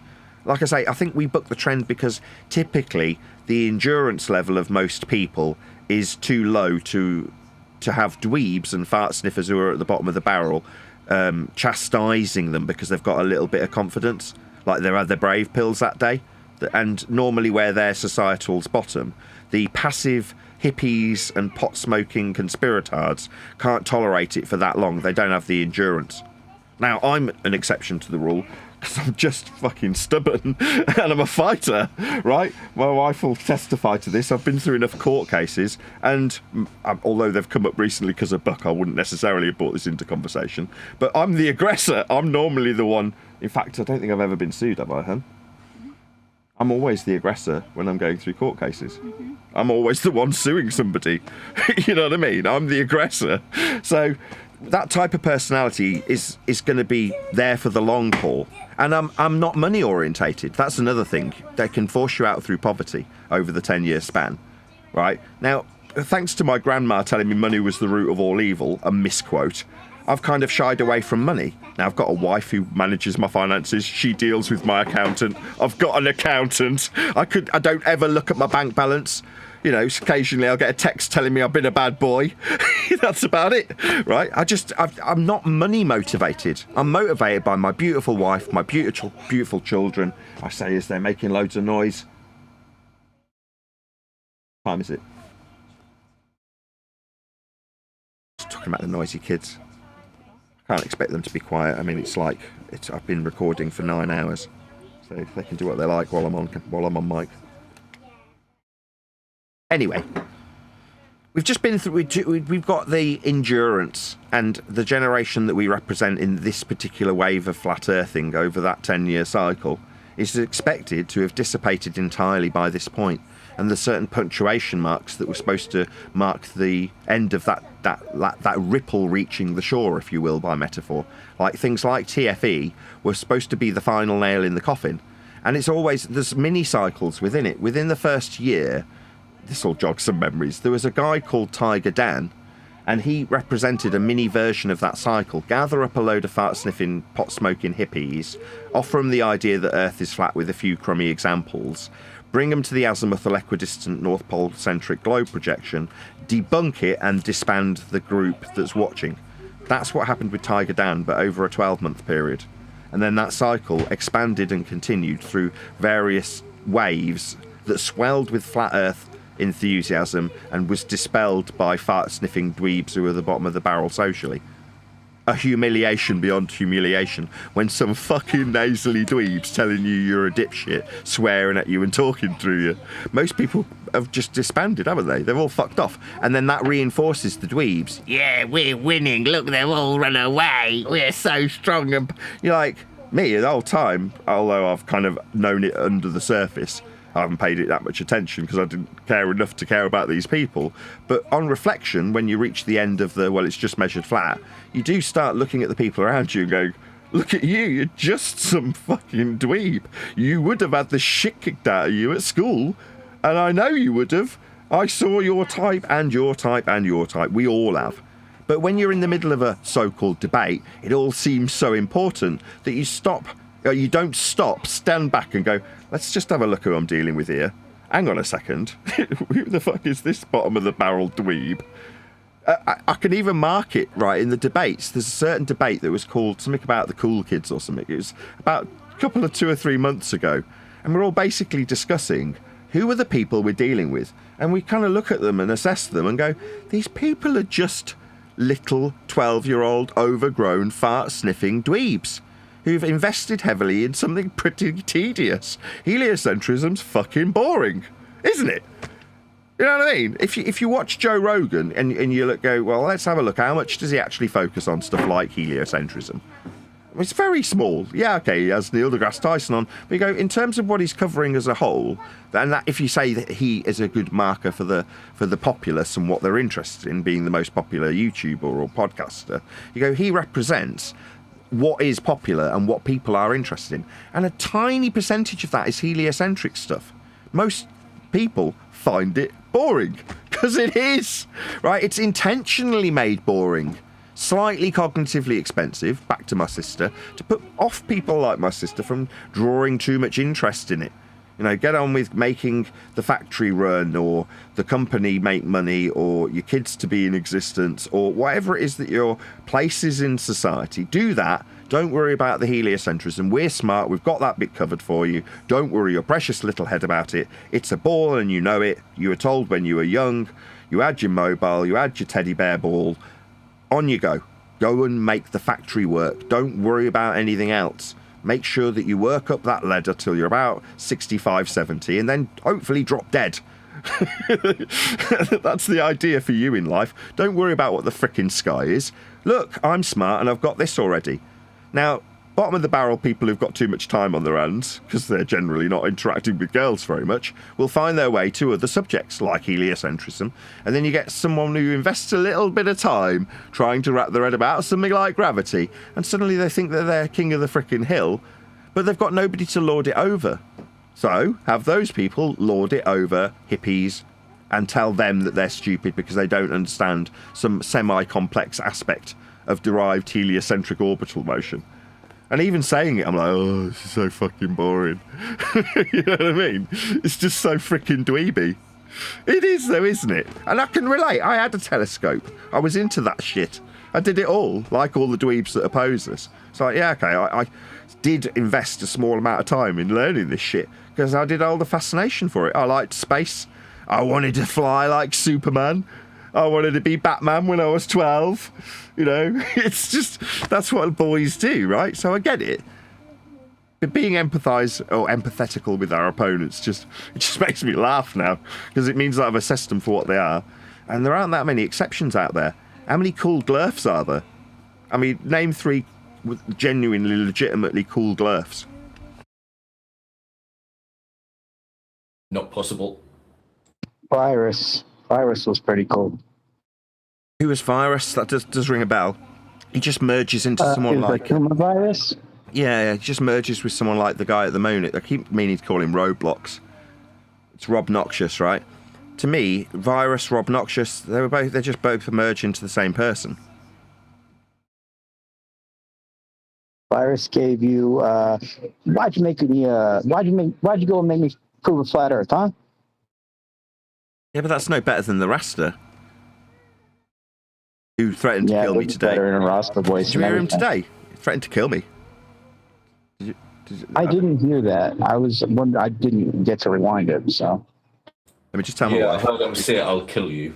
I don't know if he was trying to say metaphorically or whatnot, but that's what he said afterwards. He said, "I don't actually mean I'd kill you." I'm like, I don't want to hear any death threats describing how I'm going to be killed, metaphorical or otherwise. That's not a reasonable metaphor. Like, if I just choke you, I don't know why we got this in the metaphor. Like, unless you're actually trying to intimidate me with death threats, why would you do that? No, just a little bit of light choking. Just a little bit of light death in the metaphor. Like, no, I don't want to do this. And that's why socially it's unacceptable. Now, there's borders where, like, you've got to involve your kids to a certain degree in your life, and therefore people say, well, because I've seen you involving your kids in your life, I'm going to too. You know, like, there's a point where people have to accept that there's going to be a social interaction with other people's children. So there's therefore a slightly blurred, slightly grey area, again, that scumbags like to exploit, don't they? Same with, that's why I got annoyed. I hate when I have to empathise with someone like Brenda. That same blurry line was being exploited by Gagushi today, right? And it pissed me off royally. It's like, you don't fucking need to do this to her. Now, whether or not I agree with what he's saying in the example, I think it was something like, in terms of belief, just because you believe it don't make it true, she's transgender, therefore I'm going to take this straight to her believing she's a man when she's actually a woman, or a woman when she's actually a man. It's just so cheap a win, and so unnecessary. And it uses that same little grey blur of a line that allows people to attack my kids, suggest I beat them. Things like that. It's the same, would you not agree? It's the same grey area that was being exploited against my opponent. Now, it doesn't mean I give the tiniest of fuck about her. I'd rather see her with her neck slit, and I mean it sincerely. She's tried to have my kids removed from me. So yeah, I'd rather stamp on her face in all sincerity. People would have to be holding me back if I was in her presence, because I'd want to kill her. Because that's how you feel when somebody suggests that your kids should be taken away. You get very passionate very quickly. Therefore, you can justify the outrage. Now, if someone was to say, well, you've just described killing her, I'd be like, yeah, there's a term for this in legal terminology. It's called a crime of passion. You catch your lover in bed with another man, and you end up killing him with passion and blood that hasn't been preemptive. You've not decided you're going to walk into that room, find something horrifying, and then pull your gun and end the man's life. But that crime of passion would be something that the law would take into consideration. Similar events are around people defending their children. You find your I don't want to say this to my kids in earshot, but an R.A. you-know-what-E of a child being encountered by a father, the same thing would be a defence in a law court if you ended up killing the person that was doing that to your child. Do you see what I mean? It would be so enraging. Therefore, you know, those sorts of moments take over people quite frequently. So it's normal. Like, and when this is why they this is why they exploit this blurred line, because I know why they suggest I beat my kids, because it's in that grey area that when you're exploiting it, you know that it will make the person you're trying to poke and their blood boil very quickly. Now with Brenda, that's what was happening. Someone saying, I know how I can exploit something so personal to you that you'll get so furious immediately that you'll want to slit my throat for it. And I want to exploit that. And you go, with someone like Brenda, why? Of all of them, I see her as some of the lowest hanging fruit in terms of her debatability. Not that she's stupid, she's just not very good. So therefore, she's easy to overcome and defeat. Therefore, today even, I'm not even like, have the win, because it's so inconsequential, right? Now, there's other people you'd put much higher up the pecking order, like Rumpus. All he's got is tactics and knowledge. So he's formidable. But, you know, then it was sport. Everybody used to love watching Rumpus. Now, obviously, for me, wanting to educate the people, there's a line that you draw that you go, no, when this person's caught out overtly lying, doubling down on a lie when it's exposed, and then tripling down on it in spite of threats of being removed permanently, you go, this person's so untrustworthy, so deceitful, so snake-like, that they can offer no benefit to anybody who's in their vicinity, regardless of how high value the entertainment is seen when there's chaos going on, and the general demeanour is that I can cause chaos and then introduce a fact of heliocentrism somebody didn't know to seemingly get the upper hand. People love that. In other words, he had the knowledge to his fingertips. You see what I mean? So that's a completely other end of the spectrum to someone like Brenda. Therefore, it's so unnecessary to try and exploit that blurred line. You know what I mean? Yeah, I get you. So that's what happened. Did you hear that, Adam? Were you there when that happened? Yeah, I'm hearing you. I'm with you. No, were you there when that was happening? Oh, when you gave Brenda the win? No, when Gagushi started to exploit her transgenderism for no necessity. No, I don't think. No, I wasn't there. Yeah, we're talking about space being a belief. And, you know, the win's already in the bag. It's just having fun, just going through the motions, right? And then out of nowhere, when it's being described as a belief and transgender Brenda's using the example, Gagushi jumps in and uses her transgender nature against her in terms of what she believes. And it's like going for the low-hanging fruit.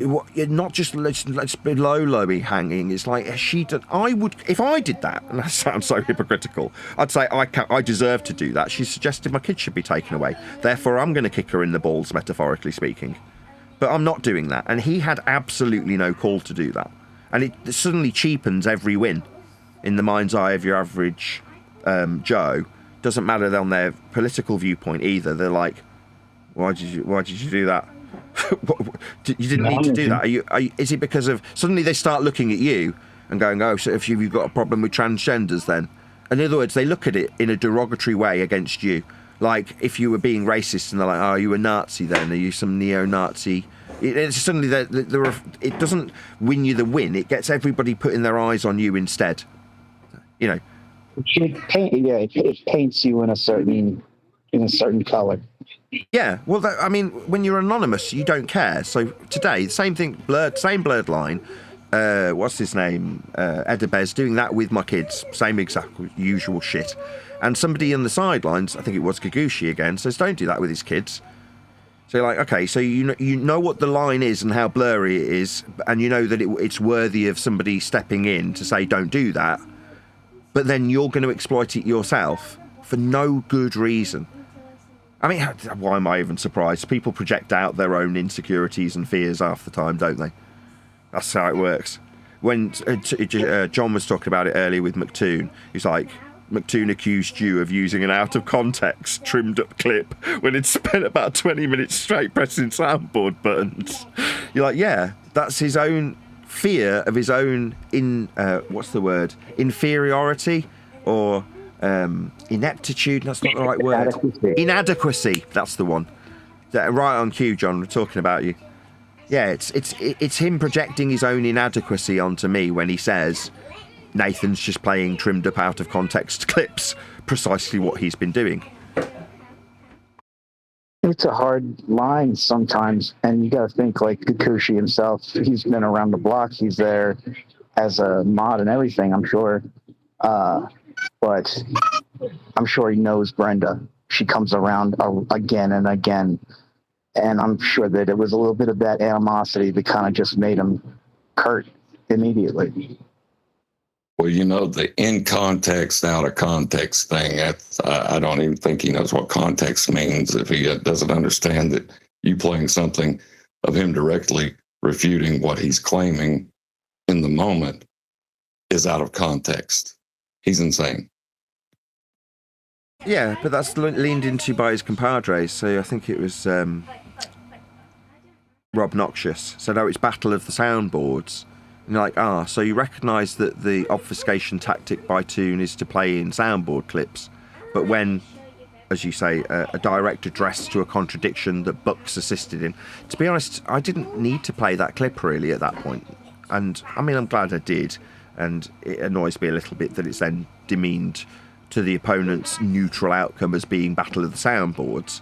But ultimately, Buck had already done the hard work to expose McToon as a liar. And it's been recognised. And people are mumbling and muttering about it because most people, again, right on that 80 IQ limit when people can recognise a contradiction. If one's saying yes and the other's saying no, they can't both be right. Yeah, that's right. Thanks, Buck. We'll always be congratulating for exposing Toon as a liar every time he's on the scene. Oh, hi, Buck. Well done for exposing Toon as a liar. Really appreciate it. Well, so just imagine if you built up inside your mind, right, this person as being the ultimate pinnacle of what your point of view or perspective, right? He's the arbiter of that in your mind. And then you come in there and give a performance like McToon. Of course, it's going to cause waves. You know what I mean? Like even somebody with a below 80 IQ is going to hear that and go, wow, he lost bad. He lost bad enough that he only briefly mentioned it in his next stream for like 5 seconds. Well, they've been leaning into the antithesis of what I'm currently leaning into. So Rob Noxious said this a few times, which is words to the effect of, it doesn't matter what you say because we all know it's a ball anyway. And you go, okay, so what that essentially means is, because the consensus, because it's obviously not true, it's measured flat, believe that they're on a ball in unison, regardless of whether there's a win, lose or draw in this scenario, I will always walk away knowing that it's a ball anyway. You go, okay, well, that sort of cognitive dissonance is tolerable if you haven't fallen down this hill and ended up in a discussion like you are now about flat earth measurements. When you're at that point, you're then in very severe cognitive dissonance. You're only in the cognitive pain, looking for pain relief by exercising the will. Well, there's still a debate, right? Because we're debating about it. That in itself offers pain relief to the baller because they're leaning into none of this is consequential because the consensus will still know it's a ball anyway. Even if you seemingly get a win and show how I've used flat earth measurements, I can walk away knowing that it's flat measurements, but it's still a ball because everybody around me still thinks it's a ball, right? Therefore, this is not of consequence. It doesn't matter. Now, I'm actually, in terms of the mindset, the same as that currently, but just for the antithesis in terms of the reasoning. I'm going, well, it doesn't matter if you walk away from this telling me that, aha, I say I won and you agreed. It's a ball. In fact, I got you to say, quote, it's a ball, end quote, therefore it's a ball. And you go, okay. But in my mind, I'm like, this is utterly inconsequential. This is so unimportant to how it's actually being measured. And every single, like this on screen, doesn't ever seem to matter what I look down at when I look at the reference. They're all referencing a flat earth. So it's like, well, it doesn't matter if we win, lose or draw here. Who cares? Oh yeah, you say I'm a scumbag grifter. Okay. Does that change these measurements or what? And it never does.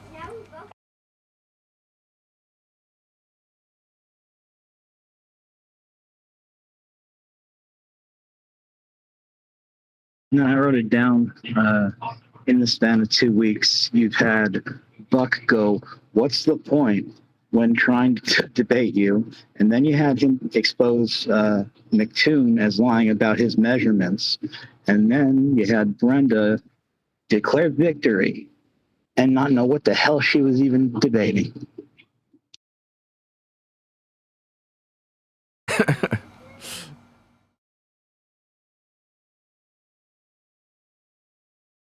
Yeah, and it becomes just nothing but a folly, an amusement for an audience. And while I'm seemingly getting plenty of comments that people are liking what's happening at the moment, you're like, I don't know how long it's going to last. You're like, I know that this little tawdry discord will end as soon as my book comes out. And that is imminent. It can't be any more than a couple of weeks.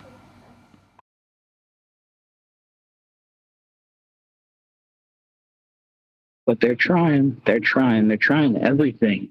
And it's like they're going through the whole gamut. And even just in every Discord every day that you've been doing, they do another gamut. They run the whole 9. You know what I mean? Yeah. I've recognised this at the start of the tour very quickly. When I say that they're going to tucker themselves out, what I mean by that is bullshitting with something that is designed to be more cognitively expensive than most people can comprehend, average Joe. That's heliocentrism. Arguing, especially against the simplistic aspect of the whole process, that's the measurements in the first instance, they don't require much processing. I had somebody make a comment about this, actually. I was just reading this a minute ago. Somebody made a comment about it. I'll go and see if I can find it. Here we go. It's that guy that left the link of Toon contradicting himself that I played that ended up being claimed to be Battle of the Sound boards. RYOJR7. It says unbearable, full stop. Some years ago, Glurfs could, in some ways, still, quote, get away with it, end quote. Because there was just too much to untangle, full stop. But now, question mark, ever since, quote, Earth is measured flat, end quote, the discussion has reached a point of such refinement on the FE side that Glurfs are being reduced more and more to a bumbling state of incoherence, spouting the most nonsensical red herrings and straw men they can think of. They can't cope with horizontal measurements. Full stop. Stupidity, ignorance, disingenuousness, fear, trolling, whatever. They just can't. It's unbelievable. Exclamation mark. Their zealotry is now so glaring that you can't just let them be happy, quote, winning the argument out of pure pity. Did I say that right? Their zealotry is now so glaring that you can't just let them be happy winning, in quotes, the argument out of pure pity. He's referencing Brenda today. I think that you can. I think that he means can. Yeah, I think that's just a typo. I know what he means. But yeah, he's saying even when you give them a pity win, you know, it's become sad. You know, there's no getting around it because it's the first principle of all of the arguments. First step in heliocentrism is measure Earth flat. There's nothing really else to say. So my argument becomes so concise that it's a doddle. People are like, oh, well done, you took on 20 people at once. Like, it really was nothing. I say this on the show, they came to me, might as well go on camera and say it before I round out, because kids are going to have to be sent off to bed soon. They just come to you with a flat Earth measurement on a pillow, and they go, here, have azimuth. Here, have horizontal distance. Here, have altitude from sea level. You're like, what? How is that hard? How many people do you need to come to you with flat Earth measurements for it to, why is it that that's the case, that they just keep coming at you with them? Like, okay, I'll take this flat Earth measurement off you. With them. Say again. They even red herring with flat Earth measurements. You know what I mean? Like, they just keep throwing evidence of a, flat Earth at you in the form of a red herring. Instead of coming to a conclusion, they'll just throw another flat Earth evidence at you. You know what I'm saying? Yeah, it's like, funny. Instead of them dragging red herring across the deer's path or the fox's path, they drag a fox. So you're like, aren't you supposed to be teaching it not to follow this separate scent, rather than showing it the very thing that we're actually chasing? Like, where I say they're handing me a flat Earth measurement on a pillow, they're then going, well, let me bat that flat Earth measurement I've just given you on a pillow out of your hands with this flat Earth measurement. Yeah, it's like, we're going to stuff all these flat Earth measurements right in your face until you accept it's a ball. Yeah, exactly. Yeah, if I describe this angle deviating from this other angle, you're like, okay. If I give you this altitude versus that altitude with this flat distance, in this flat direction, how does this work? Well, let me just unpack that. So you've given me a flat Earth distance. Stop! Ignore that bit. Only focus on the red herring bit afterwards. Okay, well, the red herring bit afterwards requires an altitude from sea. Stop! Don't use the measurement bit of that red herring. Only focus on the instrument focused on the measurement for the red herring. Okay, well, the instrument's level to a plane of reference. Stop! Don't use the plane of reference the instrument's reference to. Just talk about whether or not you've used that instrument up a fucking hill on top of your roof. Yeah, man. But to get on top, you would need a plane of reference. No, stop! Don't talk about top being with respect to a plane. Just get up on that fucking roof and tell me how you're level to a plane.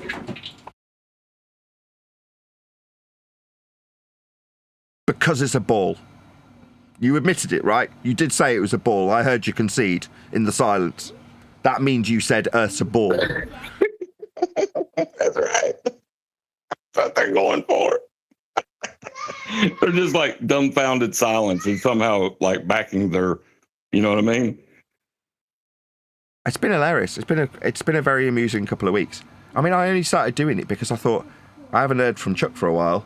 I better do something to keep people's amusement levels high because, I'm like, hey, it'll come out in 2 weeks. And you're like, you can do that for about 2 or 3 turns.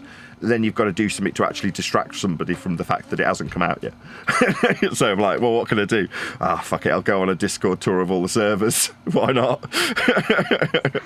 And then the book will come out. And it'll be like, surprise! As if you weren't expecting it. The book! You know how you, always describe what we were doing as the tip of the spear? Kind of just showing off how sharp it is now. You know what I mean? Yeah, that's a good analogy. Exactly. If you sharpen up a spear to the point where, like, it's cutting freaking air molecules as you walk past it, you're like, holy shit, that's sharp. And you go, look, right, there's no point in using this tool. It is absolutely cutting edge. It's as sharp as it can be. Nothing's ever going to get sharper. It just is. It's stupid to even think otherwise. And people go, yeah, it is, you're right. And I can see that. It is incredibly sharp. You go, yeah, so what's the point in like taking it off the stand and waving it around? Because instantly people are like disintegrated in bits. Everybody's got decapitated and they're all sliced in half. There's guts everywhere. There's blood everywhere. Let's just not even do it. It's not even worth it. There's just no point. And everyone goes, yeah, but wouldn't it be wicked to watch you wave it around for half an hour? You go, oh, okay. So you start waving it around, and yeah, shock and awe. There's guts and blood, and people going mental. There's crying, people rolling around on the floor, people having mental breakdowns. Yeah, you're like, well, I mean, we didn't know that was going to happen, but it does kind of feel mean because we knew exactly what would happen, and there it is happening. You know, it was sincere though. I mean, people can't really deny that the end of the debate did come when we said it came. And if they're like, no, I don't believe you, you're like, well, we went in all the servers that were out there on the circuit, and just everywhere we went, we kept getting handed flat Earth measurements. What do you want me to say? You know, what, that I didn't go out onto the neutral platforms? No, the timers all got reset. I went out, did the neutral platform bullshit, and yeah, they all handed me flat Earth measurements repeatedly. It was hilarious. You know, people went and had spaz breakdowns. They were all rolling around the floor, literally going mental, tearing their hair out, going bonkers. It was absolutely hilarious. You know, at the end, we had to give them some pity victories. Go ahead. They were. That's exactly what they were, acting like children in the way that they were like reacting to the words that came out of their mouths. Yeah. You know, they were. I haven't seen adults act like that unless it's politics, really. That's the only other time you'll get that kind of insanity. Yeah. And when I've seen, that's again another thing that sparked me off to look at Discord today and do the sound check thing. When I was watching people debating politics in the shorts videos, often there's 2 or 3 people talking at once, and you can still make out what they're saying, and they have to react to the other person because they've still got open ears when they're talking. Like, it's not, they can't impede the words going in when they talk through them. Therefore, there's a natural expectance that things get addressed.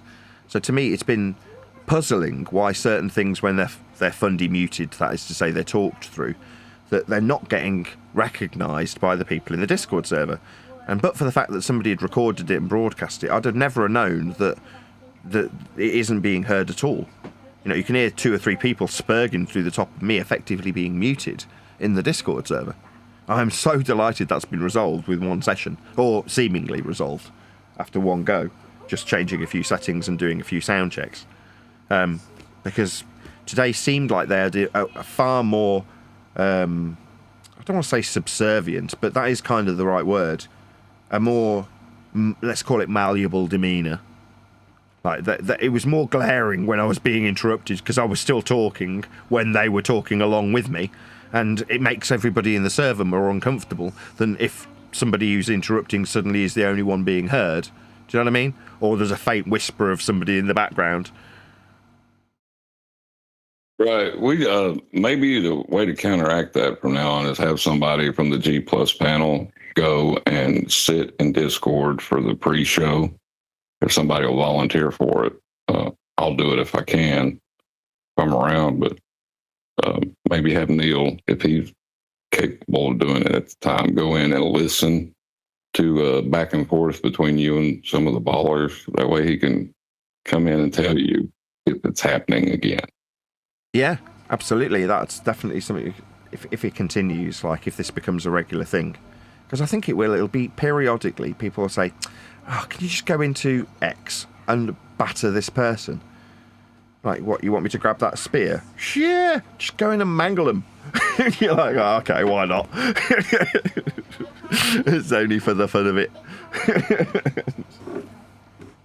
Well, yeah, that's really what you're doing now. I mean, we've refined our understanding so much that it's no longer debatable.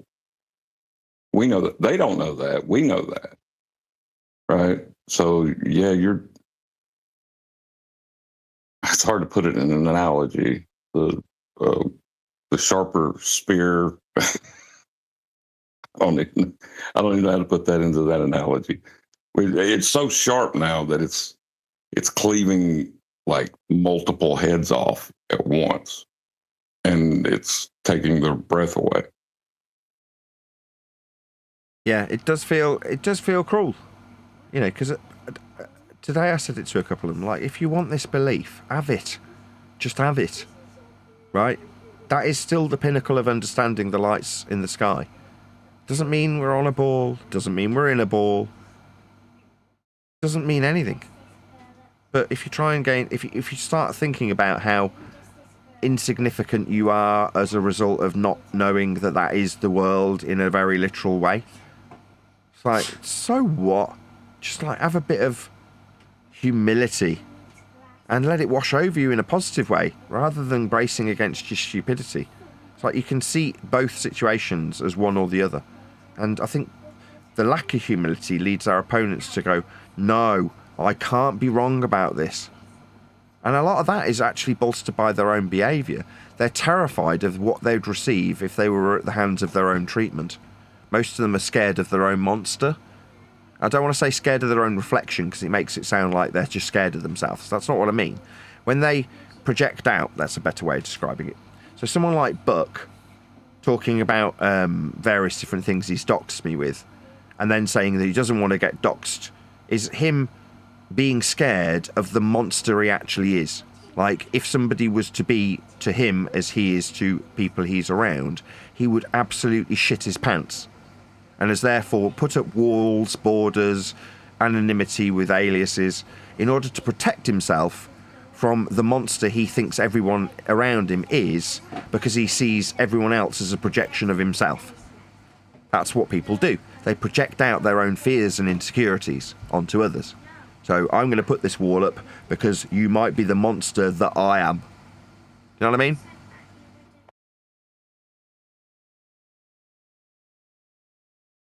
Yes, Nathan. Anyway.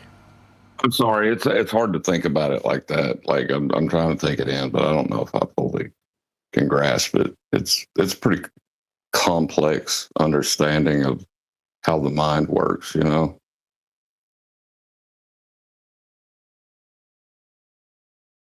Sometimes when people are ignorant of things, they will demand in the most vehement and aggressive way that an opponent explains that thing.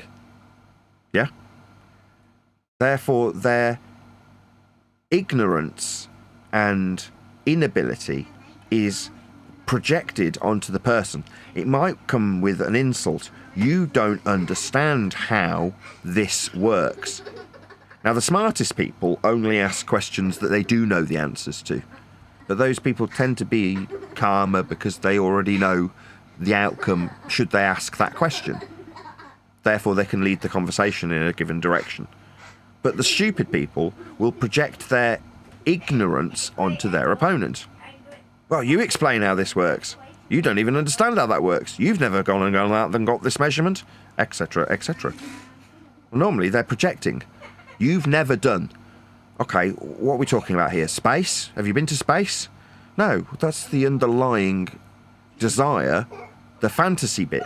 Flying like Superman or Batman. That's what they want to do. Well, they're never going to be Superman or Batman, are they?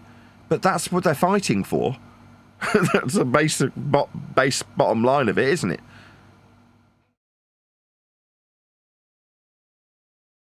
"12-year-olds.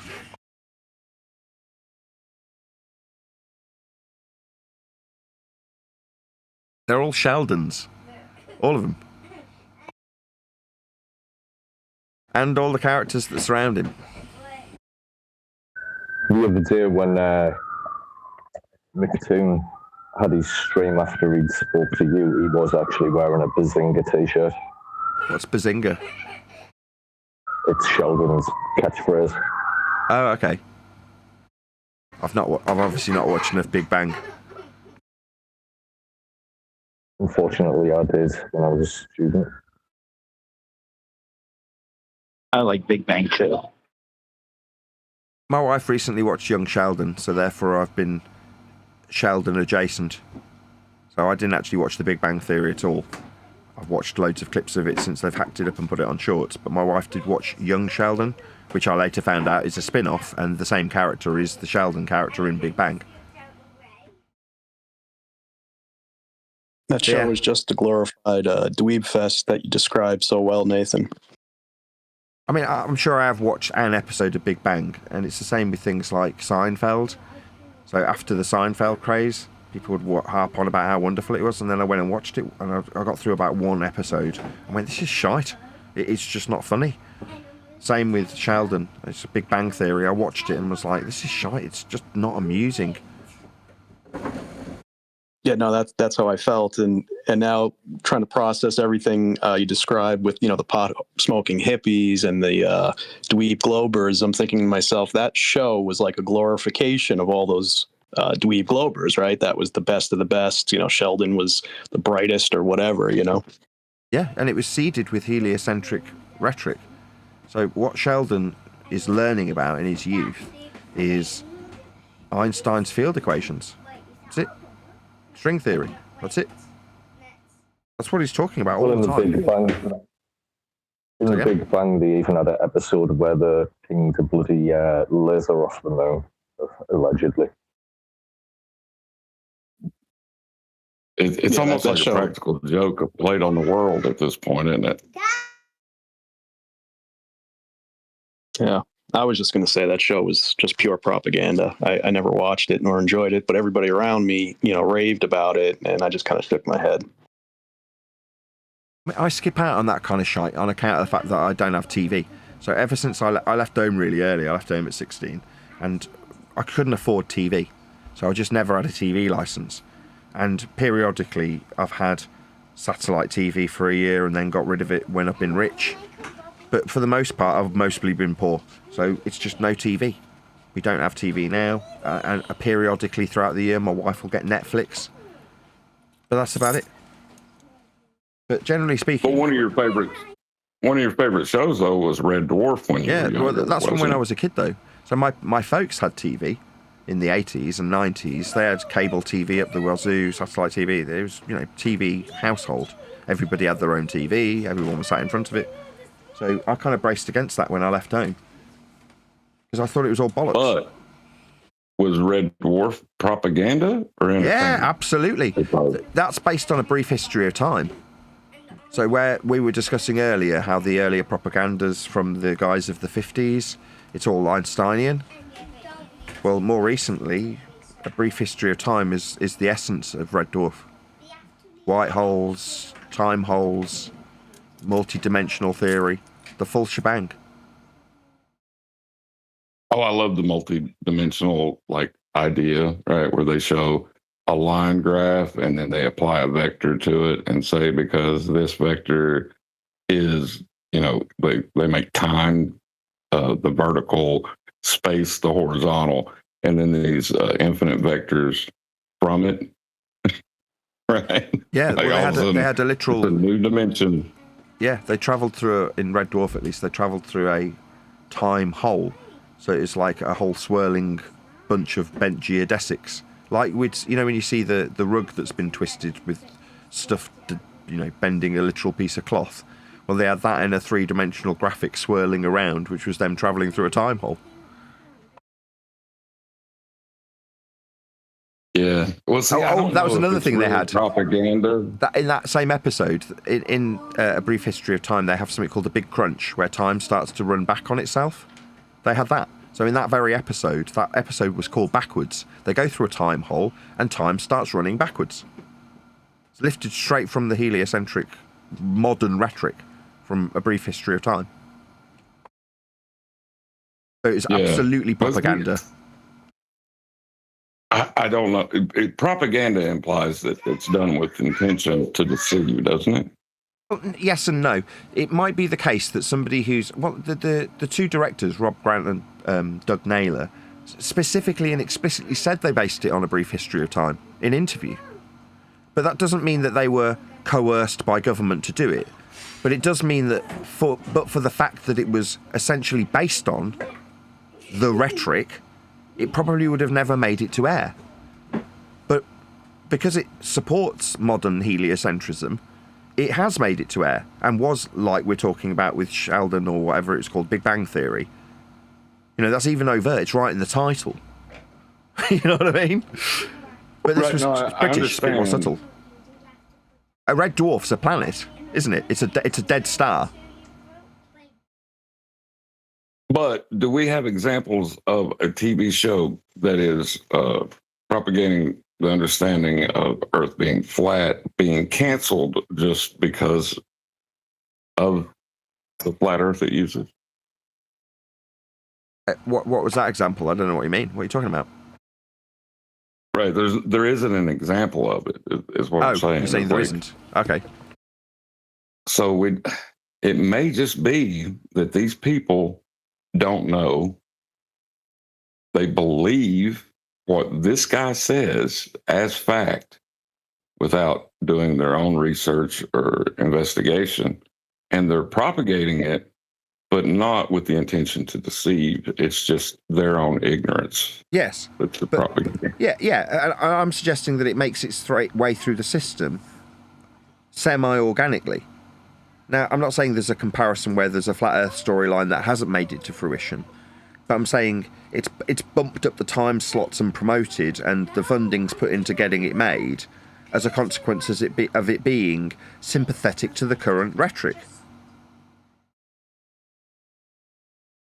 See, that's the point. I don't know if I can agree with totally. Maybe I will. I don't. I think you might be jumping some squares to come to that conclusion. Just say it. Just say, "Shut up, you fat sniffing, pot smoking hippie dickhead." You freaking conspiratard. It's easy to see intention in ignorance. Malice from stupidity. You know what I mean? Absolutely. Because what you're calling ignorance, correctly labelled, is expressed through the individual, unbeknownst to them, as knowledge, exemplary knowledge of this stuff that can be woven into a script. How clever. What did we just describe it as? Ignorance? Yeah, how ironic. Now, the fact that I see connections that may not be there, I'm saying, well, of course it got through to the airways because it's sympathising with heliocentrism. Maybe not. A TV producer might have just seen a few of the comedy gags about dicks and farts and gone, yeah, definitely, that'll be great on BBC Two. What you were saying, John, reminds me of Hanlon's razor. You guys familiar with that one? Yeah, the simplest explanation. He's right. Well, no, I'm just being a tard. No, that would be Occam's razor. But Hanlon's razor is like a little different, and it just says, never attribute to malice that which is adequately explained by stupidity. Yeah. In other words, ignorance. So they're not maliciously trying to brainwash people into heliocentrism when they could continually, after their education, perpetuate it through the means of humour and sitcom. It just means that that's a natural progression. If you've learned that stuff, you incorporate it. Why would they do it with malice aforethought? It's ignorance of the actual world we live in, but demonstrated through just what they perceive to be intelligence. Therefore, Hamlin's razor don't attribute to malice what can be explained with stupidity or ignorance, as John put it. Exactly.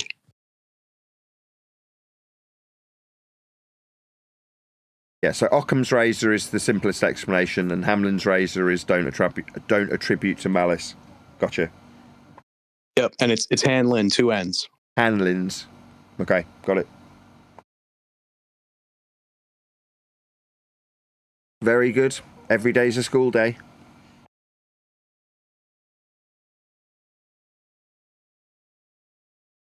Absolutely right. I wouldn't call the producers, actors, screenplay writers, any of the people involved with Red Dwarf malicious. I wouldn't call any of them liars, and therefore, when I call it propaganda, I'm leaning into my own conspiratorial nature when I do that, aren't I? And I will happily admit that. Right, John's I'd vanished. say we all.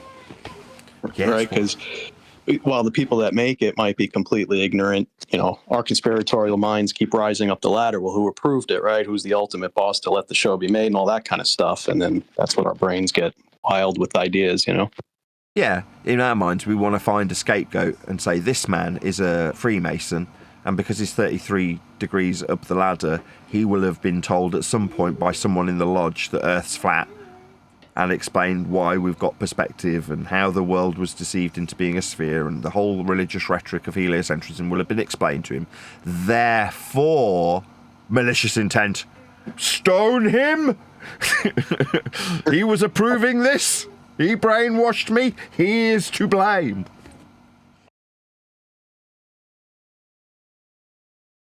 Yeah, we're just conspiratards. We leave ourselves open as easy targets when we do that. And notice how it's not me anymore, it's we. Push the shout on you. We should not do this. No, I am. I'm a total conspiratard. I know it. You know it. We all know it. Speaking of conspiracies, is anybody else experiencing brownouts at this time? No, we have electricity. My brother is. And I guess I would be if I was on data. Are you guys dealing with some kind of heat wave or something by you? Well, I mean, it's hot, but it's not. It's in the 80s. It's not something you couldn't tolerate. It's just odd. My power is cut off several times today for very short bursts. So everything has to restart up. It keeps happening.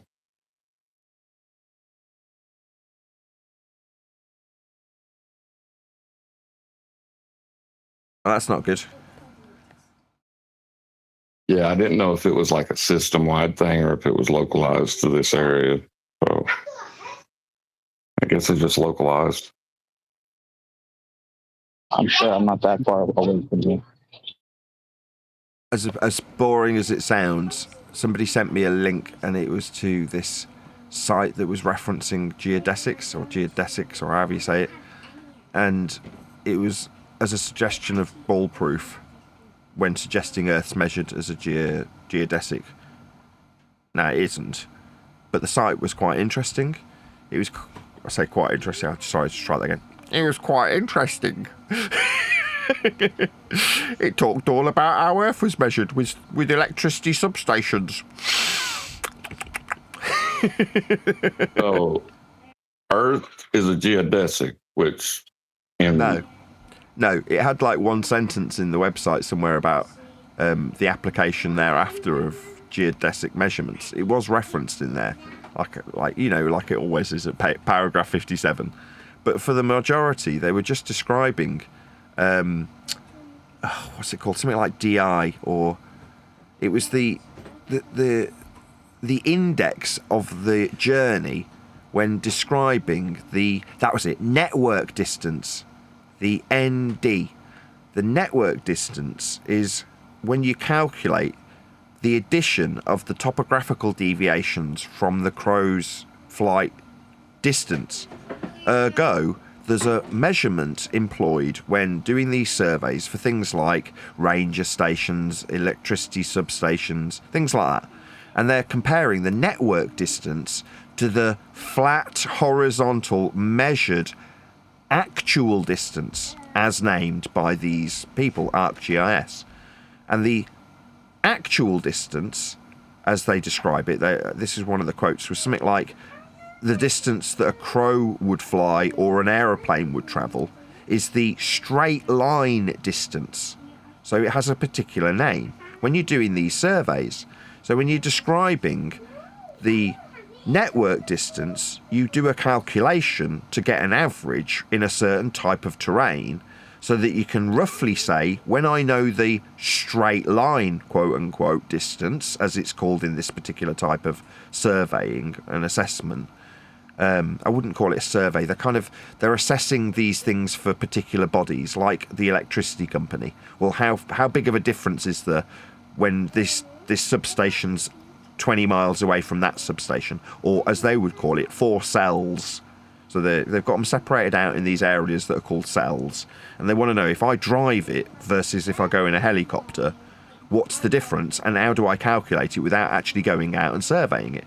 How do I come up with a calculation to calculate the network distance versus the actual distance? So they're into clarifying what these terms actually mean. So actual distance is the as the crow flies distance, the Euclidean measured distance, the flat horizontal distance. And these are all the terms that they're using so that they can come up with a calculation to derive this network distance. So you can compare, as an example, how long an ambulance would take to drive versus how long an air ambulance would take to fly over the as it is straight line Euclidean flat distance that they measure. So all of the measurements, when they say locally flat in the measurements, you're like, no, that expands out massively when you look at big infrastructures like electricity. One of the other examples was ranger stations, things like that. Yeah, that locally is just a get out word for what you experience, right? Like what is measured. That's all it is. But so they're saying the actual distance is the linear distance as the crow flies, and the other distance is the topographical changes and how that affects your travel. Yes, precisely. I'll dig it out. If you give me 10 seconds, I'll just see if I can find it again.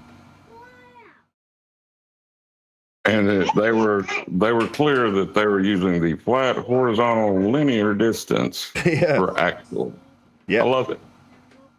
Yeah. Here we go. But because you didn't say Earth was flat, because they didn't say Earth was flat, they got away with it. I'll just pull out some random sections. So this is to calculate straight line distance. That's what it's titled. ArcGIS 3.4, other versions, help, archive. Available with spatial analysis license. Where's the juicy bits? Here we go. Straight line Euclidean distance is the distance that typically comes to mind when you think of distance analysis. Full stop. It is the shortest distance between 2 points. Full stop. Straight line distance is the distance that you measure with a ruler on a paper map. Straight line distance does not account for the surface between the 2 points. It is the distance a bird or aeroplane would travel between the 2 points when flying above the surface. Distance accumulation is the primary tool for calculating straight line distance. In its simplest form, you only need to specify the source locations for each non-source cell. The tool will calculate the straight line distance to the closest source location, and then it shows you these cells being connected with a straight line. It's really basic. A straight line distance can be altered when a barrier is present. Another way straight line distance can be altered is when incorporating the actual distance encountered when accounting for the ups and downs in the surface.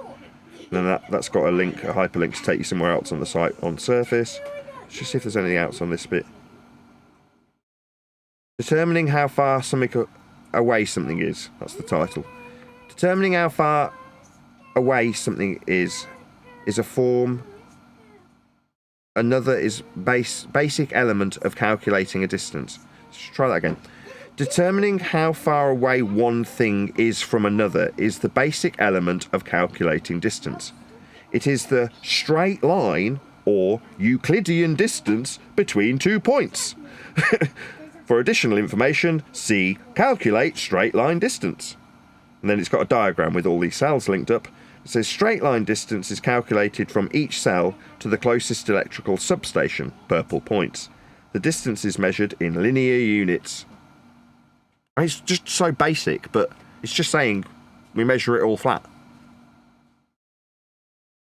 Yeah, even what they're describing as topographical, first they need to know the linear distance before they can describe, the curves and everything else that you're going to run into, the topography. Yeah, well, they've got a diagram of that, actually. Actually, let's just take a screenshot of this. I'll stick this in Master B. So what you've just said, literally as you said it, I scrolled down to this. Yes, save to photos. I'll just stick this in Master B.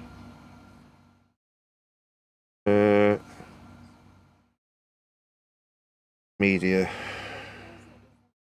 It's funny because, ballers appeal to hills and stuff like that, but hills are with respect to plane of reference, like you have to Right, can You should have that deviation. Can you see that? Yeah. I'll present it. I've actually got it put in. I've still got it open. You see that? That's the diagram they give. So they give it as specifically 2D distance, and then the surface distance is essentially the rise of the hill with respect to the 2D distance. And it says straight line distance versus surface distance. Yeah, the surface distance would be the topography, the 2D distance would be GP to GP. Exactly. That as the crow flies, the short straight line Euclidean distance, the plane would fly between the shortest distance between 2 points. The 2D distance. In other words, and this is, it's not mucking about when it talks about electrical substations and ranger stations and ambulance stations. It's talking about, sort of megabucks infrastructures and systems. Do you know what I mean? It's not like it's some Tupney Halfpenny outfit that's doing a survey for somebody who's building an extension. Do you know what I mean? You know what that looks like is an elevation profile. That's what it is. Which is just right. Yeah, that's basically what they're describing. I mean, the reason they're doing it is for the purposes of extracting, I said it a minute ago, network distance. But yeah, how do you extract it? Well, first you need the actual distance. That's the flat Earth measurement of distance. And then you need to know how much the land deviates from it. Well, like in rise over run. Yeah, that's how you'll get it. The surveyed information of the rise of the land and the topographical deviations of the road network, so you can assess them to get an average in certain terrain. And then you can offer it in a formula. And that's a lot of the site is explaining how they come up with formulas, because they're trying to obviously apply them to certain infrastructures. And you're like, yeah, they want this information. It's logistical information, basically. It's tedious as shit, really. But when you actually break down it, and it's stuff that people are paying money for, and it's not, like I say, a Tupney Halfpenny outfit in that regard, there's going to be big bucks that are being spent on this shit, tedious though it may be. And it's all flat. They're just doing their due.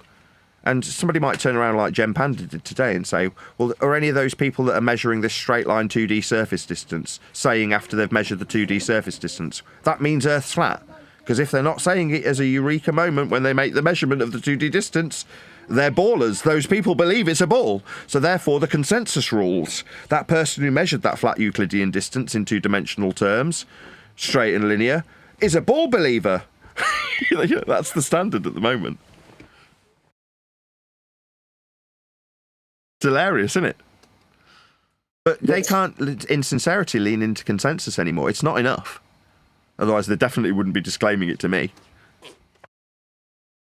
Right. The consensus viewpoint is, if it's obviously wrong, then it's just wrong. Yeah. Saying, I don't care because everybody around me still believes it's a ball, that makes it a ball because of consensus reality. Like, we haven't got a consensus reality. That's not how reality works. You know now that it's measured flat. Everyone around us, anybody in spitting distance of us, knows it's measured flat. Now, Jem Panda was hilarious today because he was saying, I don't want you to talk about measurements. I didn't mention the measurements. Why would we need to talk about them? You're like, holy shit, you have no idea how telling it is when you do things like that. None of them do. You're like, you don't realise what's oozing out of you currently, do you?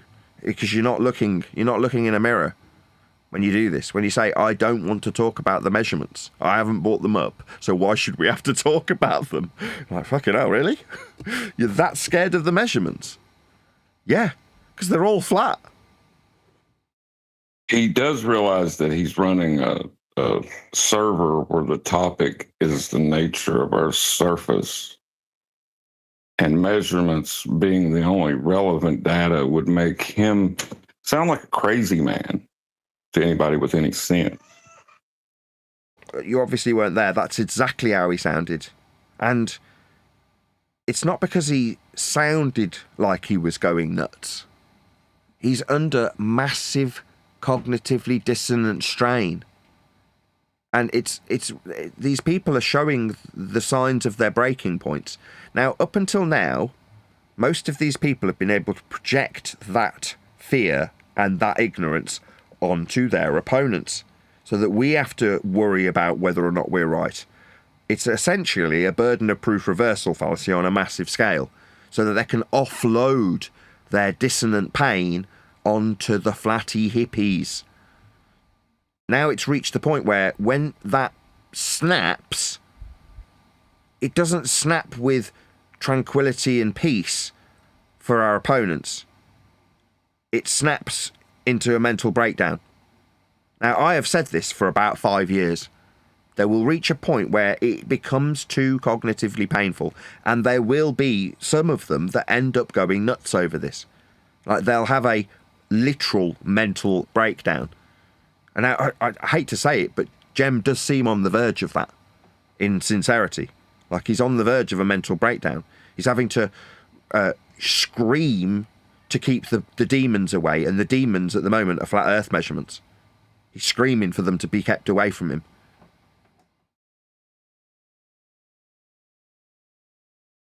I was just going to add, I think that burden of proof reversal fallacy was kind of, we saw that in motion this morning when Elder Bear went after One Deck for his tool that he uses to measure the Earth flat. Yeah, you've got to justify this, and you're like, we measure all of these conventions and systems planar. You need it to be planar, and you're asking your opponent to do a planar measurement in certain circumstances. And rather than acknowledge what you asked your opponent to do, measure the Earth planar, you're asking him what tool. So you can go, gotcha, you don't know what tool. Yeah, that was confusing me. Like when they were saying that about measurement, like where's your measurements? Like, why do I have to? I'm using your measurements against you, and you want me to go make measurements? Why would I need to do that? You've already introduced the evidence. You know what I mean? Yeah, they hate that. Yeah, and I hate to say it because it comes from Witsit, but falsification is independent of replacement, right? So, if you guys can falsify what they're saying, game over. Got that from QE. Oh, is that right? Yeah. Well, this is slightly different because we're using their evidence to not only falsify their claim, but prove our position. You know what I mean? It's like we are replacing it. You know what I mean? So they can't even claim that we're not. That's why. Sorry. No, I was just going to say I was just going to say I agree with you. Totally agree with you. I guess not even that we're replacing it per se, but we're bringing it back to the base argument of measured flat, right? So I guess in one perspective, you could argue we are replacing it, but like we're just trying to bring it back to the core argument, I don't know if you call it replacement. So what we're doing when we point out that their model's measured flat also is simply pointing out where their requirements lie.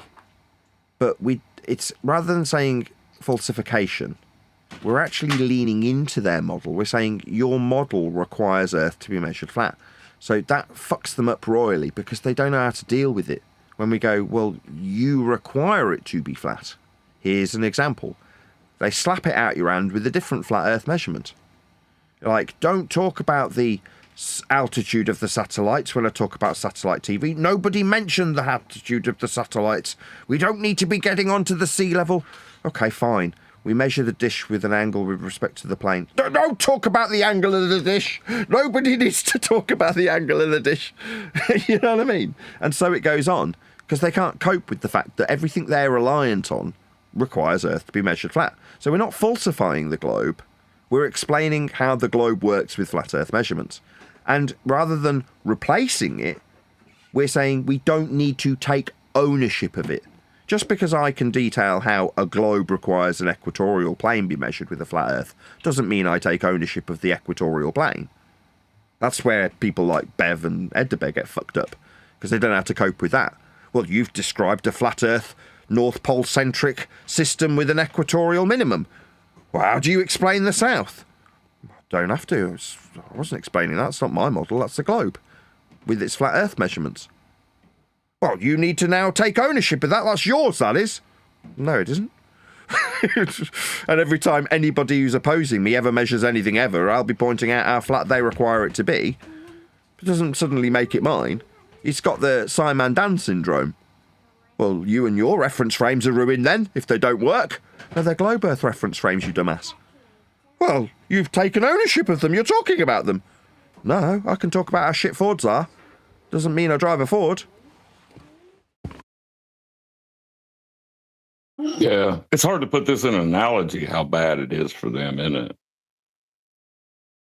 Well, we've only got that as a system. I used to say that I admired the heliocentric system because back then I recognised that it was the pinnacle of explanation of the lights in the sky.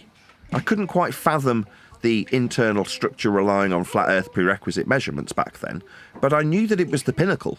I knew there was nothing better. I'd seen the alternatives. I'd seen the so-called evolution into that system and how it improved upon the previous systems. So you're like, if you want to describe the cutting edge of measuring the lights in the sky with a system derived from the flat planar angular acquisition that we have to track them with, then heliocentric motion as an out-of-the-box way of deriving something that in reality violates its own baseline, but to have the courage to think outside the box in such a bizarre way. I mean, were they whipped to come up with it? I don't know. It's pretty out of the box, though. It's pretty out there, isn't it? When you understand it. It's pretty in the ball. Yeah, it's pretty in the ball. Out the box, in the ball. I love it. Yes, it's pretty in the ball. It's pretty weird. Looking at this diagram now, you and I and everybody in the panel know exactly how this diagram functions. For those of you in Discord, it's just a tangential plane with an equatorial angle, with a ball wrapped around a centre point that you're supposed to suggest that you're transposable in when you've got a plane with a direction of up that's suggested to be out, all the usual shite. Well, the understanding is that it's got to functionally back engineer into the angle in the side of this diagram, which is a glorified protractor. So the understanding of that means that you understand how complex it is to put yourself into a central ball position to make this move around the sun, to give you a better explanation of epicycles and term them planetary retrograde motion. You're like, okay, well, I've got that. I understand that. I know I'm not in the ball. I know I'm not on a tangent plane. And I know that the angle that only functions with this diagrammatically comes from this centre point, measured from a plane. So there's all the elements of understanding where this fails, where it works, why it fails, why it works. Now, would I have ever come up with such ridiculous, frankly, out-of-the-box thinking to better explain the light movements in retrograde? No, I could never have come up with something like this. It's so fucking wacky. Doesn't mean I can't comprehend it. Doesn't mean I can't appreciate where the measurements come from now, the flat Earth that's required to produce it. But for certain people, they want to reify it and retain the single point of up, north, and east on this diagram. They want to only be on the tangential plane that they assume with a dingleberry, measuring flat Earth measurements and saying, that's okay, it's only local. Right, but if you want to take that drawing that's on screen, you won't have a reference unless you're inside the ball. Correct. So the understanding of the system requires you're inside a ball. Yep. Which you know for a fact is not true. Yep. In order for me to be heliocentric, that is to say, for me to understand and reify, that is to make real that which is not, make concrete that which is not, I have to know I'm inside a ball moving around the sun.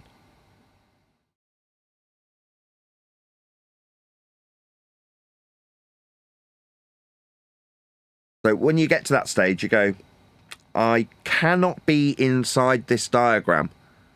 That's an impossibility. I'm never going to be at the core for the motion of the mathematics of moving around the sun to work. That is a literal impossibility. Now, mathematically, you can. You can mathematically put yourself inside the ball and move this dude in this diagram. You can move him around the sun. That's what you're doing, isn't it? I love these diagrams. Right, but you would have to be inside the sun in order to describe that angular change. Correct. Relatively speaking, as we're back here now, to describe it from the sun's vantage point, sun-centric, you'd have to be, by equivalent to this diagram, inside the sun to describe it from the sun's position. Yeah, you'd have to be inside the sun. I've never thought about it in that way, but that's bang on. You're on the same plane, bifurcating the sun also. Yeah. That's a mind trip. Yeah, it's the solar system, the plane of the solar system, they say. It's from the sun-centric point inside the sun. Exactly. All of the models prior to that were designed from this vantage point that we see on these diagrams that I typically use. But in reality, sun-centric, that's what it means. Heliocentric, sun at centre. But the system is on the solar plane and is described through the bifurcated sun on that plane at its centre point. So the mathematics of the solar system is from inside the sun. It's the centre point. Which is also not referenceable. No. It's only ever existed in maths. It's just mathematical. So you can't do this. Not only can you not be inside a ball, you can't be inside the sun. But that is literally how the maths is described. Yeah. Yeah, that's how you would have to reference it if you were going to try to apply it. And that's, I guess, just when you've given up on anything to do with reality at that point, and you're just looking for a calculation to justify your worldview. Or better explain the movements. If you actually look at its history, you can sympathise at the very worst with the people who are trying to come up with this explanation. Now, when they came up with it, you would expect that they'd understand also that they're not inside the sun, describing the system, relatively speaking, from that position. They would understand that they're not when they came up with the mathematics.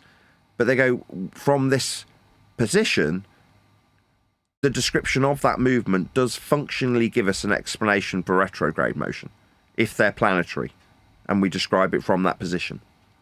The motion is justifiable. Right, but you have to make so many presuppositions and assumptions before you get to that point that all are built using the Earth as a plane of reference. Yeah. It's mind-boggling to think that it would, but I mean, that is how it was done. It was basically... Exactly. That's what Copernicus and Kepler had to work with. So you go, well, did they not know that they got flat Earth elevation angles in the tracking information of these lights? Well, of course they did. That's what they're working with. That's what it's all based on. So it's not like they couldn't know. Now, ignorance is bliss when you're further down the line being told it as a third party. But to come up with it, you can't not know what your measurements are, can you? It's not like you can put a blindfold on to the flat Earth bit of their system. That's what they're using. You know what I mean? Re-engineering the flat Earth into a sun-centric system. Is that the only way you can come up with that? Well, you use your zenith, which is 90 degrees to the plane of reference. Yeah. And you use all angles up to, is it 75 degrees from that zenith? And then you do that in multiple places. That'll give you the continuation of the sphere past the dome. The dome has to be created from multiple points as well, but without using celestial refraction, you'll never get a dome because you have to warp those lower measurements to conform to a sphere. Which is ironic because the warping is as a consequence of the limited angular resolution as it reaches that, is it a 15-degree window? What did you say, 75? I think it's 25 degrees. I was going to say, I thought it was more. I thought it was 20. I've heard also some people say they don't account beyond 10. Some people say 20. But there's that window as it reaches the horizon where, like you say, you've got to fudge the numbers.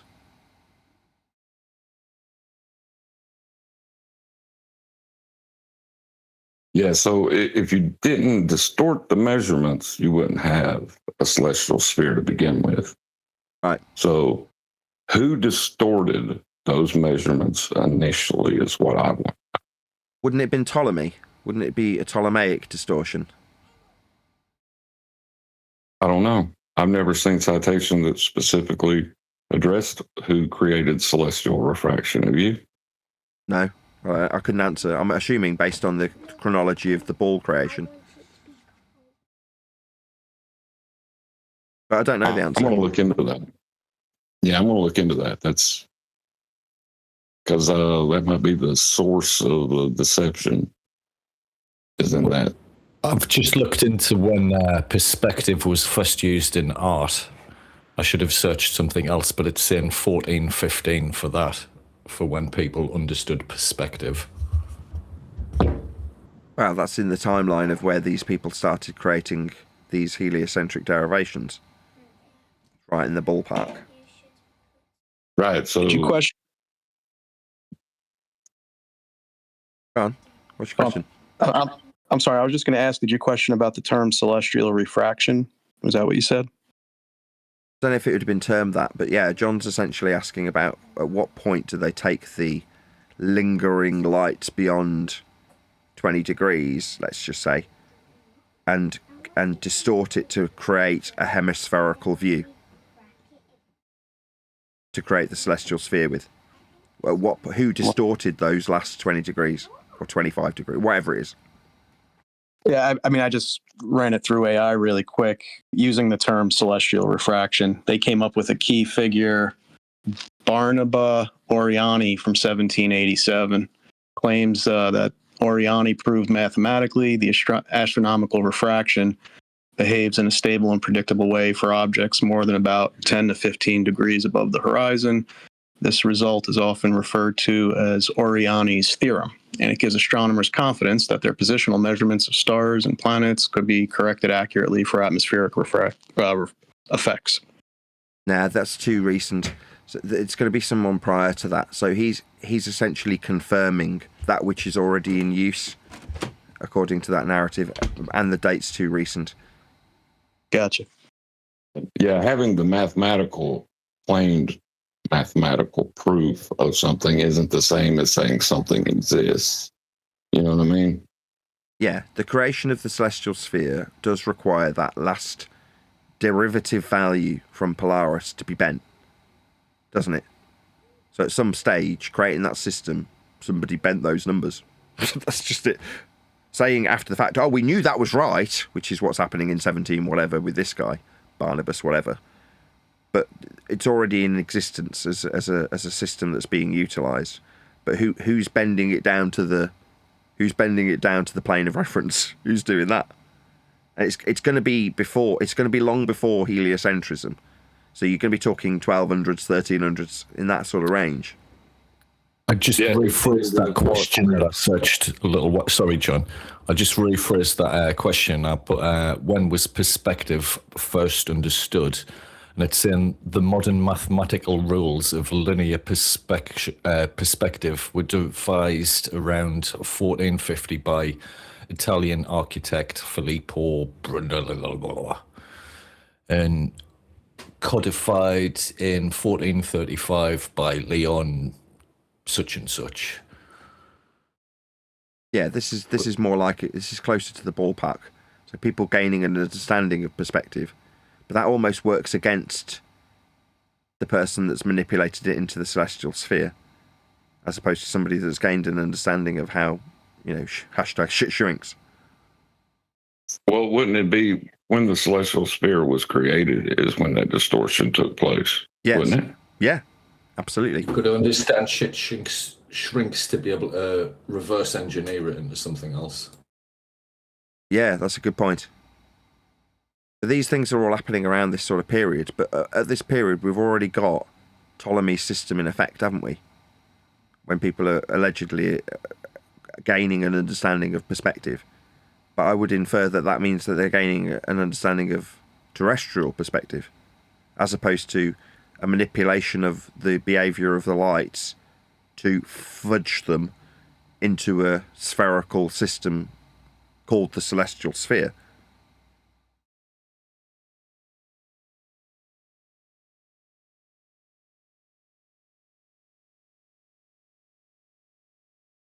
Still think even then, even with this understanding and perspective, it's going to be much, much earlier than that. The 6th century BC, an ancient Greek philosopher named Anaximander is where he came up with celestial globes. So according and to the history book, Thales 6th of century. Miletus and Hipparchus. Hipparchus.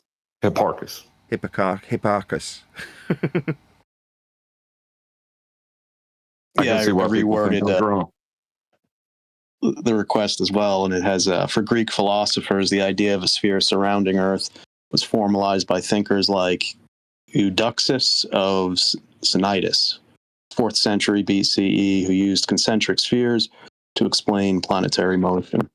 I don't buy this. This is too far back. I doubt we'd find primary sources for any of this. The primary sources for this sort of shit will go back a couple of hundred years. They say it's 6th century. I just don't fucking buy it. I just no. We're talking. We're talking about BC. Yeah. Yeah. I just doubt there's anything that would even come close to resembling a primary source to back this up. So this just sounds like modern day rhetoric. The Greeks all knew it, right? Yep, Eratosthenes and all that good stuff. Yeah. But I have heard Hipparchus or whatever he was called. I've heard him come up a few times. Well, when I've been doing primary source research, I've seen his name. What was the other one? That would explain the claim that the Greeks knew it was a sphere. They're not saying it as the Earth. They're saying it as the universe was spherical. I also, my problem is that conspirator. I'm going to get accused of it straight away. There does seem to be some fudging of the date numbers. Like there's been a removal. Not a removal, sorry, an introduction of maybe about 800 to 1,000 years.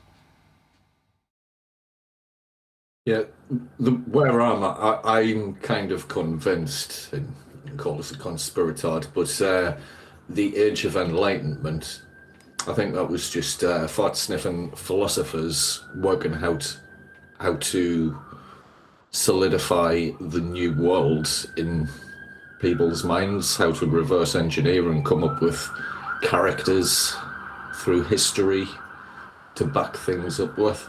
Right. No evidence, but I'm saying it. And I totally get where you could draw those lines. I don't mind having a chit chat about conspiracy stuff at this point. It's like, why not? But yeah, I could totally buy that. There's due to the lack of primary source research, but lack of evidence isn't an affirmation of this stuff. But you do find your mind wandering into these sorts of speculations. Is that the point that... Because at some point they did, as far as I'm concerned, if you don't have primary sources for it, you've just fucking made it up. Unless you can demonstrate it coming from that time period with a trail to it, then, it doesn't mean anything anymore, does it? It is just a story.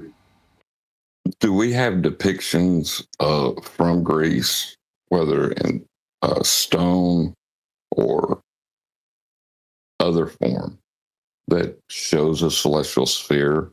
And one example would be the guy that held the world on his back. Atlas. Right. Is there any Greek sculptures that shows the world as a sphere or the universe as a sphere? Well, I would say to play the conspiratard role, I would say yes. But the question is, are they legitimate? Yep. Perfect answer. Exactly the answer I'd have given. Yes. But how do you know the legitimacy of that? Well, again, and are statues or tablets classified as a primary source? It's not they can be. Well, maybe in certain circumstances, if there's a trail that lead to them, like there's a documented history from that tablet of people talking about them in other references. But the statues could just be artistic impression. Right, but the artistic impression would mean that the impression had to be given. So if that statue is dated by carbon dating to that era of history, that means that that impression was given at that time for that artist to form that work of art. Yeah, therefore a primary source. Yeah, I'll give you that. Absolutely. Well, can I play conspiratard for another minute? Have you ever seen the research on the flaws in carbon dating and how it's like not 100% reliable and all that? Yes. I'm a total skeptic with carbon dating. Like, it's like, how do you verify that it's accurate? You've got to have had it like for 1,000 years, so you know that it's accurate for 1,000 years, if you know what I'm saying. Yeah, no, exactly. I remember I looked into this probably almost 20 years ago, and there was some guy who went on an American morning show. I think it was Good Morning America or something.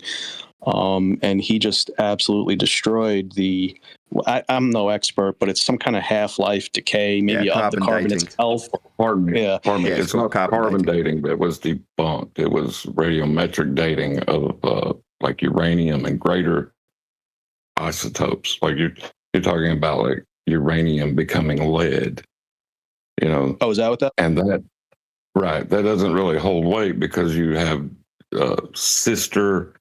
you have father and sister elements, and then you also have just lead is a possibility in of itself without any energy input to change its molecular status. So, but as far as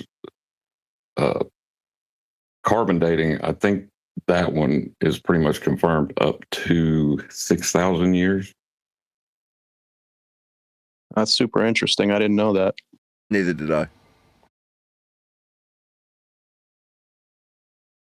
I still don't buy it. Yeah, I don't buy that. Well, you're perfectly within your rights to be skeptical, and you apply whatever standard you feel appropriate when you research it. In this case, primary source and carbon dating, which is the half-lives, right? That's what carbon dating also relies upon, doesn't it?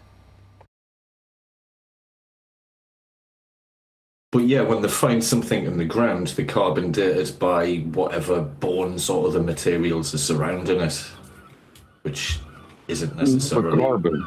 No, you can do it with the carbon in the material itself, like they did with the Turin shroud. But you can't do that with stone or anything, though, can you? No, that's a different standard. You can at the point that it's been affected. Like when you chisel it out, right? You've introduced where carbon can decay more rapidly by changing that rock. So, but there's too many variables over a time period. Sandstorms, this, that, there could be so many counters that caused it to decay in whichever way it did, varying on location, etc., etc. But those factors can only speed up the amount of time, right? And you can't assume that the entire past was nothing but a sandstorm. Right, the so amount what you're of saying is changes that you're going to run into are going to be so incredibly insignificant in the overall scheme of it that it won't even matter. So you're saying that when you do this process, if there were inaccuracies in that regard, they would only shorten the time. Therefore, your inaccuracy would be to say it's slightly more recently rather than slightly more later in history. Yeah, well, yeah, it would show it as being possibly newer. You know, but there was things, but it would be so insignificant it wouldn't change your time frame significantly. Right. Interesting. Could I ask if something like a great flood potentially worldwide could impact that? Yes, but like I said again, that would be depending upon the scale of time you're looking at. It's going to, you know, that's what's going to determine. And that seems to be, you know what I mean? That seems to be where our cutoff is. It seems to be a great flood or something that's happened, maybe creation itself. But that's why we can only go back like 8,000, 7,000, 8,000 years. Also, I'm wrong. There might have been silicon trees, Atlantis, and people have got two sets of eyeballs that they blink in different directions called reptilians. Right. Jenna Bush. George Bush's If you daughter, don't she's want to real look tough. at any evidence, you could assert that, yes. Wasn't it David Icke that came up with the whole reptilian thing? No, he said that the reptilians were in the moon. I thought he was going on about saying the royal family bloodline and that were all reptilians. Yeah, from the lunar spaceship that they were all residing in. All right, I didn't realise there was a Scientology twist to it, like. Well, heliocentric twist, absolutely. Yeah. The thing I will never, ever deviate from when describing David Icke in any circumstance was that he, like Lord Stephen Christ, suggested he was the Son of God. And he did it on Wogan.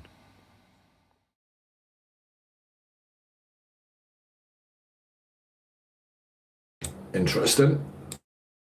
Look up David Icke on Wogan and just listen to him. Basically saying he's Jesus. There's no other way of putting it. Is this him fresh out of being a goalkeeper and taking his role as conspirator? Yep, that's correct. He did it. His outing was on Wogan. And he immediately got ridiculed, but overnight fame from declaring himself the second coming of Jesus. Although it seems as though he was just put there on a pedestal from the start, doesn't it? Yeah, he was there as the 1980s equivalent of your average conspiratard in our community. Put on a pedestal to go, look how crazy and bonkers this guy is. We only had 2 channels back then. Yeah, and he was on the main one. He was on BBC One, prime time, 7 p.m, on Wogan, saying he was the second coming of Jesus. I thought you guys meant on YouTube or something. I didn't realize on the TV. No, this was on TV in the 80s.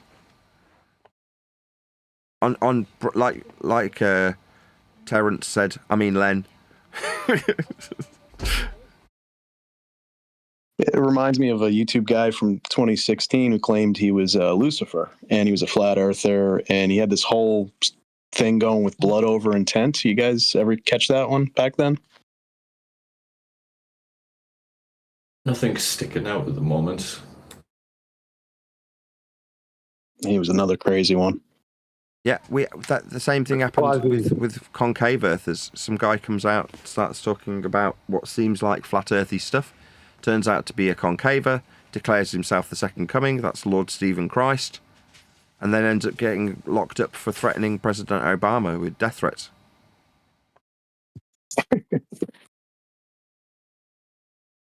Bonkers, eh? Oh, God. That's why you got to have so much fun out here. Holy cow. You're like, yeah, I love it. It's nice out here, isn't it? Totally bonkers. Oh, yeah. You can't make it up. I agree. Seriously. I think the contrapositive's actually true, though. It was specifically made up by somebody with a motive, and they are the hidden hand that control us all that I'm going to blame for being so stupid. Yeah, you couldn't do that. Yeah, it's not that I was stupid. There's a hidden hand that was out to deceive me, and they had nefarious intent, and they conned me. Therefore, I'm not stupid.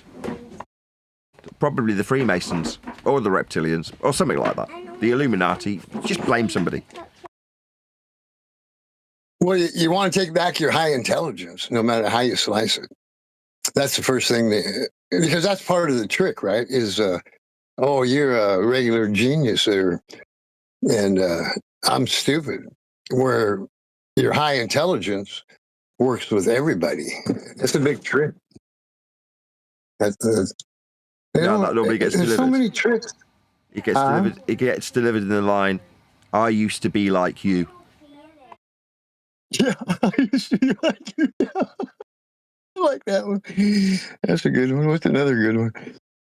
Now, yeah, we all used to be ballers. Before extreme enlightenment, of course, which you are now beneath.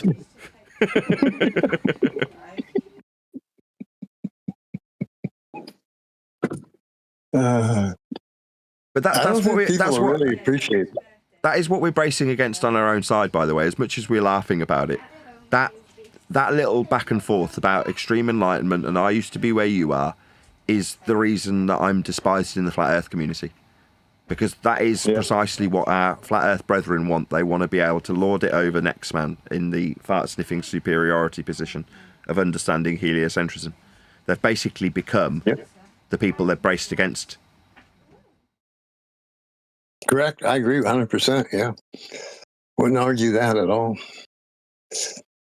I say that all the time, right? It's like, make sure you don't have no baller left in you.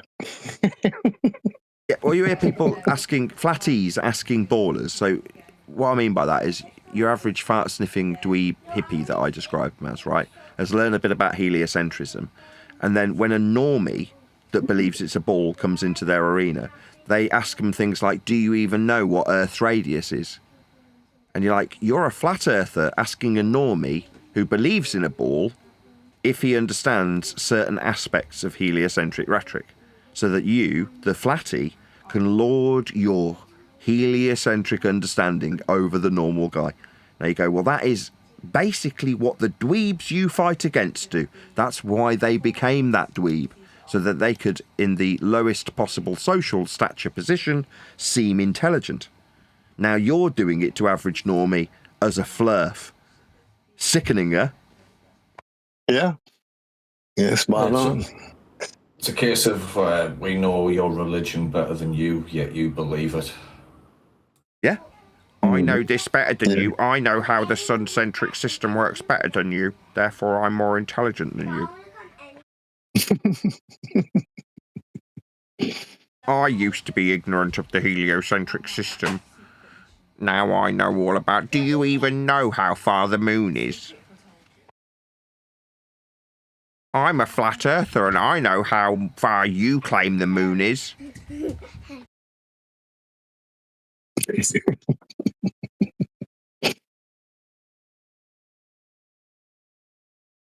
But in a sense, to reverse engineer the heliocentric model back to the flat Earth model, do you not need to know these things, in a sense? I didn't hear a word of that. The children are making a lot of noise. Sorry. What did you say? Do you not need to know some of these things, in a sense, to be able to reverse engineer them back into a flat Earth? Yes and no.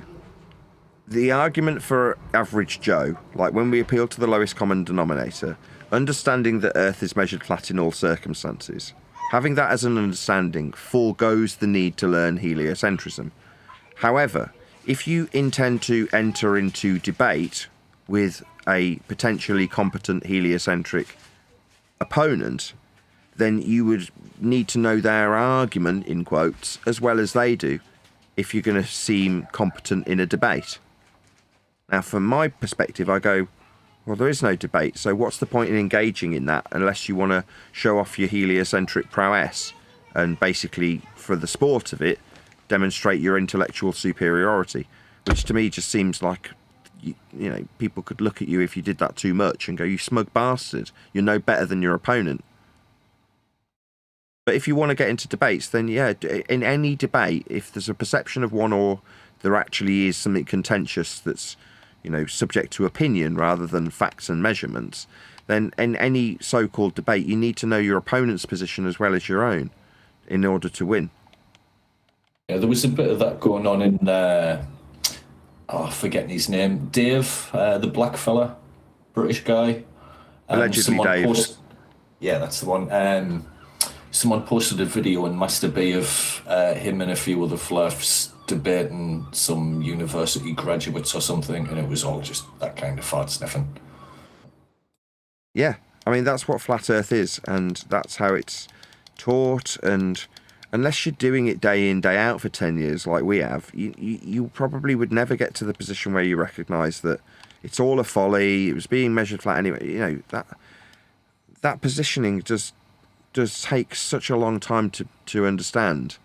And I think, you know, we can all appreciate that we used to be where these people were before we, you know, basically knew better and therefore were better than them.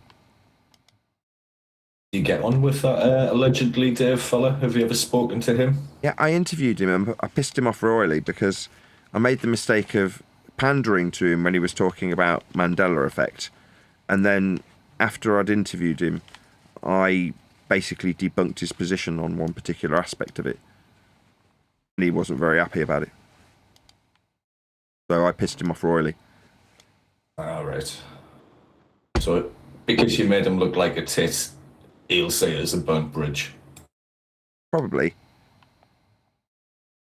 What I should have done was add the balls to actually say it while he was with me, whereas I pandered to him and then did it after the fact, which is just weaselly. Well, it might not have clicked with you there at the moment. It might be just upon reflection or review. No, it definitely did. Well, it was from an experience that I knew. It's not like you can suddenly make up an experience that you've had if you're in that. I'll have to explain. So, one of my first jobs, it wasn't my first, it was probably my third or fourth, but one of my early proper jobs that you could call like a career almost, was working in a hi-fi shop in the town I'm in now. And what they did was they'd ask or invite somebody to pick out their favourite DVD, and then they'd say, well, how can a stereo cost £100? And you'd take them downstairs, and there'd be a projector, a line doubler, a laser disc player, a massive stereo, loads of amps, and you'd play them a disc that they picked. And frequently, at the time, people would pick the Criterion edition of Star Wars. And one of the things that the customers would note is he got a silver leg? Like, yeah, I bet you didn't see that on your forehead VCR you said they wouldn't see any difference on. Yeah, there is a difference. It's miles better. That's the kind of thing you notice when you've got a really good quality Laserdisc and you've spent £100 on the hi-fi.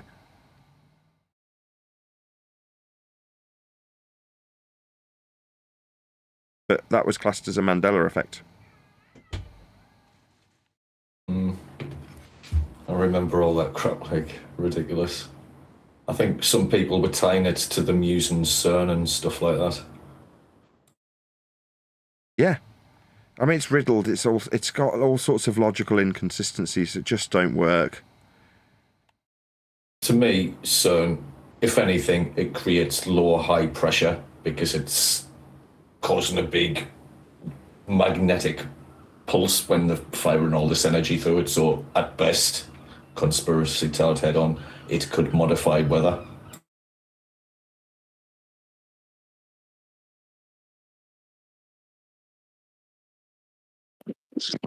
I would just add, nobody can tell me otherwise. It's Berenstein Bears, not Berenstain Bears. I'm sorry. Go. We're British. We've never heard of them until the Mandela. I grew up with them, and had to look at these little book orders when I was in elementary school. They'd give these little kind of pamphlets, 2 or 3 pages. You'd circle the books you'd want and all that stuff. And I had to see it, once a month, or I don't even remember, every week maybe. I don't know, but hey, I'll go to my grave. That was Berenstein Bears. I don't know what the heck's going on. I'm a conspiratard, right? But that's all I'm saying. Could be copyright laws. It could be someone putting it out under a slightly different name and stealing it. Could be many things, but I know nothing of the subject of whatever bears.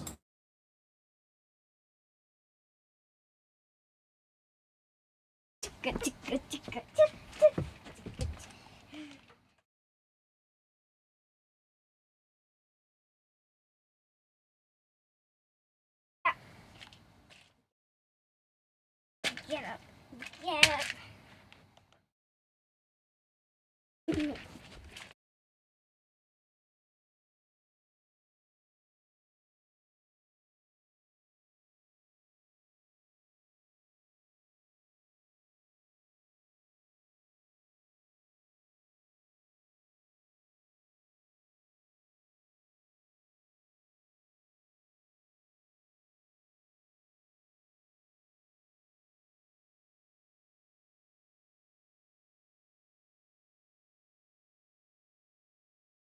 I should really round out soon. Been running for 10 and a half hours. It's quite a long record. I didn't want to keep on Mandela effects. I'm sorry. That's right. A computer holding out fine these days, Nathan? Well, last time I did a 10-hour stream, the hard drive failed. And it was because I was doing it in the heat wave. Whereas today, it is hot today, but it's just not as hot as that. So I'd imagine it's all right. Well, I'm playing a game now anyway, and if it crashes, it crashes. I've got it set up such that it should retain the recording, although it does go to that hard drive. Should be right. I saw a video on Jim Carrey and like clips through his movies through the years. And like he mentions like 8 or 9 Mandela effects that are now wrong. And I put down on the chat, I said, either we're in another dimension or Jim Carrey is the root of all Mandela effects. They do say he's Illuminati. I've heard lots of I stuff. love Mandela effect as a claim. The evidence for a claim is that the evidence contradicts it. Yeah, that's pretty stupid. How would you know?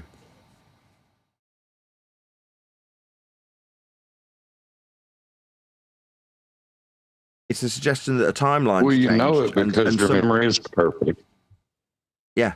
The idea is that some people have remembered the inconsistency when there's been a timeline change. I'm like, man, this is riddled with logical inconsistency.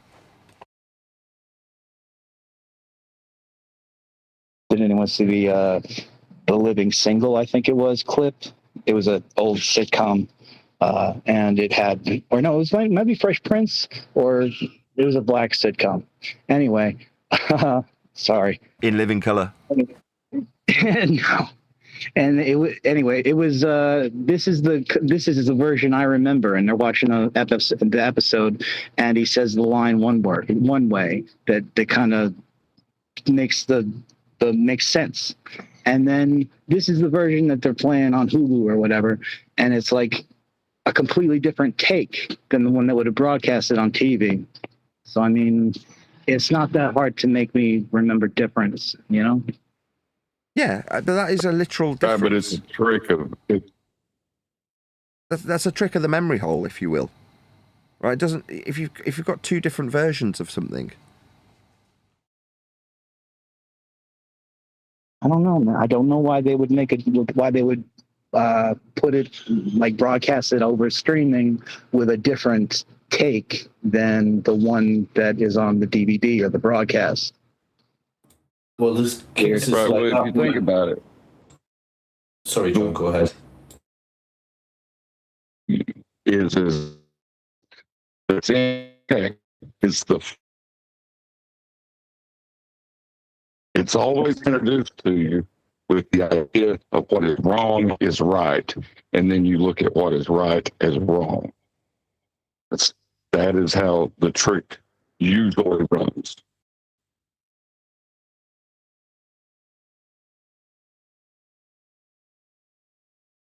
The whole effect concept is backwards engineered, right? Because in 2026, we can do a lot of manipulation of information, data, pictures, movies, right?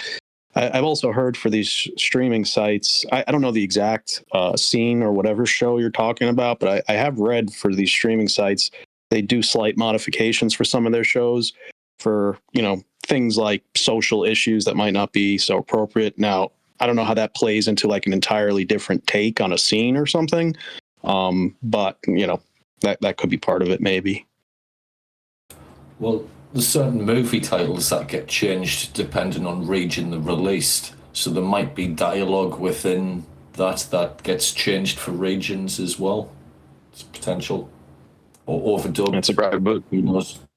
The incorrect memory is always introduced as the correct memory. And then the false memory is introduced as what it was changed to. Yeah, so the false version is, no, I am your father. And that's suddenly radical because it isn't the version that you're told is the correct version. Luke, I am your father, is sold to you as the correct version. Therefore, when you hear the actual version, no, I am your father, you're led to believe that that's the wrong version. The actual version's wrong. What? But that is that's what he actually said. Well, no, I remember it being Luke, I am your father. Now, the fact that there's a million parodies that all get it wrong could definitely assist in you remembering it wrong. Most people at best will have gone and, if they saw it at the cinema at all, gone and watched it once, been caught up in the electricity of watching something at the theatre, and then come away with a memory of what happened, the events. And then from that point forward, the reinforcement is the parodies and the clip shows and the cartoons and everything that isn't it. And if every one of them says the claim to be correct version, in this case, Luke, I am your father, then that is, in your mind, remembered as the correct version. And then when shock and horror, the correct version turns out to be something else, that's the wrong version? No. What the hell? Right. Yeah, but that's part of the trick of Mandela effect. And it's not like I'm saying that these people are looking to deceive you. They have deceived themselves and now are looking to propagate that deception. You can apply this directly to Flat Earth from Globe. I was getting ready to try to make that connection. Damn it. I think that'll be used in the future as a justification. So, but it won't get blamed on Mandela effect. It'll get blamed on AI. No, but John, try and get your point out there, mate. I know where you were going with that. Right. In the same way you deny the evidence to assert the opposite, they're doing that with the globe. You know, they're denying the measurements to assert the contradiction. You know, it's interesting how the mind works. That's a great point.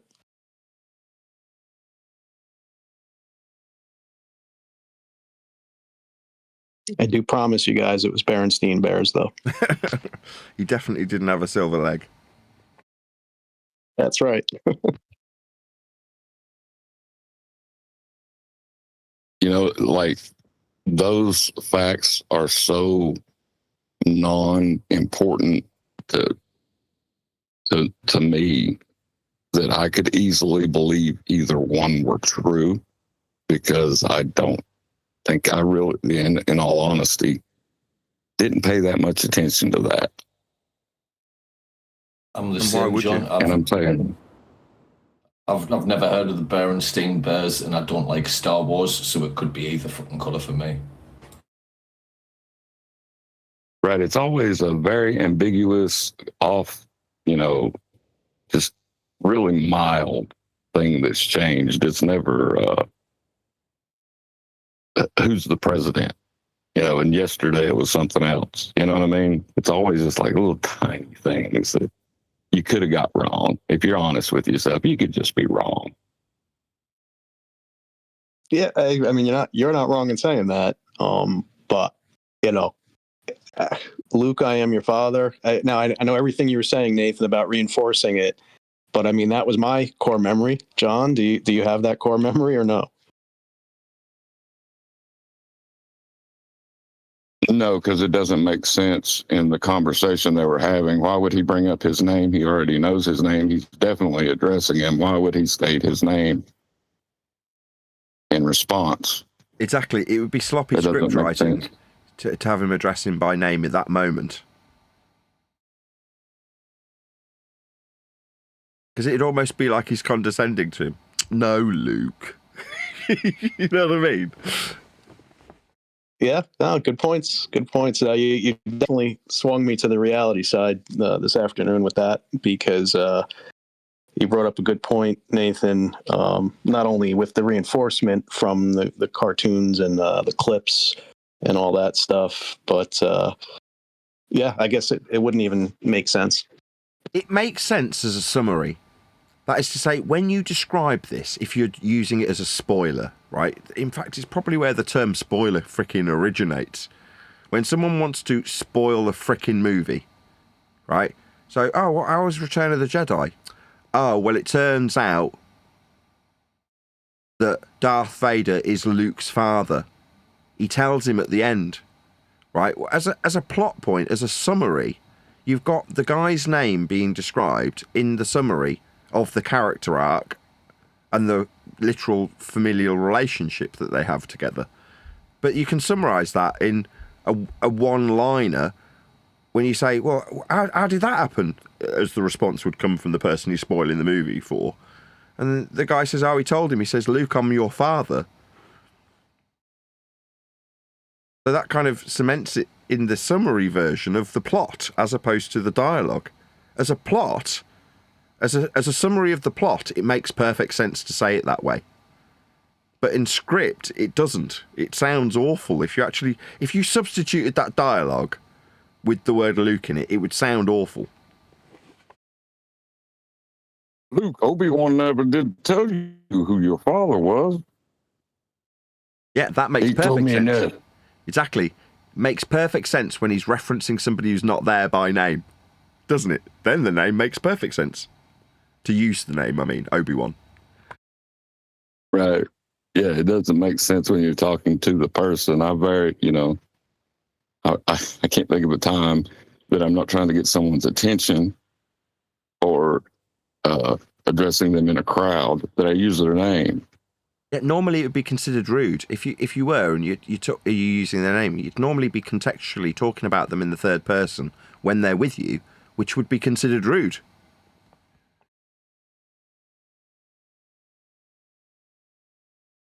But yeah, when you're introducing somebody into the discussion that two people are having as a third party and they're with you, like John discussed the other day, isn't that right, John? And then you're introducing them into the discussion, which is different, as opposed to getting your hand cut off. Right.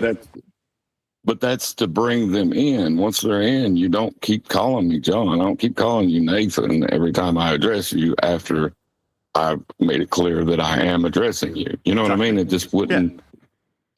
It's creepy sounding. Yeah, after the first time.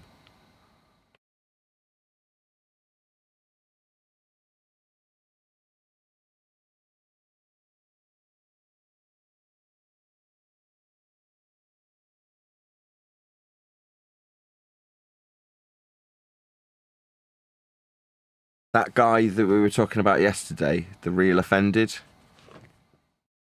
he came up in my shorts feed today, and the same thing happened again. So if he was view botting, he's now stopped. Because he had a video that was about a black conspiratorial subject specifically. See if I can find it. And the view count on it was like 20 views. I'm like, oh, okay. Yeah, I saw one of his streams the other day and VBot was not activated. I think there was maybe about, it was said there was 200 odd people in there. Yeah, so it's petering out, which is the amount you'd expect after a big amount of hype. You know, people will still come to the stream as the view botting ends. But this particular one is Stanley exposed the real Wakanda. And I looked at it earlier and it had 20 views. Now it's got 127. But obviously, despite being 100 more views, that's a far cry from 500,000, isn't it? 127 views. As opposed to 127,000. Which is what you'd expect. Yeah, that's a significant difference, yes. Yeah, if you're getting 500,000 views on your live stream, I'd expect your shorts video to have 127,000 views or something of that sort of ballpark. You know what I mean?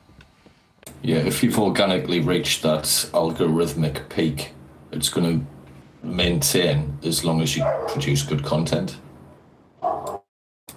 It's one of those. Back in the day, like 10 years ago when I started, being a salesman, I wanted to keep a close eye on the stats. And when you're a new YouTuber, so many people try and exploit you for money.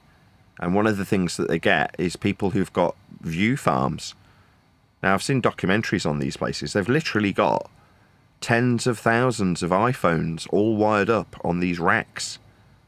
And they're controlled by a whole team of little Eastern dudes and dudettes that are just controlling hundreds of views all at once. And they have to literally farm the views. Each iPhone has literally got your video playing on it.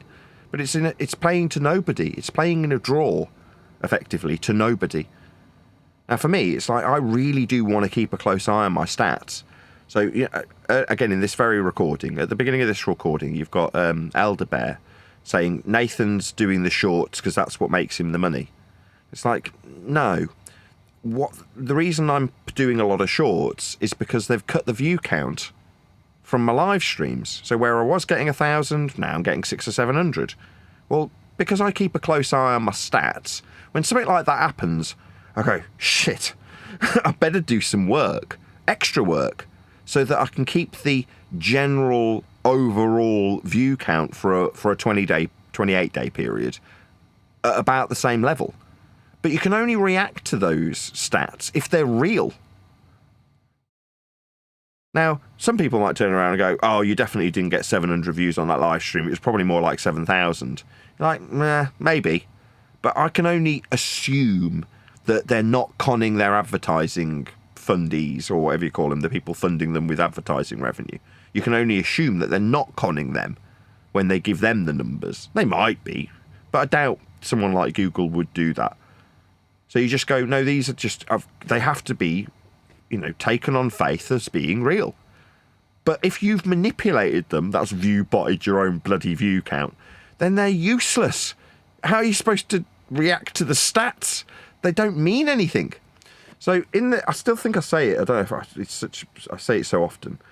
I say subscribe if you've not done so already, right, in the intro. Why do I say that?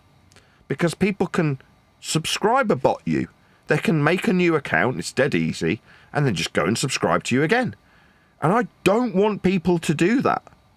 If I'm doing something that's bad and people don't like it, and they say, I'm going to unsubscribe from you, I then have to react to that number if statistics are going in the wrong direction. I'll have to do something to push the amount of subscribers up, if I can tally the total. But if I'm encouraging people to make 3 new accounts and just subscribe to me for no reason, it's like, why? None of those are all, they're all just dead accounts then, aren't they? They don't mean anything. I'm sure there's dead accounts anyway, but as I've seen people literally be unsubscribed from the channel that are interested in watching and then moaning that they've been unsubscribed, I can actually only assume the opposite, which is my subscriber base is highly refined and engage with my content on occasion, because the dead accounts have been pruned out. But still, it's useful. Go on. There's also like algorithmic black holes, like in the sense of if videos keep going on your feeds and you don't click on them, then it shows you them less and less. Yep. And if you're busy for a while, or you've got a new girlfriend, or doing this or doing that, and you don't follow something for a while, it could just slip away. Then out of sight, out of mind. Yeah, exactly. So I talked about Atomic Shrimp. I was watching him for years, and then suddenly I just slipped off the algorithmic feed, and suddenly I'm not getting any videos from him. Why? Well, because I've taken more of an interest in shorts, and he's making long-form videos. And then, just by accident, a couple of days, a week, however long ago, I accidentally, whilst swiping up, pressed on one of his videos. I went, oh yeah, Atomic Shrimp, this guy's ace. And then I watched his video. Now, nothing but Atomic Shrimp videos in the feed. Hold on a sec. But what if you have a belief that consensus forms reality, and you drive up a false idea of support through botting? Then that will temporarily result in more people watching you. So there's the a crowd will draw a bigger crowd kind of effect. But that will only be sustained as long as you keep U-botting.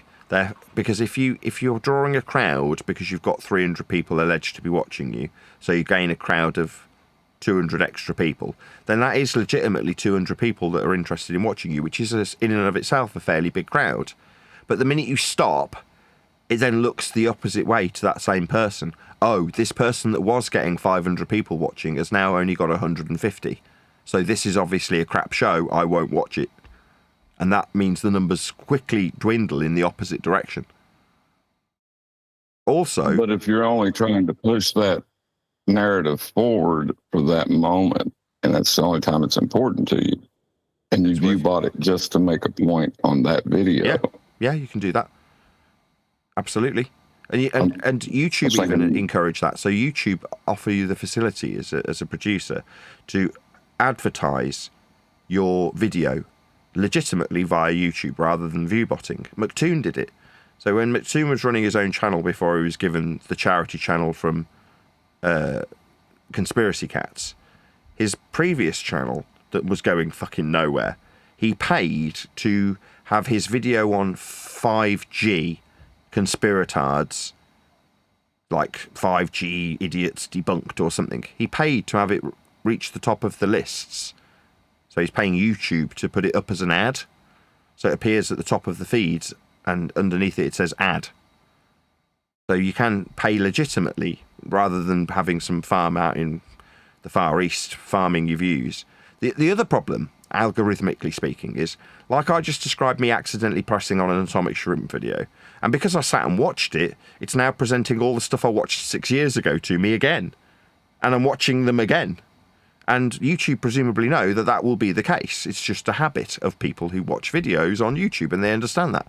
If your video is view-botted, then algorithmically, the YouTube algorithm recognises that every one of those iPhones in those drawers in Taiwan watched your video, so they'll want to watch something else from you. So they present it to that phone and the account on it. And who's watching that phone? Oh, nobody. So what do you think the algorithm sees? I've offered this. It's called an impression. It means that they've offered it as a thumbnail in front of you. It's reached your eyeballs of a consumer, and they didn't press on it. Well, as soon as it reaches the eyeballs of somebody that doesn't press on it, it goes against you. So if you've view-botted and paid for 1,000 people to watch it in draws, and then that algorithm presents that video for the next encounter that they go live to that same view-bot draw, but because there's no money exchange hands, it doesn't get viewed, then the algorithm goes, nobody's interested in this, it was a flash in the pan, I won't promote it to anybody. In fact, I'll promote it to less people. So it works against you. Yeah, man. Just not a good idea, and it's just dishonest. I don't mind so much paying YouTube. So as much as it's Toon that was the example, and I took the piss out of him for it, to be fair, it doesn't, I'm not against that. If like you said, if you've got a particular thing that you want to reach a lot of people, what's his name? The Rocket Man guy, old gay guy with a wig. What's his name? Elton John. He did it. He had a little documentary made about himself, about Touched by Gold, and he offered it up as an ad. So it reached everybody. I don't like Elton John. I mean, I like one song, Rocket Man, that's about it. But other than that, I don't like Elton John. I'm not a fan. Right? But suddenly I'm being presented with a video in my stream for something that I've never showed an interest in, unrelated to anything else I'm interested in, being offered as an ad. So vanity leads certain individuals to say, well, I don't want my video to do terribly when I've commissioned it, so I'm going to pay for it to go out to as many people as possible. Now, that's just vanity, isn't it? But more power to you. If you were desperate to make everybody watch your video and you pay YouTube to advertise it, fair enough. Well, it's either vanity or having the budget to promote yourself. I'll say that from like a band point of view. I didn't pay for any adverts or anything, but I'd do the work and send out press releases and shit like that. But I never paid to get my content put out in front of anyone or on top of anyone else. But if the bands had budgets, that could have potentially been beneficial. I didn't either when I was doing hi-fi. I always endlessly got approached by the mags and rags and people who wanted to flog you advertising. Now, I would say, look, I'll come out and I'll provide you with the equipment so that it can be put in front of a reviewer and they can do a review on it. And they'd do a review and it would be good, bad, or indifferent. But then suddenly you're, for free, getting a double-page spread with an article written by somebody at the magazine. Wonderful. Now, that took, to achieve, effort. You had to build up a relationship with the editor. You had to go in and schmooze them, buy them fucking coffee, take them out to lunch, all that bullshit. That costs money. And then when you go, will you review my new item? They go, oh yeah, of course, drop it round. So then you've got to hand deliver the fucking thing, right? Pain in the arse. Now, you can forego all of that by just paying for an advert. I'll just drop money on it. And most of the other people would. They'd drop thousands in advertising into What Hi-Fi or Hi-Fi World or Hi-Fi Choice or whatever. And those people, when it came to getting a review, had built no relationship with the reviewer. So they got shit reviews. You're like, which is better? A paid advertisement that doesn't necessarily have any influence over the reader because they're all going to the articles, or a good review? Both probably cost the same amount of money. Like, one involves a person building a relationship and paying for a few coffees and a few lunches, which is all it really took. And the other just involves dumping money on the company for an advert. Which is better? The latter. Like you said, press releases. By press release, you mean target-specific marketing sent out to a particular individual that you think will benefit. That takes somebody at the end of a keyboard thinking about it, writing a press release, sending it to a specific email, figuring out if there's a gatekeeper between you and the person that you need to reach. All that shite takes effort. On the other hand, you stick an advert in Mixmag, right? You know what I mean? And then you spent $1,000. Yeah. But yeah, doing that, I put on hundreds of bands over the years, so I built a network of like a lot of other people in bands promoted in their cities and towns. So that's how I got about, but it was a lot of hard work and networking for many years to get that database to be able to and do shit. Yeah, but the thing about that, what you're describing though is not like. Remember Whitsitt saying the work, like when he was talking about networking and getting into these spots that he's in. Yes. Like, so Whitsitt was not wrong when he said that. No. And I want to do it. Same goes for David Weiss. It's just when doing those sorts of things, in my humble opinion, you have to offer value. You have to offer something of value. Now, if your value is your bullshit about free energy, then I spit on you. It's like, no, that's just scummy. Selling false hope. You're just a grifter. That is the definition of a grifter, if you're just out on the circuit. Now, could I have done the same thing between back then and now and just promoted me?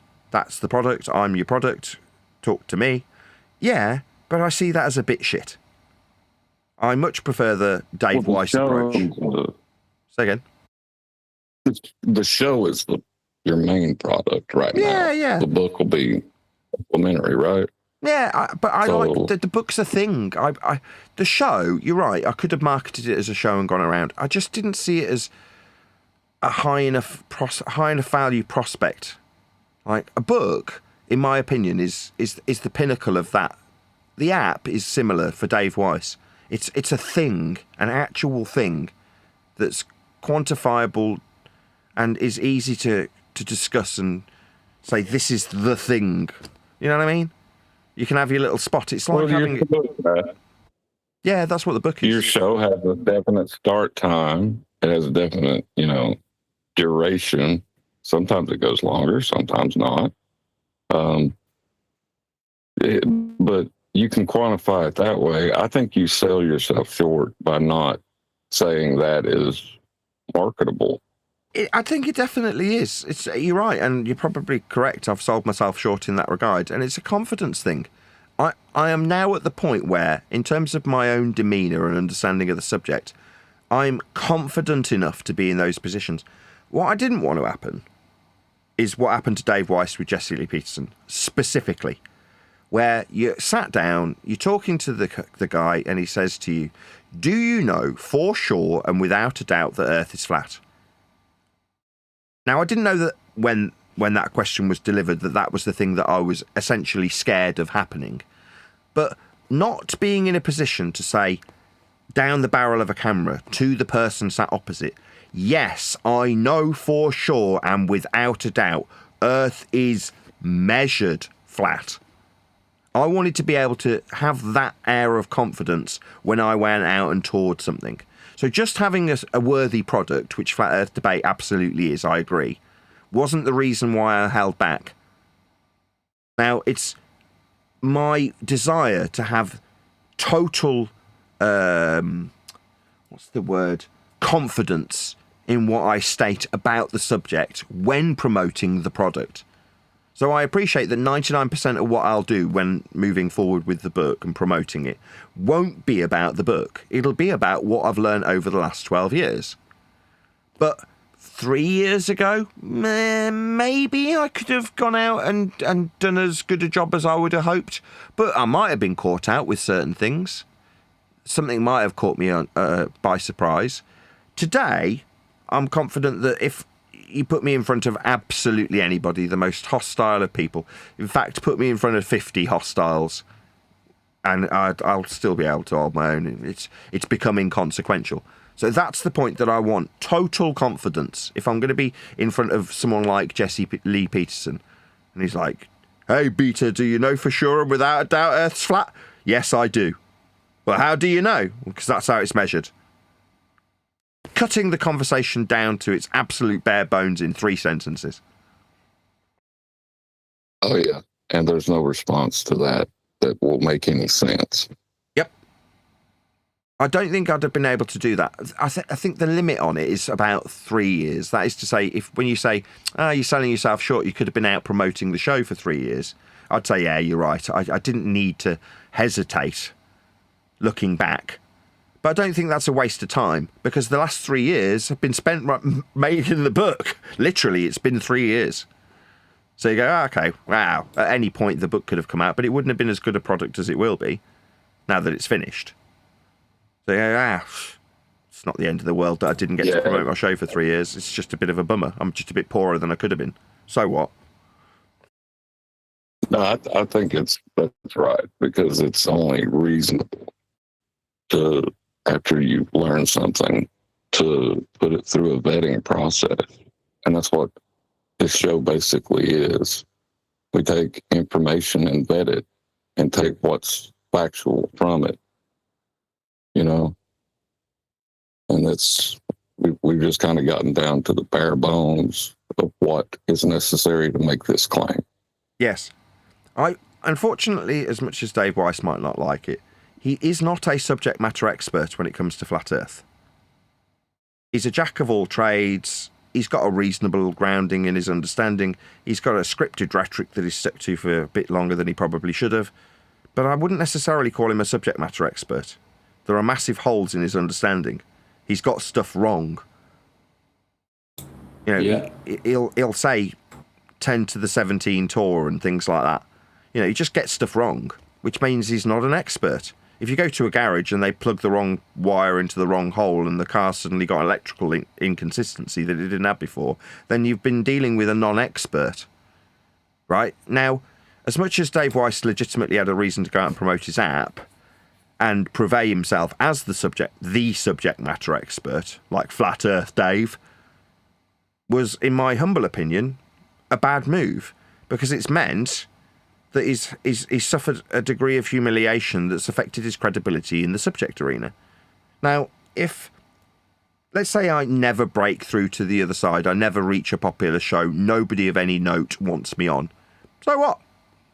When it comes to me discussing it with anybody, even if they're not necessarily of influential note, I, in a humble way, can say, well, I do know what I'm talking about. I am proud to say, a subject matter expert. Like, Ed the Bear's been trying to hold that against me recently. Oh, you say you're a subject matter expert. Yes, I am. Absolutely, without question. Well, to be able to say that and not feel like, oh, I need to be embarrassed about saying it, or I should have a bit more humour. No, I'm not going to be humble about it. I've been doing it for 12 years, every day. Everyone on my panel's a subject matter expert. So, you know, I'm not going to decry that, but I want to go out on the road with the ability to say that and state that hand on heart and have it mean something.